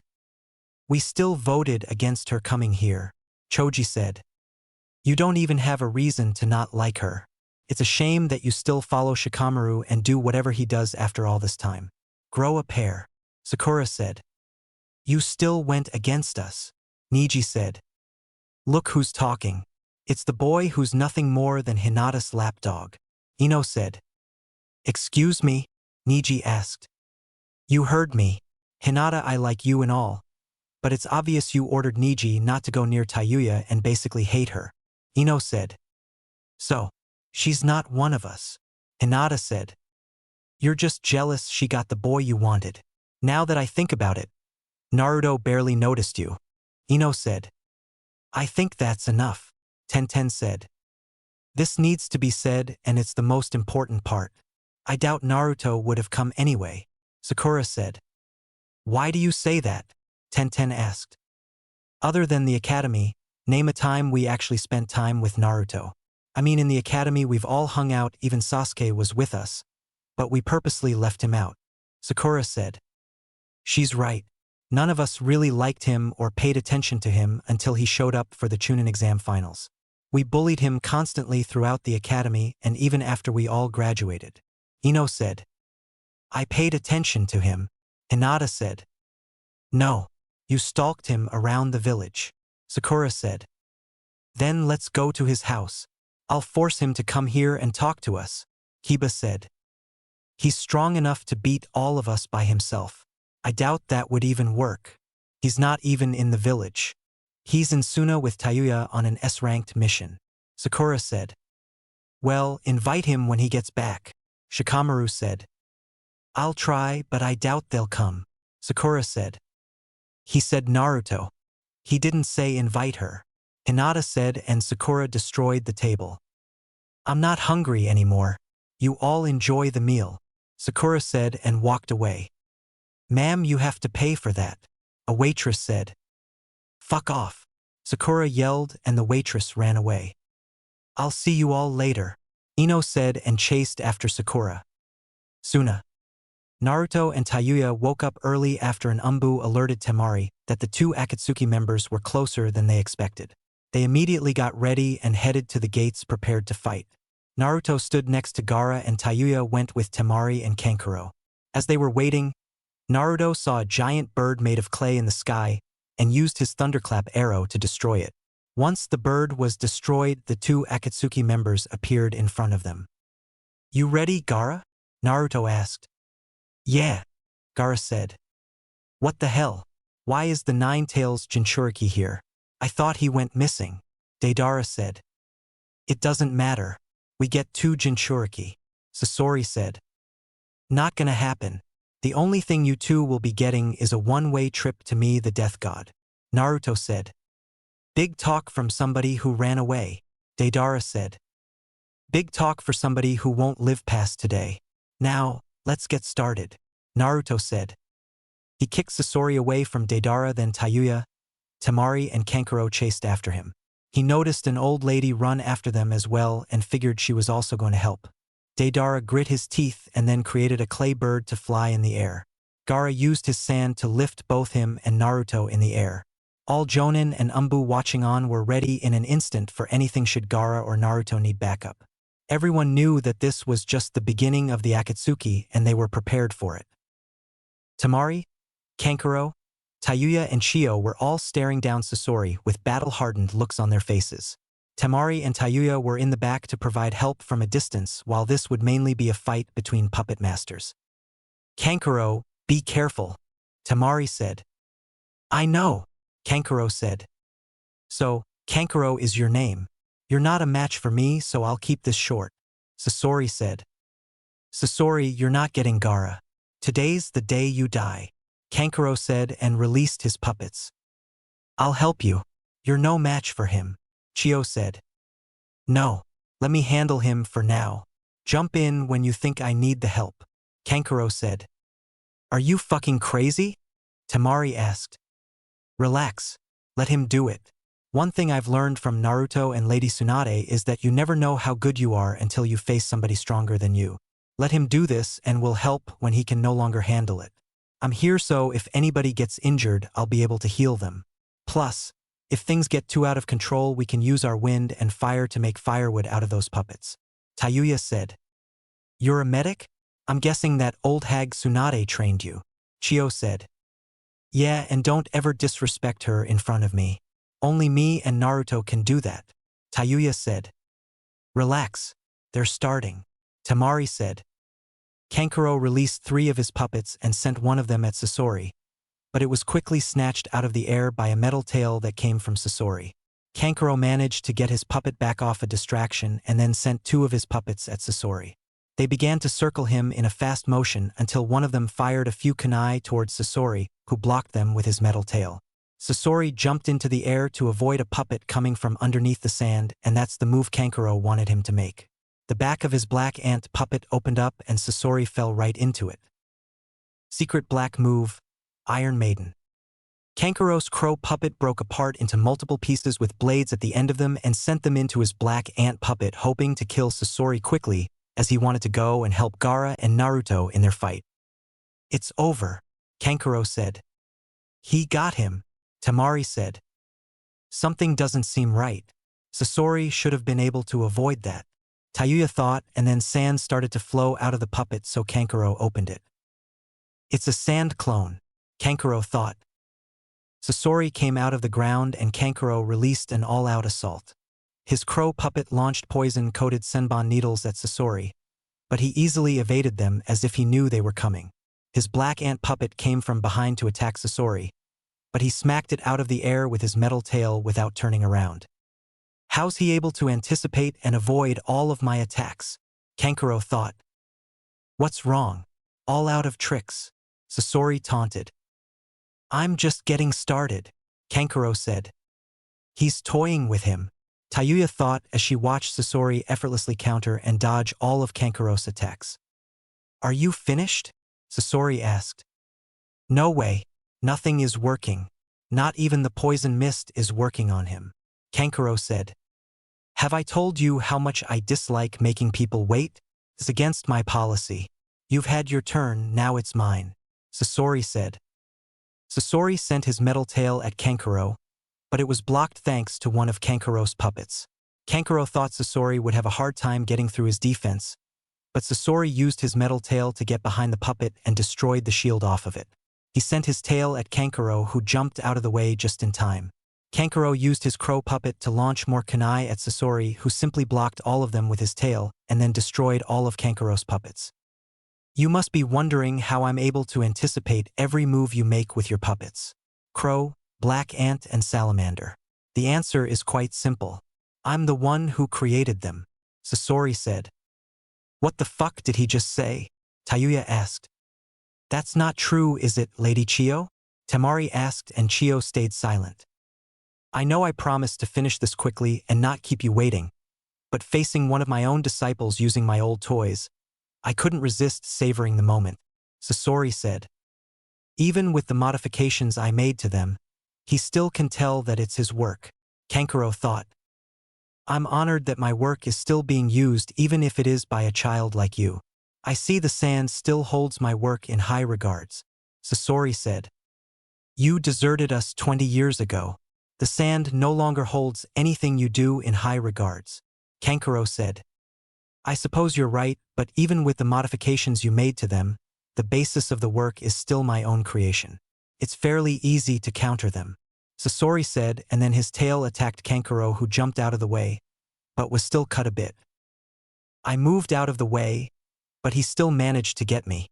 Kankuro thought.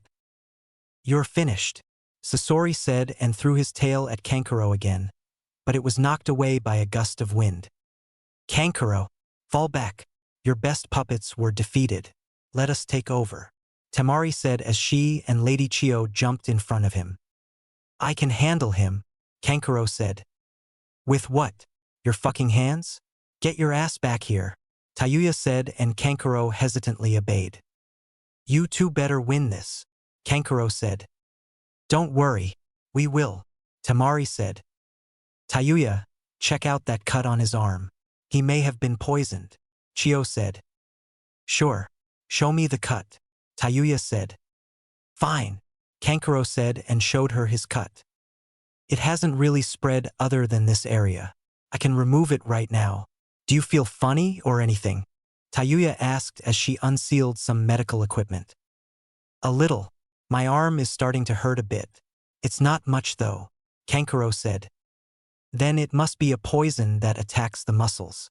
I'll know more if I'm able to evaluate it, Tayuya said and made 2 new cuts on Kankuro's arm. Ouch! Hey, Kankuro said. This is a cut that you shouldn't be able to feel. That poison must also attack your cells as well. I made the 2 cuts for a reason. They're exit areas for the poison. I'm going to force it out of you, Tayuya said and started to use her chakra to move the poison. How long will this take? Kankuro asked. If you don't shut the fuck up and stop moving, it'll take longer than it should. Give me 2 minutes and quit fucking talking, Tayuya said. Sheesh, Naruto's got his handful with this one, Kankuro thought and flinched a bit as he felt the poison being removed from his arm. Shouldn't you use water or something like that for this? Kankuro asked. I don't have a water affinity, so I had to create a way to do it with my chakra instead. You're done. Now stay out while the adults handle this, Tayuya said and ran to the fight. Temari, Tayuya and Chiyo versus Sasori. Chiyo was staring down Sasori along with Temari and Tayuya who joined them. She revealed several kunai that were attached to chakra strings and threw them all at Sasori who blocked them with his tail. Chiyo guided the kunai again before he could move his tail to deflect them again and cut his cloak. Once his cloak was cut, it shredded and revealed that Sasori turned himself into a puppet. As weird as this is, we probably should have seen this shit coming, Tayuya said. I honestly can't say I disagree with you, Temari said. I don't get why he turned himself into a puppet though, Tayuya said. Don't be fooled by this. His real body is inside that one, Chiyo said and Tayuya pulled out a kunai. Then let's break that damn thing and show his real body, Tayuya said. Tayuya and Chiyo both charged in towards Sasori, while Temari hung back to cover them with her wind jutsus. Sasori ripped the mask off his face and fired a countless amount of poison-coated senbon needles towards them. Temari opened her fan, then used the wind style air current dance to blow away all of the senbon needles. Sasori tried firing kunai and senbon this time, but Temari counters with her wind jutsus again. This gave Tayuya a chance to strike and destroy the puppet body of Sasori with a single chakra-enhanced blow. Once the body was destroyed, something covered in a cloak jumped away from them and manipulated the head of Sasori's puppet to fire senbon at Tayuya, but she dodged them. The fuck is that? Tayuya asked and Chiyo chucked. So, you've finally come out, eh? Come now. Let me get a good look at you. I left the comfort of my home to see you. I've waited 20 years. I want to see my grandson's face, Chiyo said. The fuck? This puppet-loving fucker is your grandson? No offense, Tayuya said. As if saying no offense makes it less offensive, Kankuro thought. I should have known that you'd be able to see through my attacks, old women. You're also starting to control the girl with the puppet master jutsu, Sasori said. He's wrong. That was speed and reflexes thanks to training with big tits, Tayuya thought. By the way, it's clever to keep the wind style user in the back. Silly me. I kept my focus on the 2 of you and forgot about her. The redhead threw me off when she joined the front lines of the fight. Since she's a medic, I assumed that she would not fight, Sasori said. Well, when you assume something you usually make an ass out of yourself, Tayuya said. Clever. However, playtime is over, Chiyo said. You don't know how right you are. So, Do you still think this will be easy, Granny Chio? Sasori asked as he revealed himself. Is that the real Sasori? Tayuya asked. I don't understand. Your face is exactly the same. You haven't aged. Chio said. That's impossible. I mean, I know Lady Tsunade has the Uzumaki genes going for her, but other than that, there shouldn't be any way he still looks like a teenager. Tayuya said. What's the matter, Granny Chio? Are you so filled with emotion that you can't speak? I'm not surprised. It's our first reunion in 20 years. Sasori said. For fuck's sake. I'm fucking hot and you two want to fucking talk. Tayuya said. Quite the impatient one you have here. Fine. I'll get this over quickly. Let me show you something special. I guarantee it will move you. This piece was extremely difficult to acquire. On the other hand, that's what makes me so fond of him. Sasori said and unsealed a puppet. No, that can't be. It's impossible. Chio said. Mind telling us what you mean instead of keeping us in the dark? Tayuya asked. Tayuya, that's the third Kazekage. Temari said. Bullshit. I thought all Kages are buried in a secret part of the village. Tayuya said. They are, but the third Kazekage was never buried. He mysteriously disappeared from the village a while ago. It's what led to my father becoming Kazekage. Temari said. Then if it's a puppet, we shouldn't worry about it. Tayuya said and then jumped back from some iron sand. This must be what happened to the third Kazekage. It's been over 10 years since he disappeared from the village without a trace. We scoured the countryside and we could never find him. The strongest of our Kazekage simply vanished. Sasori, it was you? Chio asked. Yeah, and what if it was? I'm not afraid of a retired old woman. You've got one foot in the grave and you want revenge. You can't even touch me. Sasori said and then he was punched away. She can't, but I can. It's time you shut the fuck up and stop letting your sex dolls fight for you. Tayuya said. Impressive. I wouldn't have taken you for the speed type. Sasori said and stood up. Always expect the unexpected. Temari, this third Kazekage of yours uses iron sand. Correct. Tayuya asked. Yes. Why? Temari asked. Would the fire combined with the heat of the desert and your wind be enough to melt his iron sand? Tayuya asked. No. You'd need to be in a volcano basically to melt his iron sand. Temari said. Then I guess we're making a campfire with his puppets. Tayuya said. Fire style, fireball jutsu. Wind style, wind gale jutsu. The combined powers of Temari and Tayuya's combined jutsus were hot and moving at a fast pace. Sasori countered with the third Kazekage's iron sand to create a wall in order to protect them, and it was successful. Temari, thinking ahead, used her gale wind jutsu again just in case Sasori launched Senbon or Kunai at Tayuya, and she was right as the sound of Kunai and Senbon hitting each other was heard through the smoke cloud. I can't underestimate these two. Together they can nullify the iron sand while simultaneously attacking me at the same time. Sasori thought. It's my turn now, Sasori said. He sent the third Kazekage puppet towards Tayuya, who jumped back out of the way when she was swiped at by poison-coated weapons that came from the Kazekage puppet. Sasori then made multiple hands appear from the arms of the Kazekage puppet, then sent them at Tayuya, who just stood there and let them slam down on her. What they didn't see was Tayuya contort her body around the arms once they landed and then place small, but very powerful explosive tags on most of the arms before escaping with a shunshin. Impressed that you took that attack head-on and managed to escape so easily, Sasori said. It's not hard to do considering your moves are basically the same each time. All of your puppet movements are the same. You just move certain puppets at different speeds. I can read your finger movements easily. Tayuya said. How are you able to do that? A puppet user can barely move their finger and the puppet will move. How can you see his finger movements? Temari asked. I've played the flute nearly my entire life. I know a thing or two about using your fingers to control something. It's why my hand sign speeds are so fast that only an elite Chūnin level shinobi or higher can see. Tayuya said. She's impressive. Perhaps I'll take you for one of my next puppets. Sasori said. Sorry, but the only person who's allowed to use their fingers on my body is Naruto, and it's going to stay that way. Tayuya said. Fire style, Phoenix Flower Jutsu. Tayuya unleashed a handful of shuriken with one hand and then at the same time exhaled fire-infused chakra onto them in order to increase the weapon's destructive power. Sasori countered with a wall of iron sand that protected the puppet and himself from taking any damage.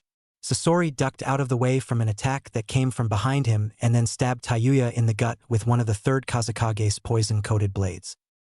Such a simple trick won't work on me, Sasori said, and Tayuya smirked. It wasn't supposed to, Tayuya said and went up in smoke. A shadow clone, Sasori said. Wind style, Blade Dance Jutsu. Temari used her giant fan to create a whirlwind that is powerful enough to travel several hundred meters, but she controls it to only attack Sasori. As she swings the fan, which has previously been smeared with her blood, she summons her own weasel, Kametari, which travels upon the winds and rapidly cuts through everything in its path. Sasori saw the attack coming and countered again with the extended arms of the Kazekage puppet, resulting in some of the arms being destroyed. I must say that I'm impressed with the newer generation of shinobi. However, as I've said before, I hate making people wait. This is taking too long, Sasori said, and then a huge amount of iron sand appeared in the air above them. Ah shit, Tayuya said and whistled a bit. Iron sand world order. The iron sand in the air started to spread out in spikes that branch off irregularly, making it almost impossible to get a clear overview of what was happening. All of a sudden, the iron sand spikes started to fall to the ground, and they were mainly directed at Tayuya since Sasori thought she was the most dangerous opponent right now. There were so many spikes coming towards Tayuya that she started to get winded, as evading the spikes was nearly impossible. Add in the fact that Sasori coated the iron sand in poison, that just made this even more difficult for Tayuya. Damn it! I can't help with my wind jutsus since I'll just make things more difficult for Tayuya.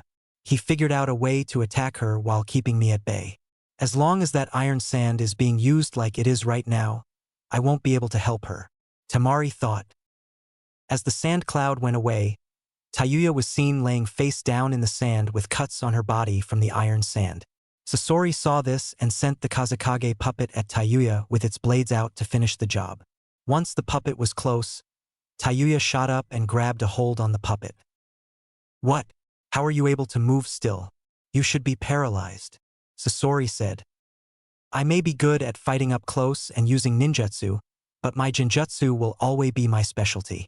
My genjutsu skills are nearly on par with the genjutsu mistress of Konoha, Kurenai Yuhi. A simple sound from me can activate any genjutsu I have in my repertoire, Tayuya said. A simple sound? She didn't make any noise. Wait a second. Before my jutsu started, she whistled, Sasori thought, and then Tayuya faded back into the picture next to Temari.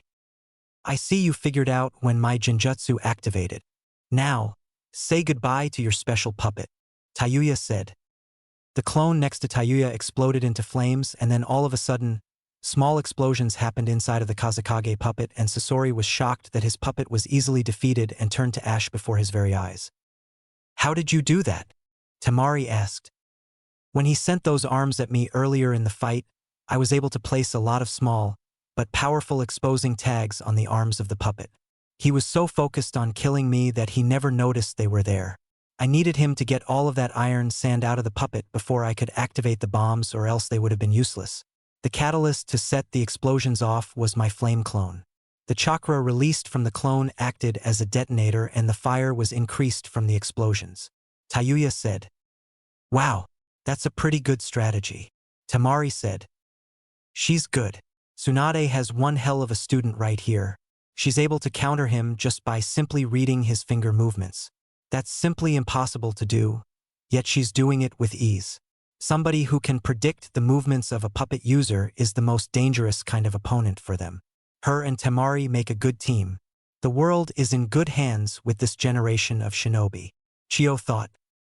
It's time we put an end to this, Chio said.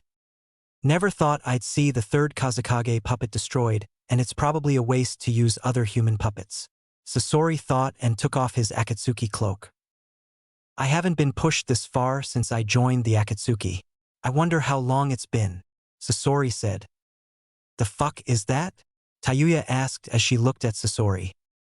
I see the reason he looks exactly the same as the day he left. Of course age doesn't affect him. The reason is right before our very eyes. Chio said.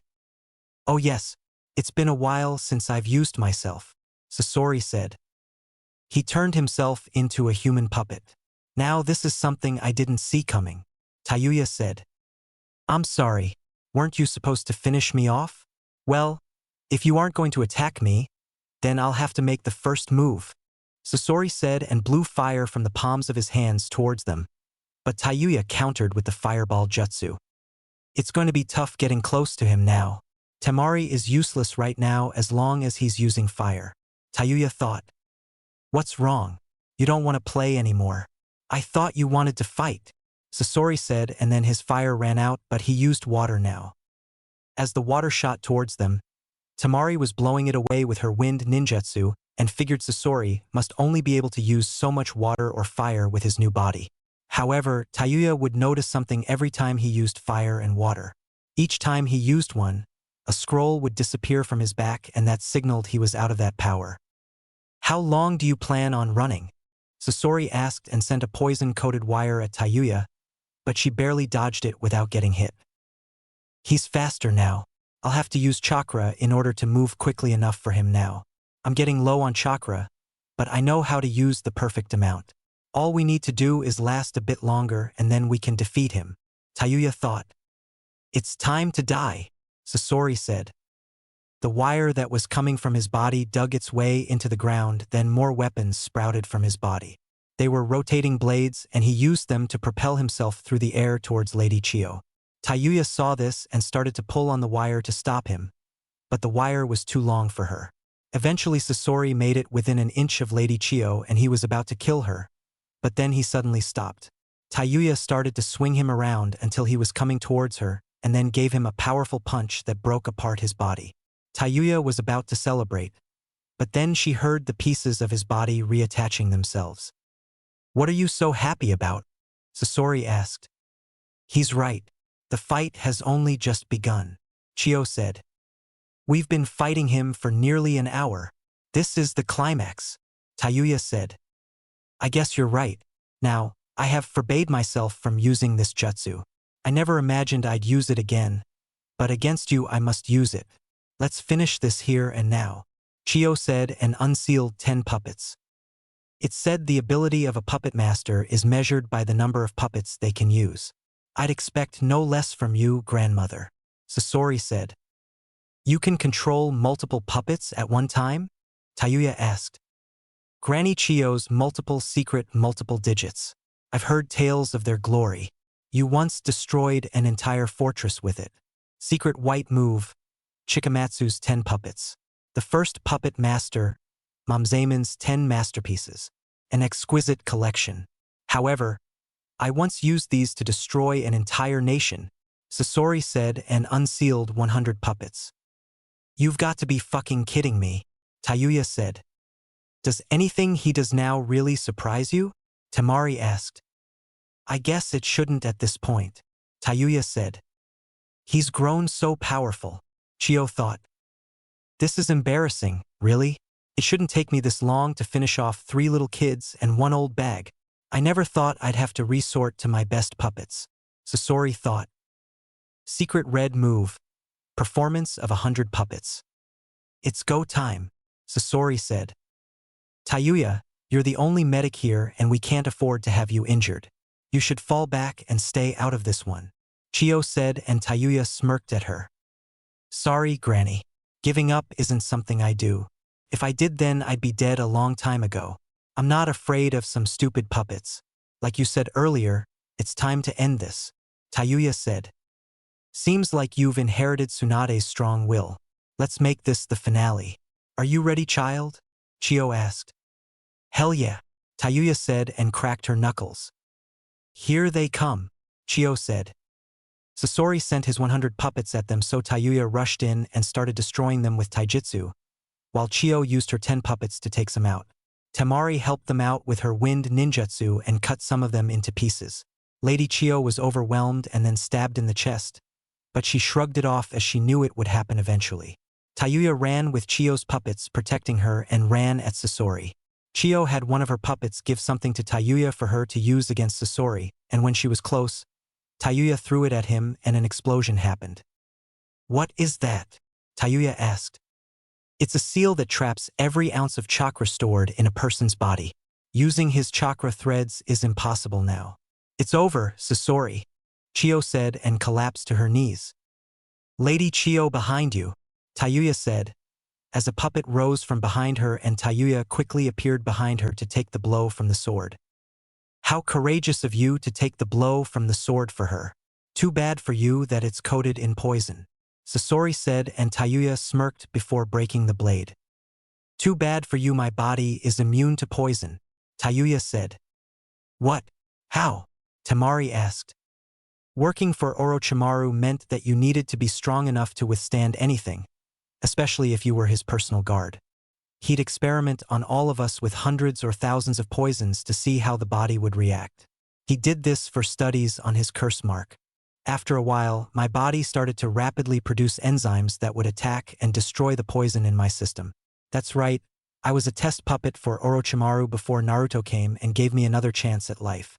That's why I decided to stay off the front lines and fight after I healed Kankuro. Metal-based poisons were also something he tried out on me after everything else was over with.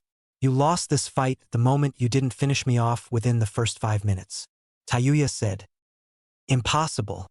My poison is special and only I know how to make it," Sasori thought. "If you're wondering how I can heal from your poison, the only answer would be because of so many metallic-based poisons that were injected into my body, that it started to mass-produce a cure inside of me for anything. In other words, a simple poison won't kill me," Tayuya said, and the blade then stabbed Sasori with it inside of the white part on his chest. "And my heart. How did you know?" Tayuya asked. "I paid very close attention to you during our fight.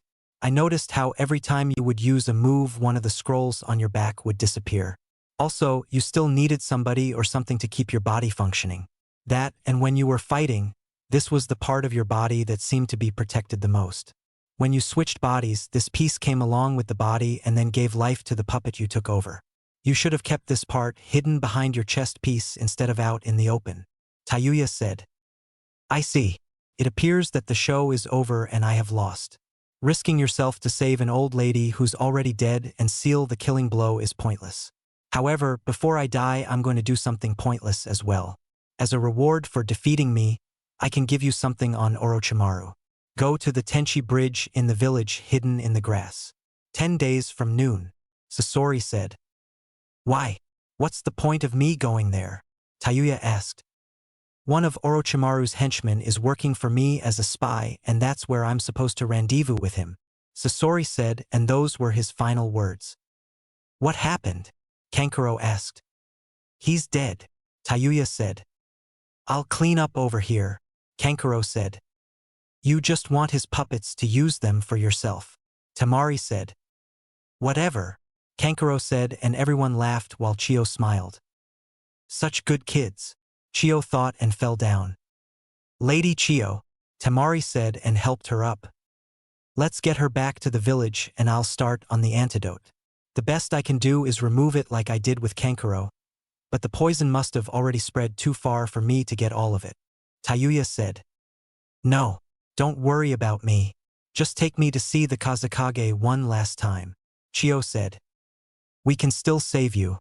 Just let us help," Temari said. "No. There comes a time in someone's life when they are no longer needed. I was only around this long to see my grandson one last time and to find the future of puppet making.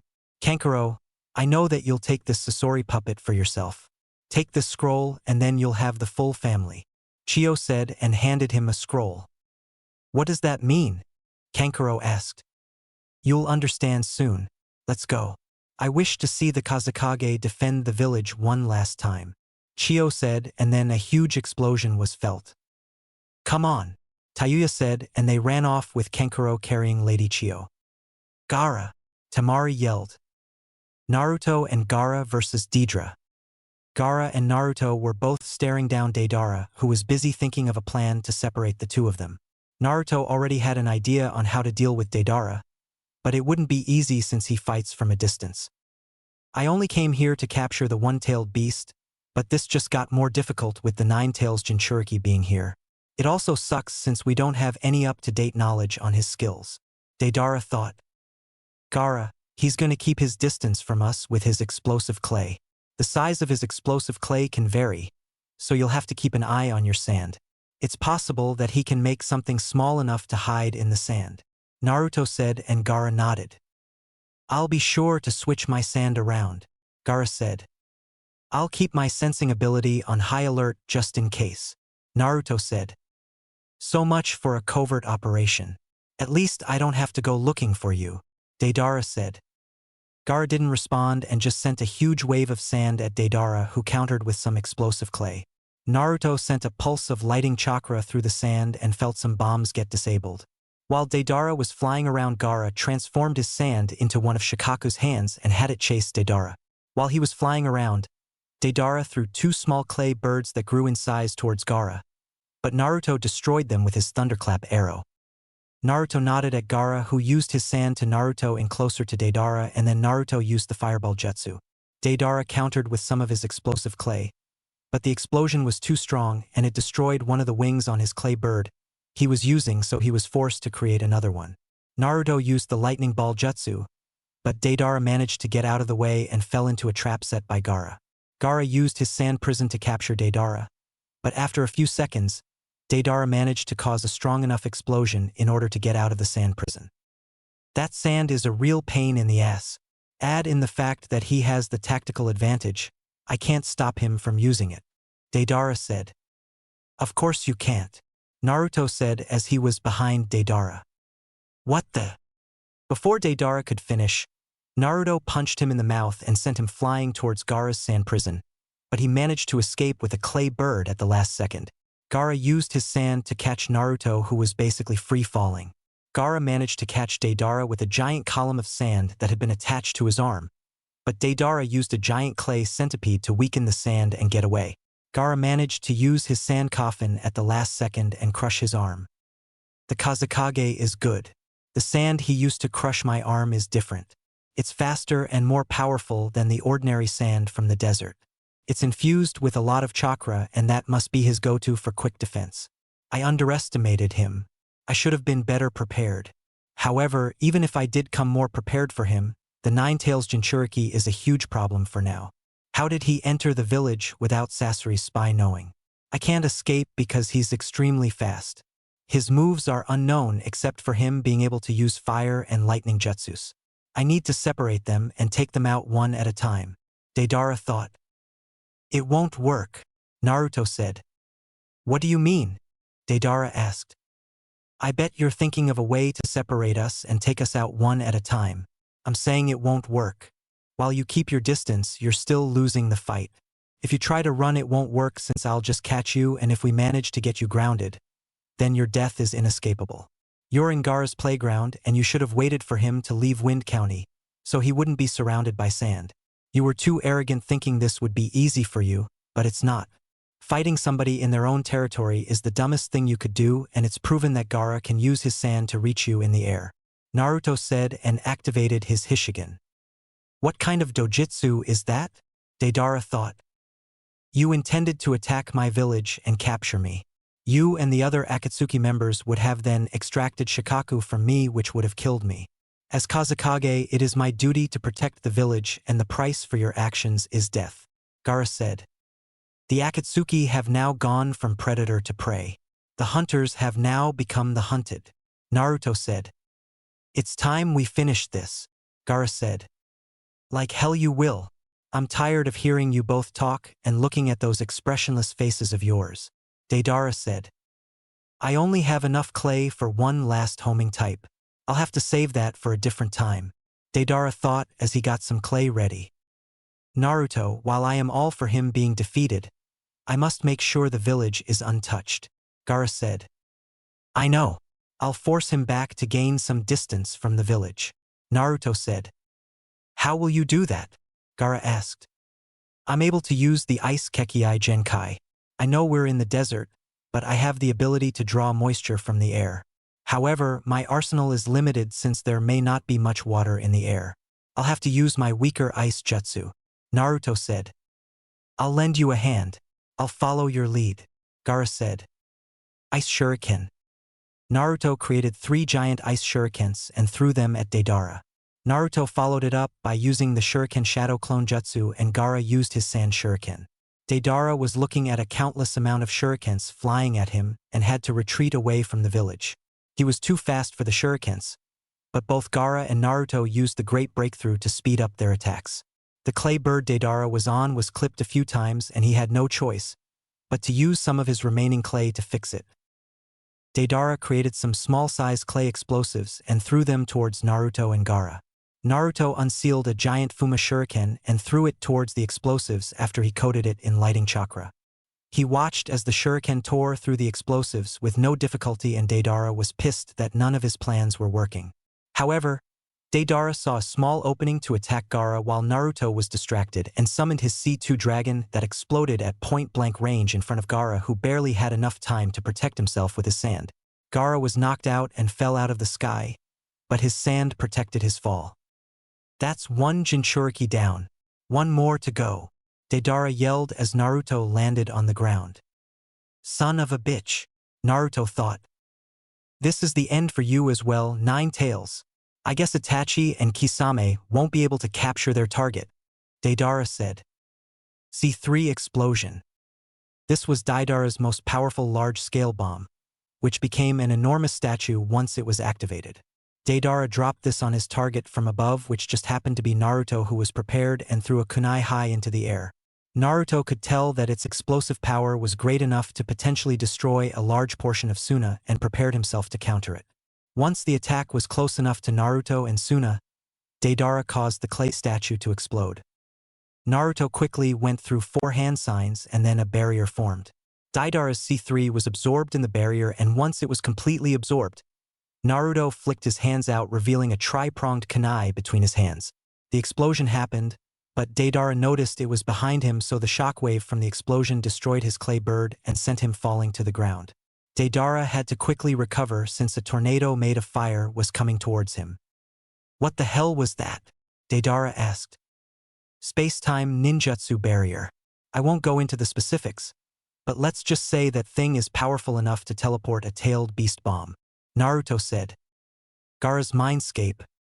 Get up, Gaara, Shikaku said. Shikaku? What happened? Did we die? Gaara asked. No, but you would have if it wasn't for the ultimate defense you have, Shikaku said. I see, Gaara said. As you are now, you would have already been defeated by that Akatsuki member. You're lucky that brat Naruto was here to help you, Shikaku said. Yes, his help has been grateful. I am honored to call him my friend, Shikaku said. Yes. You became friends with one who gave you your first loss in a real fight. Now I have a proposition for you. Actually, it's more like a deal, Shikaku said. What is it? Gaara asked.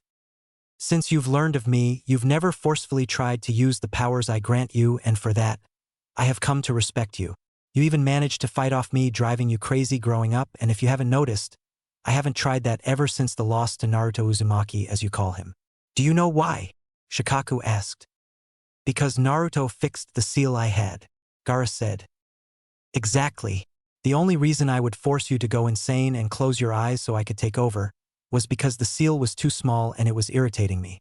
I did that to see if anybody would check the seal to see if it was functioning properly, but it took 12 years for somebody to realize what was going on, Shikaku said.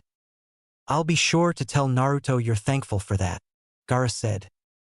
Absolutely not. I refuse to have that stupid fox thinking I owe his host a favor, Shikaku said. I see. What is this deal you proposed? Gaara asked. What I am offering is complete use of my powers and my full cooperation, Shikaku said. I'm listening, Gaara said. As you know, you're able to use sand all around you, but the sand that is not in your gourd will be significantly weaker than what you have stored away. With my powers, you'll be able to control sand to your will and create sand from the earth if you do not have a source of sand with you. I will also give you the ability to use iron sand, and I'm not talking about the knockoff version created by the third Kazekage. Since I'm the one granting you the gift, your iron sand will be 100 times stronger than his. Your senses will be enhanced like mine, and with enough training, you'll be able to use the tailed beast bomb. Shikaku said. What do you want in return? Gaara asked. I just want a bit of freedom. Allow me to come out of the seal in a smaller form to roam around the village, and you have complete control to bring me back into the seal if you want to. Shikaku said. That seems fair. How do I go about this? Gaara asked. This is a 6-symbol seal. It usually is made to have a key, but Naruto didn't make it that way. All you have to do is approach the seal and twist it counterclockwise. Shikaku said, and Gaara did as told. Now what? Gaara asked, and Shikaku held out his fist to him. Now we become partners. I am Shikaku, the one-tailed beast and guardian of the desert. Shikaku said, and Gaara bumped fists with him. I am Gaara of the Sand, the 5th Kazekage, brother to Kankuro and Temari. You are no longer just the guardian of the desert. You are now my partner and citizen of the hidden sand village. Gaara said. Now, let's get wild. Shikaku yelled, and Gaara nodded. Real world. What's the matter, Nine Tails? Afraid that you can't stop me on your own? Deidara teased, as he was back in the sky on a clay bird. Me? No, I know I can defeat you. He can also, Naruto said, and then Gaara appeared next to Naruto. He looks completely different, Deidara thought. Gaara was now seen wearing a full haori that was unzipped and had tomos going around his collar. On his haori and shirt were blue sealing markings that were on Shikaku's body. However, Gaara had one on the front of his shirt in the style of his 6-symbol seal. Gaara's eyes were similar to that of Shikaku's, but he maintained the white scara instead of it being black. He had black markings around his eyes that stopped just above his cheekbones, and his hair stood up in a spiked-out style with a few bangs hanging over his forehead. Picture on profile. Couldn't find the creator of the picture, but thanks to whoever created it. Looking good, Gaara, Naruto said. Thanks, Gaara said. Big deal that you've changed. It's time for me to end this, Deidara said. I'll handle this, Naruto, Gaara said, and then Deidara was surrounded by iron sand. What? Deidara yelled. Since when could he use iron sand, and how is it able to move so quickly? I only have one choice. I must use my C0 explosive. It's up to Sasori to capture them. He should be done with those other misfits by now, Deidara thought. Deidara ripped off his Akatsuki cloak, his shirt and chain mesh underneath, and revealed a mouth that was stitched up on his chest. He undid the stitches on his chest and fed the mouth a huge ball of clay. Gaara seemed unfazed, as did Naruto, since he had complete faith in Gaara and his new abilities. Naruto felt a huge amount of chakra being built up from Deidara, and Gaara did as well, since he added a thick layer of regular sand inside of the iron sand. Naruto was impressed to see Gaara using 2 different types of sand at the same time, but decided to question him later. Deidara was surrounded by a huge black sphere that was made from his explosive chakra. The sphere started to crack open, and Gaara closed the sand prison he trapped Deidara inside of. The sphere containing Deidara exploded, but thanks to Gaara's new abilities, the explosion happened inside of the sand prison, and Gaara covered the sand prison in some of Shikaku's seals to keep the explosion inside to protect everyone. Even though the explosion was inside of the sand prison, it was still powerful enough to create a shockwave that shook everything within 10 miles. After a while, the sand prison started to deflate, and Gaara slowly released the jutsu, revealing no trace of Deidara. He blew himself up, Gaara said, and dropped his transformation. Yeah, at least that's one Akatsuki member down, Naruto said. Gaara, Temari yelled, as everyone came running up to them.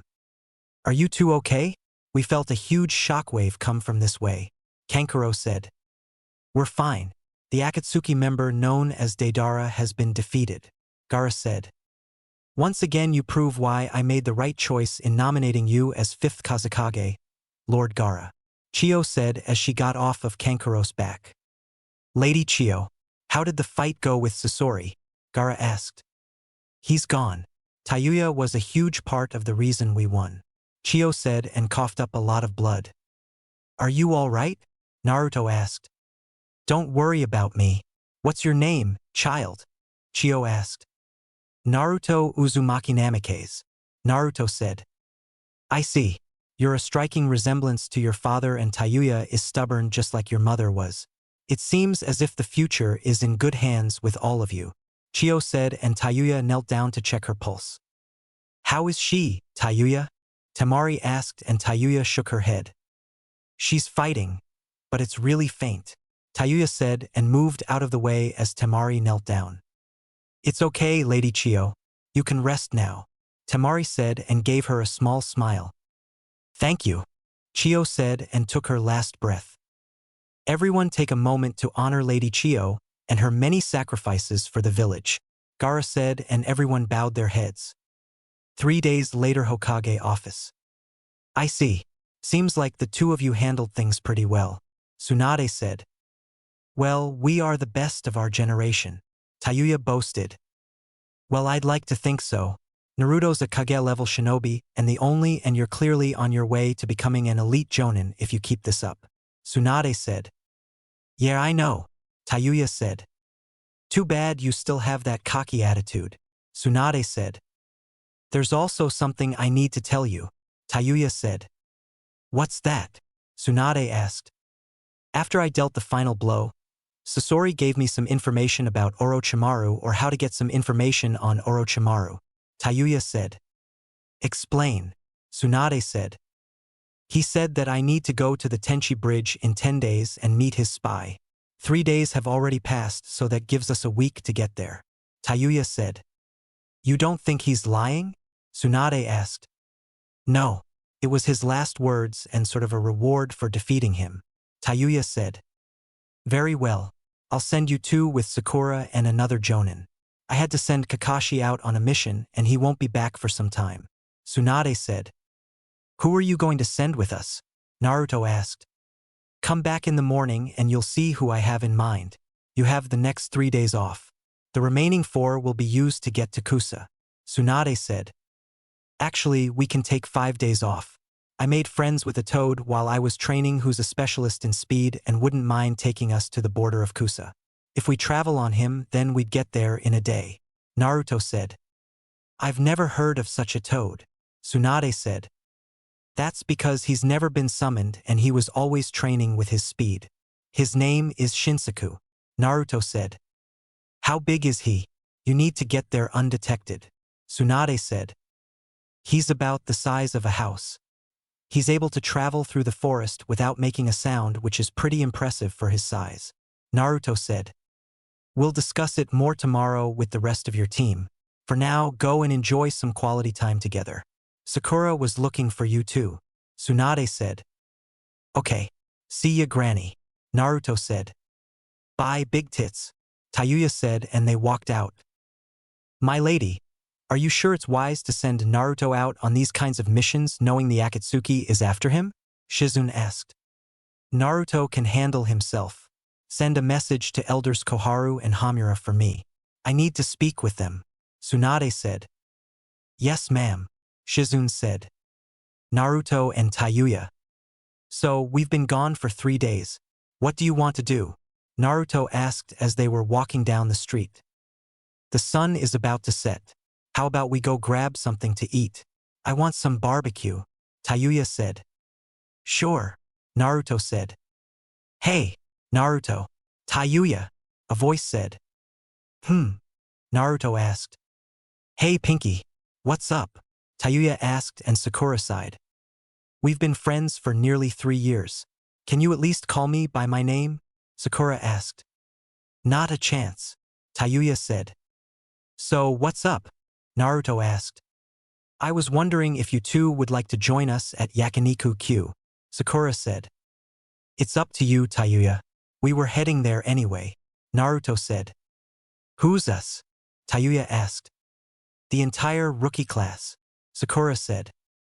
You do realize that besides Naruto, I'm only friends with you, the blonde bimbo, and Tenten, right? Tayuya asked. Yes, I know. They'll just have to learn to deal with it. None of them have any real reason to not like you, Sakura said. Fuck it. Let's go. I'd like to see the look on the blind stalking bitch face when I walk in with you, Tayuya said. Tayuya. Behave, Naruto said. Yeah, I hear you, Tayuya said and waved him off. Keep it up and you'll sleep in the extra room tonight, Naruto said and started to walk away with a smirk on his face. What? You can't do that to me. I'm sorry. I'll behave, Tayuya said and ran after him, making Sakura chuckle. Those two were meant to be together, Sakura said. Bring your ass, Pinky, Tayuya yelled. I'm coming, temperamental redhead, Sakura mumbled. Yakiniku Q. I wonder where Sakura is, Rock Lee said. After the last time, do you honestly expect her to show up? Tenten asked. She said she'd be here, but she was going to be a bit late, Ino said. Do you know what she had to do? Tenten asked. No. If I had to guess, then probably something for Lady Tsunade, Ino said. Hey guys, I'm here and I brought some people to join us, Sakura said as she approached the table with Naruto and Tayuya. Why's she here? Shikamaru asked. Because I invited them, Sakura said. Who's the hunk standing next to her? Tenten asked. He's mine, Tayuya said. Wait, that's Naruto. He's hot. I mean, he was always good-looking before, but he's sexy now, Ino said with hearts in her eyes. You thought he was good-looking before? Tenten asked. I mean, who wouldn't? Yeah, he always wore those horrendous orange outfits and was annoying, but in my book he was the second hottest boy in our class behind Sasuke. Boy, was I wrong, Ino said and started to drool. If you aren't going to put that drool to good use, then you should close your mouth, Naruto said, making all the girls blush and Ino pass out from a massive nosebleed. Hey, remember who you sleep with at night, Tayuya said and smacked him upside his head. I know. I was just teasing, Naruto said, as they sat down in the only seats that were available, which were between Kiba and Hinata. Ugh, I can't believe I have to sit next to you, Tayuya mumbled. We can always switch seats if you'd like. I wouldn't mind sitting next to Naruto and Ino can switch with Kiba, Hinata said in a tone that was polite and snotty at the same time. This bitch, Tayuya thought, and Naruto just raised an eyebrow. No thank you. I'd rather stay here. If I get scared or tired, I have my big strong boyfriend to lean on, Tayuya said and gave him a kiss on the cheek. Oh boy, here we go, Sakura thought. She has to leave. We made it abundantly clear that she's not allowed to be part of our group, Kiba said. I see. So that's how you all are, Naruto said. What the hell does that mean? Kiba asked. It means none of you other than Ino, Sakura and Tenten have changed over the years to better yourselves. Shino as well, Naruto said and Shino nodded. It's good to see you again, Naruto, Shino said. Likewise, Naruto said. What do you mean we haven't changed? We've all become stronger, Kiba said. You may have gotten stronger, but you're still the same shitty people from the academy. You're all a bunch of shitty individuals. Choji, you've got your head so far up Shikamaru's ass that you don't even possess the ability to think for yourself. Niji, I can't really get on you because you must obey Hinata for the simple fact that you have the caged bird seal on your forehead and don't want her to activate it. Hinata, I was never yours and I barely knew you existed. Honestly, I probably never would have dated you anyway since you've basically stalked me my entire life. Shikamaru, you only hate her because she kicked your ass and made you cry because Choji was sent to the ER. Yeah, Tamari told me all about that, Naruto said. She's an outsider that doesn't belong, Kiba said. She's an outsider, but while I was gone you would constantly try to have sex with her to fulfill your needs, you horny mutt. You're lucky all she did was put you in a coma for a few weeks, Naruto said. She got lucky. I can handle her in a straight-on fight. Just like I can handle you, Kiba said and stood up. Sit, Naruto said and activated his Hishigan, placing Kiba under a genjutsu that made him obey. Whoa, Sakura said. Everyone I just named is no better than they were in the academy. Hinata, you once said in class that you hated bullies and now you've become the very thing that you hate, Naruto said. She stole you from me, Hinata said. I was never yours, Naruto said. You were supposed to be with me and not this thing, Hinata said. This thing also humiliated your ass during the Chūnin exams. If we were to have to fight for his love, then you already lost, Tayuya said. Niji, you don't seem to be bothered by my words. Naruto said. That's because you haven't told one lie. It is true I hold no ill will towards Tayuya. Niji said. Shut up. Hinata said and activated the caged bird seal, making Niji yell out in pain. Niji. Hinata. Stop. Please.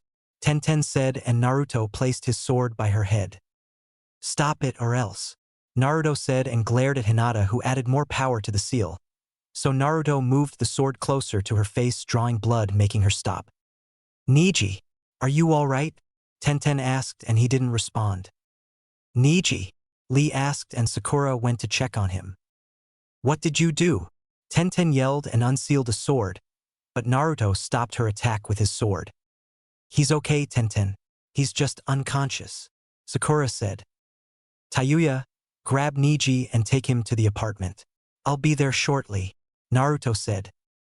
Okay, Tayuya said and vanished with Niji. Bring my servant back this instant, Hinata said. It's funny how roles changed between you and Niji. You wanted him to be your cousin who loved you, and now you're abusing him the way he did you, Naruto said and stood up, but Shikamaru used his shadow possession jutsu to catch him. We're not done here, Shikamaru said. Yes, we are. You're all a disappointment except for the names I listed. Sakura, we need to be in Tsunade's office tomorrow morning, Naruto said and just walked out of Shikamaru's jutsu. I can't believe you did that, Hinata, Tenten said and left. Naruto and Tayuya apartment. Where's he at? Naruto asked. He's in the extra room. I had to move some stuff out of there just in case he woke up and got nosy, Tayuya said. What stuff? I thought that room was already cleaned out, Naruto said. I had to move my personal items out of there, Tayuya said and blushed. I see. Anyway, I'll go do him a favor. It'll be quick, Naruto said and went in the room, but then somebody knocked on the door. It's me, Tenten, Tenten said. I'm coming, Panda, Tayuya said and opened the door. Can you not call me that? Tenten asked. Nope. What brings you here? Tayuya asked as she closed the door. I want to check on Niji, Tenten said. Naruto's with him. He should be out soon, Tayuya said. I can't believe Hinata would go so far, Tenten said. It's always the quiet ones. So, you two are finally dating, huh? Tayuya asked. Yeah, it took him forever to ask me out though, Tenten said. Don't worry, Naruto was the same way, Tayuya said. I can't really blame him. The way he was treated in the orphanage was horrible. I don't think until you came into his life that he's ever actually felt real love, Tenten said. What do you mean in the orphanage? Tayuya asked. That's right. I was in the orphanage, and before I was adopted, I'd see Naruto get mistreated. I was told he was bad and nobody would want to adopt me if I played with him, so I kept my distance, Tenten said. That's fucked up. What happened to the people at the orphanage? Tayuya asked. Nothing, but then a few years later they all turned up dead in the alley. It was a complete massacre from what I was told, Tenten said.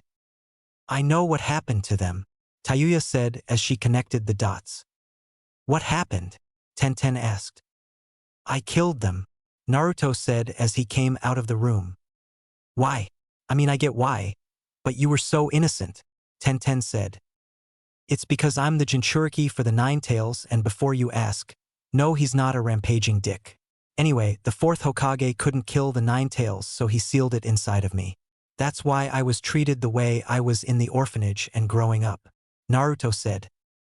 Enough of the sappy shit. How's her boyfriend doing? Tayuya asked.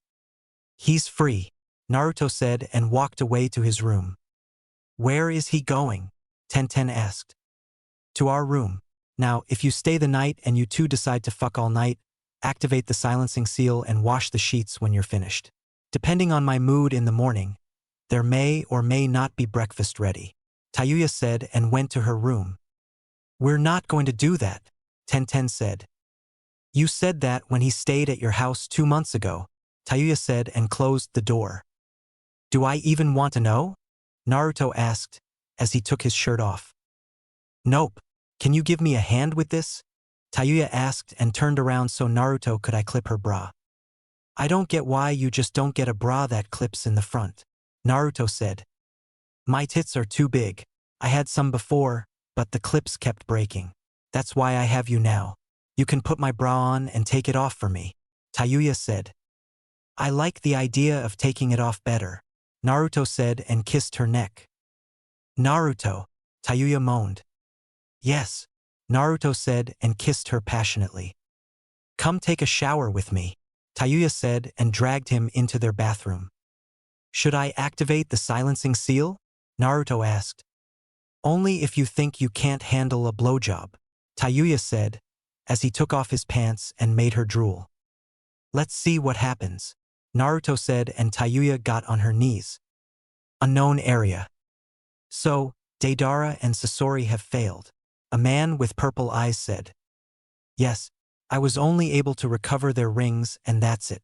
A black and white plant creature said. I see. Continue figuring out what happened, Zetsu. Those two should have been able to take on the one-tailed Jinchuriki each by themselves. The main said. Of course, Zetsu said and sunk into the ground. Itachi Kisame, what news do you have about the nine-tails Jinchuriki? The man asked. All we know is that he's returned to the village. No information has leaked out other than that, Kisame said. Konoha is doing better than I expected. None of our spies are able to infiltrate the Leaf Village. The man said. What should we do? We can't get into Konoha for any information and I want to get back at him for nearly killing me last time, Kisame said. We wait until he leaves the village to capture him. If that fails, then I'll personally go after him. Dismissed. The man said and everyone left. What are you thinking, Nagato? A woman with purple hair and amber eyes asked. Conan, my name is Pain. As for my plans, we shall see what happens for now. After all, nobody can stand up to a god, Pain said. After the events of protecting Suna while killing boy Deidara and Sasori, arguing with the Konoha 12, Naruto and Tayuya were both sprawled out in the bed with Tayuya snoring as Naruto was playing in her hair. After their shower the previous night, Tayuya was overly affectionate with Naruto more than she usually is when they're alone, but he didn't mind. Naruto was also thinking about the mission briefing he had with Tsunade in an hour about the Tenchi Bridge mission. While he didn't doubt Sasori was lying, he couldn't shake the feeling of something going wrong on this mission. Truthfully, he'd feel better if Kakashi was on the team because after him, Kakashi is the strongest Jonin in the village. His years of training with Jiraiya made him think of different possibilities. The main one was the possibility of Orochimaru showing up and ruining the entire thing. While he knew that he could take on Orochimaru by himself, it would still be difficult due to Orochimaru's ability to get out of sticky situations with ease. When Niji woke up last night, Tenten explained to him what happened and they left to go back to her house. Niji would forever be in Naruto's debt and he would personally apologize to Tayuya for the way he was forced to treat her. He knew he would have to tell Hayashi about this, but he'd deal with the consequences for whatever they may be. Him being a free bird meant that he could do a lot more now that he's no longer held back by the seal. Naruto stopped thinking about that and woke up Tayuya. Hey, wake up. We've got that meeting with Granny, Naruto said and she groaned. Give me 5 more minutes. Your tongue brought me so many orgasms last night and my legs are still numb, Tayuya said. I'll give you a massage when we get back. Besides, after this we still have 4 more days to relax before we leave. You can sleep all you want. Get up, Naruto said. I don't want to, Tayuya mumbled. Fine, I guess I'll take a shower by myself, Naruto said. What about me? Tayuya asked. You'll have to shower alone. You said you wanted to sleep some more. If you get up then you can join me, Naruto said. Will there be kisses involved in this shower? Tayuya asked. There's only one way to find out. Plus, if you're lucky, you may get a repeat of last night, Naruto said and her eyes snapped open. Let's go, Tayuya said and ran into the bathroom. I thought her legs were numb, Naruto mumbled. Hurry the fuck up. I can't wait any longer, Tayuya said. Yeah, here I come, Naruto said. You'll be doing that as well, Tayuya said and threw her clothes out of the bathroom. Welp, time to satisfy my girlfriend, Naruto said. Hurry up, Tayuya yelled. Hokage office 2 hours later. Do you two want to tell me why you're over an hour late? Tsunade asked and Tayuya smirked. Sure. This lovely hunk of a man was sticking his tongue deep inside of me, making me scream his name while I had his gigantic meat stick down my throat, Tayuya said, causing Tsunade to pinch her nose, while Sakura and Shizen had major blushes on their faces. I don't even know why I bothered to ask, Tsunade said. Stop being so nosy. Hey Sakura, you've got some blood coming from your nose, Naruto said, and she quickly wiped it away. Don't worry, Pinky. There's always room for an extra. Just imagine what he can do with his shadow clones and 2 women, Tayuya said, and Sakura passed out from a massive nosebleed. I feel like you treat me as if I was a prostitute sometimes, Naruto said. Ah, don't worry about it. The only person you'll be fucking is me. I do this mainly for jokes and it's funny every single time, Tayuya said. Okay, that's enough about your sex life. Shizen, can you wake Sakura up for me? Tsunade asked. Of course, Shizen said and placed some smelling salts under Sakura's nose, instantly waking her up. I'm up, Sakura yelled and wiped her nose. So, when do we get started? Naruto asked. We're just waiting on one more person, Tsunade said. Who is it? Naruto asked, and then a knock was heard on the door. Come in, Tsunade said, and an Umbu walked in. A member of the Umbu, Sakura thought. Well, that was fast, Tsunade said. I heard it was a matter of great urgency, the Umbu said. I assume you know why you've been summoned here, Tsunade said. I have a general idea, the Umbu said. Kakashi's out and I want you to take over his team, Tsunade said. It would be an honor to work in Kakashi's stand, my lady, the Umbu said. Good. Now, this isn't a normal Umbu Black Ops mission. You're going on a regular assignment, so you can take off the mask. I'll be giving you a code name. During the mission, you'll be known as Yamato, Tsunade said, and the Umbu removed his mask. Yes, I understand, Yamato said. Good. Now, the mission is as follows. You 4 are to go to the Tenchi Bridge in 4 days to rendezvous with Sasori's spy. Get any information you can from him and then leave. You were specifically chosen for this mission due to your unique abilities, Tsunade said. What does that mean? Naruto asked. Do you mind if I tell them? Tsunade asked. Not at all, Yamato said. Yamato, here is a result of Orochimaru and his experiment on trying to recreate my grandfather's infamous wood-style Kekkai Genkai. Yamato possesses the wood-style Kekkai Genkai, so he can replicate Sasori's puppet body with relative ease, Tsunade said. You wouldn't happen to have an arm made of Hashirama Senju's DNA, would you? Tayuya asked. No, I do not, Yamato said. Damn, Tayuya said. Something isn't right or something is missing from this mission, Naruto said. Your training with Jiraiya has paid off. There's another reason why he was selected for this mission. As you know, a user of the wood-style Kekkai Genkai has the ability to suppress a tailed beast. Yamato was chosen for that select reason. However, he already knows you can control about 4 or 5 tails of 9 tails chakra, but you do not need it. While me, Elders Koharu and Hamura were on board with a different Jonin going on the mission, Danzo was being stubborn against it and we needed to appease him in order to get this mission started. It was either Yamato or a shinobi of his choosing, Tsunade said. I see, Naruto said. I must admit that I'm impressed with your ability to withstand 4 to 5 tails of 9 tails chakra. To be completely honest, I don't think my wood style would work on anything higher than the 4th tail. I may have the wood style Kekkai Genkai, but it pales in comparison to somebody who was actually born with it, Yamato said. I can give you some tips on how to strengthen your wood style. You aren't the only one in possession of that Kekkai Genkai, Tsunade said. I'm not? Who else has the wood style? Yamato asked. Me, of course. I was able to suppress Naruto easily once when he accidentally used 4 tails in a spar with me and Jiraiya before he left to train. Anyway, you'll leave in 4 days to reach Kusa and then get to the Tenchi Bridge, Tsunade said. Why are we leaving so late? With that amount of time off, we'll miss the spy at the bridge. Yamato said. Naruto has the transportation covered. Tsunade said. There's a toad that specializes in speed and can travel through the forest without being heard or detected. He is about the size of the house, so we can all travel on him while he speeds through the thick trees in the Konoha forest and in Kusa. Naruto said. How fast is he?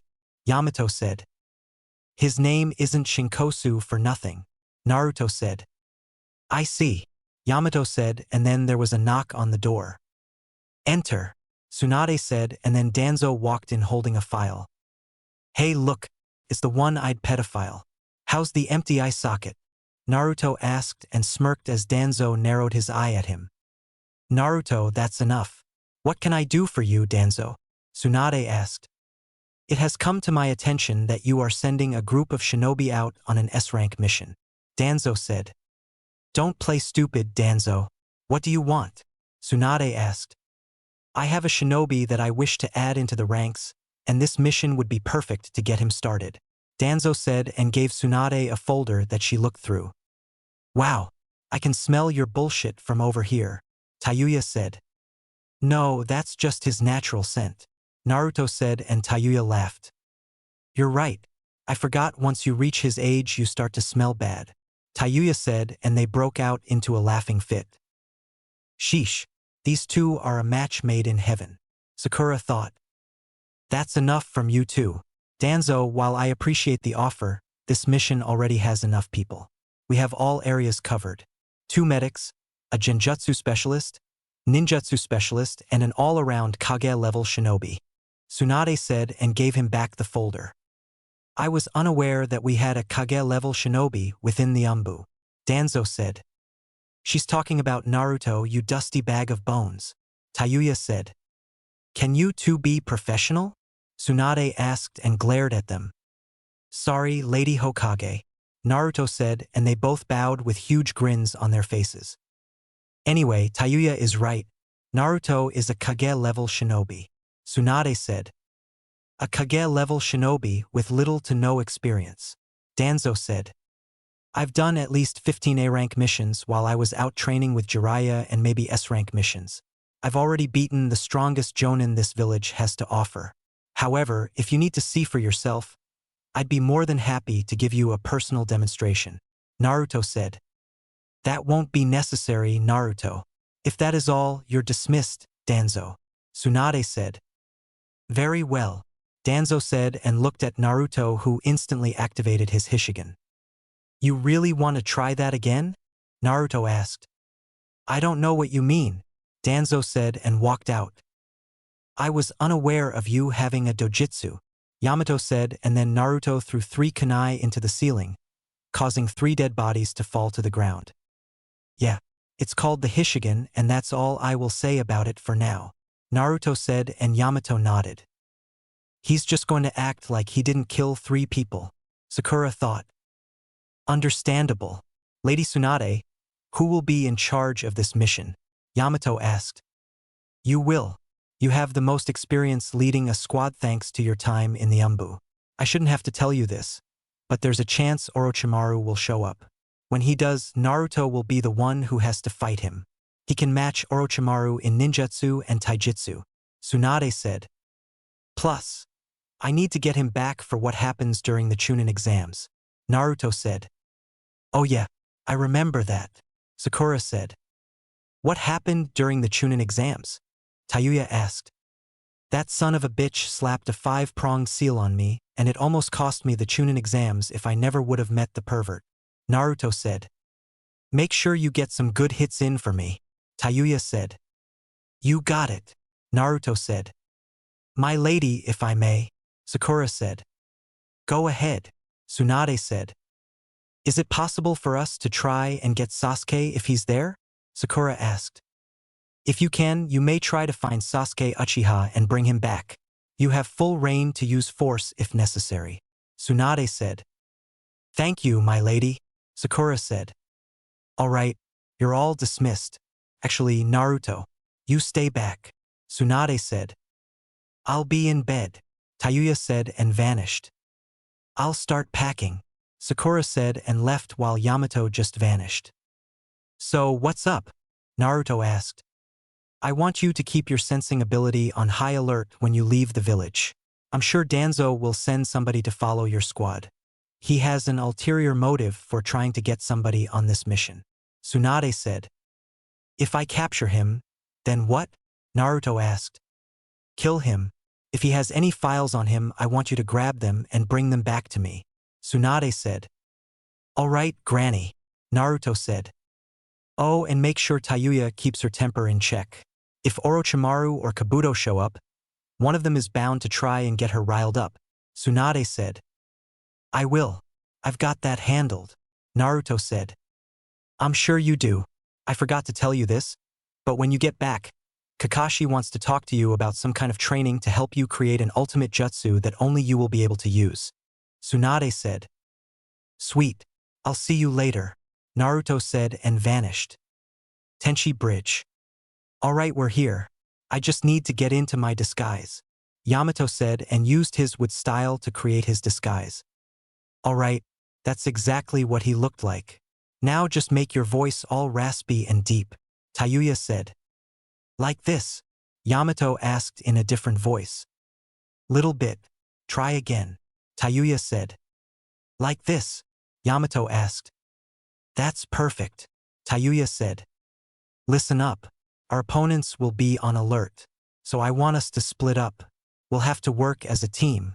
Naruto, if Orochimaru shows up, then he's all yours. Yamato said. He's already here, but he's hanging back. We were also followed when we left the Leaf Village, but whoever it is hasn't moved since we stopped. Naruto said. What should we do? Sakura asked. After this, we go after whoever it is. Yamato said. Actually, I have a better idea. We use him as bait. Naruto said. How will we do that? Sakura asked. Whoever it is must be waiting for Orochimaru to show up. What I'm thinking is I lure Orochimaru away from the fight and draw out whoever it is that's following us.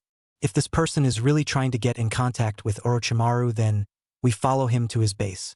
Once we're there, we can grab info on anything important, kill whoever is following us, and potentially capture Sasuke. Naruto said. How will we be able to track them? No doubt Orochimaru can make a quick escape to his base. Yamato said. I have a jutsu that was created by the spy toads. I can create a link of sorts with the toad to see and hear whatever it does. The distance between the toad and summoner has no limits. The toad I have in mind is really good at staying hidden and keeping his chakra levels basically non-existent. Naruto said. That's quite impressive. How many of these toads can you do that with? Yamato asked. Only one at a time. I tried it with more than one and the headache wasn't worth it. Naruto said. There's just one problem. The summoning jutsu takes a lot of chakra. We'd be detected in seconds. Sakura said. That's why I've already summoned the toad, and it's staying hidden while remaining close to me, so I can guide it to where it needs to go. Naruto said. Alright, I'll give you the signal when it's time to come out. Yamato said and walked to the bridge. Yamato. You weren't followed, were you? Sasori asked. No. I still have that strange sensation from when I remembered who I was after you broke that jutsu. The spy said. I've got some questions for you. Sasori said. I don't have much time, so please keep it short. I risked my life to get here without Orochimaru finding out. The spy said. I want information on the location of his hideout and the whereabouts of Sasuke Uchiha. Sasori said. We're in a hideout on a small island on a lake to the north. We'll be moving again in 3 days. The spy said. What of Sasuke Uchiha, is he there as well? Sasori asked, sounding a bit desperate. Naruto, Tayuya, Sakura. Damn it, Yamato, relax. You're gonna blow your cover sounding desperate. Naruto whispered to himself. For an Umbu, he really sucks at this. I'm guessing this is his first time having to do something like this. Tayuya whispered. Naruto, there's a chance to get Sasuke. Will you please keep him alive if you fight? Sakura asked. I'll see what I can do, Naruto said. Yamato and the spy. Meanwhile, on the bridge, a noise was heard in a bush behind the spy. They turned around and it was just a rabbit. False alarm. I thought it was Orochimaru. It's just a rabbit. By the way, about what you ordered me to do, Lord Sasori.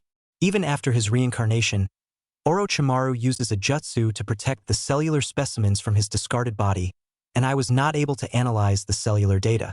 The spy said. I see. Sasori said. Now please hand over the item you promised me. I've been here long enough as is. If Orochimaru finds out I'm here, I'll be killed. The spy said. Yamato pulled out a kunai ready to kill the spy but was cut off by Orochimaru showing up. Interesting conversation. I hope you two don't mind me showing up and joining in the fun, he said. So he's here. I wasted too much time, Yamato thought as Orochimaru stared at him. A snake started to coil around the spy, but he jumped away and landed next to Yamato. The spy revealed himself to none other than Kabuto himself. Lord Sasori, if you hadn't pulled out that kunai, I wouldn't have been able to get away from him in time, Kabuto said. I'm lucky. It looks like he misunderstood. I guess my cover hasn't been blown yet. However, Orochimaru is here now, Yamato thought. I remember that garb. It sure brings back memories, Sasori, Orochimaru said. So you followed him, did you? Sasori asked. I just wanted to thank you in person, Sasori. After all, you're the one who sent this kid to me and he's come in very handy, Orochimaru said. I can't call them out yet. I need to wait a bit longer, Yamato thought. Kabuto gathered chakra to his hand and then cut through Yamato's disguise and cut him slightly on the arm. Yamato jumped into the air, leaving the disguise, and the spy jumped back to Orochimaru's side. Did he know who I was? No, that's impossible. What's going on here? Yamato thought. Multiple striking shadow snakes. Orochimaru sent multiple snakes from his arm at Yamato and wrapped him up, but he substituted himself with a wood dummy. That was a wood-style substitution. Interesting, you must be. Orochimaru didn't finish. Lord Orochimaru, is that Sasori's real body? The spy asked. No, that's definitely not Sasori. Kabuto, don't tell me after all this time as his faithful servant you haven't seen his real body, Orochimaru said. He always hid behind those ugly puppets of his, Kabuto said. What is the meaning of this? Kabuto, you were supposed to be an Akatsuki spy. You should have been under the control of Sasori's jutsu this whole time, Yamato said. Not anymore, Lord Orochimaru broke that jutsu long ago, Kabuto said. So you pretended to be under Sasori's jutsu while you turned traitor. Or did Orochimaru use his power to change you? Yamato asked. Nope, I actually empathize with Orochimaru's ideals. Who are you anyway? I've never seen you around the Leaf Village. The plan was to kill Sasori, but somebody already beat us to it, Kabuto said. I can tell you about him, Kabuto. He was the only survivor, it seems, from when I was experimenting with the first Hokage's DNA. I assumed all of the test subjects died, so I abandoned the lab. Apparently they found him in my lab alive and decided not to kill him and use his abilities later for their Jinchuriki. Now that we have that out of the way, why don't you call out those two rats hiding behind you in the bushes? Orochimaru said. 2, it should be 3, which one is gone? Yamato thought as signaled for his team to come out, but only Sakura and Tayuya appeared. Well, look who it is, Kabuto said. Surprised to see me, Needle Dick? Tayuya asked. I honestly can say I didn't see this coming. Lord Orochimaru, I thought you said she was dead. You couldn't find any trace of her curse mark, Kabuto said. That's because I had that shit removed after the mission to bring this pedophile his new boy toy. It's amazing how life is when you don't have to worry about the two of you trying some sick experiment on me when I'm sleeping, Tayuya said. It's impossible to remove the curse mark. Not even Jiraiya should be able to remove it. Clearly she must be joking. Orochimaru thought and tried to activate Tayuya's curse mark, but nothing happened. I see. I would like to know the name of this person who managed to remove my curse mark, Orochimaru said. I'll tell you the same thing he told me. There isn't a seal in the world and Uzumaki can't handle, Tayuya said. The Nine-Tails brat. Of course. I'm surprised he's not here. I thought any mission regarding Sasuke would surely involve him, Kabuto said. Where is Sasuke? Sakura asked. There's the reaction I was hoping for. You should learn to give up when you can. Sasuke doesn't want to go back to the hidden leaf. Kabuto said. Wow. He must enjoy getting railed by the two of you at night if he doesn't want to leave. I still can't believe he came to you for power. I mean, it's no secret that he wants to kill Itachi, but why go to somebody who lost to Itachi in seconds when he was only 15? You won't really get much help from somebody like that. Tayuya said. What? He lost to Itachi? Sakura asked. He sure did. You leave a lot of papers and journals laying around your base. I found that one and read it. Looking a Sharingan user in the eye is the dumbest shit you can do. He was going to kill you had Kabuto not gotten involved. Tayuya said. Wait a minute. The way people talk about Orochimaru makes it seem as if he's the strongest of the legendary Sannin. Sakura said. Please. The pervert can defeat him if he really wanted to. Hell, Lady Tsunade could probably beat him as well. Tayuya said and Orochimaru off. Kabuto, kill her. Orochimaru said. Of course. Kabuto said, but then Naruto appeared. Hello, Orochimaru. Naruto said. The Nine-Tails Jinchuriki finally shows up. Orochimaru said. Kabuto, did you miss me? Last time we saw each other, you interfered in my mission to grab Sasuke before he fell into your hands. How is my old teammate? Naruto asked. Naruto, Kabuto said and grit his teeth. What's with the angry look? It wouldn't happen to be because of the time when I kicked your ass before, would it? Naruto asked. If I remember correctly, you were the one on the ground bleeding, clinging to your pathetic life. Kabuto said. True, but I vaguely remember Orochimaru needing to help you move. While I was still conscious, you couldn't even move. So, Snake Face, ready for round 2? Naruto asked. You'll have to get through me first. Kabuto said and ran at Naruto with a kunai out, but Tayuya appeared in front of him. Hello, Needle Dick, Tayuya said. She's fast, Kabuto thought, and then Tayuya gave him a chakra-enhanced punch, sending him flying away. That felt so good, Tayuya said. Seems like you've improved a bit over the years. One of my most trusted guards has betrayed me and joined the enemy, Orochimaru said. They weren't my enemies. I just did my job to keep a roof over my head, Tayuya said. Oh? Does Naruto know that you assisted in the death of the third Hokage? Orochimaru asked. I do, and I simply don't give a fuck that he's dead, Naruto said. Something's not right. He's a lot more serious, and the look in his eyes reminds me of his father. Could it be that he's surpassed him? No, that's impossible. I'll deal with him, and then I'll deal with the other ones, Orochimaru thought. I'll humor you. If you want to fight, then by all means, I'll show you your place, Orochimaru said, and Naruto appeared in front of him. I thought you'd never ask, Naruto said and punched him away, then gave chase. What should we do? Sakura asked. We guard Kabuto. He's slippery, so don't let your guard down for a split second or he's gone, Yamato said. What about our loose end? Tayuya asked. I'm sure he's already being followed by a toad, Yamato said. Pinky, let me ask you something, Tayuya said. Sure, Sakura said. Let's say we do find Sasuke. Will you be able to fight him if necessary? Tayuya asked. I don't know. That's why I requested this. To see if I have what it takes to bring him back by force, Sakura said. Good answer, Tayuya said. Naruto versus Orochimaru. Meanwhile, Naruto is fighting Orochimaru in a taijutsu fight after having caught up to him. Orochimaru already had to shed his skin twice. He ducked a roundhouse kick from Naruto and threw 6 punches at Naruto, who easily dodged them thanks to him using his training with Jiraiya. Orochimaru hasn't landed a decisive hit since the fight started. It wasn't going as he thought it would since Naruto was actually fighting him on even ground. He jumped back from Naruto and called out a jutsu. Formation of 10,000 snakes. 10,000 snakes with swords sticking out of their mouths all charged at Naruto, who gathered wind chakra and pulled water from the air. Ice style. Frozen capturing field. Naruto froze the entire ground, and the ice made all of the snakes slow down due to the cold temperature. Naruto used his wind style, holy rotating wind blades with his flame tornado jutsu and threw in a few explosive tags as well to destroy all of the snakes.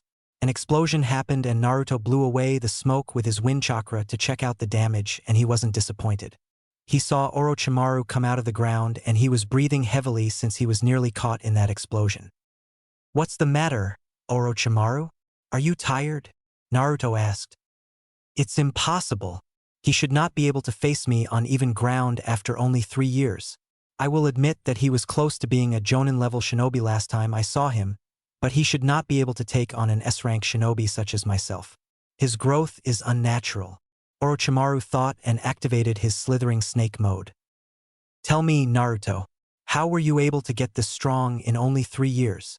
Orochimaru asked. "I did lots of sit-ups and drank plenty of juice," Naruto said. "Cocky brat," Orochimaru thought. With his new ability to move at greater speeds, Orochimaru quickly closed the distance using his slithering snake mode and then gave Naruto a strong punch to the face. Orochimaru followed it up with a barrage of chakra in forced punches and elbow strikes. The barrage of attacks sent Naruto flying away into some trees, but he quickly recovered and cut Orochimaru in half with his chakra blades that were coated in wind chakra. Suddenly snakes came from both halves of Orochimaru's body and pulled them back together, healing Orochimaru of any sign of damage. "Nice trick," Naruto said and wiped blood from his mouth. "How about you stop playing games and fight me with your actual strength? I've got many years of experience under my belt to know when somebody is holding back," Orochimaru said. "You asked for it," Naruto said. "It's been quite some time since I've been in a good fight. I'm starting to regret not going after the Nine Tails Jinchuriki," Orochimaru thought. 7 Heavenly Breaths. First activation. Second activation. Third activation. Fourth activation. The fourth activation sharpens Naruto's eyesight to allow complete clarity even at a distance. Naruto's physique is notably improved, so now his maximum power exceeded his body's normal 100% power. He boosted his reflexes to keep up with his newfound prowess as well due to the technique's overall bolstering effect. As his power grows, so does his aura expand to take on a fiercer appearance. Fifth activation. The fifth activation further increases Naruto's speed and strength. The aura he produced is now as fierce as a bonfire from how much air has been infused into his body. His aura is so strong that it can now be manipulated, either focused to specific points and released in bursts to make even simpler strikes explosively powerful, or wrapped around the body to protect from attacks. However, both moves require a draining, focused expenditure of power, thus naturally shortening the duration of the mode. "Well, this is interesting," the Nine Tails thought. "His power is incredible. I can see why he challenged me by himself," Orochimaru thought. Naruto took one step and then disappeared. To Orochimaru, it sounded like an explosion happened, but that was just Naruto breaking the sound barrier as he reached Mach speeds. All Orochimaru felt was a kick to the chin, and before he could react, he was on his back looking at the sky completely dazed. Naruto was running so fast that not even a fully matured Sharingan would be able to track him. Orochimaru shed his skin, but it was pointless since Naruto pummeled him into the ground again. Moon Dance Barrage. Naruto charges at Orochimaru and elbows him in the face that sends him flying away. Naruto quickly appeared in front of Orochimaru, then started to attack him with a powerful barrage of kicks and punches, ending with a heavy punch to his stomach. While Orochimaru was lying on the ground paralyzed from the assault, Naruto threw him in the air and jumped up higher than he threw Orochimaru. When Naruto was at his highest point, he released all of activations when he used all of the air in his lungs to use the wind style pressure damage jutsu on Orochimaru that sent him crashing to the ground, where he left a hole to see where his body hit. After a while, Orochimaru climbed out of the ground and shed his skin once more, but he was still breathing heavily. To think he's able to do this much damage to me without using his dojutsu. I've already shed my skin too many times and this body is starting to reject me. I need to retreat, but I can't let him follow me, Orochimaru thought. Looks like you're about to pass out over there. What's the matter? I thought you wanted a fight, Naruto said. I must say that I was taken by surprise. I never would have thought you'd put up this much of a fight. The 7 heavenly breaths is a technique that rivals the 8 inner gates, and nobody has ever been able to go past the 3rd activation. You truly are a fine specimen. If it wasn't for that 9 tails in your gut, I would have given you the curse mark as well, Orochimaru said. Sorry, but I'd prefer if you didn't give me a hickey on my neck, Naruto said and gathered lightning chakra to his hand before tossing it up into the air. What's he planning? Orochimaru thought. A little parting gift for you, Naruto said, and the sky turned dark as clouds started to form. I can't get hit with that, Orochimaru thought and slammed his hands on the ground. Summoning Jutsu, Triple Rashomon. 3 gates appeared with faces on them. The first gate was red, the second was green, and the third was blue.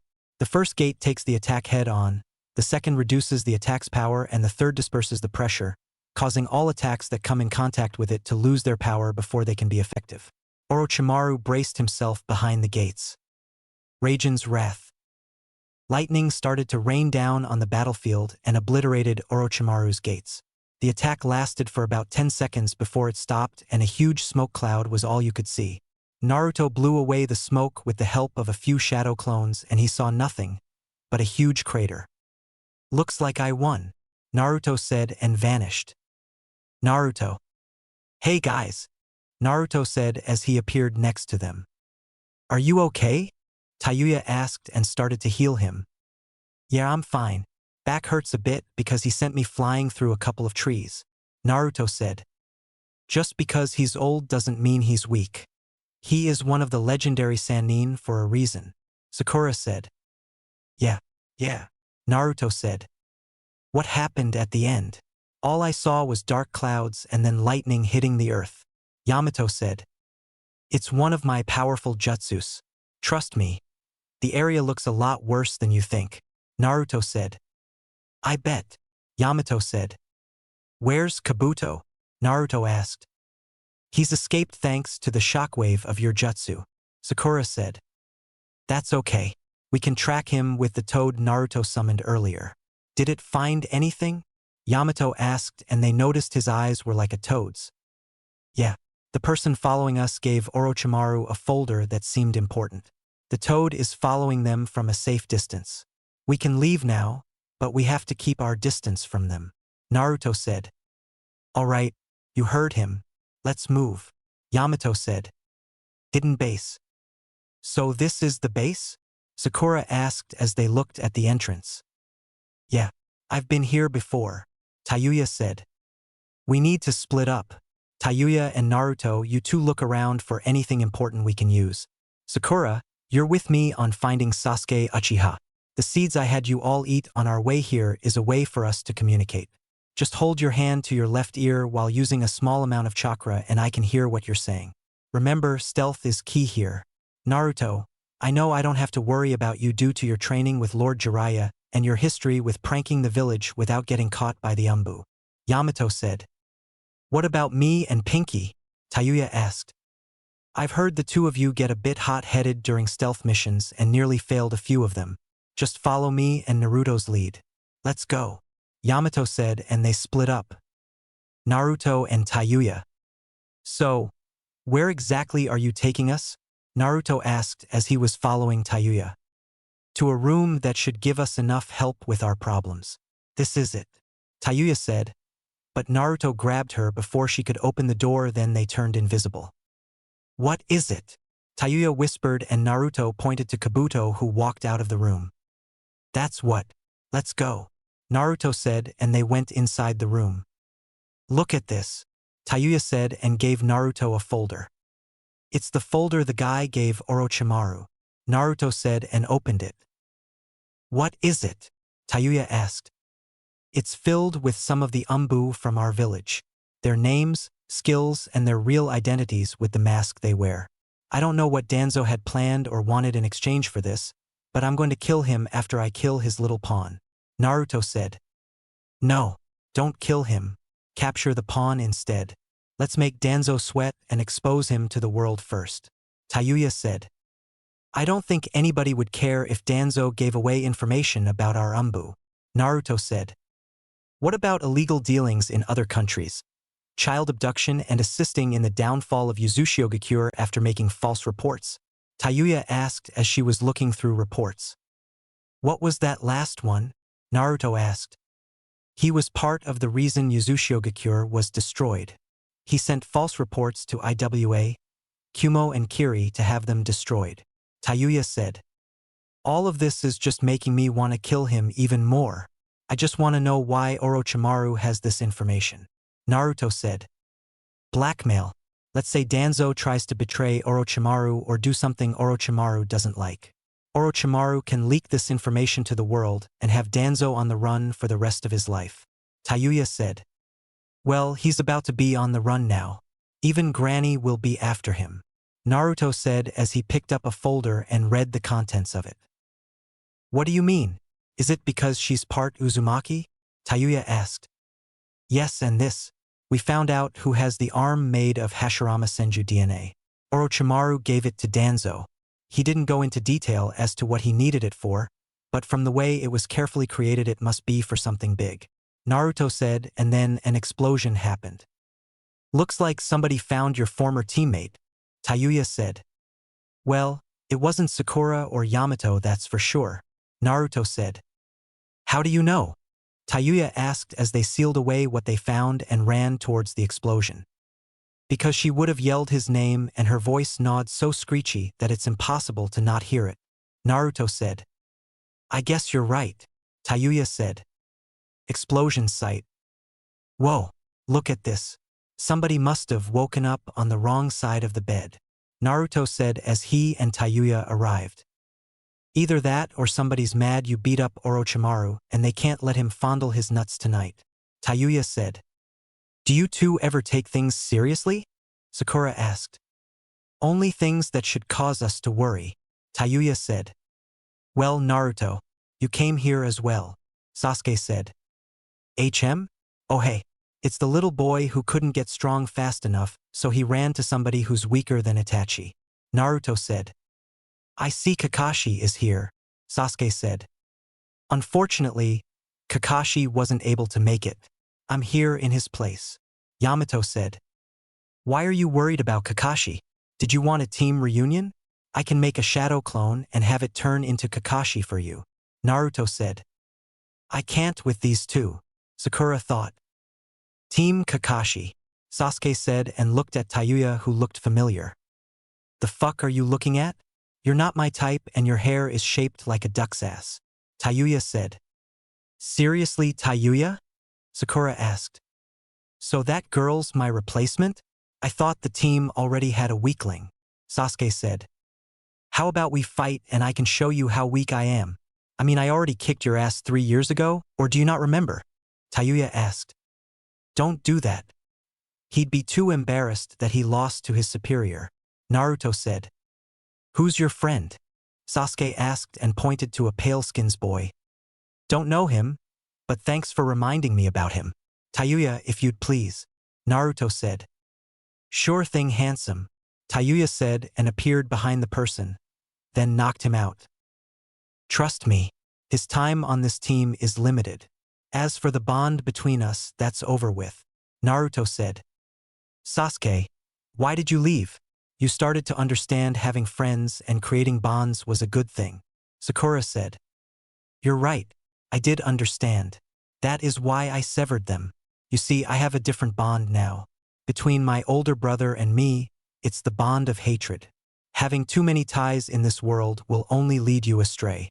It weakens one's ambition, distracts you from what truly matters, Sasuke said. Then why didn't you kill Sakura the night you left?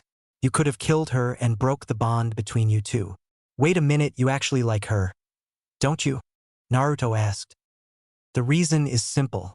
It's not that I couldn't break our bond, Naruto. I was simply doing as my older brother had done before me. It was nothing more than a strategy to gain power. That day when I left her there, I only spared her life on a whim. Nothing more, Sasuke said and appeared next to Naruto. He's fast, Yamato thought. How did he do that? Sakura thought. So you still haven't unlocked it yet. Such a shame. You'll never be at Itachi's level. You'll never reach your goal in life, Naruto said. Please. He's so far off from Itachi's level it's not even funny. This is a guy who killed his clan at 13 and defeated Orochimaru without even trying at 15. Sasuke is nowhere close to defeating him, Tayuya said. His dream to kill Itachi is so well known and I bet everyone is hoping he fails, Naruto said. Wasn't it you who always dreamed about becoming Hokage? We're a lot alike in regards to our dreams. We'd both do anything to achieve it. Wouldn't you agree, Naruto? Sasuke asked. That is true that I always dreamt about becoming Hokage. However, I wouldn't do anything to become Hokage except prove myself with my own accomplishments. Things can change on a whim, so I have another goal in life. You left Sakura alive on a whim. Isn't that right, Sasuke? Naruto asked. That's cute. This time my whim is telling me to finish what I started, Sasuke said as he pulled out his sword and attempted to stab Naruto. But he was stopped by another Naruto who grabbed his wrist while another had a kunai at his throat, while Tayuya had a kunai placed at his heart. Naruto's so fast. I didn't even see him create a clone or use any chakra. Tayuya is faster than Sasuke as well. I thought she was a medic and genjutsu specialist, Yamato thought. That block you selected was the correct one, Sasuke said and activated his Sharingan. All right, Yamato said and made a hand sign sending wood at Sasuke who countered. Chidori stream. Sasuke let out a wave of lightning all around him and it sent Naruto's clone flying back, destroying it. Naruto was unaffected since he channeled Wine Chakra around his body to cancel out the effects of the lighting. Yamato's Wujutsu was destroyed. Sakura channeled chakra into her hand and took off running at Sasuke. Sasuke prepared his sword and went to cut Sakura in half, but Yamato jumped in front of her and tried to stop Sasuke's sword with a kunai. To his amazement, the kunai wasn't effective as it went right through the sword and Sasuke managed to stab him in the shoulder while channeling lighting chakra through his sword. Captain Yamato, Sakura said. The block that you chose was the incorrect one. My snake sword is somewhat special. It's impossible to block, Sasuke said. My body's going numb. He's running the Chidori through his sword. It hones the blade to the utmost sharpness and it paralyzes as it cuts, Yamato thought, and Sasuke then looked Naruto in his eyes. But Naruto's Hishigan was activated. Sorry, but those eyes won't work, Naruto said and kicked Sasuke away. Tayuya, help Sakura heal Yamato, Naruto said. Ah, I wanted to kick his ass, Tayuya said and walked over to Yamato. I clearly outmatch you, so just give up and come with us, Naruto said. Your cockiness is pissing me off, Sasuke said as he went through hand signs and was about to use a jutsu, but his arm was grabbed. I wouldn't bother with that jutsu. Be smart now, Orochimaru said. Hey, Orochimaru, are you back for the tiebreaker? Naruto asked. The Nine-Tails brat. How did he find my base?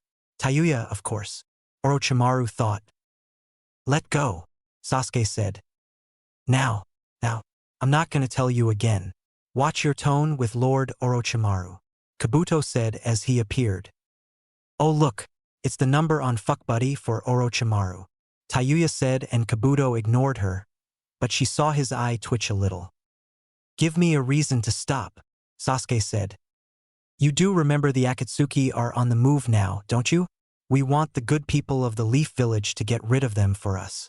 As many of them as possible. If the other Akatsuki interfere, then you might not get your precious revenge, Kabuto said. That's a pitiful excuse, Sasuke said.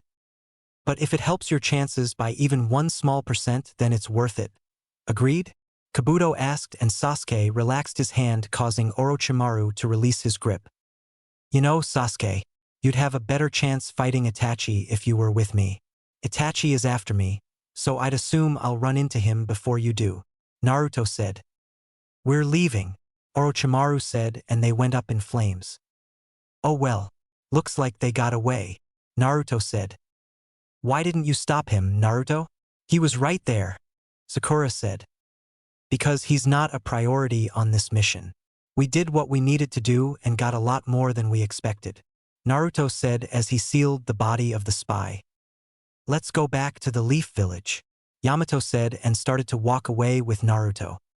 Pinky, How much do you love Sasuke? Is it genuine love or some schoolyard fangirl crush? Tayuya asked.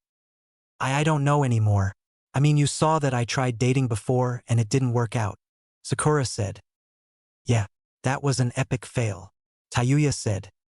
Gee, thanks. Sakura said.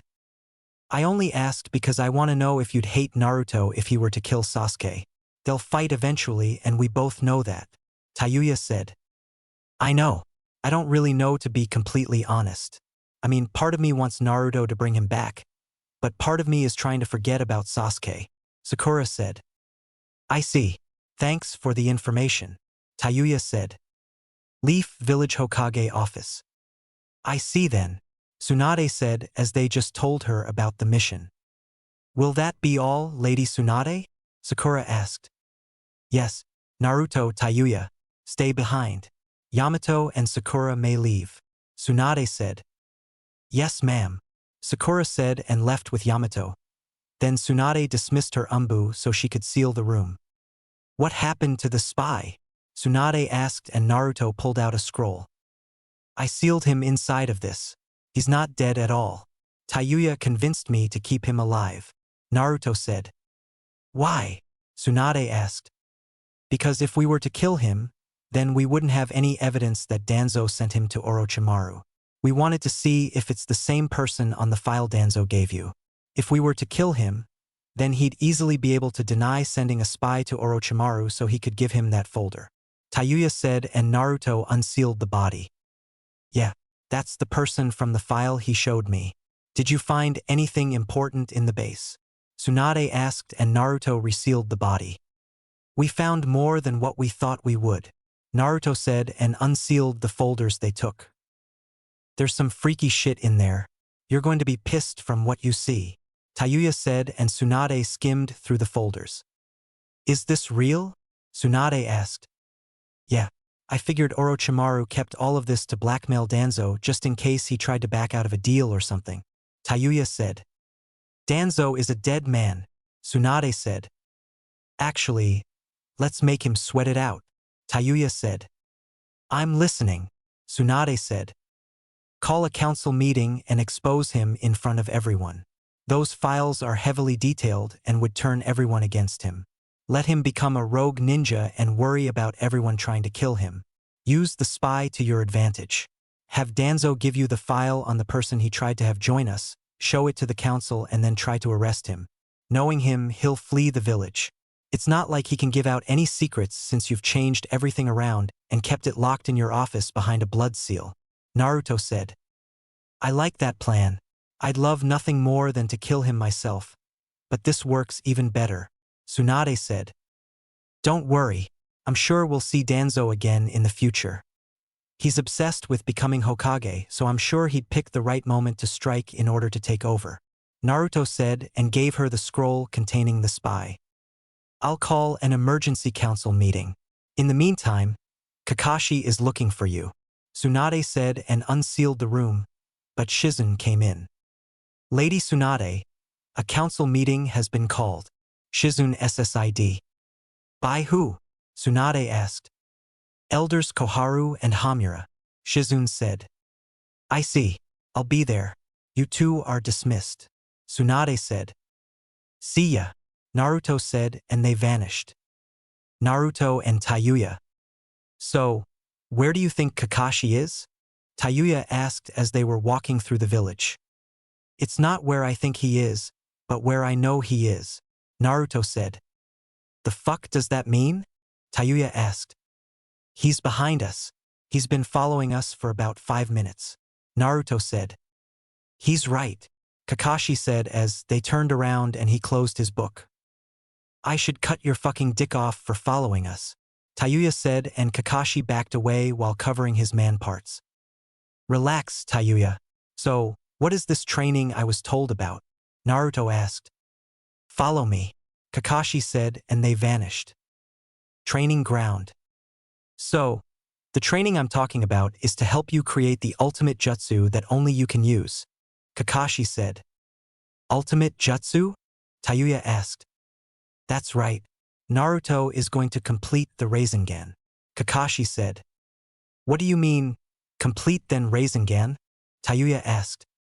The fourth Hokage intended to add his chakra nature to the Rasengan, but he was never able to do it due to certain events. I tried it, but I was unable to add my lighting chakra nature to it, and that's why I created the Chidori. Kakashi said. What makes you think this ultimate jutsu is something Naruto can only use? Tayuya asked. That's because he has the chakra able to pull it off, and he's the only other person other than me and Master Jiraiya that knows the Rasengan. Kakashi said. Why haven't you taught me the Rasengan? Tayuya asked. You never asked. If you want then you can learn it while I create this jutsu. Naruto said and unsealed water balloon before tossing it to her. What am I supposed to do with this? Tayuya asked. Pop it with your chakra. Now, how long will this ultimate jutsu take? Naruto asked. It takes years usually, but we both know a way to shorten the time you'd need to actually complete it.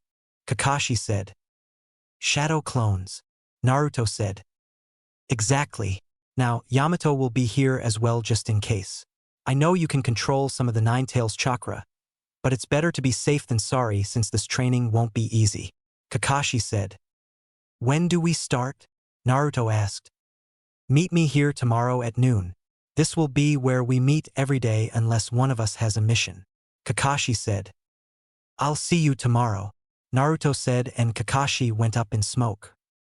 Ah, this is too fucking hard. Give me a hint. Tayuya yelled. You're just moving the water around the balloon and not trying to pop the balloon with the water. This is the easy part. The second step is the hardest.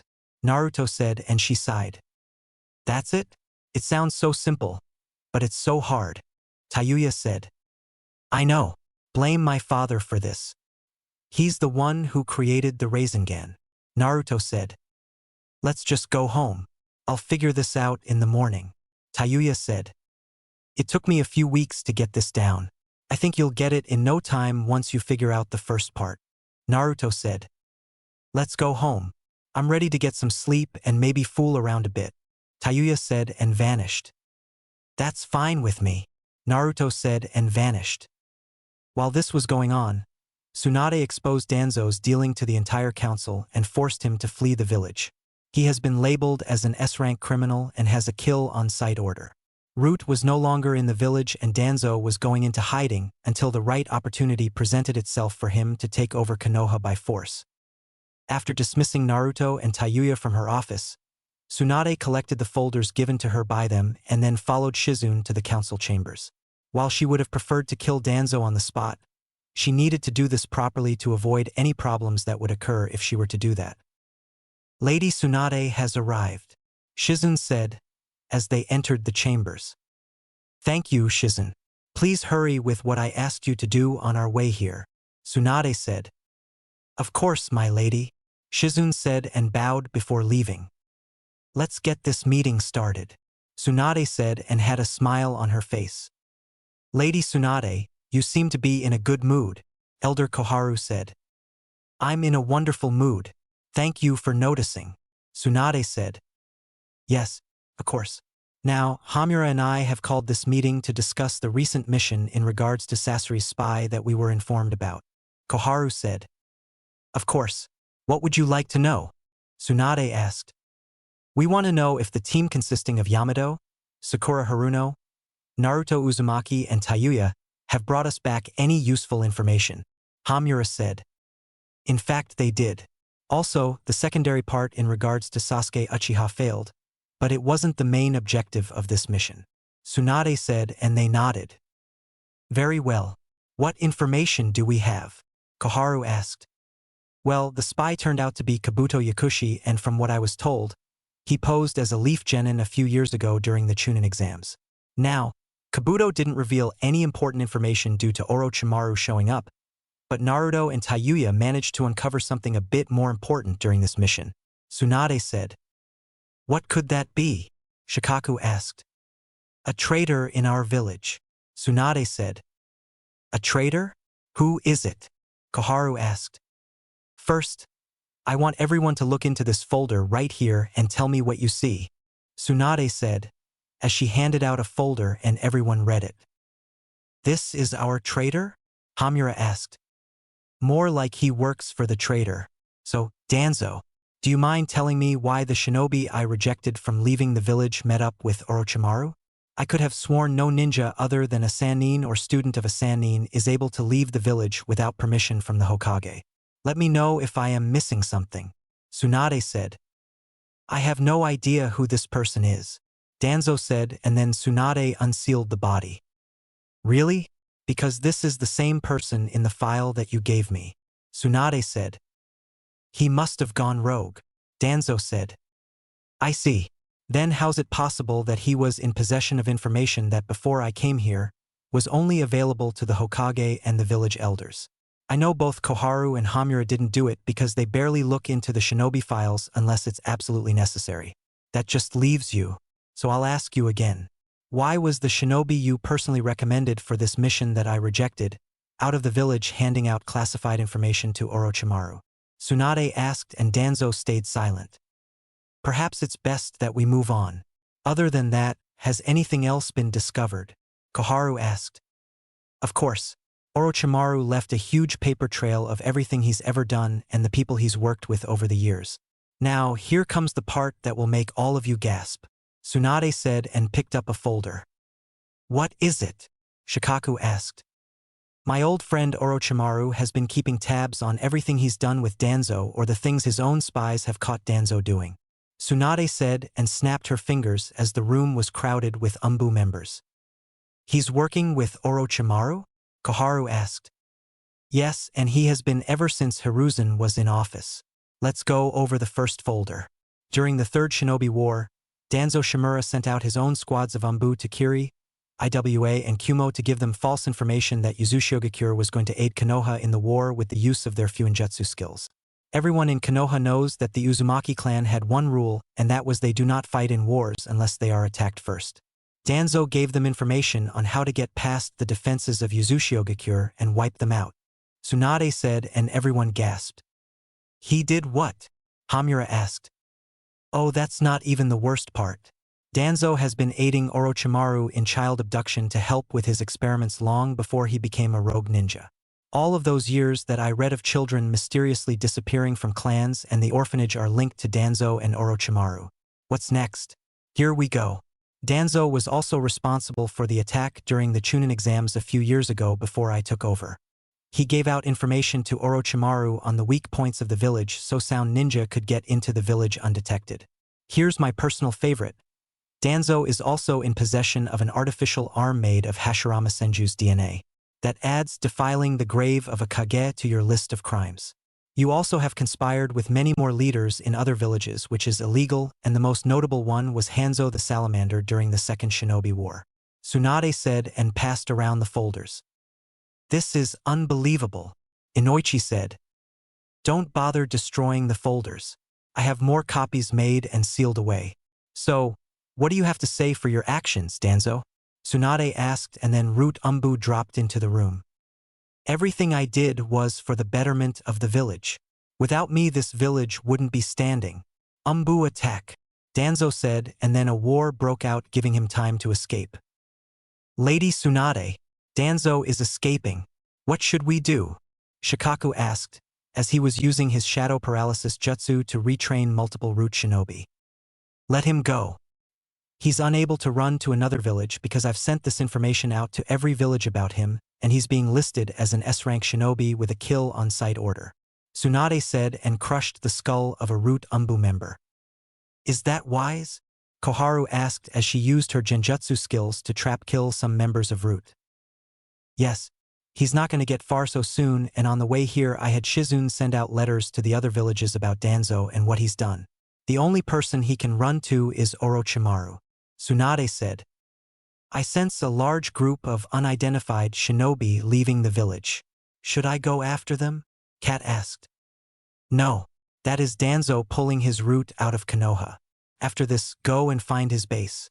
Gather anything you can and bring it to my office. If you see any stragglers, kill them, Tsunade said. Yes, ma'am, Kat said as they continued to kill the root members. Koharu and Hamura. Meet me in my office when this is over with, Tsunade said. Of course. they said as they were now being guarded by Umbu members since they were low on chakra. Naruto and Tayuya 1 week later. Fuck this shit.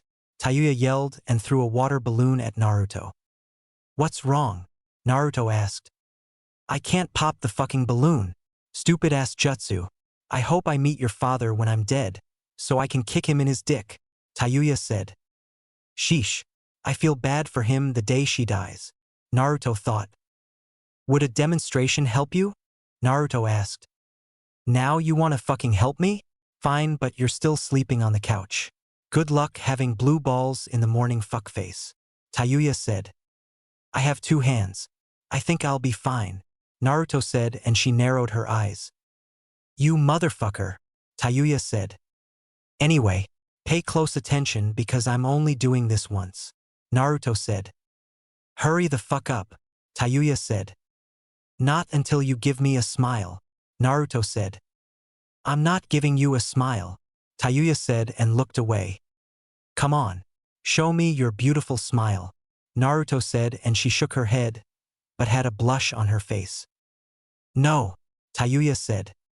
Fine, you leave me no choice, Naruto said and grabbed her face, then kissed her deeply before separating. You cheated. You know that always makes me smile, Tayuya said as she had a beaming smile on her face. Like you didn't want it, Naruto said, and she blushed. Just show me, Tayuya said. Alright, watch what I do, Naruto said as he grabbed a water balloon that channeled chakra into it until it popped. Son of a bitch. I need to make the water spin in multiple directions, Tayuya said, as she grabbed a water balloon and popped it in an instant. Good job. Now, comes the hard part, Naruto said and gave her a bag of rubber balls. What are these for? Tayuya asked. You need to pop them. The second step is focused on power. You need to increase the volume and density of your chakra output.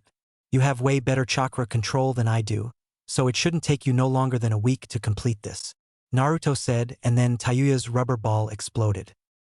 Done, Tayuya said. Huh? Naruto asked, with a dumbfounded look on his face that Tayuya laughed at. You should see your fucking face, Tayuya said, as she was rolling on the ground. How'd you pop the ball so quickly? Naruto asked. Well, like you said, my chakra control is a lot better than yours. The more I trained over the years, the denser my chakra became for some reason. Big Tits thought I was an Uzumaki, but found no traces of Uzumaki DNA inside of me when she tested me. She figured the curse mark must have done something to my chakra that made it thin out. It doesn't take much chakra for me to do the chakra-enhanced punches I use due to the density. All I did was use that principle and added it to the second step, but with more chakra, Tayuya said. That's good. Are you ready for the next step, or do you want to take a break? Naruto asked. Fuck it. Let's get this over with. The sooner I can finish this, the sooner I can work on making my own like you, Tayuya said. Don't forget you have to train with Granny Tsunade for your Kekii Genkai, Naruto said. I know. I just hope she isn't as brutal this time, Tayuya said. She's not. She's the one who taught me how to use my Ice Kekii Genkai. You have mastery over your fire and earth chakra natures, so you just need to master combining them, Naruto said. I'll deal with that later. Show me the third step, Tayuya said. Okay, this step is about containment. You need to combine the first 2 steps inside of a balloon. If you pop the balloon, then you need to get another one and start over. Once you can do the third step without the balloon, your training will be completed, Naruto said. How the hell does this help with the Rasengan? Tayuya asked. You'll see once you complete the third step, Naruto said and created hundreds of shadow clones. How's your training going? Tayuya asked. It's good. I feel like I'm nearly there, Naruto said, and then Kakashi appeared. Oh, I see you're already starting, Kakashi said. We waited for 3 hours, Naruto said. Right? I was with Tsunade finishing my mission report, Kakashi said. Right? So, what are you having him do today, Cyclops? Tayuya asked. Would it kill you to call me by my name? Kakashi asked. Yes, Since I've been here, I've never called anybody their actual name. I barely call Naruto his. Fucking deal with it. Tayuya said. You've got your hands full with this one, Naruto. Kakashi mumbled. Tell me about it. Naruto mumbled. I fucking heard that. Tayuya said. Sorry. Did you say something? Naruto and Kakashi asked. Don't do that shit to me. Tayuya yelled and her hair split into 9 pieces. What was that guy? Did you say another challenge? Sorry, Naruto. Something important came up. Kakashi said and quickly left. He's an elite Chūnin, but he's scared of Tayuya. Naruto thought. Will you calm down, Tayuya? No need to go on a rampage. Naruto said. I'll calm down after I kick your fucking ass. Tayuya said and Naruto just gave her a kiss which instantly calmed her down. There, Naruto said, as he broke the kiss, but Tayuya pulled him in for another one that lasted 5 minutes. Now I'm calm, Tayuya said and started the 3rd step. Hey boss, I figured it out, a clone said. What did you come up with?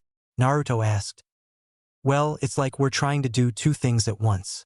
We'd need an extra pair of hands for it to actually work since we can't make the Rasengan and channel wind chakra at the same time with our current chakra control. The clone said. I see. Everyone split up into groups of 2. One of you will make the Rasengan while the other channels wind chakra into it. Naruto said. Sir, yes sir. All the clones said and split into groups. What the hell was that about? Tayuya asked. I don't know. Sometimes they'll have a mind of their own. Naruto said. My shadow clones don't do that. Tayuya said. That's a good thing. Naruto said. Tell me about it. Wait a fucking minute. Was that supposed to be an insult? Tayuya asked. Not really, but you have to admit that you're a handful. Imagine multiple shadow clones that don't listen to you. Naruto said. Fair point. Now, what's the other Rasengan you've been secretly working on? Tayuya asked. I was wondering when you'd ask. You still spy on me while I'm training. Naruto said. Only to make sure the Hyuga bitch doesn't try anything on you. Tayuya said. Are you sure it's not because I'm all sweaty and shirtless? Naruto asked. I mean, there's that of course, but also because of the Hyuga bitch. Well, her and your fangirls that you've gained in the village. Tayuya said. Well, none of them compare to you. I barely even notice them. You're the only girl I think about. Naruto said and kissed her cheek. Ah, that's so sweet. Look at you 2 lovebirds. Tsunade said, as she appeared with Shizune. Why are you here, big tits? Tayuya asked. For your training, of course, Spitfire. Tsunade said. I like that name. It describes me perfectly. Tayuya said. Right? Your training will be fairly easy this time around. I won't be throwing boulders at you or anything. I'll just teach you to control your lava Kekii Genkai. Tsunade said. How do I do that? Tayuya asked.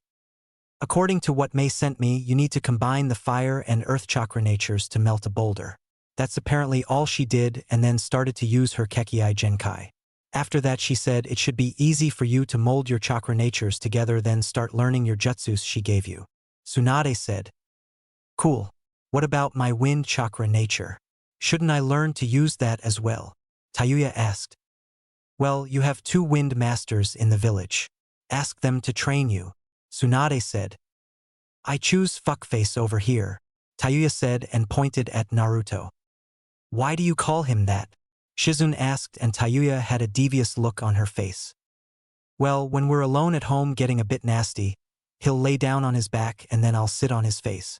I'm sure you can guess what happens next, Tayuya said and smirked at Shizune, who started to blush. You brought that upon yourself, Shizune, Naruto said. Ignoring that, will you be able to train her while you're doing your own training? Tsunade asked. Yeah, I'm nearly done with my jutsu. I can teach her how to use her wind chakra, Naruto said. I've got this. How hard can it be? Tayuya asked, filled with confidence. You need to cut a leaf in half with your chakra, cut a rock in half and then stop the flow of a waterfall, Naruto said and her jaw dropped. That last one is fucking impossible, Tayuya said. No, it isn't. I managed to do it. Naruto said. I call bullshit. Tayuya said. Can you make a waterfall, Granny? Naruto asked. Sure. Tsunade said. Earth style, Earth Rampart. Tsunade created a huge rampart of earth rise from the ground that turned into a cliff and followed it up by using the water basin jutsu to create a flow of water. She used her with style to create a beam for Naruto to stand on and smirked at the look on Tayuya's face. You should close your mouth before a fly gets in there, Tsunade said. How the fuck did you do that? Tayuya asked. That's child's play to me. Using my with style is good for you and part of the lesson, Tsunade said. Can't I just use one and then add the other to create lava? Tayuya asked. No, you need to use them simultaneously. By using water and earth at the same time, I create a new element, wood. The same will happen to you except you'll use fire and earth to create lava, Tsunade said. Then how do I combine them? Tayuya asked. While performing your jutsu, you'll use each hand to combine the elements. I don't have to, but I use water in my right hand and earth in my left hand while channeling the chakra nature at the same time, Tsunade said. What do you mean you don't have to do it with both hands? Tayuya asked.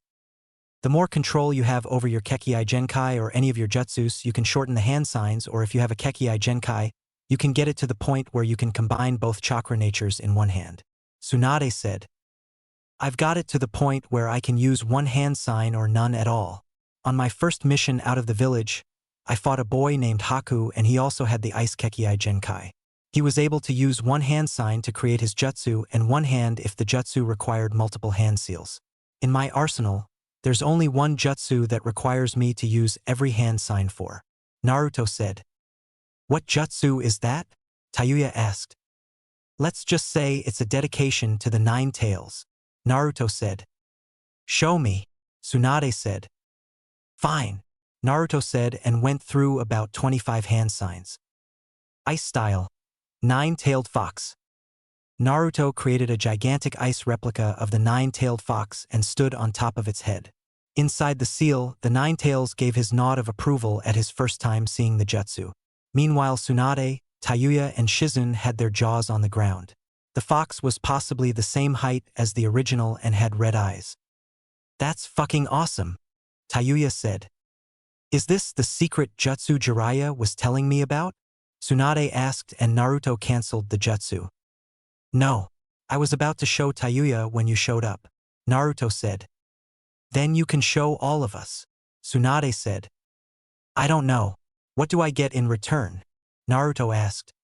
How about I don't kick your ass the next time you do something stupid? Tsunade asked. When was the last time I did something stupid? Naruto asked. When you set off one of your pranking seals in the middle of the village, Tsunade said. That was in the past. I've grown up since then, Naruto said. That was 2 days ago, Tsunade said. Like I said, that was in the past, Naruto said and Tsunade's eye twitched. You've got 2 seconds before I make you kiss the sun, Tsunade said. Just show us the damn jutsu, Tayuya said. Fine, Naruto said. After cupping both of his hands, Naruto created a barrier with a large Rasengan inside and Tsunade was impressed, but didn't get the point of creating a barrier over a bigger Rasengan. Before she could speak up, the Rasengan then split into 5 smaller Rasengans that were rotating around inside the barrier. Naruto pushed his hands forward, launched the attack toward some trees, and they all watched as the attack destroyed everything in its path with a large explosion. Whoa, Tayuya said. That's the jutsu I was working on. It took me 6 months to create and I still haven't come up with a name for it, Naruto said. Are you sure you haven't surpassed Jiraiya yet? Tsunade asked. I'm positive. When I say he made me go all out, I literally mean all out. He forced me to use all 7 activations of the 7 heavenly breaths and I still lost. That old pervert is something else. Maybe with this training and finally training with the toads will help, but for now he's still stronger than me, Naruto said. Why haven't you started training with the toads yet? Shizun asked. Yeah, from what I can tell, you're more than ready to train with them. You're better than Jiraiya when her first started to train with them, Tsunade said. I don't know. Old geezer sage told me they wanted to wait a bit longer. Naruto said. Old geezer sage? Who is that? Tsunade asked. I hope he's not talking about who I think he's talking about. Tsunade thought. Fukasaku, Naruto said. You call him geezer sage? Tsunade asked. It's not like he minds. You should have seen his reaction when he found out that I called the old pervy sage. Naruto said. Listen, can we get back to training? I want to at least make some progress before sunset. Tayuya said. Fine. Naruto, go cut the waterfall and prove to her that it can be done. Tsunade said. You got it. Naruto said, as he walked to the waterfall, then placed both hands on the water and cut it with a pulse of wind chakra. That's so fucking cool. Tayuya said. Let's get started. Tsunade said. I heard Sakura was going to bring you some soldier pills. Maybe we should wait for her. Shizune said. Naruto. Code Pink. Tayuya said. Code Pink? What the hell does that mean? Naruto asked. Pinky is making US soldier pills. Tayuya yelled and Naruto paled. You got it, Naruto said and then set up a barrier around the training area. Is this necessary? Shizune asked. You've never had Sakura's cooking before, Naruto said. It can't be that bad, is it? Tsunade asked. You know how people say they'd rather die than do something? Tayuya asked. Yeah, Tsunade said. This is one of those moments, Tayuya said. Hey guys, lower the barrier. I've got some soldier pills, Sakura said. No, you keeps those things away from us, Tayuya said. But they're nice and healthy, Sakura said. Not if you made them, Tayuya said. Naruto, lower the barrier, Tsunade said. Fine, it's your funeral if you eat them, Naruto said and let Sakura in. I'm sure it's not that bad, Tsunade said. Thank you, my lady. Would you like to try one? Sakura asked. Sure, Tsunade said. I'll take one as well, Shizune said as they each took a soldier pill and bit into it. See, they aren't that bad. They're made with fast-acting digestive agents. I hand-picked them myself and rolled them into a little ball of energy. They're overflowing with nutritious goodness. Now that I think about it, it's more like medicine than a soldier pill. Of course, medicine always tastes nasty, so it may taste a little strange at first, Sakura said and never noticed they left. Hey Pinky, Tayuya said and pointed to the ground with both soldier pills and a note. A note? It says your training is cancelled for today, Sakura said. Way to go, Pinky. You've poisoned the big tits with your nasty-ass soldier pills, Tayuya said. That's ridiculous. I used a special recipe to make sure they were tasty.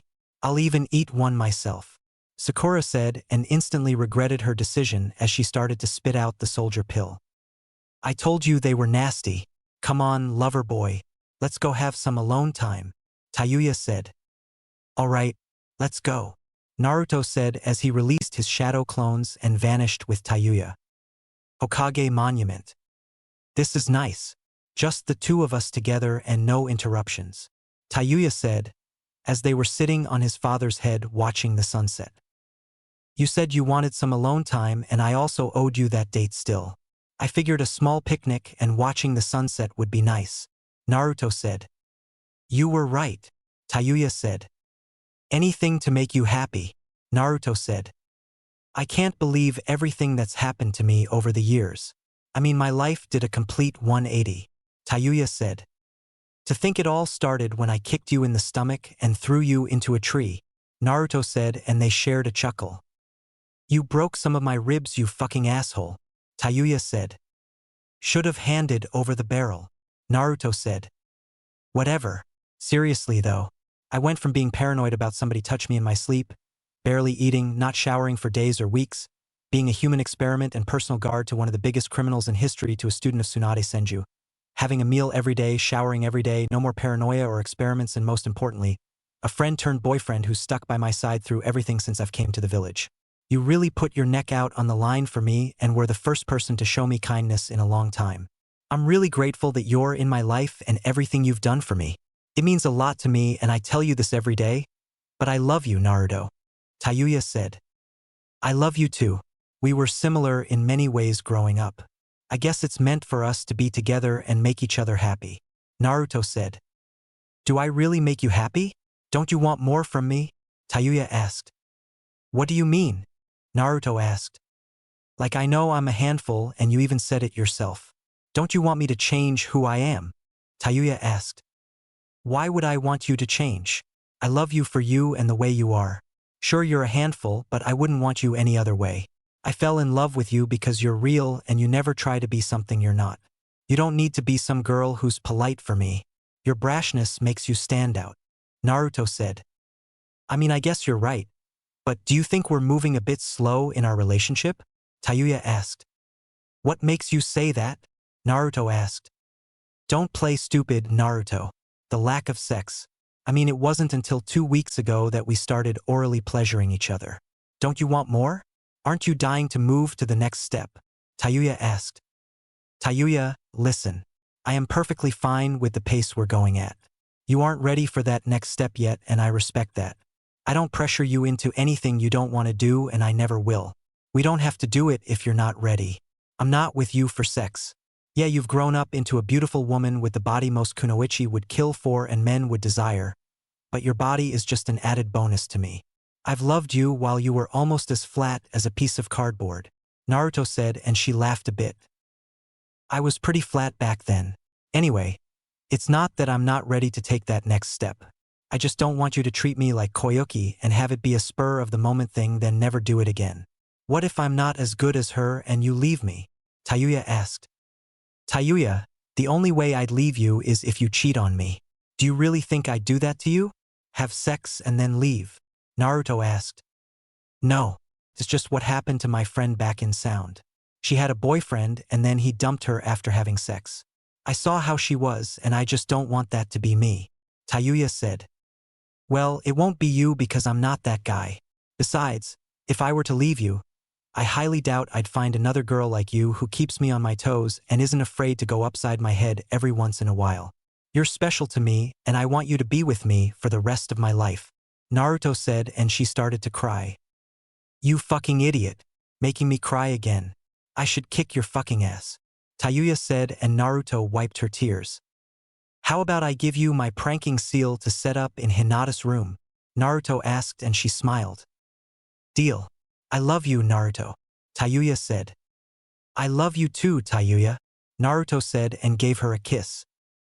You keep kissing me like that and I might rip your lips off to keep them with me.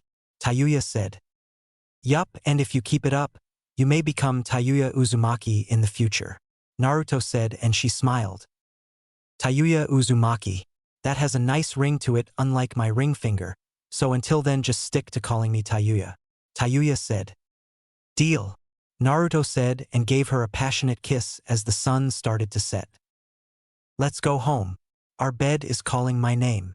Tayuya said, and Naruto picked her up bridal style. Anything for you. Naruto said, and they vanished. 3 days later. Naruto and Tayuya were busy training with their respective jutsu. Kakashi and Tsunade were looking on as Tayuya was using her shadow clones to cut a leaf in half and melt a boulder. She herself was focusing on finishing the Rasengan and she was really close. Naruto's jutsu was coming along great and he could feel that he was close. All you could hear was sounds of Tayuya's clones grunting trying to cut the leaf and melt a boulder.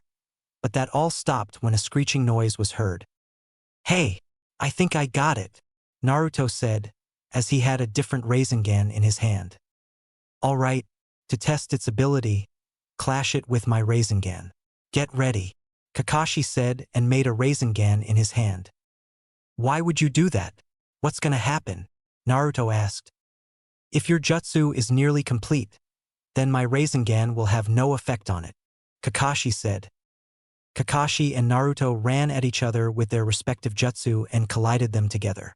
After a brief struggle, Naruto's Rasengan easily tore through Kakashi's Rasengan and Kakashi's hand was badly damaged as a result. Tayuya saw the results of the jutsu and never even noticed that her training was complete. So now what? Tayuya asked. Now, I need Naruto for a mission that I believe only he can do. Tsunade said and gave him a scroll. What kind of mission? Naruto asked. Just read the scroll. Tsunade said, and Naruto's eyes went big as he read the mission. Are you sure about this? Naruto asked. Yes, we're the only two people in this village that can do this mission, and I can leave due to me being the Hokage. That leaves you and only you to complete this mission. Tsunade said. What about my training? Naruto asked. You can finish your training there. The place is a wasteland anyway. But if you find something worth keeping, seal it away and bring it back to me. Tsunade said. You got it. Tayuya knows how to call me for an emergency. Naruto said. I sure do. Tayuya said and pulled out a tri-pronged kunai. Naruto, you completed it? Kakashi asked. Just finished it a few days ago and even gave it a few test runs. Naruto said. That will come in handy because I also need Tayuya for a mission with Team 10. 2 Akatsuki members attacked the fire temple and killed Chiriku. I'm sending out 20 teams to deal with the 2 Akatsuki members and I need Tayuya on this mission. I would send Sakura, but she's needed at the hospital right now with Shizen. Tsunade said. Finally, I get to kick some ass, Tayuya said. Remember, Tayuya, these are S-rank criminals, and word from Jiraiya's spy network is that these two are called the Immortal Duo, and they recently captured the two-tailed beast with no difficulty. Tsunade said. How is that possible? They shouldn't be able to seal any tailed beasts right now without Gaara being captured. Naruto said, and then he was dragged into his mindscape. Mindscape.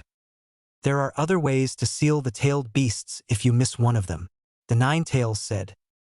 9 tails? I haven't heard from you in a while. Anyway, what do you mean by other ways to seal a tailed beast if they miss one? Naruto asked. It's simple.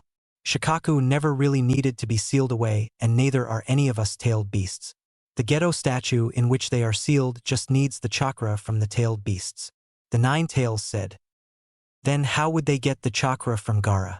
I'm sure you've seen his new transformation. It would be hard for them to take his chakra now that he's grown more powerful. Naruto said.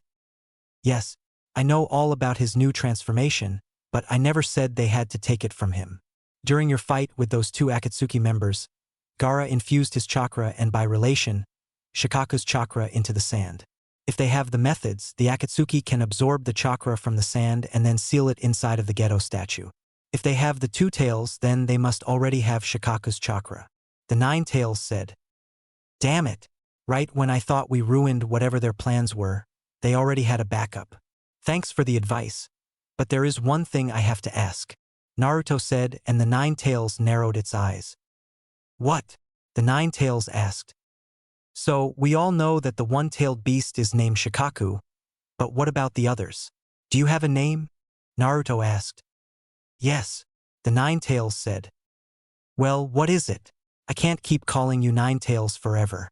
I mean, you know my name and we're partners. So I think it's only fair that I know your name. Naruto said. What makes you think you deserve to know my name? The 9 tails asked. I literally just fucking said it. We're partners and you know my name. Why do you have to be such a stick in the damn mud? Just tell me your fucking name.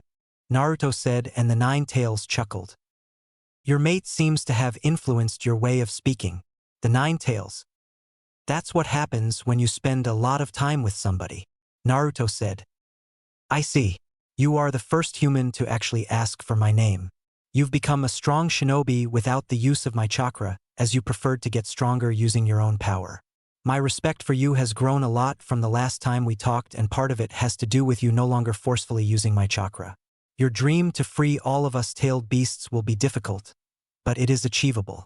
Do you remember what I told you the Sage of 6 Paths said about what he wanted for us tailed beasts? The 9 tails asked. Yeah. You said that he foretold of a day when the tailed beasts would be brought together again, though not as you were, and at that time someone would emerge to show you what true power is. Why'd you bring that up?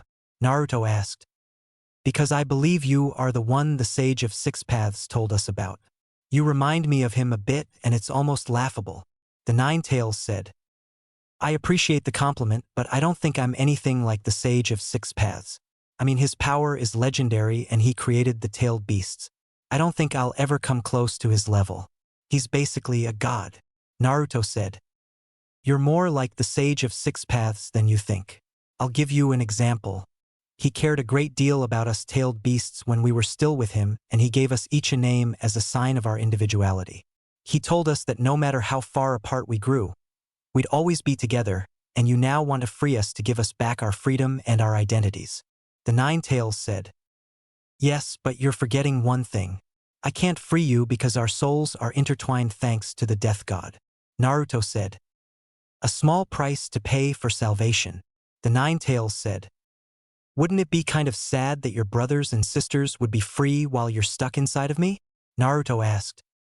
Sometimes you must put your own selfish needs and desires to the side for others. I've been sealed for over 100 years. Even when you do eventually die, I'll just reform after a while. Now you must get going. You're about to get punched in the head by your mate. The Nine Tails said and kicked Naruto out of his mindscape. Real world. Naruto Uzumaki. Tayuya yelled and threw a punch at his head, but he caught it. Yes, Tayuya? Naruto asked. Fucking finally. I've been calling your name for 10 fucking minutes, Tayuya said. What happened to you? You were just staring off into space. Tsunade said. I was talking to the Nine Tails, Naruto said. About what? Tsunade asked. You know how I thought preventing them from capturing Gaara would stop their plans? Naruto asked. Yes, Tsunade said. Well, I was wrong. The Nine Tails told me that the Akatsuki only need the chakra of the tailed beasts, and since Gaara leaked his chakra in the sand around Suna, they must have sent somebody to collect the chakra and sealed it away, allowing them to continue with their plans. Naruto said. What else did you two talk about? Tsunade asked. The same as usual, Naruto said. I see. You have your mission. I want you to leave immediately, Tsunade said. Come on, lover boy.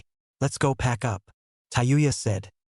Okay, Naruto said and vanished with Tayuya. Naruto's apartment. Why'd you lie to her? Tayuya asked. What do you mean? Naruto asked. I know you lied to her back there about what else you and the Nine Tails talked about, Tayuya said. Of course you did.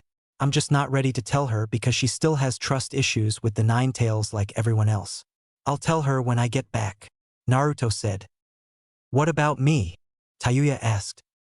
I'm sure you'll be there when I tell her, Naruto said as he finished packing for his mission. How long will you be gone? Tayuya asked. There's no timetable for the mission, but I'll be back in a few days. Make sure you kick some Akatsuki ass for me, Naruto said. I already killed one of those fuckers. I think I can get another one under my belt, Tayuya said.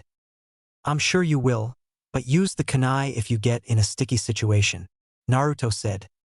Yeah, I will. I'll see you in a few days, Tayuya said and gave him a kiss. I love you, Naruto said. I love you too, Tayuya said, and then he vanished. Hokage Monument. Naruto made it to his destination within the head of the first Hokage, Hashirama Senju, and looked around for something. He saw two caskets and one of them wasn't properly closed. When he walked closer to the casket, he saw that it belonged to the first Hokage due to his name being engraved on it. He closed the casket and went to the second one, which was engraved with the name Mito Uzumaki. The grave of the first Hokage himself and his wife, my ancestor, Naruto said. He walked around a bit more and something told him to unseal his sword, so that's what he did. His sword started humming when he walked in a certain direction until it became a full vibration that shook his arm. He held the sword up and it was as if the sword pulled him to a secret space within the head of the first Hokage. The sword stuck itself in the wall and then a secret passage was opened up to Naruto. What was that feeling? I feel like I just used the Hiraishin, but I didn't, Naruto thought. Uzushiogakure. Naruto exited the secret passageway and found himself in a tunnel. The more he walked around, the more curious he became, and he kept the sword out just for protection. He exited a cave and saw nothing except for some destroyed buildings and basically a bone graveyard. He eventually came across a sign that was still standing, but covered in dust. He read it and was surprised to see where he was. Uzushiogakure. How did I get here though? Naruto asked himself. That seal you went through was basically a teleportation seal. Mito Uzumaki had a feeling something bad was going to happen to her home and wanted to save them. The seal she created took years and years to complete. Your mother was the one who finished it, but never had the chance to use it. The Nine-Tails said. I wonder why Granny sent me here. It's in ruins and there's nothing here other than a few animals. Naruto said, as he continued walking around.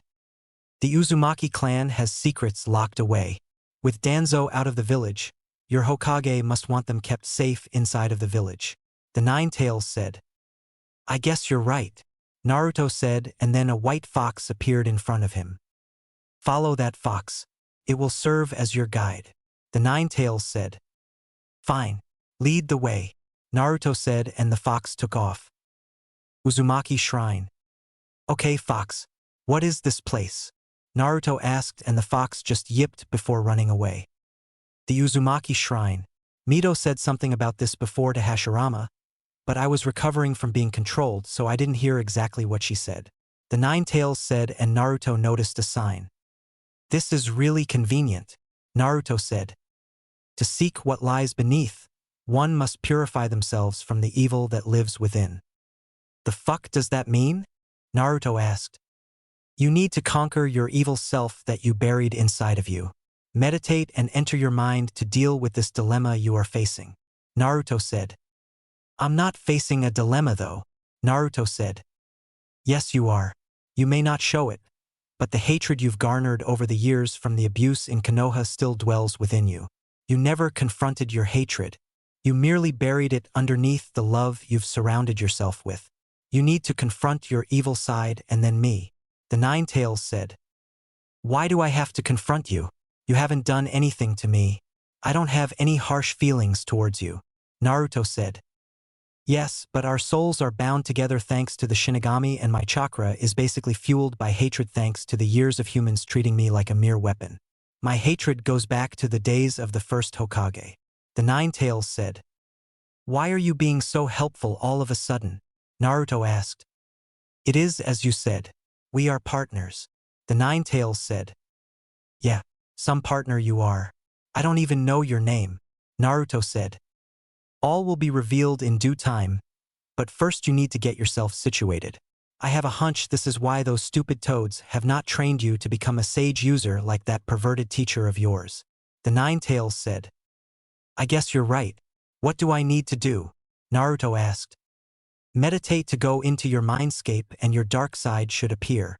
The Nine-Tails said. Fine, Naruto said and started to meditate. So, you finally decided to show up, a voice said, and Naruto opened his eyes. HM? Oh, it's me. Well, evil me.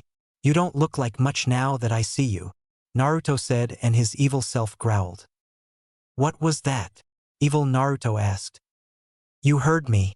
I was expecting something like a fierce aura, maybe a few sharp teeth, some claws, but not a regular me with red eyes, Naruto said.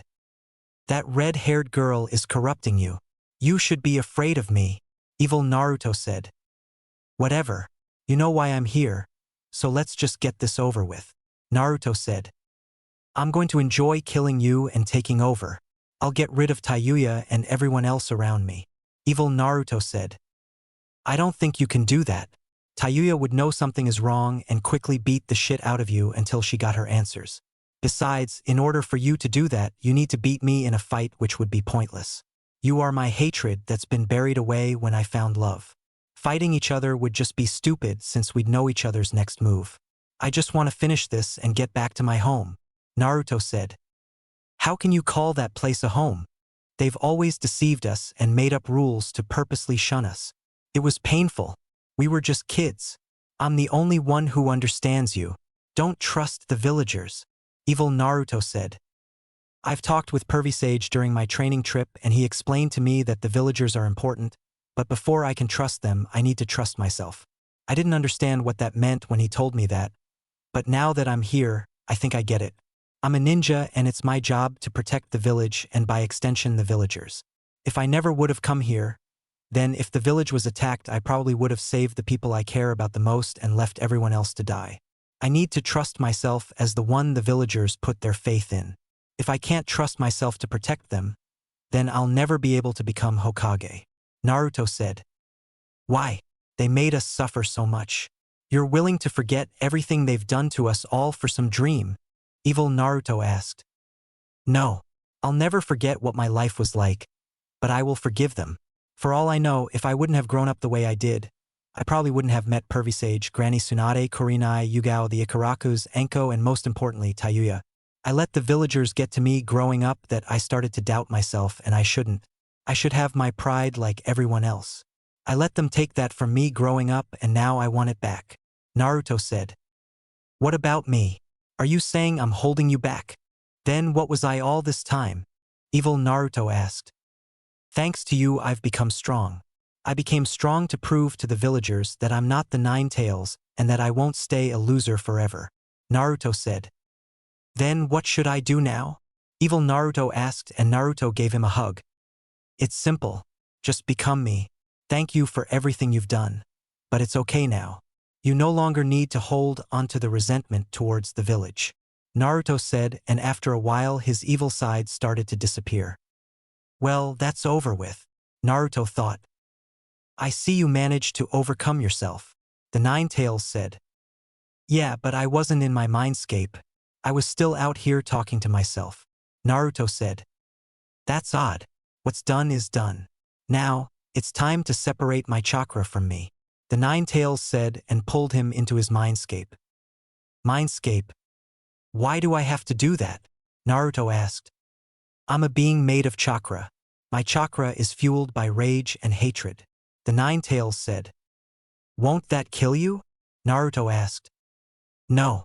As you're removing the chakra from me, I'll start gathering chakra to replenish. Once you take my chakra, it will start to purify itself. The Nine Tails said. All right, Naruto said and pulled up his sleeve, revealing a seal. When did you get the key to the seal? The Nine Tails asked. Pervy Sage gave it to me while we were training, Naruto said and unlocked the cage. Feels so good to be free, the Nine Tails said. Now what do I do? Naruto asked, and then he found himself in a different area. Unknown place. How about you give your mom a hug? A soft voice said. Naruto turned around to see a fair-skinned, slender woman with violet eyes and red hair. Her hair was straight and reached her ankles with shoulder-length strands that framed both sides of her face and a black clip that parts her hair to the left. She was wearing a high-collared, sleeveless blouse under a long, loose-fitting dress with a wristband on her left wrist and standard shinobi sandals. He was looking at Kushina Uzumaki.